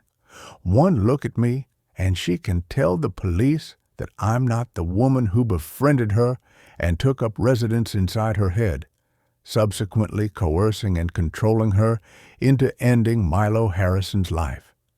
Together, we can prove that it's all just an elaborate setup, nothing but a con. This is just one more piece of evidence that supports the claims I have made all along, claims no one listened to. Samantha is the one who should be sitting where I'm sitting now, fresh out of the funny farm, a convicted criminal on the run, with the police and the media on her tail. Yet again, she has managed to flip the script and place the spotlight firmly back on me. There's a touch of Machiavellian genius to it, I'll admit. Can you forward me the email exchanges between you and Tilly Ward, Aaron? It would be good to have them on file for our reference, and it may help with your defense. Dan's soft voice had a sage edge, as though he was trying to convince me that it would be in my best interest if I did. Sorry, Dan. They're private, just between us, and I won't need any help with my defense. I don't need one anymore. Anyway, I'm done defending myself. It's all I've been doing since the day this shit show started. I know that eventually it will all come out, because the truth always does, Dan. Years sometimes decades, even centuries later. Only I'm not waiting around that long for justice. It turns my blood to ice when I think that Samantha has kept my hair for all these years. She retained a piece of me with her, part of my DNA like a trophy. I shudder. You have the most beautiful hair I think God ever gave a woman. Do you know that, hon? Sam liked my hair, and I liked her liking it. I wanted her to like everything about me, as much as I liked everything about her. Sometimes she would brush it for me until it shone, just as I had told her my mum used to do when I was a child. "Keep still!" she would chide me as she roughly raked a brush through it. My mum was always much gentler. I need to get all the knots out. Aside from it giving me the creeps, the idea that Samantha had purposefully collected and kept my hair shows me just how calculated she really is, how premeditated all of this must have been from the beginning. She had been plotting and preempting and planning all of this way back then. She even had the foresight to keep something she could potentially use as a future weapon against me down the line. My hair, just in case. Why had she done that? What had I done to her to make her hate me that much that she would want to destroy my life like she has? All the while I was being this faithful, caring, doting friend. She was covertly and purposefully plotting my complete destruction. Sometimes, when I was at Larksmere, I thought the not knowing why any of this happened might actually kill me, along with the guilt I felt about Bojan's death. Both of these things haunted me daily and continuously, the nagging question, why? Following me everywhere, whispering torturously in my ear until I wanted to bash my own brains in. Another thought has just struck me, one that is equally as sickening, or perhaps more so. Had Samantha deliberately plotted and orchestrated Milo Harrison's murder just to enable her to frame me for it and have me sent back to the booby hatch? Was it all just for my benefit? A small part of me feels secretly pleased that it even could be. It means that Samantha considers me a real threat, just as she should, because I'm the only person who knows that she really exists, you see. Until Tilly Ward popped up. Did you speak to Tilly on the phone, Aaron? Dan sounded worried. He's probably pissed at her for reaching out to me. She's on bail after all. But as it turned out, she had wanted to speak to me as much as I wanted to speak to her. And she found me. Can we meet face to face, Aaron? Please? Tilly had typed the word in bold uppercase in her email. Clearly, she was desperate, craving comfort and solidarity too. Only I couldn't rule out the idea that Dan may be using her as a double bluff in a bid to get me to open up, to let my whereabouts slip, or arrange to meet her somewhere so that they could ambush me. It could very well be a trap. I had to play it safe. I'm so scared, Aaron. I don't know what's going to happen. What if the police don't believe me like they didn't believe you? Will they put me in prison? Her fear and confusion felt so much like my own that my eyes instantly welled up with tears. Truthfully, I'm amazed I still have any left. You won't have to worry about any of that soon, I wrote back. There was so much I wanted to say to her, so much I wanted to ask and to know about her own experience of being under Samantha Valentine's spell. But I was paranoid of being watched or traced or set up. I had to keep it short. Soon it will all be over, I promise. Why do you think she chose you, Aaron? Why, out of everyone, do you think Samantha chose you to be her victim? I stared at the words on screen. I thought I'd know exactly how best to respond to Tilly's question. After all, I've spent 7 long years asking myself the very same thing. But when it came to my reply, I struggled, my fingers hovering over the keyboard as I tried to find the right words. A reason for everything, and everything for a reason, right? There's this belief that all of life's events, even negative ones, or perhaps especially those, have purpose or meaning behind them. Often, the reason is attributed to a higher power or a deterministic view of the universe, kind of on par with that other irritating phrase, "It was meant to be." I think it's a whole heap of crap myself. Imagine saying something like that to a mother who has just lost her child to cancer or in a fatal car accident or murder. Hey, chin up. Everything happens for a reason. It was all meant to be. I wanted to tell Tilly that I thought perhaps Samantha had chosen me because of my deep childhood trauma, witnessing the brutal death of my mom, or the fact I was a recovering addict who'd suffered a psychotic break as a result. Maybe it was because I was unstable or overly suggestible, or that I was vulnerable and considered weak. In the end, though, I settled for just 3 words. I was lonely. A small black and white cat suddenly runs out into the road, triggering a neighbor's security light. The bright white light arches above me, illuminating the entrance to the apartment block. And I slide a little further down into the driver's seat, pulling my scarf up over my face until the light times out. It's a smart-looking apartment complex, I suppose. The Rileys have not done too badly for themselves, tucked back and away from the main road.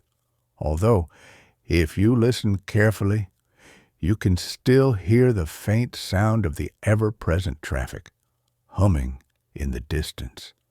Like New York, London is a city that never sleeps. Not that I care especially, because neither do I much anymore. Once upon a time, though, I used to love nothing more than a leisurely, long, and lazy lie-in of a weekend. I've never been good on little or no sleep. Who is? Previous boyfriends have even been known to comment on how grumpy I could be of a morning if I wasn't well rested enough. Jason Willis, more of a friend with benefits than a proper boyfriend at the time, used to refer to me as crotchety, which I always thought made it sound like I had a personal hygiene problem. At Larksmere, though, I learned how to get by on just a few hours a night. Sometimes I was frightened to shut my eyes, fearful that I might never get to open them again. I stare at the glove compartment and think about the gun that's inside it, the gun I placed there. It had felt so heavy and so powerful in my hand, like I was holding the very tangible embodiment of life or death right there in it.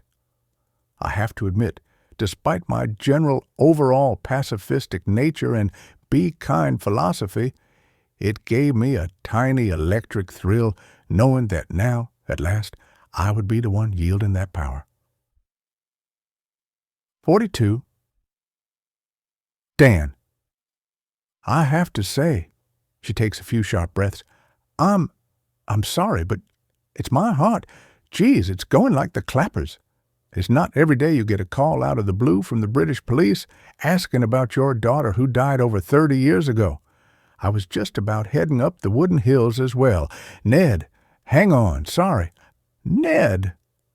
I hear the sound of heavy footsteps on stairs, the low grumbling of a male voice in the background. It's the British police on the phone. They're calling from London. British police? What the blazes do those bastards want? His Australian accent is notably more pronounced than hers. Ned! She hisses. I'm sorry. I apologize on my husband's behalf. He's fallen off the wagon again and is a bit upset with himself, a bit grumpy. My mother always said that I married beneath me." She laughs, though I sense there may be a ring of truth to it. "I can only apologize if I'm keeping you from your bed, Mrs. Valentine, and I'm really sorry for any distress this may cause you. Did my colleagues give you the heads up on why we contacted you?" "Well, they didn't really say much, just that you wanted to speak to me about my daughter, about Samantha, something about a message on social media." I hear the click at the back of her throat as she swallows dryly, no doubt apprehensive about what could be coming next. "It's been 30 years now. My Sammy will have been dead for 31 years this November, though sometimes it feels like it only happened yesterday." Her voice sinks. "You never get over losing a child, trust me, never." "I believe you, Mrs. Valentine." "Shona, please. Shona, do you remember a girl who was friends with your daughter back in prep school, a girl named Katie Russell?" "Katie? God, yeah, of course," she says. "Geez, I haven't heard that name in a while. I knew Katie well back then anyway. Thick as thieves they were. Her and my Sammy, BFFs as they say now. They were always off out somewhere together, roller skating in the park, swimming at the beach, riding their bikes, all that kind of kid stuff. And if Katie wasn't over at our house, then Sammy was hanging out at hers. Yeah, they were close at one time, those two girls, like sisters. Ah," she sighs as she reminisces, "I've not seen Katie in years. I don't know if she'd even recognize me now from all that time ago. Probably not. Ned says he doesn't recognize me anymore either." She laughs again, though it has a melancholy tinge to it. "She's married now, I think, Katie. Got kiddies, probably. I never heard anything about her moving to the UK, though." She pauses. "Nothing's happened to her, has it? What's this got to do with our Sammy?" "It's complicated, Shona," I say, which is an understatement. "We're currently conducting a homicide investigation." "What? No!" she gasps. "Don't worry," I quickly interject. "It's not Katie. Katie's alive and well, and I believe still living in Australia. It was something that she mentioned, a comment she made on social media about a girl named Julie Edwards, someone both she and your daughter Samantha knew back in school. Is that right?" There's a moment's pause. "Oh, her." Her voice tightens. "What about Julie Edwards?" "So you knew her?" "Yeah, and I never liked her," she says bluntly. "She was that posh little pommy girl who turned up midterm during the last year of prep school and broke up their friendship. She set her sights on being Sammy's new best friend and pushed Katie out. Three's a crowd and all of that. It caused a real stink at the time," she says. "I remember there were a lot of tears, and I had to have a heart-to-heart with Katie's mom, Christy, about it all. Katie was so hurt. Even I was cross with Sammy. I thought it was cruel to just dump her friend like that, and I told her off for being disloyal. She'd known Katie since kindergarten. But this Julie Edwards girl, she seemed to just come out of nowhere, and then—" "You met this little girl, this Julie Edwards?" "Oh, sure, yeah, a few times. And like I said, I didn't like her much. Bit of a perfect princess, you know what I mean?" "I suppose I did. My own little perfect princess, my Pip, loves to dress up in a tutu that she wears with these glittery purple wellies. 'Make a swish, Pop-Pop,' she says, waving her little magic star wand about, and then granting it to me with a bash on the head. She thinks it's hilarious." "Why didn't you like her much?" She pauses. "I didn't like the hold she had over my daughter, or the fact that she'd pushed poor Katie out of the picture. Sammy was always a big softy, a real sweetheart. She hated the idea of upsetting anyone, but she would never hear a bad word spoken about that Julie Edwards girl. We'd get into a fight if I ever brought up any misgivings I had.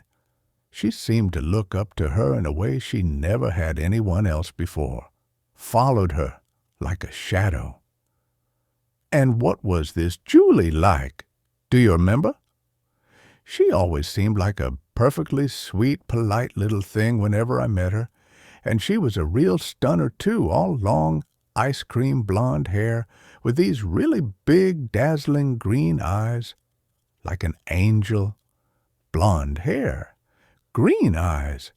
My heart jumps in my chest. But there was just something about her. What was that, Shona? She lets out a breath. Oh, I don't know. Just something not quite right, wasn't it? Ned?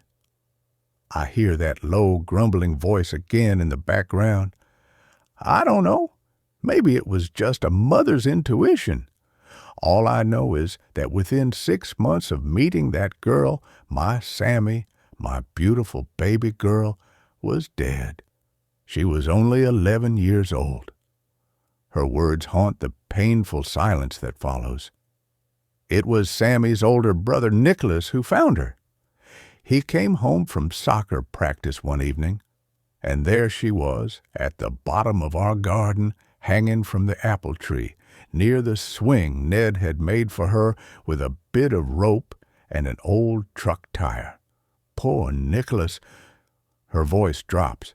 He never got over it, finding his little sister like that. He gets flashbacks to this day, and he's in his 50s now. It must have been dreadful, Shona. Do you know, that tree never once bore fruit again after it happened. Since the day we moved into this place, almost half a century ago now, that tree produced a ton of apples each year, without fail.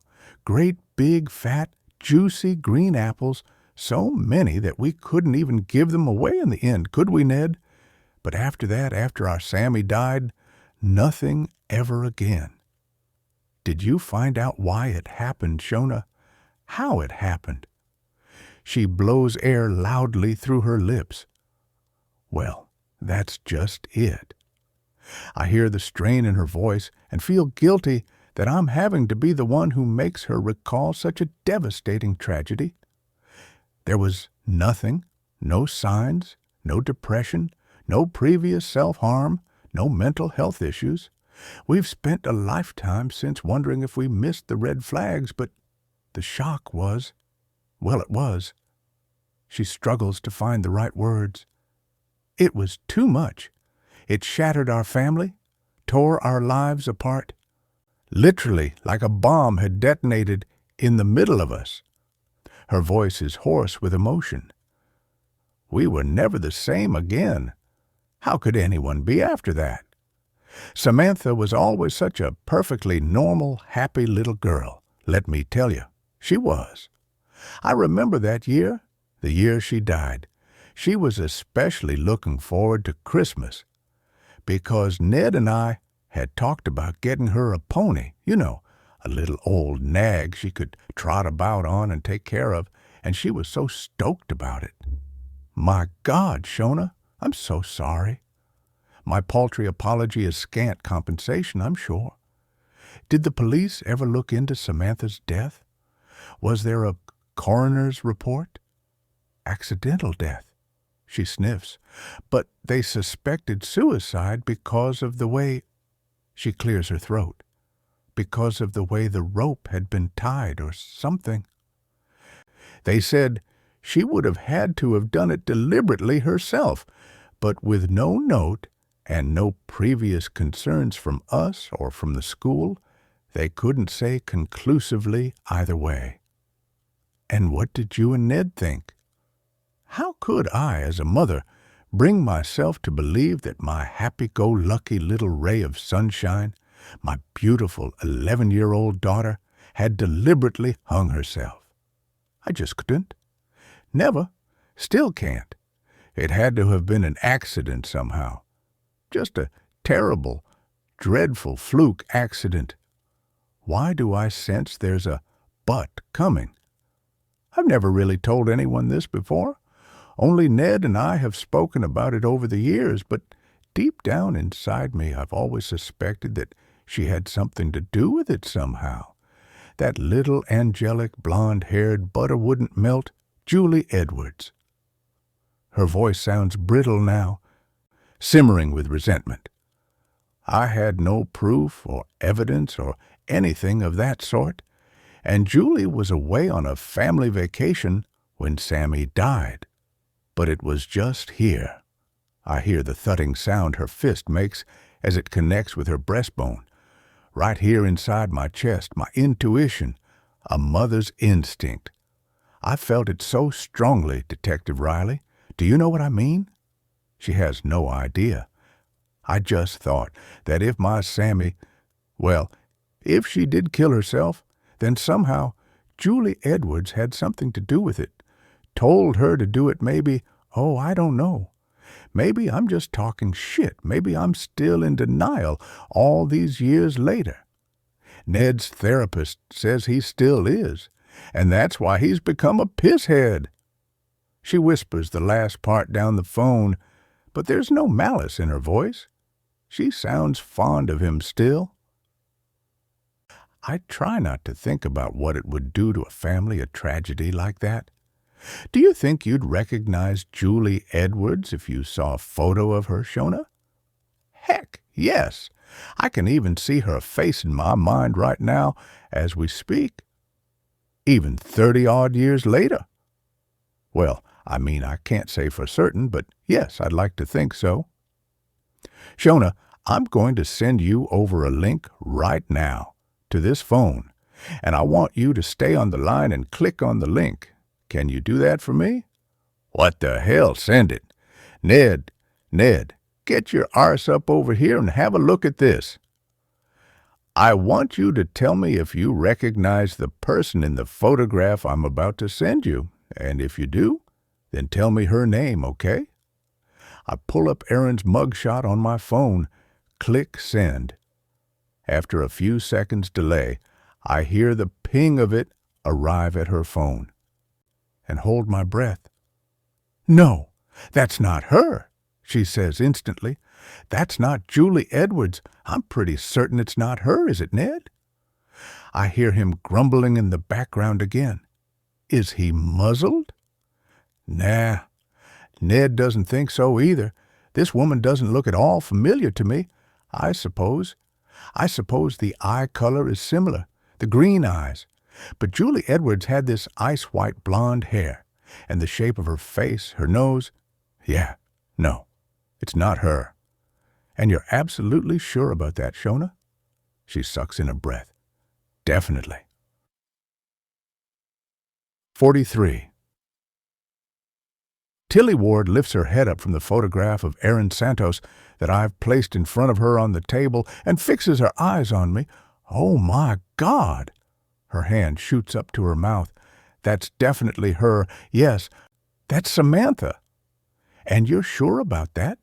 You're absolutely 100% sure that this woman in this photograph is the person you know as Samantha Valentine. She meets my eyes once more. It's her. I nod, drag my hand down my face. This is insane. Immediately, I send Davis a text message. Positive photo ID on Erin Santos from Tilly Ward, but I couldn't quite get my head around it still. Katie Russell had identified Erin Santos as being a girl named Julie Edwards, who she went to school with. Only when I sent Shona Valentine the same photo of Erin, she swore blind to me that it wasn't her. So who's right and who's wrong? Both? Neither? Which the hell is it? I've got a whole heap of old photo albums from her school days, Shona had told me, and Julie Edwards is in some of them, though not many. For some reason, I didn't want to have to look at her face whenever I went back through them. Like I said, Detective, there was just something about that kid that I didn't like, didn't trust. She'd promised to dig a photo out and send it to me. Tilly had looked pleased to see me as she'd opened the door to her apartment. "It's nice to see you, Dan," she signed to me. Or at least, I think she did. "Hello, Tilly," I signed back, a little awkwardly. "How are you?" "Wow," she said, her eyes widening. "I'm impressed. Have you been taking lessons?" I shrugged. "Not as many as I would like, Tilly. Can I come in?" "Yes, of course, please." She stood back from the door, and I stepped inside, wiped my feet on the doormat. She looked down at them. "Would you mind?" "My shoes? Oh, yes, of course. Professionally, I'm not obligated to take them off, but I choose to comply."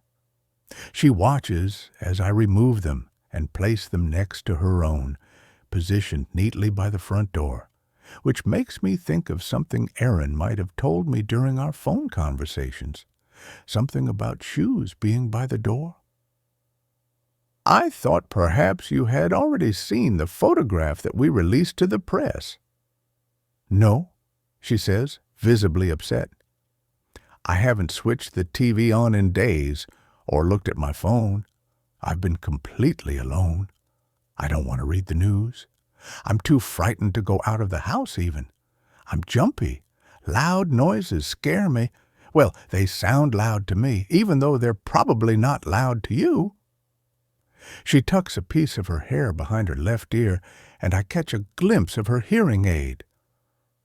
"I can't sleep, can't eat." Admittedly, she looks pale and drawn in the face like a ghost, and her green eyes are sunken and a little bloodshot. There's something different about her to the last time we met, though. I'm not sure what it is yet. Can't quite put my finger on it, but it's definitely something. "I must look like such a fright," she apologizes. "I'm glad my colleagues can't see me now." "I'm sorry, Tilly," I say. "I'm sorry any of this has happened to you.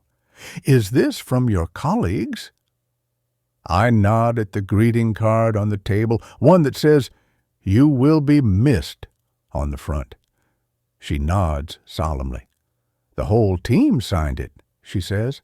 "I'm really going to miss them too. I can't go back now, can I, even if they'd have me?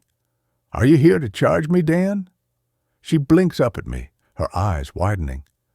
"Is that why you're here?" "No, no." I soften my voice, reassure her. "Just to talk. Let's sit down, yeah. Try to relax. I know it's not easy with everything you're dealing with right now." She slides into the seat at the kitchen table. That is not a good photo of Samantha. She looks down at it. She won't like that one bit when she sees it. She's much prettier in the flesh. "When was it taken?" "When she was arrested, Tilly, in 2019, for the murder of a man named Bojan Radulovic. And her name is not Samantha Valentine, it's Erin Santos." "Erin Santos, in Santos?" She lets the name roll off her tongue. "So who is she then? Why is she pretending to be someone called Samantha Valentine? What will this mean for me, Dan?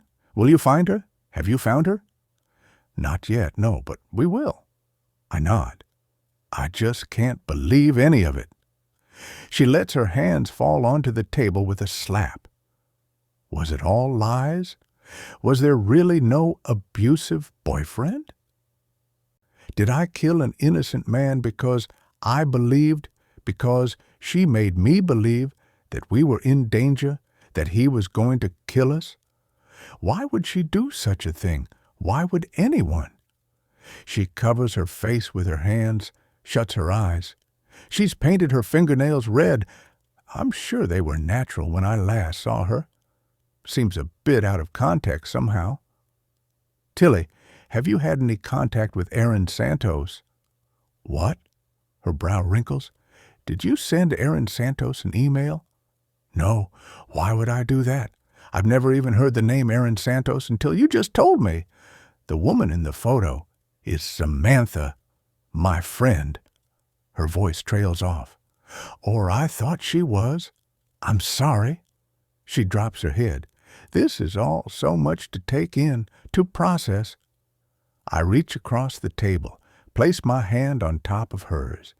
It feels soft and cold to touch. I know. Tilly, I pat it. But you're sure you have never contacted Erin Santos by email or otherwise? I swear to you.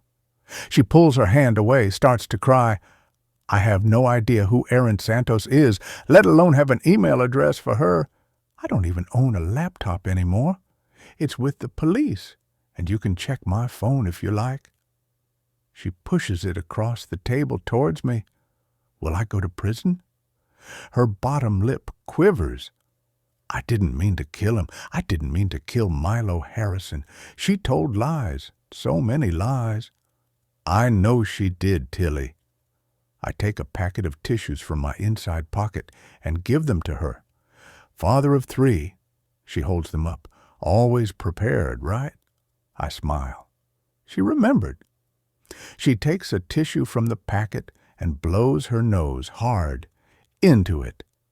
I glance around her small, sparse apartment. It's neat and tidy, but not what I'd call homely. I stare at a lone cup and a single-used plate on the kitchen work surface. It's tricky to explain it all to you, Tilly, but you're wrong in some ways. I don't follow. Her green eyes are glassy with tears. Samantha Valentine is real, but only in Erin Santos's mind. It would seem that she's suffering from something called dissociative identity disorder. You may know it better as split personality. In effect, she's two people in one mind, two very separate people. Oh, God! She covers her mouth with a hand. How do you know this? Erin is a former patient at Larksmere High Security Psychiatric Hospital. Her eyes widen. She killed a man in what's almost an identical crime to your own, citing the same defense, the same story, that Samantha Valentine had coerced her into it, that she'd controlled her and brainwashed her into believing that abuse was taking place, and I take a breath. Well, it's one hell of a messed up story, Tilly. I'm only sorry you ever had to be involved in it. Seems I'm nothing if not the king of the understatements right now. I sigh. There's no escaping a charge, Tilly. I won't lie to you.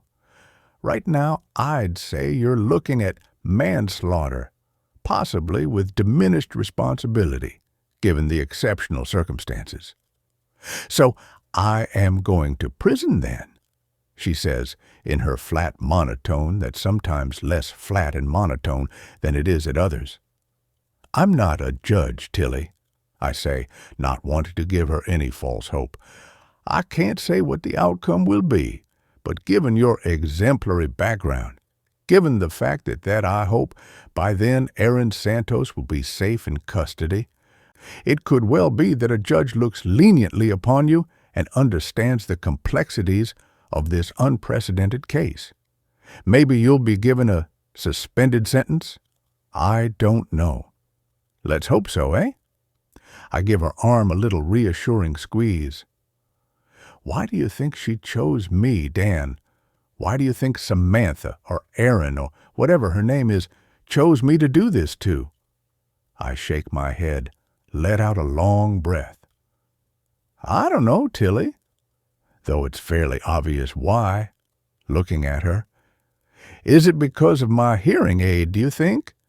Maybe she saw me as more vulnerable than most people, easier to manipulate? I drop my head slightly to the side. Maybe. She nods, pulls her tatty beige cardigan around her small frame like she has a sudden chill. I was lonely, she says. I think she saw how lonely I was, how lonely I am. I keep my hand on her arm. I hope it's not the same for your son, Dan. Being deaf, being hard of hearing, it makes you different, and people People look at you differently, treat you differently, view you as somehow lesser than them. They can't even help it most of the time. It's not their fault. It's just instinct. I have to look away.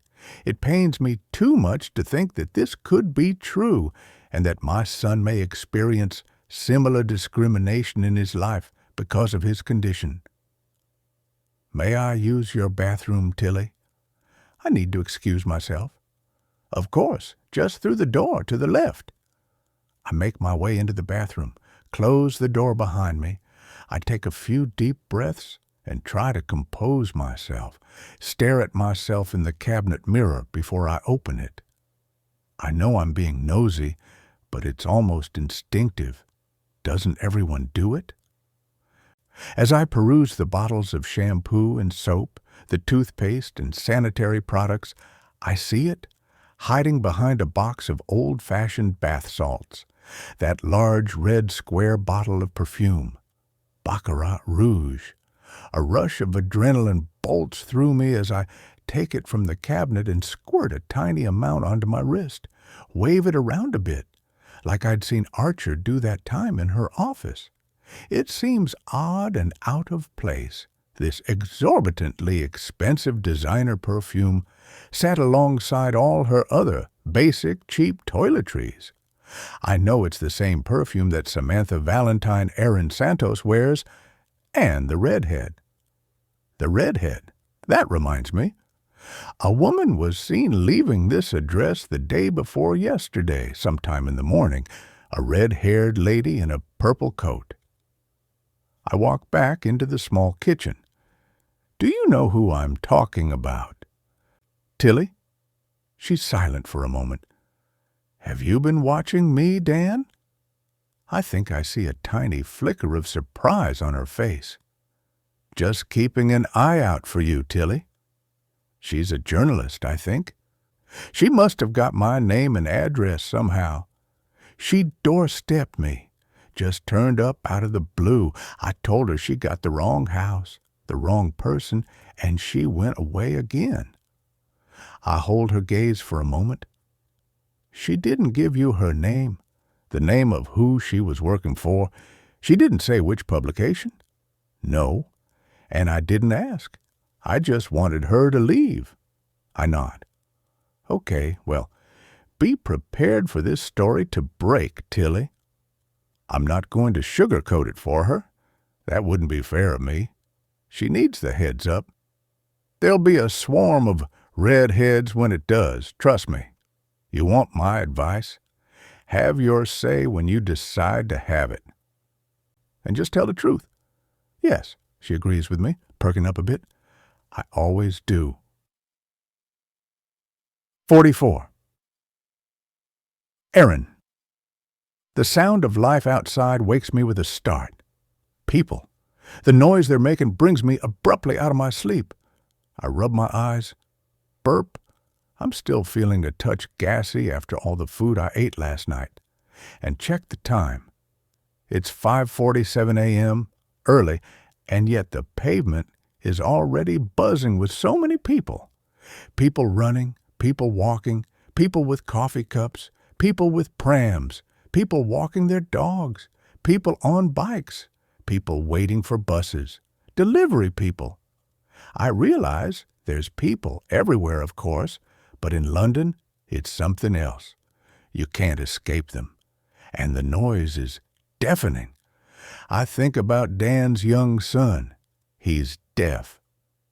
I read it in that newspaper article on him, that PR exercise I imagine he was cajoled into doing by his domineering boss.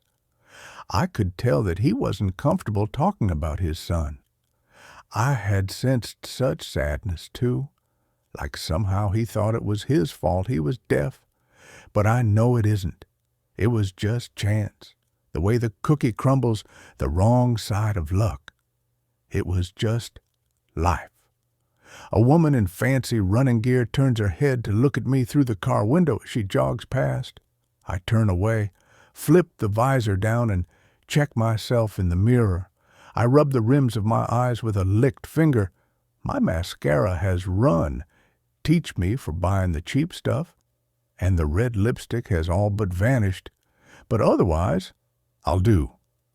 I sit up, bring the seat back to an upright position, and glance over at Dan Riley's apartment. His car's still here, but, oh, hang on, it's him. He's making his way out of the front entrance now, and he's getting into his car. How's that for timing? I scrabble around for my car keys. Shit. He's on the move. I start up the engine, wait for him to pull out of the complex. I don't want to follow him too closely. I can't afford to arouse his suspicion. I can barely see through my sleepy eyes as I indicate left, keeping a safe distance behind him as I follow him through the traffic lights, down the unfamiliar streets. My heart is thudding painfully against my ribs. It's too early for this, and I haven't even had breakfast. I take a breath, switch the radio on, press a few of the buttons in quick succession. And on this gloriously cloudy morning as well, next up, it's our Kimberly with the London news. Thanks, Dougie. The husky female voice rings out through the stereo.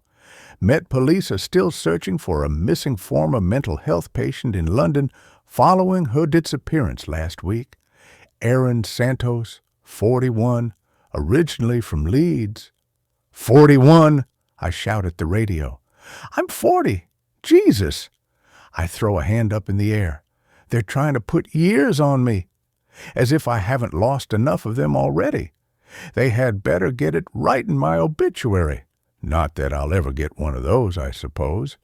Who's going to write anything about my death, aside from all the journalists and keyboard warriors commenting on how it couldn't come too soon? And of course they'll show that awful photo of me, won't they? The one that makes me look like a deranged child killer who's never heard of concealer. I'm sure when they go on to make the documentary about this case, about me and my madness and my crimes, they'll wheel out Dr. Wainwright to have his say. He would never miss such an opportunity to be in front of the camera, the center of attention. I can just see him now sitting there in his office, that portrait of him in the background as he talks in that slightly condescending way that he does, a make-up lady pressing powder onto his sensitive skin. I'd noticed, over the years, that Dr. Wainwright's skin was sometimes quite red and inflamed across his cheeks. I asked him about it once during one of our sessions, and what looked like a particularly angry flare-up. I could tell he didn't like the fact that I'd mentioned it. He tried to disguise it, but I knew that secretly he was seething that I, this mad, murdering degenerate who was so far beneath him, would have the audacity to point out what could even be considered as a flaw in his otherwise perfect image of himself. He said it was a rare skin condition that he'd inherited on his father's side. I say it was karma. Don't get me wrong. I don't hate Dr. Wainwright. It isn't that. He isn't that different or special to most people, really. He's just so busy looking into the flaws of others that he's blind to his own. You can't park up here, love. An old man taps on my window, and I jump. My hand shoots up to my chest. Restrictions? Roadworks? He rolls his watery gray eyes. All up this bleeding road they are. You'd think they were digging for treasure. Best to take a different route. I nod and wave politely. Yeah, thanks for the heads up. Or that's how I think Alexandra Fisher would say it anyway. I shiver as I close the window. It's a damp, chilly morning, and I turn the heating on, gasp as the cool, stale air hits me. I wish I'd brought my onesie with me now. Why are you dressed as a dog? Malcolm's voice speaks to me again. I really must stop doing that. I have to build a firewall around my thoughts.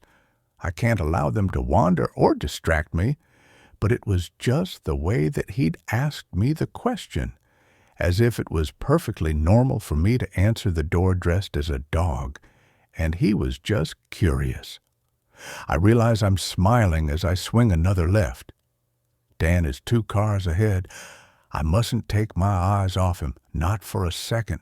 My adrenaline levels are peaking. I can feel it, sense it like rain. Something is coming. My day of reckoning is nigh. He's gone to work. I feel my dopamine levels crash and burn as I watch him pull into the underground car park at the police station. I pull over. I'll have to hang back. Wait, watch. See where he goes next. My stomach growls as I recline my seat once again. I need coffee. Why didn't I think to get a coffee? A pain au chocolat, too? I look out of the window, try to distract my thoughts away from food, and put a knife to your throat if you are given to gluttony. Proverbs 23:2. I must try to exercise more self-control. A knife to your throat. Boom! The flashback hits me hard as Boyan Radulovich comes marching out of the apartment complex, his brow all wrinkled up as he powers towards me with purpose. He's got a knife, Aaron. Samantha grips my arm in fear. He's going to kill me. I can feel it in my hand. The smoothness of the handle against my skin, the cool blade glinting as she hands it to me. Only now, when I look down at Boyan's hand, it's not a knife that he is holding. I didn't much like her, that Detective Pritchard, but she'd told me the same thing at the time, when she'd interviewed me. It wasn't a knife he had in his hand, Aaron. It was his mobile phone. Only I didn't believe her. I truly believed at the time that I had seen the knife for myself in his hand as he'd approached, only it had all been the power of suggestion, hadn't it? I thought it was a knife because she told me it was a knife. And seeing him there with it in his hand, it all fitted into place because why wouldn't he have a knife? For months, Samantha had been telling me that he was violent, that he was abusing her, and had threatened to kill her, just like Ray Dennis killed my mom. She tapped into my trauma so completely that in that moment I would have done anything she said, anything to save her from him. A fresh rush of anger fires up inside me, but hang on. Dan's back on the go again. He's alone as he steps out of the police station, his sidekick's not with him, the one he referred to in his article as his work wife. He turns left out of the station, and I quickly indicate, pull out.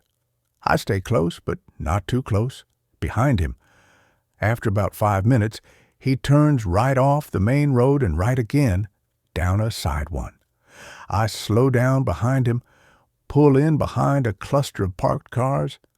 I watch as he exits his vehicle, hear the beep-beep of his alarm as he locks the car and begins to make his way towards a set of apartments. Only he's coming this way. I snatch my phone up, look down at it, pretend to read something. He doesn't even turn to look as he walks straight past my window, and I let out a breath of relief. He hasn't seen me. My eyes follow him, watching as he presses the intercom buzzer. I crane my neck, see if I can get a clearer view, but I'm way too far away to see which number it is, and my phone slips from my grip and falls straight between the driver and passenger seats. Why does that always happen? I curse, slide my hand in between them, try to grip it with the tips of my fingers. When I look back up, Dan is no longer there. Brilliant! I bash the steering wheel with the palm of my hand. Bloody brilliant!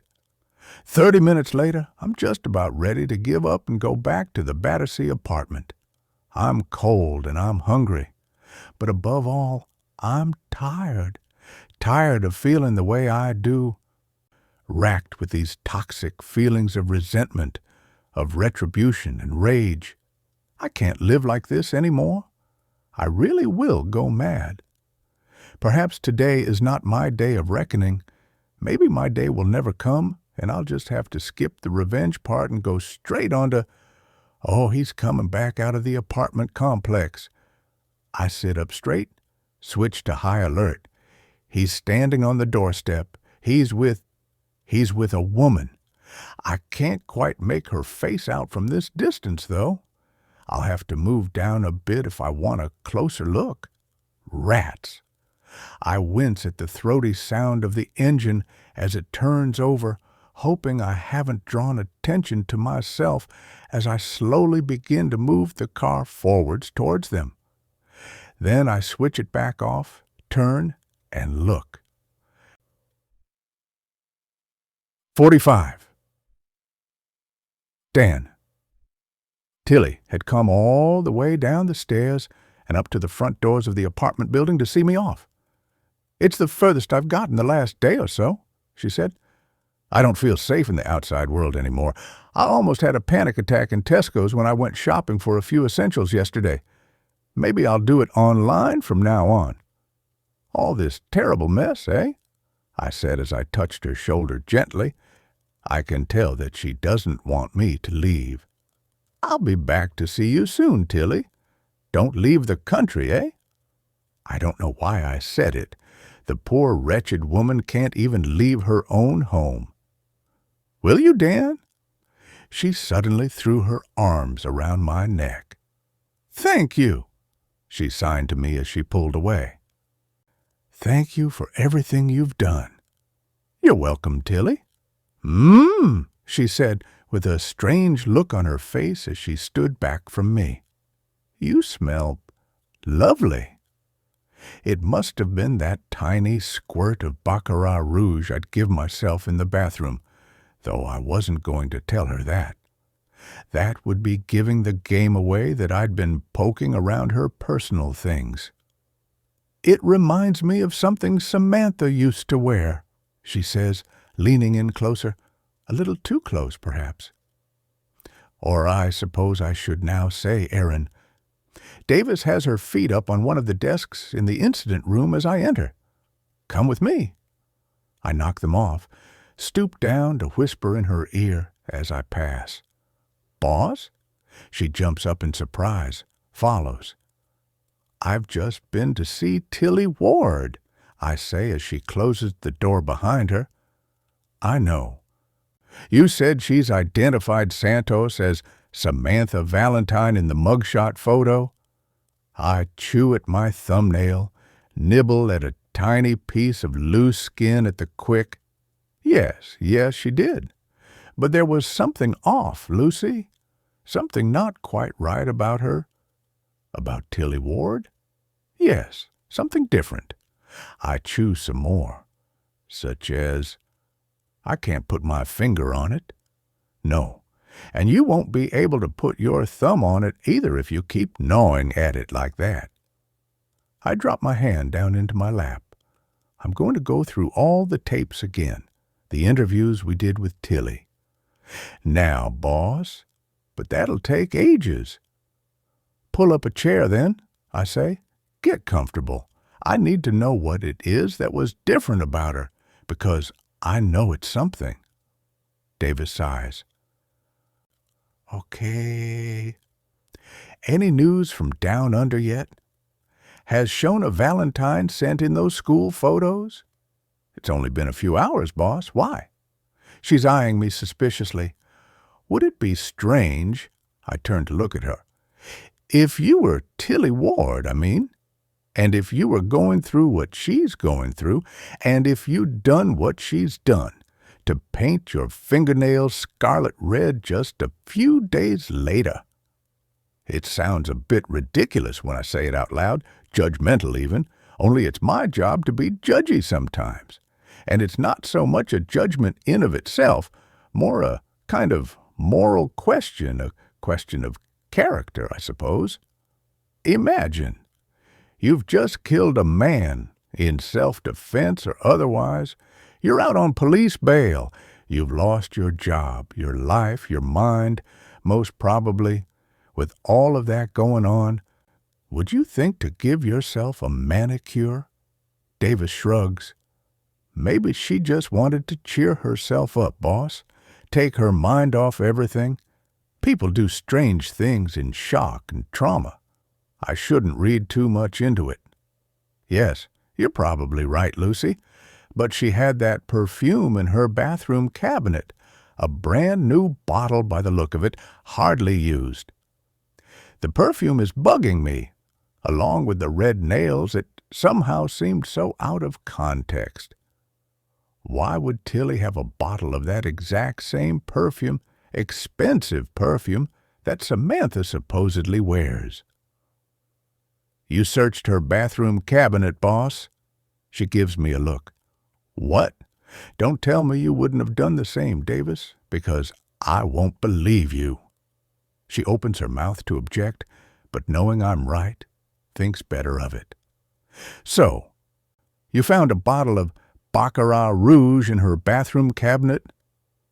Yes, tucked away behind all these other basic, unbranded, cheap products, just sitting there like a jewel. Maybe it was a present from someone. Maybe Samantha gave it to her? Maybe, I say. Roll the footage, Davis. We're about 20 minutes into the recording when the first thing catches my attention, and as I suspected, it had something to do with shoes. And so we take our shoes off, and then we place them behind the door. It was the way Tilly had said it, or rather sung it, during the interview, melodic and on the beat like a song lyric. The way you might tell a child to help them learn. I stop the footage, rewind it, and listen again. Those were the exact words, spoken or sung, in the same way that Aaron had described Samantha's words to her on the night they met. No, no, no. Ari says, we take our shoes off, and then we place them behind the door. Was it just a coincidence? It's not like people don't take their shoes off before they enter theirs or other people's homes. Most people do. It's just that most people don't say that exact same phrase in that exact same sing-song voice when they do it. To be fair, I'd picked up on the whole shoe thing right at the start, when I first walked into the crime scene. Those boots sitting neatly by the front door. I had thought it odd then that anyone would stop to remove their shoes in the middle of an emergency. Maybe Tilly didn't realize the seriousness of the situation when she first walked into the scene. Maybe she didn't know how bad it was. Davis was right to play devil's advocate. Tilly's boots by the door and her sing-song paraphrasing are not evidence of anything. Only I need to tell my intuition that because it's setting off bells inside me, the alarm kind. I let the footage roll on for a while longer, watch and listen as a tearful and traumatized Tilly recounts her story to Davis and Parker and later to me. It's during the interview that I conducted with her that I suddenly spot it. There! I jump up from my seat. My sudden movement causes Davis to do the same. I rewind the footage, pause it on Tilly's face. Davis blinks at the screen. What am I supposed to be looking for, Gov? There, behind her left ear. She moves in for a closer look. The hearing aid, you mean? She turns to me blankly. I nod. Okay.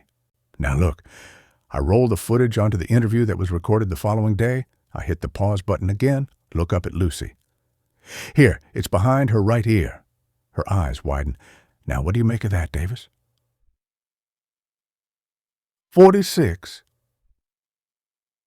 Aaron. I clasp my hand tightly over my mouth, but it's no good. I can't stop it from coming. Groaning, I open the car door, lean out, and empty my guts out all over the pavement below. Whoosh! My eyes water as I retch, my whole body violently spasming and heaving and sweating as it expels the contents of my stomach. around $120 worth of contents, last night's overindulgent supper, including ice cream. My head starts spinning as I begin to hyperventilate, struggling to catch my breath between the intermittent bursts of vomiting. "Hey, you okay?" A woman stops as she's walking past, her brow crinkled in concern. She makes to come towards me, but seeing the mess I've made over the side of the road, takes a step back. Is about all I can manage in response. "Stomach bug?" I croak, doubled over. "Yeah, there's a lot of it about at the moment." She gives me a sympathetic, lopsided smile, hands me a bottle of water, stretching her arm out as far as it can go to avoid getting too close. "You don't look well. You should go home to your bed." "Yes, thanks." I nod gratefully. "I will." But there's no chance of that happening, not after what I've just seen. At first I thought my mind was playing tricks on me, and that it was a mirage as I watched them both, saying their goodbyes by the door. Like someone stranded in the burning heat of a vast desert sees a stream in the distance. I thought that perhaps I was just seeing what I wanted to see. Only there was no mistaking it was her. I recognized her immediately, even though she looked so different, a far cry from the glamorous blonde bombshell I remember her being. Her hair is now mousy brown and hangs in lank curtains around her noticeably thinner face, and she's dressed in the most awful clothes, a shapeless gray cardigan and baggy leggings, clothes that ordinarily she would never be seen dead in, though today just may well be the exception to that rule. Samantha Valentine. I gulp back some water with a shaking hand, spilling it down my front as I swallow greedily.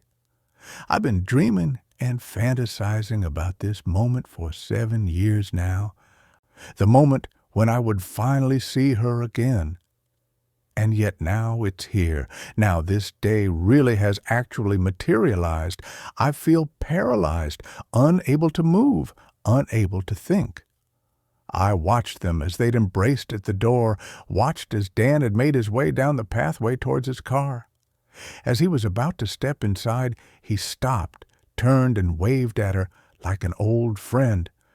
"I'll see you soon, Tilly." Tilly? Oh, my God. It hits me hard like a hammer to the back of my skull. Tilly Ward? I feel sick again. Oh, no. I clutch my mouth, willing the nausea to pass. I don't want to throw up in the hire car. They'll charge me. Samantha Valentine is Tilly Ward. I sit in the driver's seat, motionless for a moment as I try to let it sink in. My God. I breathe the words aloud. Yet again, she's fooled everyone, including me, including Dan Riley.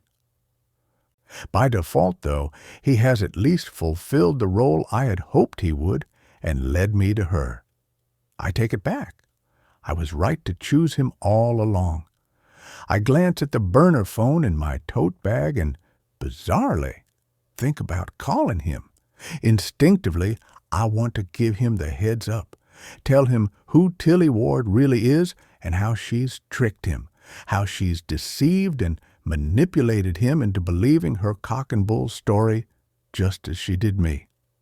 In a sudden burst of rage, I banged the steering wheel with my hand over and over until it hurt so much that I scream, "That evil bitch!"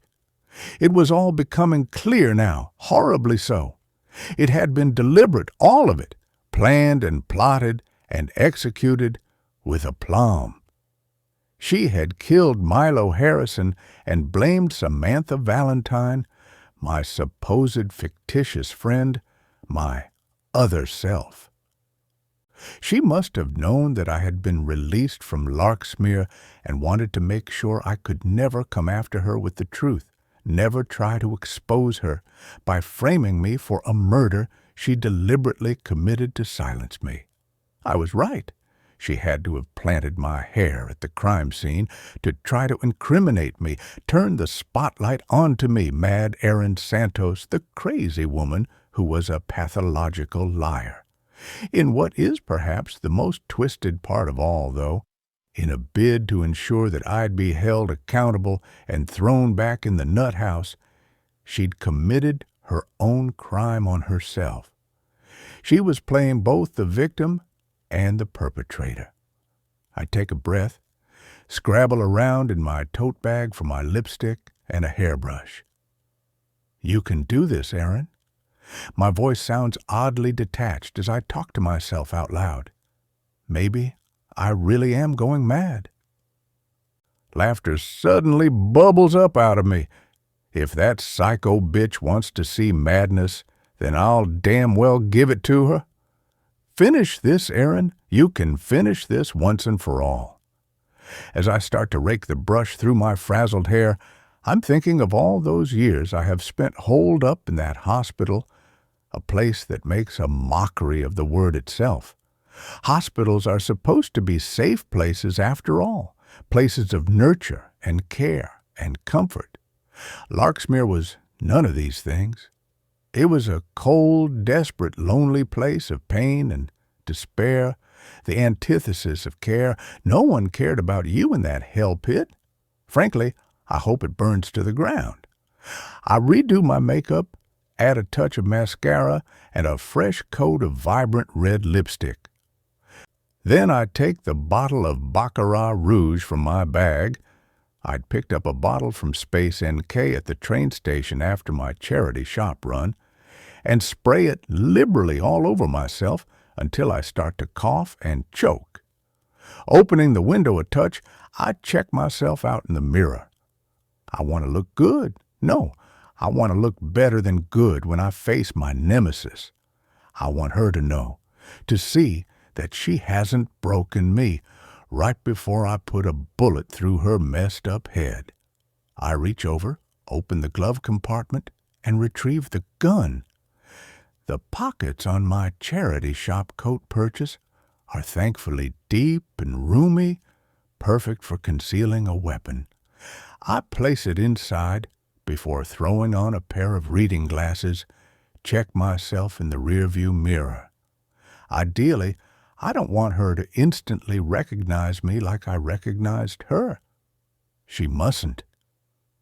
I need a few seconds at least, the element of surprise, to give me time to push my way through the door. The din of the outside world hits me, and I wince as I step out of the car and make my way towards the front entrance of the drab apartment block. The Samantha I knew would never live in such shabby-looking accommodation. She really must be slumming it. Though it's all part of the convincing disguise, of course, the act. To be fair to her, I suppose she's nothing if not dedicated to her craft. Luck must be on my side today because an older gentleman is in front of me as I reach the entrance, punching the code into the main doors. After you? He graciously gestures to me, smiling as he invites me to go before him. That's so sweet. I smile back at him. Thank you, I turn to him. You don't happen to know which apartment my friend lives in, do you? I clutch my chest, flashing him a smile as I flutter my eyes. I've only been here once before, and I've clean forgotten it. Her name's Tilly Ward. She's got brown hair and green eyes, and she... The deaf girl, number 66, 2 floors above. He points upwards. I'm the floor below, thankfully.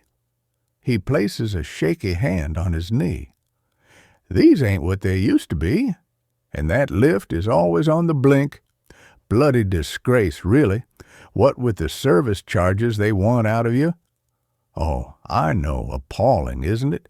Just pure greed at the end of the day. It's one of the 7 deadly sins, you know. He gives me a slightly surprised look before he turns away. Yeah, well, God bless you on your way. He smiles at me once again. God bless you, too. I take the stairs. I'm not fond of lifts, and I don't want to run the risk of seeing too many people. Not that it matters now. I'm already on camera. The final act in this horror story will be caught on film for everyone to see. Coming to an Odeon near you now, rated 18. But this is what happens, you see, when justice is denied. Sometimes people are forced to take matters into their own hands. And this way, in what is, I realize, one crazy-ass, messed up, ugly, and tragic story, I get to write the ending, the final chapter. This is where I get the answers I need to reclaim my sanity, to take back the power and the control that she stole from me 7 years ago and right the wrongs. Every dog has its day, right? And today it's mine? Perhaps I really should have worn my onesie. I stand outside the door of apartment 66. All it needs is another 6 at the end, and that would be about right. I take a breath. I take 2. And then I knock on the door. It really can't be good for my heart to be beating at the rate it currently is. It feels like it might actually burst, explode inside my chest and kill me. My hand goes up to it as she opens the door. At first I see the anticipated flicker of surprise, quickly followed by a smattering of confusion. But then, boom, there it is, right there. Recognition. I watch as her expression clouds over and darkens like a black veil falling over her face. I give her my best smile. Hello, hun? 47. Dan. But we've checked Tilly Ward out, Davis says. We would have found something by now, surely. And there's no connection between her and Erin Santos. You said yourself that she's a vulnerable character, you know. She points to her ear, rather than mention the word deaf or hard of hearing.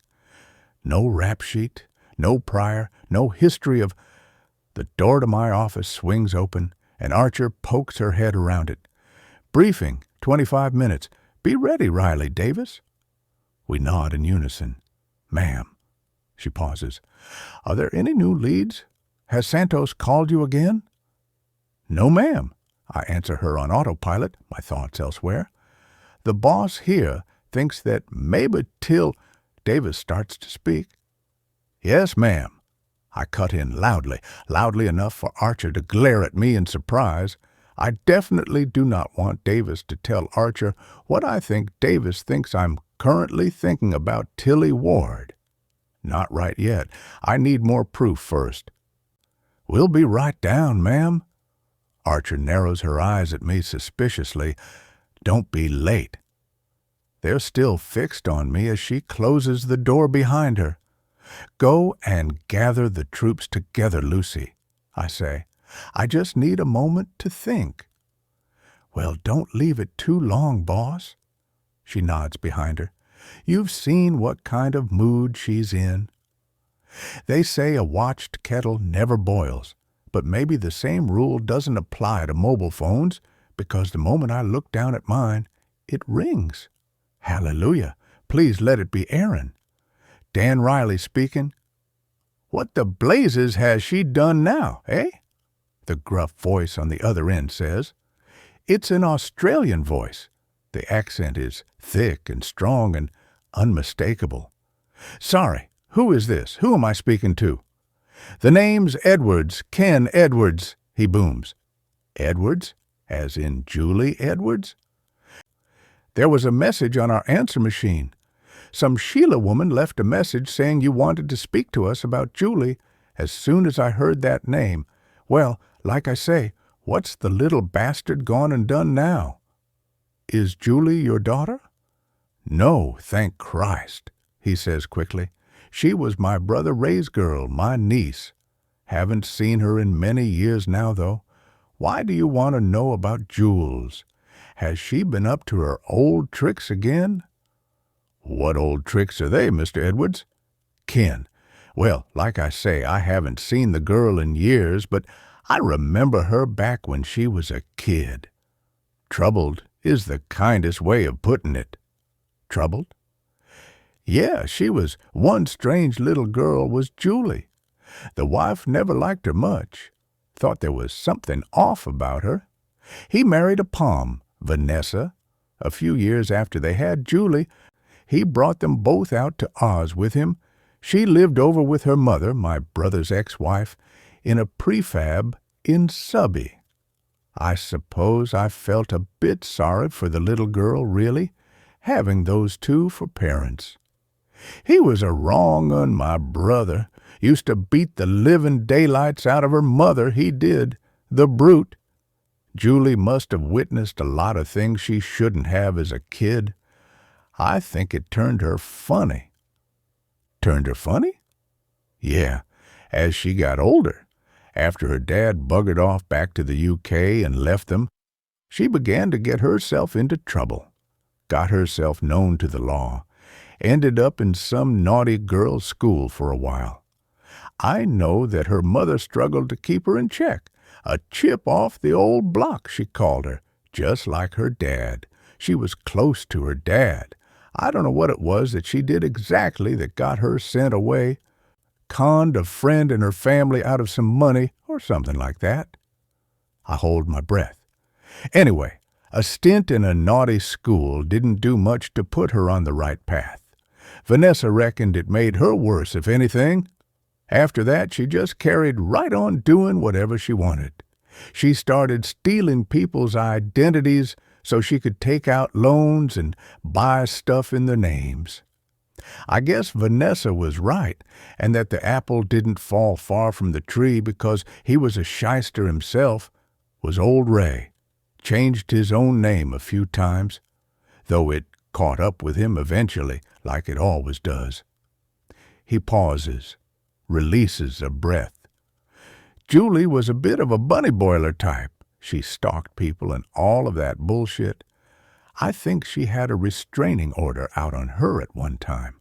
I remember her mother telling me. Some poor fella she got fixated on. She was a very pretty girl, though. All the boys liked her, and she was smart, like she could pick things up in an instant. He clicks his fingers down the line in demonstration. Languages, accents, computers. That girl learned to play the piano in just one weekend. Can you believe it? She just taught herself the notes one day, and the next, she was playing like she'd been practicing for years. I suppose she was quite gifted, really. Shame she was a total psycho. He pauses again. You can't choose your family, can you, mate? When you say psycho? No conscience, that's what her mother told me and the wife. Julie could do really shitty things to people, and she just didn't care. She seemed to enjoy it, get a kick out of it even, or that's how Vanessa told it anyway. I think secretly she was glad when she went AWOL around the age of 17. One day she just upped and vanished. Poof! Gone! Her mother never saw her again. Do you know the name Samantha Valentine, Ken? Have you heard that name before? He thinks for a moment. The kid who hanged herself, you mean? Yeah, the wife always thought that Julie had something to do with it. They were friends, her and that little local girl who topped herself. Sandra reckoned there was something evil about Julie. But then again, she's a Sheila, and we all know they're prone to a bit of drama, don't we, mate? He laughs. Jules could be very persuasive, quite manipulative, but she was only a child herself at the time, so what could we do? It was Ray's girl, wasn't it? My own niece. But me and Sandra, the wife, we had our own thoughts on why that tragedy happened. I don't suppose you have any old family photos you can send over, Ken? Any pictures you may have with Julie in them? If I can just get a positive ID? I'm afraid not, mate. He sighs in apology. Well, all except the one. I wasn't that close to my brother in the end. Like I say, Ray was a monumental arsehole. He ended up where he deserved in prison, where he topped himself, too, as it went. Stupid, selfish bastard. His voice trails off a little. No idea what happened to Vanessa in the end. Probably drank herself to death, poor bitch. I can send it over if you like, though I don't know if it'll be any good to you. I dug it out after you left that message. Got me thinking about it all again. He sighs. It was taken the day that Julie was born. I'd been with my brother that afternoon, wetting the baby's head in advance. He chuckles. Please, Ken, I'd like to see it. So, you gonna tell me what this is all about? Has Julie been causing trouble over the pond? She done someone else out of their life savings. Is that it?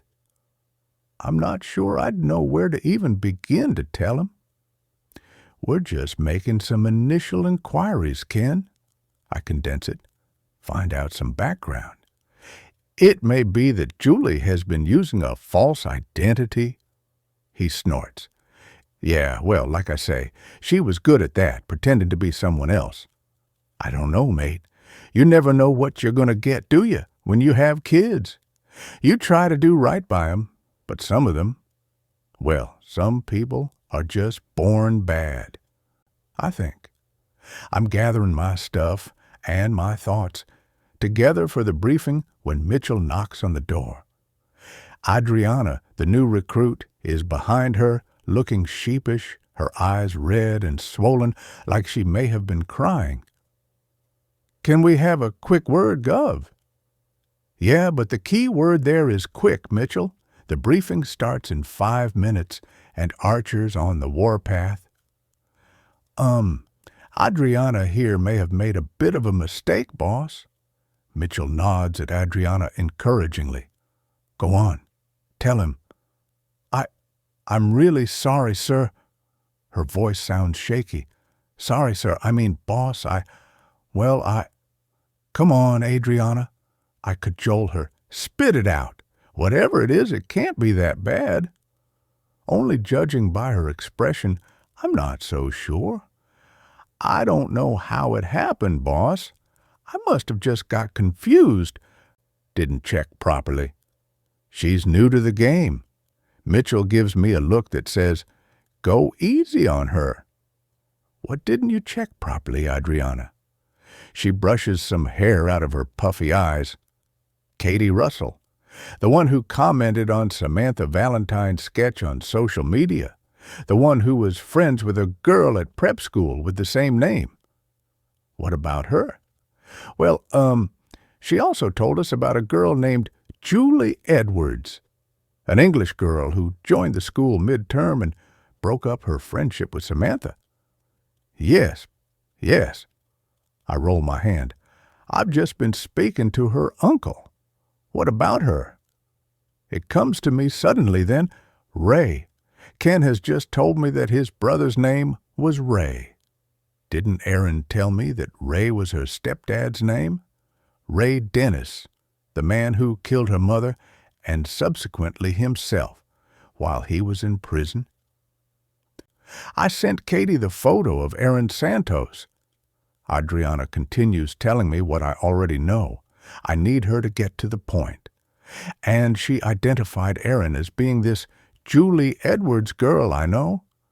I suppose it was a fairly easy mistake to make, Gov. Mitchell chimes in. My phone beeps. Ken has sent the photo. What's an easy mistake to make? I'm only half listening as I click on it. I sent the wrong photo.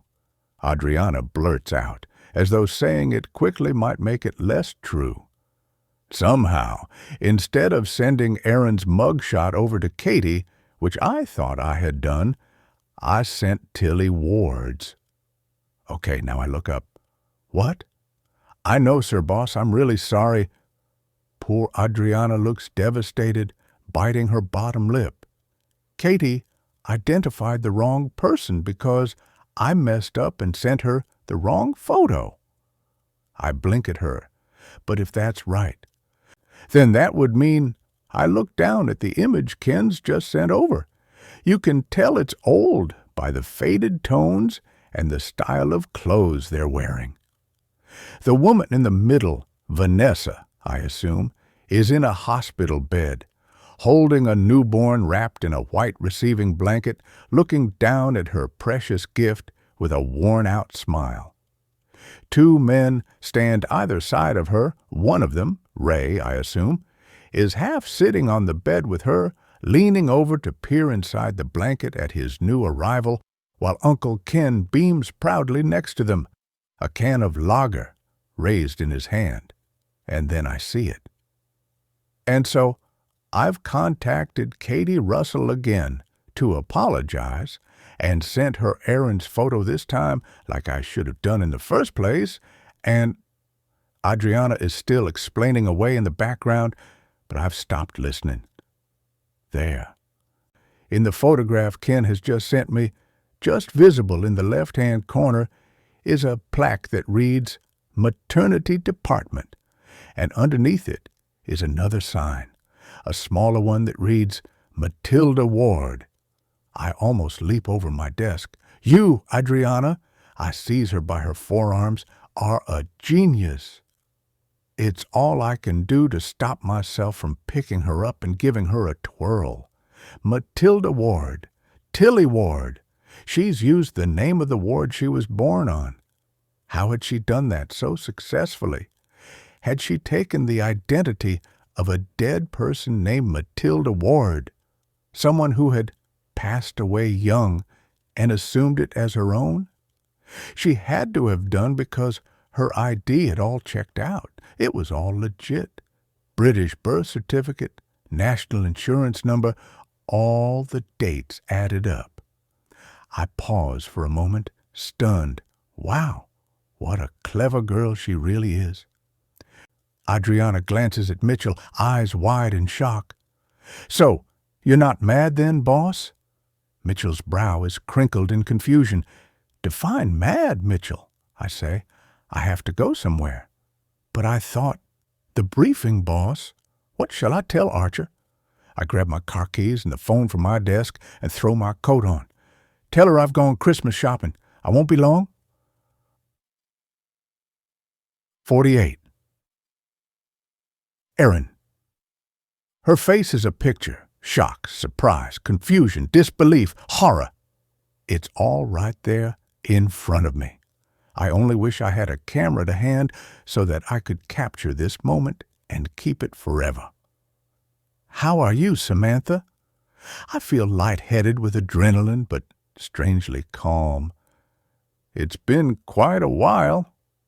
She takes a few steps back as I make my way towards her, forcing her deeper into the apartment.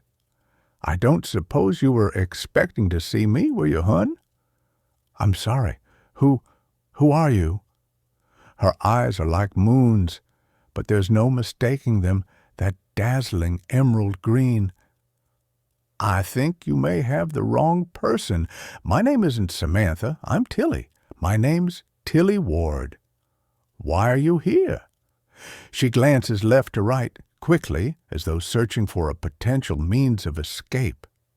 That's when I see the hearing aid behind her right ear. Are you a journalist? Because if you are, then I don't want to talk to you. The police have advised me not to. Please, can you just leave? I'll have to call them if you don't. She clutches her heaving chest with a hand as she cowers away from me. For a brief moment, I suddenly doubt myself. Wonder if maybe I have got it wrong and that she actually really is Tilly Ward. The same Tilly Ward who emailed me only yesterday, looking for solidarity and words of comfort in our shared experience and victimhood. It makes me sick to think that even till the bitter end she's been messing with my head. I pull the gun out of my left pocket in one deft move, pointed at her. Her hands fly up to her mouth, but it doesn't prevent the gasp escaping from it. She wasn't expecting that. Calling the police wouldn't be advisable, I say. Sit down, Samantha. I wave the gun in the direction of the table. Her whole demeanor changes then. She sheds the scared, vulnerable victim facade like a second skin, replacing it with a different vibe altogether, bolder and more confident. Ah, there she is, Samantha. Aaron, she says my name as she stares at the gun. Aaron Santos. My, don't you look different? I could say the same to you, I reply, glancing her up and down, my nostrils flaring in contempt. How the mighty have fallen! A small, thin smile creeps across her face. The blonde really suits you, hun. It lifts the green in your eyes, really makes them pop. I'm not sure about the length, though.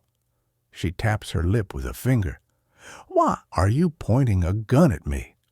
Her nose wrinkles, the way it always did when she found something distasteful. I used to find it quite endearing. Now, though, it makes me feel like pulling the trigger. Put your hands on the table where I can see them. She raises an eyebrow, but does what I ask. That's right, Samantha. I nod, admittedly enjoying myself now. Enjoying, finally, being the one in the driver's seat, the one literally holding all the power. Could anyone really blame me? I can still call you Samantha, can't I? Being as though we both know it isn't your real name. In fact, I say, let's start with that first, shall we? What is your real name? 7 years I have waited. 7 long, soul-destroying, life-changing years. I just want to hear her say it out loud. I don't know what you're talking about. She blinks at me, nonplussed. I think maybe you're confused. Maybe you need to be in hospital.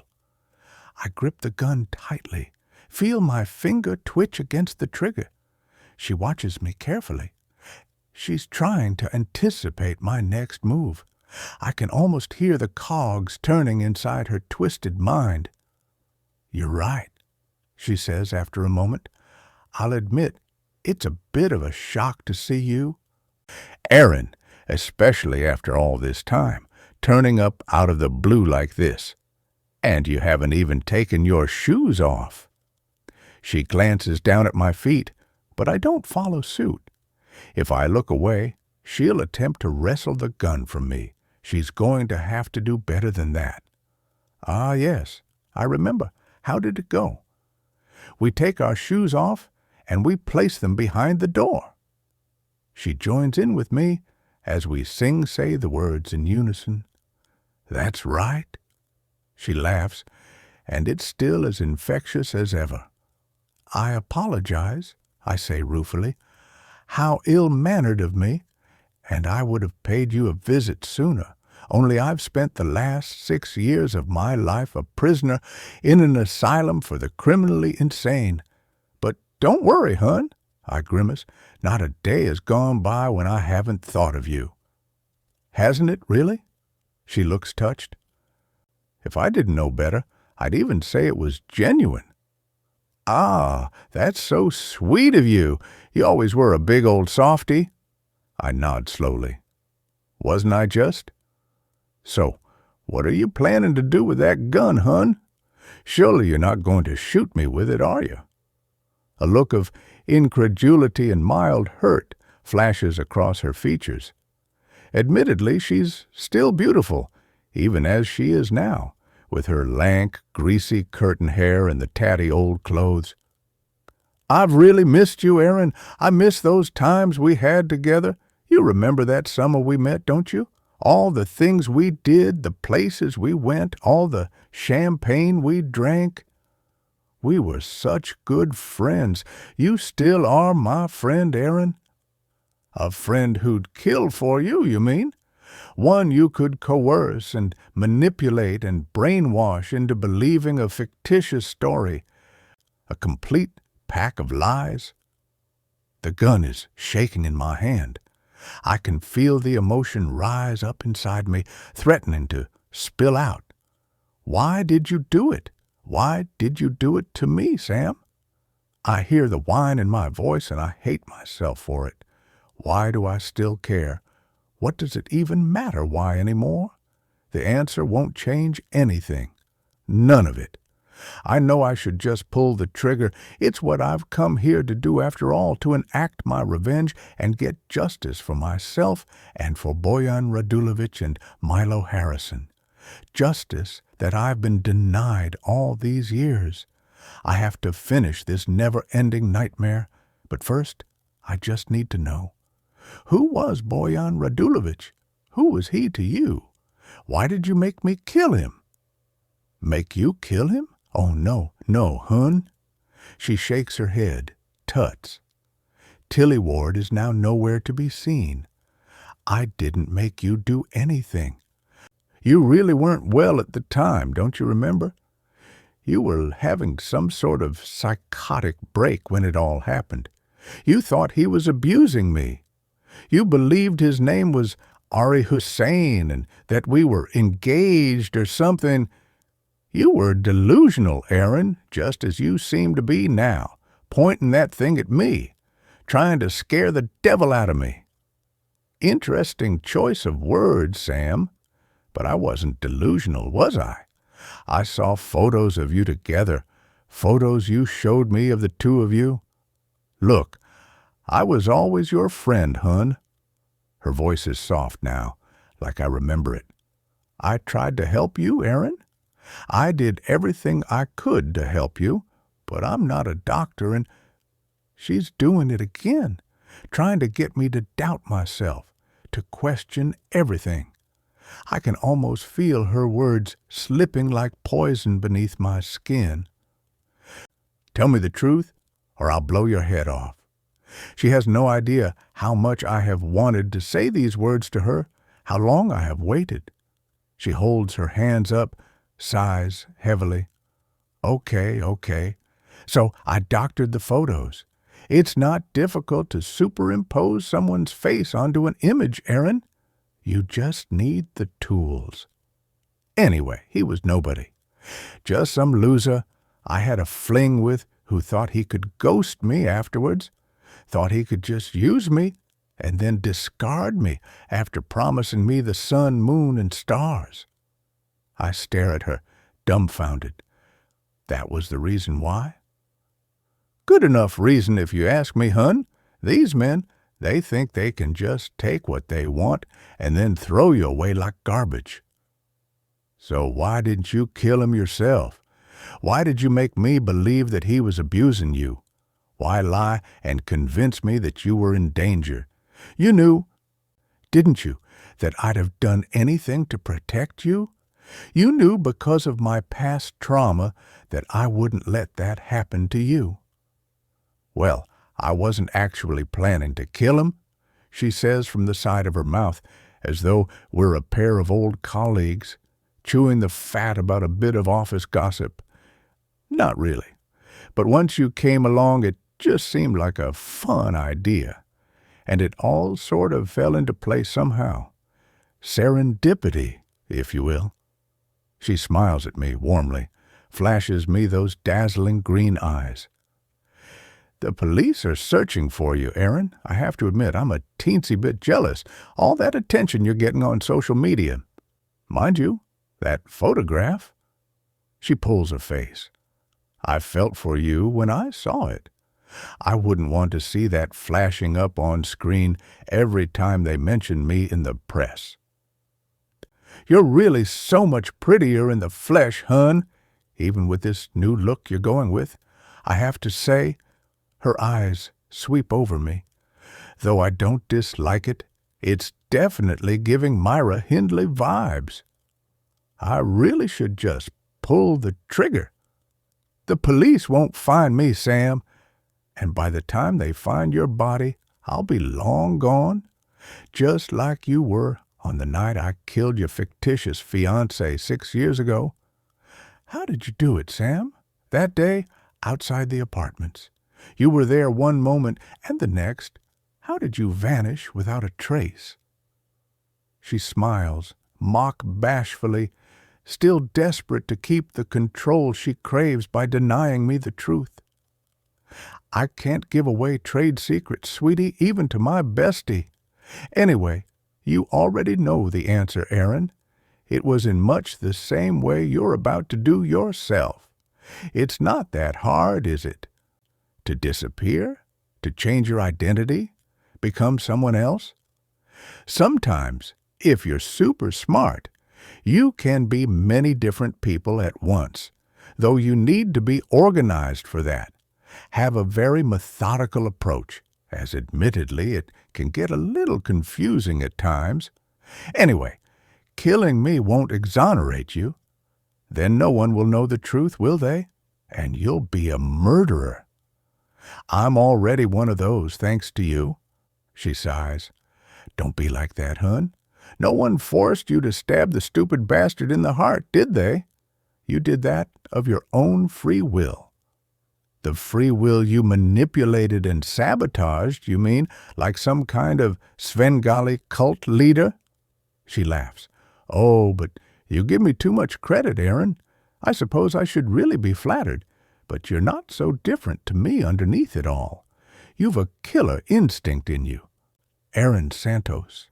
That night you saw your mother killed by your stepdad. You couldn't find it then, could you? That instinct that's buried within you, within us all. I just helped you to dig deep. And you felt better for it, didn't you? Once you'd plunged that knife into him and stopped his heart from beating, you felt relief for what you didn't do all those years ago. I know you did. I swallowed dryly. I can't let her into my head. She mustn't get inside my head. You don't know anything about me anymore. I point the gun at her as I stand, finger poised on the trigger. Tell me your real name. But then, would you believe, the doorbell rings? 49. Aren't you going to answer that? Her eyes move in the direction of the door. It's probably the police. Stay where you are, I growl at her as I make my way over to the window, the gun still trained on her. You're right, Samantha. I am a killer. I'm exactly what you made me, and I will pull this trigger if you move. I peer through the curtain. Oh, crap. It's Dan. Dan Riley is here. Again. Why has he come back? Hello, Tilly? I hear him call through the letterbox. Are you there? I drop the curtain. You planted my hair at a crime scene, didn't you? She shrugs, stares at me blankly. Didn't you? I bring my other hand up to the gun. Okay, so I kept a bit of your DNA in here. She pulls a silver locket from around her neck, from underneath her sloppy old T-shirt. I like carrying a part of you around with me, Aaron. We're BFs, kindred spirits. We're soul sisters. I shudder. You were going to pin that crime on me, weren't you? I glance behind me towards the door. Is it just Dan out there? Or are there more police with him? Just pull the damn trigger, Aaron. Do it now. Was that why you killed Milo Harrison? Just so that you could frame me and have me sent back to the nut house? Did you take another man's life just to make sure I stayed silent? Why, Samantha? Why would you want to do that to me? To destroy my life? What did I ever do to you? Just tell me why. Tilly, Dan calls through the letterbox. Is everything okay in there? I can hear voices. Can you open the door, please? I'm concerned. Can you hear me, Tilly? It's DCI Dan Riley. I could try and style this out. Will Dan recognize me? We've only ever spoken on the phone. And I look so different now to that dreadful photograph of me that's currently circulating. Even Samantha says so. And I have new ID on me, Alexandra Fisher's ID. I'll show him that if he asks. If you do or say anything, I'll put a bullet through you. I look directly at her. I'll shoot you dead right in front of him in a second. Boom! Over bang bang, you're dead. You get the picture I'm painting here, Sam? She gives a micro nod of her head. I direct her with the gun. Answer the door. She walks towards it, effortlessly slipping back into being Tilly again, like a chameleon changing color. I watch as she shrinks into herself somehow, makes herself appear smaller. Her posture changes, sags a touch. Even her gait is different. It's quite incredible and chilling to witness such a transformation up close. I'm so sorry. Dan! Her voice is a flat apology as he follows her into the kitchen, where I'm sitting, my fingers still on the gun in my left pocket. We were just having a little chat in the kitchen, me and the lady here from the Women in Prison Support Group. Quick thinking, Sam. I glance at her. Nice job. But then I wouldn't have expected anything less, I suppose. She's good at what she does. The best. Hello there. I stand, take my hand out of my pocket, offer it to him. Nice to meet you. Alexandra, Alex Fisher. I do my best to disguise the Yorkshire lilt in my voice by lengthening my ordinarily shorter vowels. Dan'll surely recognize it if I don't put on a fake accent. Tilly and I were just discussing what might happen if she were to be handed down a custodial sentence when it comes to her trial, or if there even is a trial. There's a lot of information, a lot to take in. I throw him a sage, well-meaning glance as I give him my best attempt at Southern posh. They say what's meant for you will not go by you, and so the fact that I am finally meeting Dan in the flesh like this, albeit unplanned, or even as myself, makes me think that it was meant to be. His hand feels warm as I shake it, and try as I do not to, I can't help meeting his eyes with my own. He's even more handsome in the flesh than he is in the photograph I saw in that newspaper article. Handsome, yet also approachable. What you might call husband handsome. I would have liked to have married a man much like him, I think. He radiates strength and warmth and integrity somehow, and I bet he's good in bed. I can only hope he doesn't recognize me. I definitely don't want to have to kill Dan as well. Besides, I only have 2 bullets loaded in the gun, so this could be a problem. Why did he have to come back? I see no trace of alarm in his face as he smiles at me, though. He doesn't appear to have recognized me. I think I may have got away with it. Women in prison, you say? Yes, I swallow. What with Tilly being a vulnerable adult? I glance over at her, sitting down at the table. I briefly meet her eyes, let her know I'm still watching her. It's important to reassure her that there's support here for her, whatever may have happened, whatever she may or may not have done. That's very admirable. Alexandra, was it? Alex, I smile, avoid his eyes as I will him to leave. Can't there be an emergency for him to attend somewhere? Tilly told me that you were here earlier. The words come out of my mouth before I can think to stop them. Oh, did she? Is that suspicion I detect? No. I'm being paranoid. Why did I even say it? He definitely hasn't recognized me. He would have arrested me on the spot by now, wouldn't he? Oh, please, Dan, please don't recognize me. I'm sorry for interrupting you. He nods at Tilly. Are you okay, Tilly? She nods feebly. Yes, Dan, I'm fine, thank you. Did you forget something? He glances over at me. Is it just me, or does he keep looking over in my direction? No. Yes, actually, there was something. The sketch you drew, the one of Samantha Valentine, of Aaron Santos. I get a shiver as he says my name. I was hoping you might be able to do another, one with even more detail this time. Why would he be asking her to do that? They already have a photograph of me circulating that photo, and did he say, Tilly's sketch? So the sketch she had drawn, the one that looked like me, the one she had drawn to look like me, had been released to the media by the police. I almost feel sorry for Dan and his team. She's been playing them all like fiddles. And the whole hearing aid ploy, complete bullshit, of course, but a cunning move nonetheless.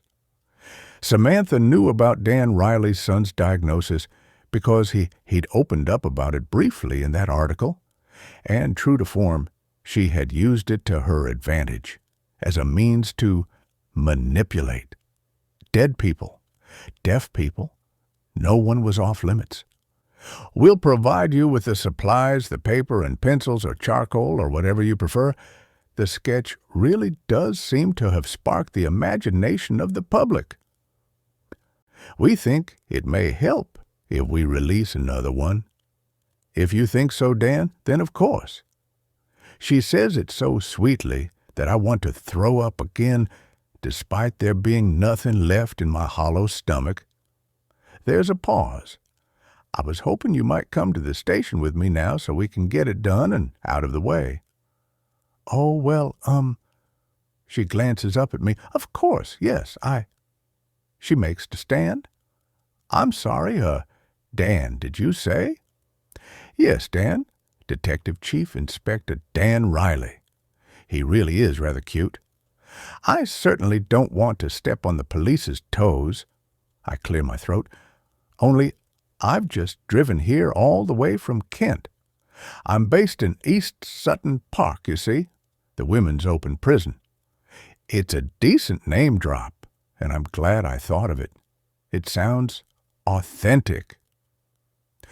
If I could just have half an hour with Tilly. I take a breath.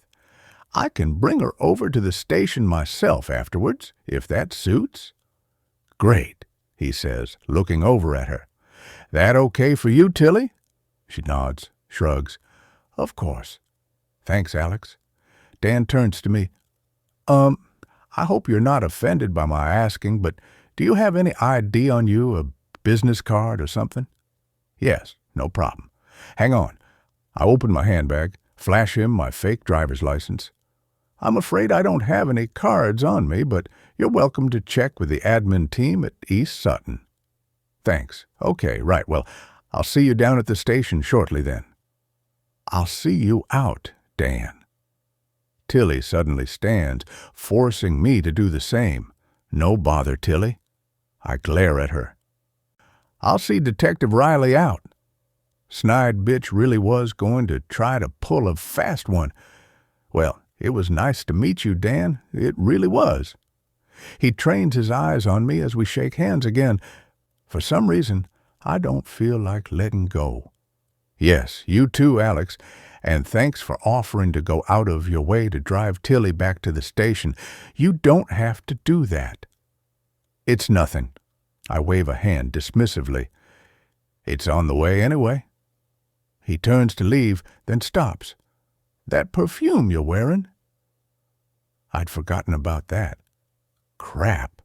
I think I'd overdone it a bit in the car earlier with the Baccarat Rouge. It smells familiar. Really? Maybe your wife wears it? I make sure to glance down at his wedding ring. No, I don't think so. Anyway, he smiles jovially. It's nice. I like it. Oh, thanks, I say, admittedly a little pleased. It's only the cheap stuff. 50. Dan. The plan was to race back over to Tilly's apartment with a cock-and-bull story of my own, get her to come down to the station with me of her own volition on the pretext of asking for her help. If she gets any inkling that I'm on to her, she may try to abscond, and there's every chance she could be successful, too, if past behavior is a good indicator. And I cannot let that happen. Once she's safe down at the station, we can then re-interview her, present her with this new information that's come to light, and ideally get a confession from her. What I wasn't expecting to see when I arrived at the apartment for the second time that day was that Tilly had company. And what I wasn't expecting, even more than that, was for that company to be Aaron Santos. I suppose in terms of a professionally successful outcome, this was the double whammy. Only I was unprepared and unsure at first. I hadn't recognized Erin instantly. She looks very different now to what she did 6 years ago. Her hair is much shorter and bright blonde, and she was wearing makeup and smart clothes. Her cover about being a representative from women in prison was highly plausible, as was the ID she briefly showed me.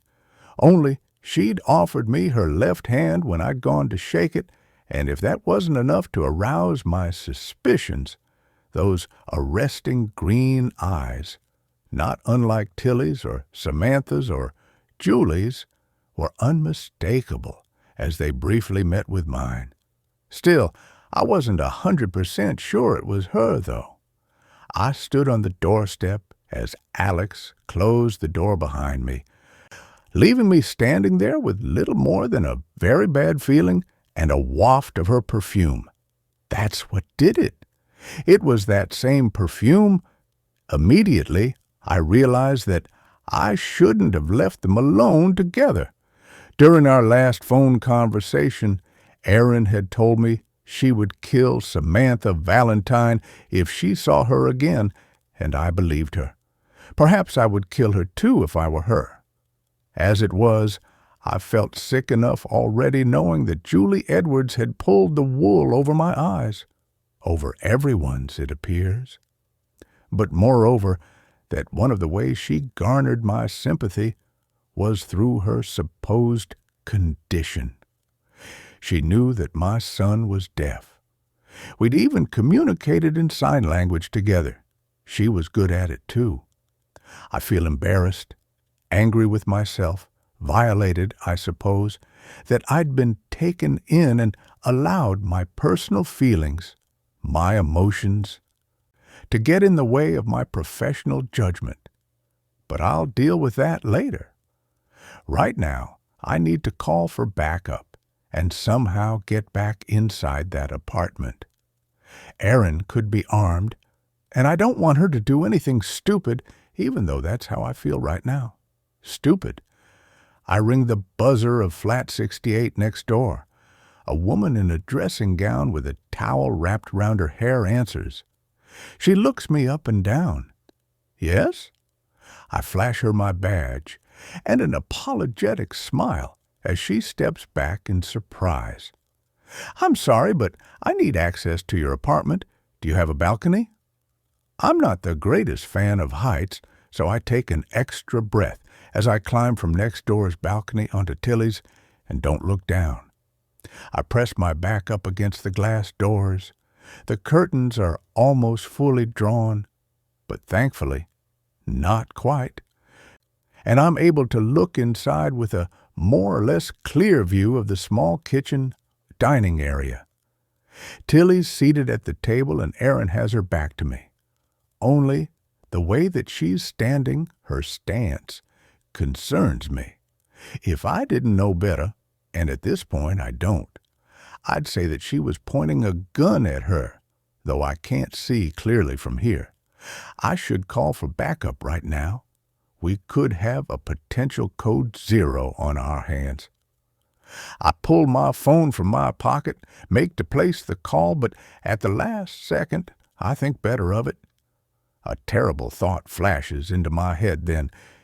If Aaron Santos is going to shoot Julie Edwards, then let her.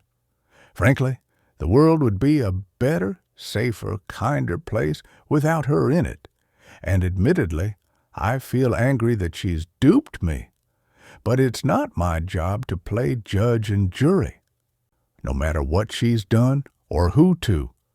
My job is to make sure no one gets hurt and bring any culprits to justice, just like what should have happened 7 years ago. It comes to me again then, something that Ken Edwards had said on the phone. He said that his brother's name was Ray, and that he'd taken his own life. Didn't Erin tell me that Ray was also her stepdad's name? Ray Dennis, the man who killed her mother, and subsequently himself, while he was in prison serving time for it. Ken said he sometimes changed his name. It's got to be the same person. Oh, sweet Jesus, no. I pull my phone from my pocket again, but then Erin suddenly spins round like she senses there's someone behind her, watching her. I pull back against the wall, hold my breath for a moment, too scared to move in case she comes to investigate.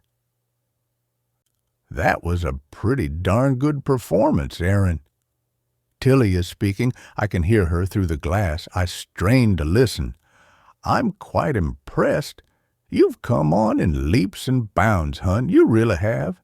If I was to give you one piece of advice, though, going forward, I'd say to work on your accent. You still sound like a thick northerner. Well, I learned from the master, didn't I? And you still sound like a liar. Anyway, accents aside, I think he recognized you. I edge towards the window, peer through a tiny crack. Tilly is smirking. Dan Riley recognized you, Erin, and now there'll be an army of them knocking down the door at any moment, ready to cuff you and take you back to Larksmere. Tatty bye, my old friend. It was nice seeing you again. Tell me your name, Samantha. I just want to hear you say it before I paint the walls with your brains. Yep, she's got a gun. I see it then as she turns slightly to the right. The black metal object in her hand is unmistakable. Don't do it, Erin. I whisper the words into the cold air like smoke, my fingers shaking as I reach for my phone, and then it slips through them, smashes as it hits the concrete below me. My heart immediately follows suit. Suddenly, Erin is at the window. She's heard it. They've seen me.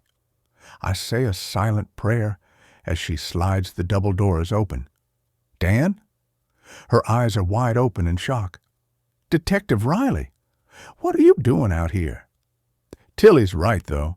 She really needs to work on her London accent. I know exactly how I'm going to play this out, but it's not going to be easy. And it will need an unspoken understanding between myself and Erin to pull it off.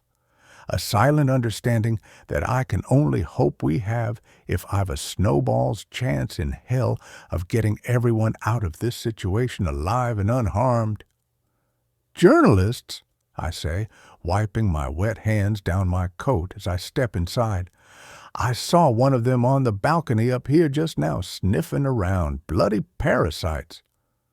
Oh, she sticks her head out of the double doors, looks left and right. I think they may have gone now. When they saw me, I add. I look at Erin, try to communicate my thoughts to her through my eyes. She holds my gaze for a few seconds. Is the small smile she gives me one of understanding? I can't be entirely sure. I'm pretty convinced the gun is in her left pocket, though, and I need to make sure it stays there. Good job you were here to stop them, Detective Riley. Those rodents get everywhere. Indeed.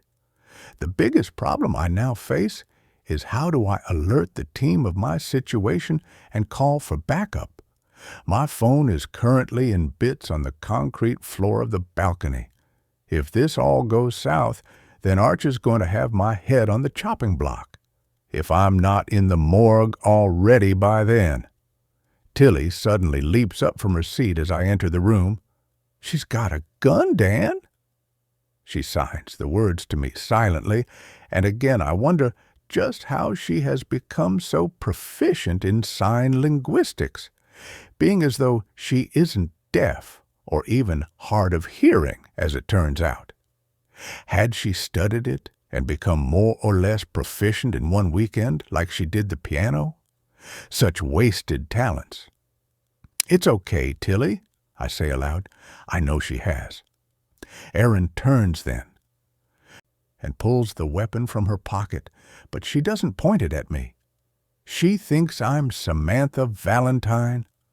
I hear faux incredulity in Tilly's voice.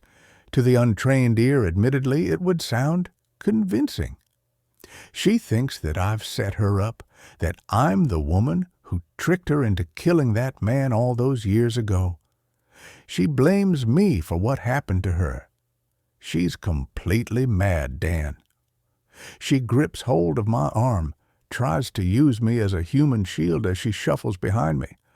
I know she is, Tilly. Just stay calm, okay? My colleagues are on the way.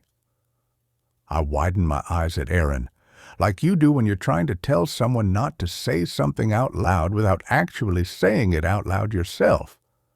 I can only hope she's caught on, and that she's on my side. Just tell me your name, Aaron says. That's all I really want, to hear you say your real name. But you know my real name, Samantha, Tilly says. You know who I am. We were friends, remember? Please, Sam, don't do this. Dan here can help you. We can both help you, can't we, Dan? I hope you're not still buying into this bullshit, Dan. Erin turns her head to me. She's been playing you too, of course, the whole hard of hearing act. She walks towards us then, and Tilly grips my arm so tightly I can feel her fingernails digging into my skin through my thick coat. Take it off, she says. The bogus hearing aid. Take it off. Tilly does as she says without moving her eyes away from the gun. Erin whips it from her grasp, holds it up in her right hand. Look, she says. It doesn't even work. It's just a piece of old plastic, a decoy. She probably bought it off eBay. She throws it to the floor, stamps on it. I hear the crushing sound as it breaks beneath her foot. It's a fake, just like everything else about her. Erin trains her eyes over to me again. None of this would be happening if it wasn't for the police's ineptitude all those years ago. If they'd only listened to me then, if they'd just believed me, then maybe Milo Harrison would be alive now, and I would be at home, with my husband and kids, living the life I should have had if I'd never met this sick, twisted psychopath here. She waggles the gun at her. Do you know, Dan, she told me that it was because Milo Harrison ghosted her that she signed that poor man's death warrant. She had a fling with him, and he didn't want to know her afterwards, but that ego of hers, that gigantic, narcissistic ego, simply couldn't allow him to get away with such a heinous crime, and so she decided no less than death would be his punishment. It was the same story with Boyan Radulovich. She was fixated upon him, too. Weren't you? She thrusts the gun forwards in Tilly's direction. You couldn't accept his rejection, so you stalked him, harassed him. You became obsessed with him and wanted him to pay with his life. Only you thought it would be much more fun.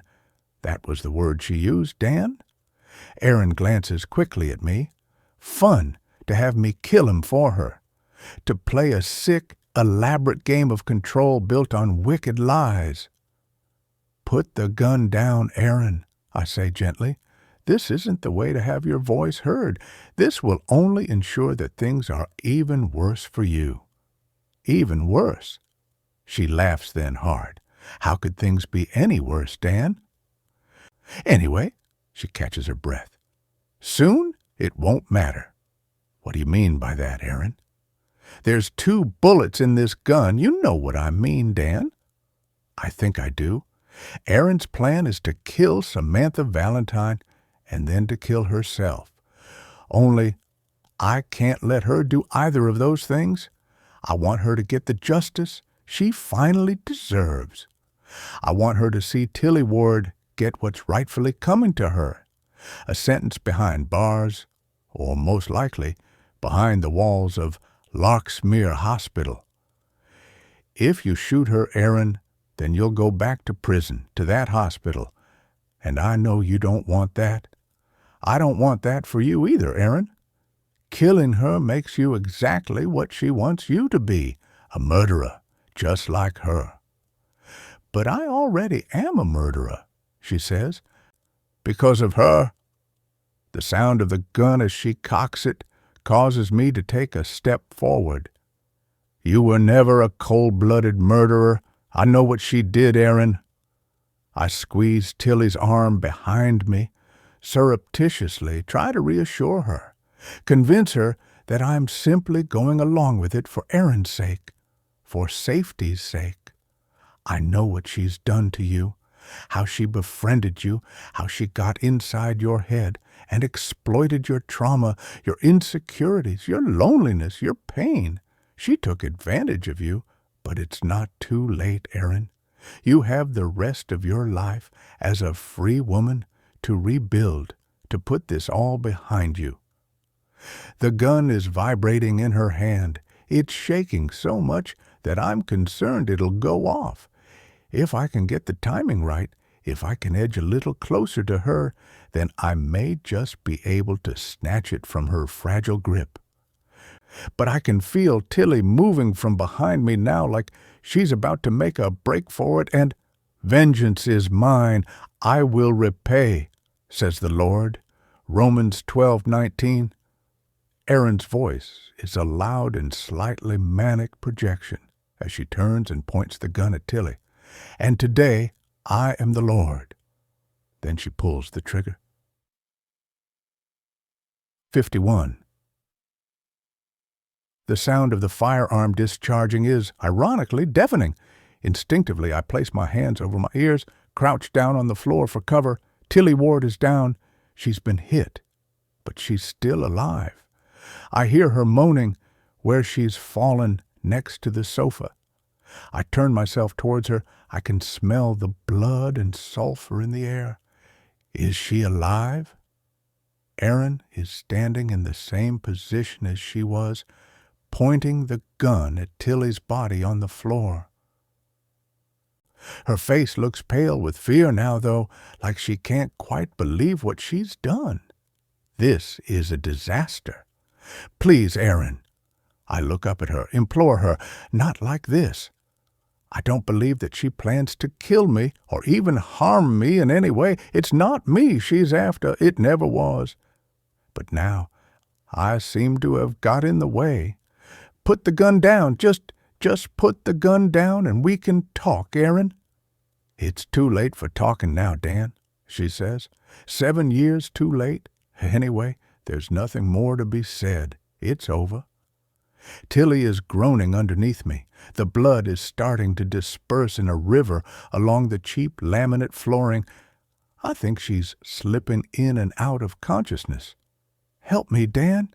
She's crazy. She tried to kill me. I'm dying. God damn it. Erin steps forwards to look at her. Did I miss? Stay back. Erin, I hold my hand up. Don't come any closer. She sighs heavily, goes to the table and takes a seat. She's still holding the weapon. I stay still. No sudden moves. I was always a terrible aim, she says miserably, though maybe with a bit of luck she'll bleed to death. I check Tilly's pulse. It's slowing down, but it's there. She's alive. The devil really does look after its own. We need to call an ambulance, Erin. Who is she, Dan? Who is she, really? She drops the gun onto the table then and buries her head into her hands. I sit up against the sofa, bring my knees up to my chest. Tilly's blood is all over my shirt and trousers. I can feel it, wet against my skin as it soaks through the fabric, turning it crimson. I see the coat then, a burgundy red coat hanging up behind the front door. It looks just like the coat the redhead was wearing at the press conference, the one posing as a journalist who was seen coming out of Tilly's apartment. My God, it was her. She had been there right in front of me asking me questions, taunting me. Her name is Julie Edwards. Erin's hands slide from her face. Julie. Who? Edwards, I repeat. Julie Edwards. No, she says, her brow wrinkling. That sounds like a boring name. Very average, she snorts. Huh, no wonder she preferred Samantha Valentine. Julie Edwards, she repeats, in a childish, silly, high-pitched voice. It makes her sound like she wears a tabard and works in Greg's. Samantha Valentine was the name of an old school friend of hers from Perth in Australia, I tell her. Someone she knew as a child. Samantha hanged herself when she was 11 years old, 30 years ago. No one knew why. I spoke to her mother on the phone. She told me that Samantha was a loving, happy little girl until she met Julie Edwards. Within a few months of them becoming friends, Samantha was dead. I suspect that's why she used the name. In some kind of homage to her friend, her first victim, maybe? Erin's eyes are transfixed upon my own. Nothing was proven, but it seems that there was suspicion even back then of coercive control, psychopathy even. Good God, she says, 11 years old. Her whole body visibly sags. I can see that Tilly's been hit in the left leg. Instinctively, I place my hand on the wound, try to stem the blood that's flowing from it. Her father was Ray Dennis, Erin, the man who killed your mother. It's a dangerous call, whether to impart this piece of information to her or not. Though deep down, I'm certain it's true. It could cause her to want to finish the job off properly, but I make that call anyway. That little girl you told me you weren't sure if you remembered, the one from your childhood when you were just 5 or 6 years old, the one who came to stay over at your house with you and your mom and Ray once or twice. Now she looks stunned, confused. She blinks at me, her brow fixed in disbelief. Ray Dennis's daughter? I nod. The adrenaline rushing through me is restricting my larynx, making it harder for me to talk, to breathe. I don't believe it. Erin is shaking her head adamantly. Every damn word that comes out of that maniac's mouth is a lie. It's not a lie, Erin. I meet her eyes with my own. I'm not lying to you, I promise. She exhales in quick succession. So, it was all personal then? This was to do with my mother, her father.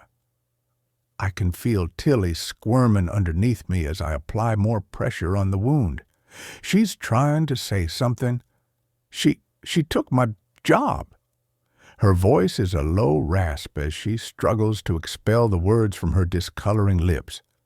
She took my father, and then she took my job. Her job, Erin scoffs.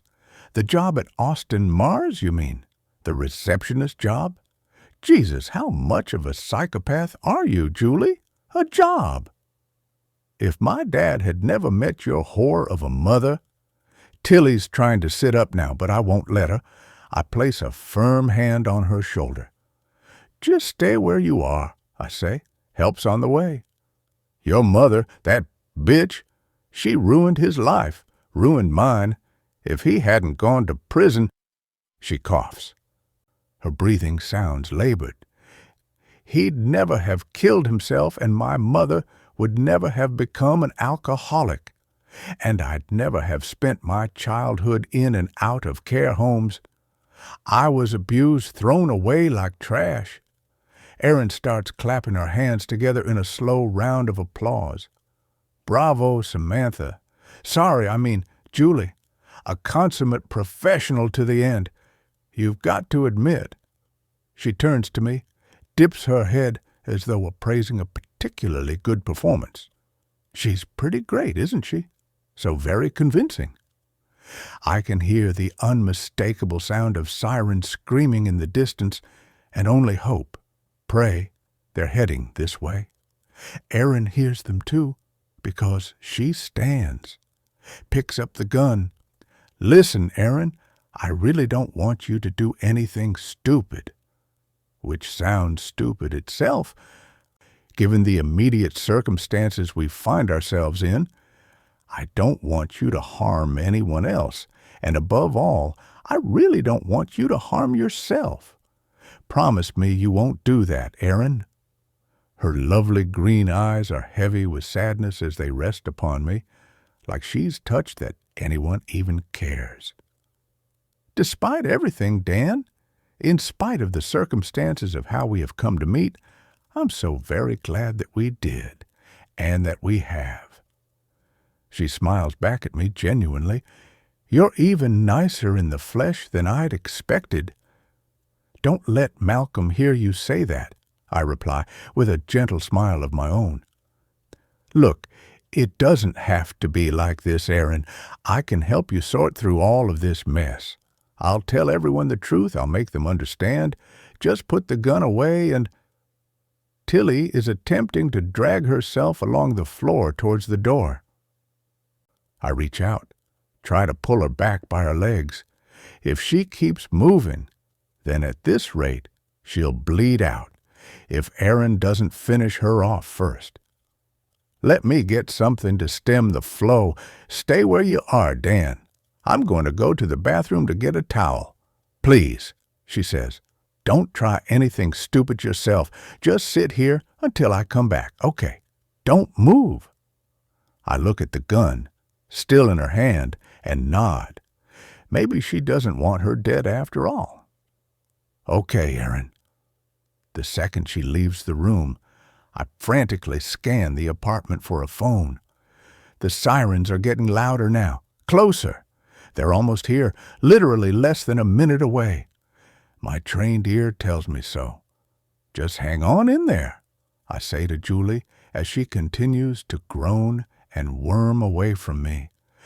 The blood that's pumping from her wound, leaving a heavy burgundy paint trail on the laminate floor beneath her. "Hello, hello, is everything okay in there?" Suddenly, I hear an unfamiliar voice. It's coming from behind the front door. "It's Yinka, your neighbor from number 68. The police are on their way. Is everyone okay? What's going on?"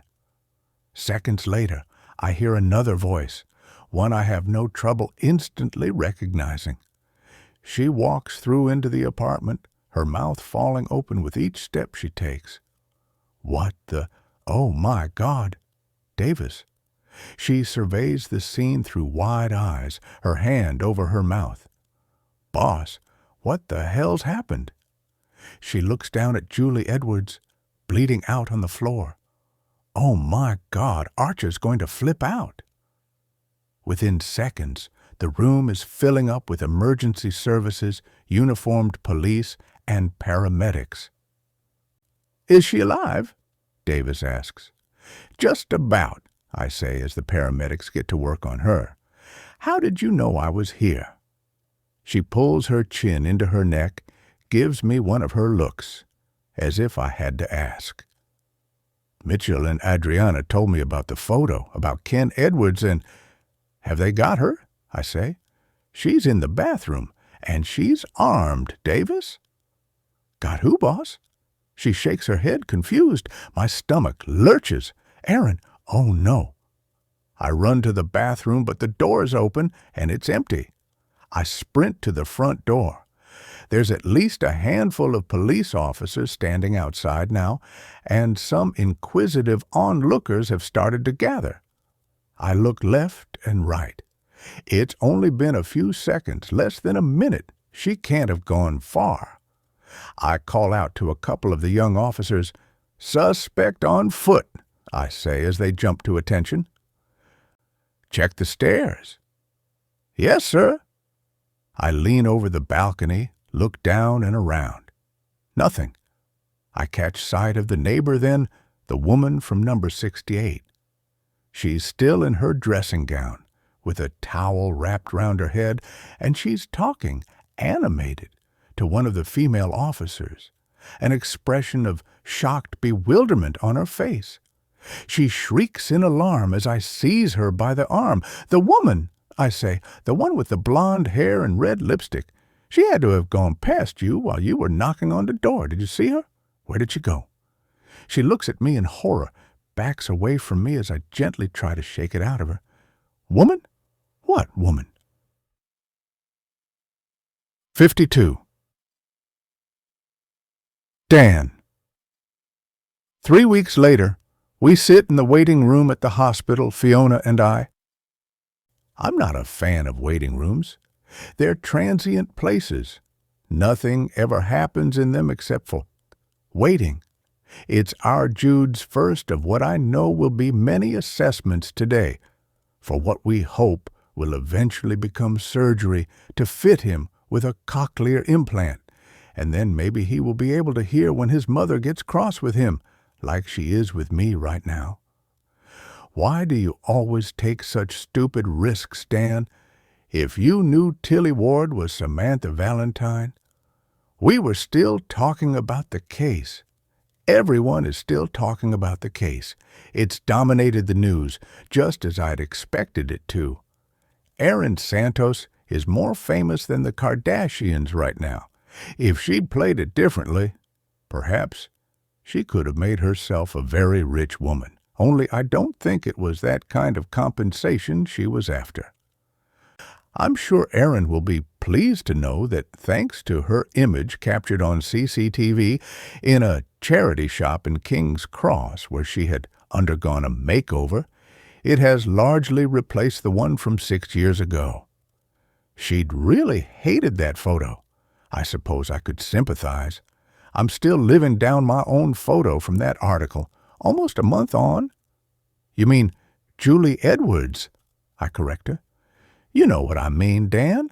If you knew that, then why did you go alone back to her apartment? You also knew that Erin Santos was on the run and out for revenge. Yes, but I had no idea she was going to be there at that time, or that she was armed. You knew she wanted to kill her, and frankly, I'd like to have killed her myself. I touch her knee with my hand. Using your own son, our son, as a means to pull at your heartstrings. You've already got enough of those to pull as it is, a whole bloody orchestra of the things. I squeeze it. Every parent is protective of their children, Dan, but when your child is born with a difference, it's another level. I just want to wrap him up in cotton wool and never let anything or anyone harm him. I know, Fee, I say. So do I. I'd been dreading it, having to face Archer during the debrief. Julie Edwards is still in hospital, recovering well from her injuries. The physical ones, anyway. Once the doctors see fit, she'll be moved to a psychiatric ward where she'll be assessed, all while under arrest, of course. Apparently, she has all the nurses on the ward eating out of her hand already. I wish I could say that I'm surprised. It gives me no pleasure to say that Julie Edwards is a dangerous psychopath, or that there's a room at Larksmere Hospital waiting for her. I would have loved to have seen Dr. Wainwright's face when he no doubt heard it all on the news. Davis had subsequently spoken to him on the phone, but he was adamant that his original diagnosis of Erin still stood, that she was his two different people. Sometimes the ego simply won't allow people to accept the facts, or that they could be wrong. What is truth if it's not just a belief system anyway? Erin. Somehow, that day, she had managed to walk right out of Tilly's apartment, past an entire group of emergency workers, neighbors, and onlookers armed with a gun, without anyone seeing her. I'm not kidding. It was as if she'd turned into a ghost, just like Samantha Valentine. We recovered the gun a couple of days later. She'd thrown it into the Thames. I was pleased to see that there was still a single bullet left in the chamber, one of two. I don't really want to have to talk to you, Riley, Archer had said as I'd sat up straight before her, hands in my lap. Just tell me the facts. Is Erin Santos still missing? She was. And you have no idea where she may have gone, or who she might be with, if she's using a new identity. No, I lied on all counts. I don't quite yet know how to get you out of this one, Riley. She'd sighed, without looking up at me. She was too busy rearranging her pens. I do, ma'am, I said, placing the bottle of Baccarat Rouge on her desk. I'd remembered the name, you see, the name on the driver's license, Alexandra Fisher. Aaron had flashed it before me in a split second, but still, it had somehow gone in. I suspect that she's using that name now, and that she and Malcolm are in a different country somewhere, together. Maybe that one-night stand they had might have produced a pregnancy, who knows? It happened to me and Fiona with our Pip after all. Honestly, though, it's what I hope for her. Redemption. He just disappeared, Molly said miserably when I had called her to find out where Malcolm was. I'd been trying to contact him after the incident, but with no reply, I had gone to Molly for answers instead. I've been knocking and calling for the last couple of days, she said, the anxiety heavy in her voice. In the end, I let myself into his apartment. It looks as if he's taken some possessions with him, some clothes and his aftershave he wears. She sounded bereft, and I felt sorry for her. Unrequited love is the worst kind. Maybe he's gone away on holiday somewhere, she said, hopeful. You don't think he's with her, do you? With Aaron. I'm sure he'll be back soon, Molly, I said. Some lies really are for the best. The end.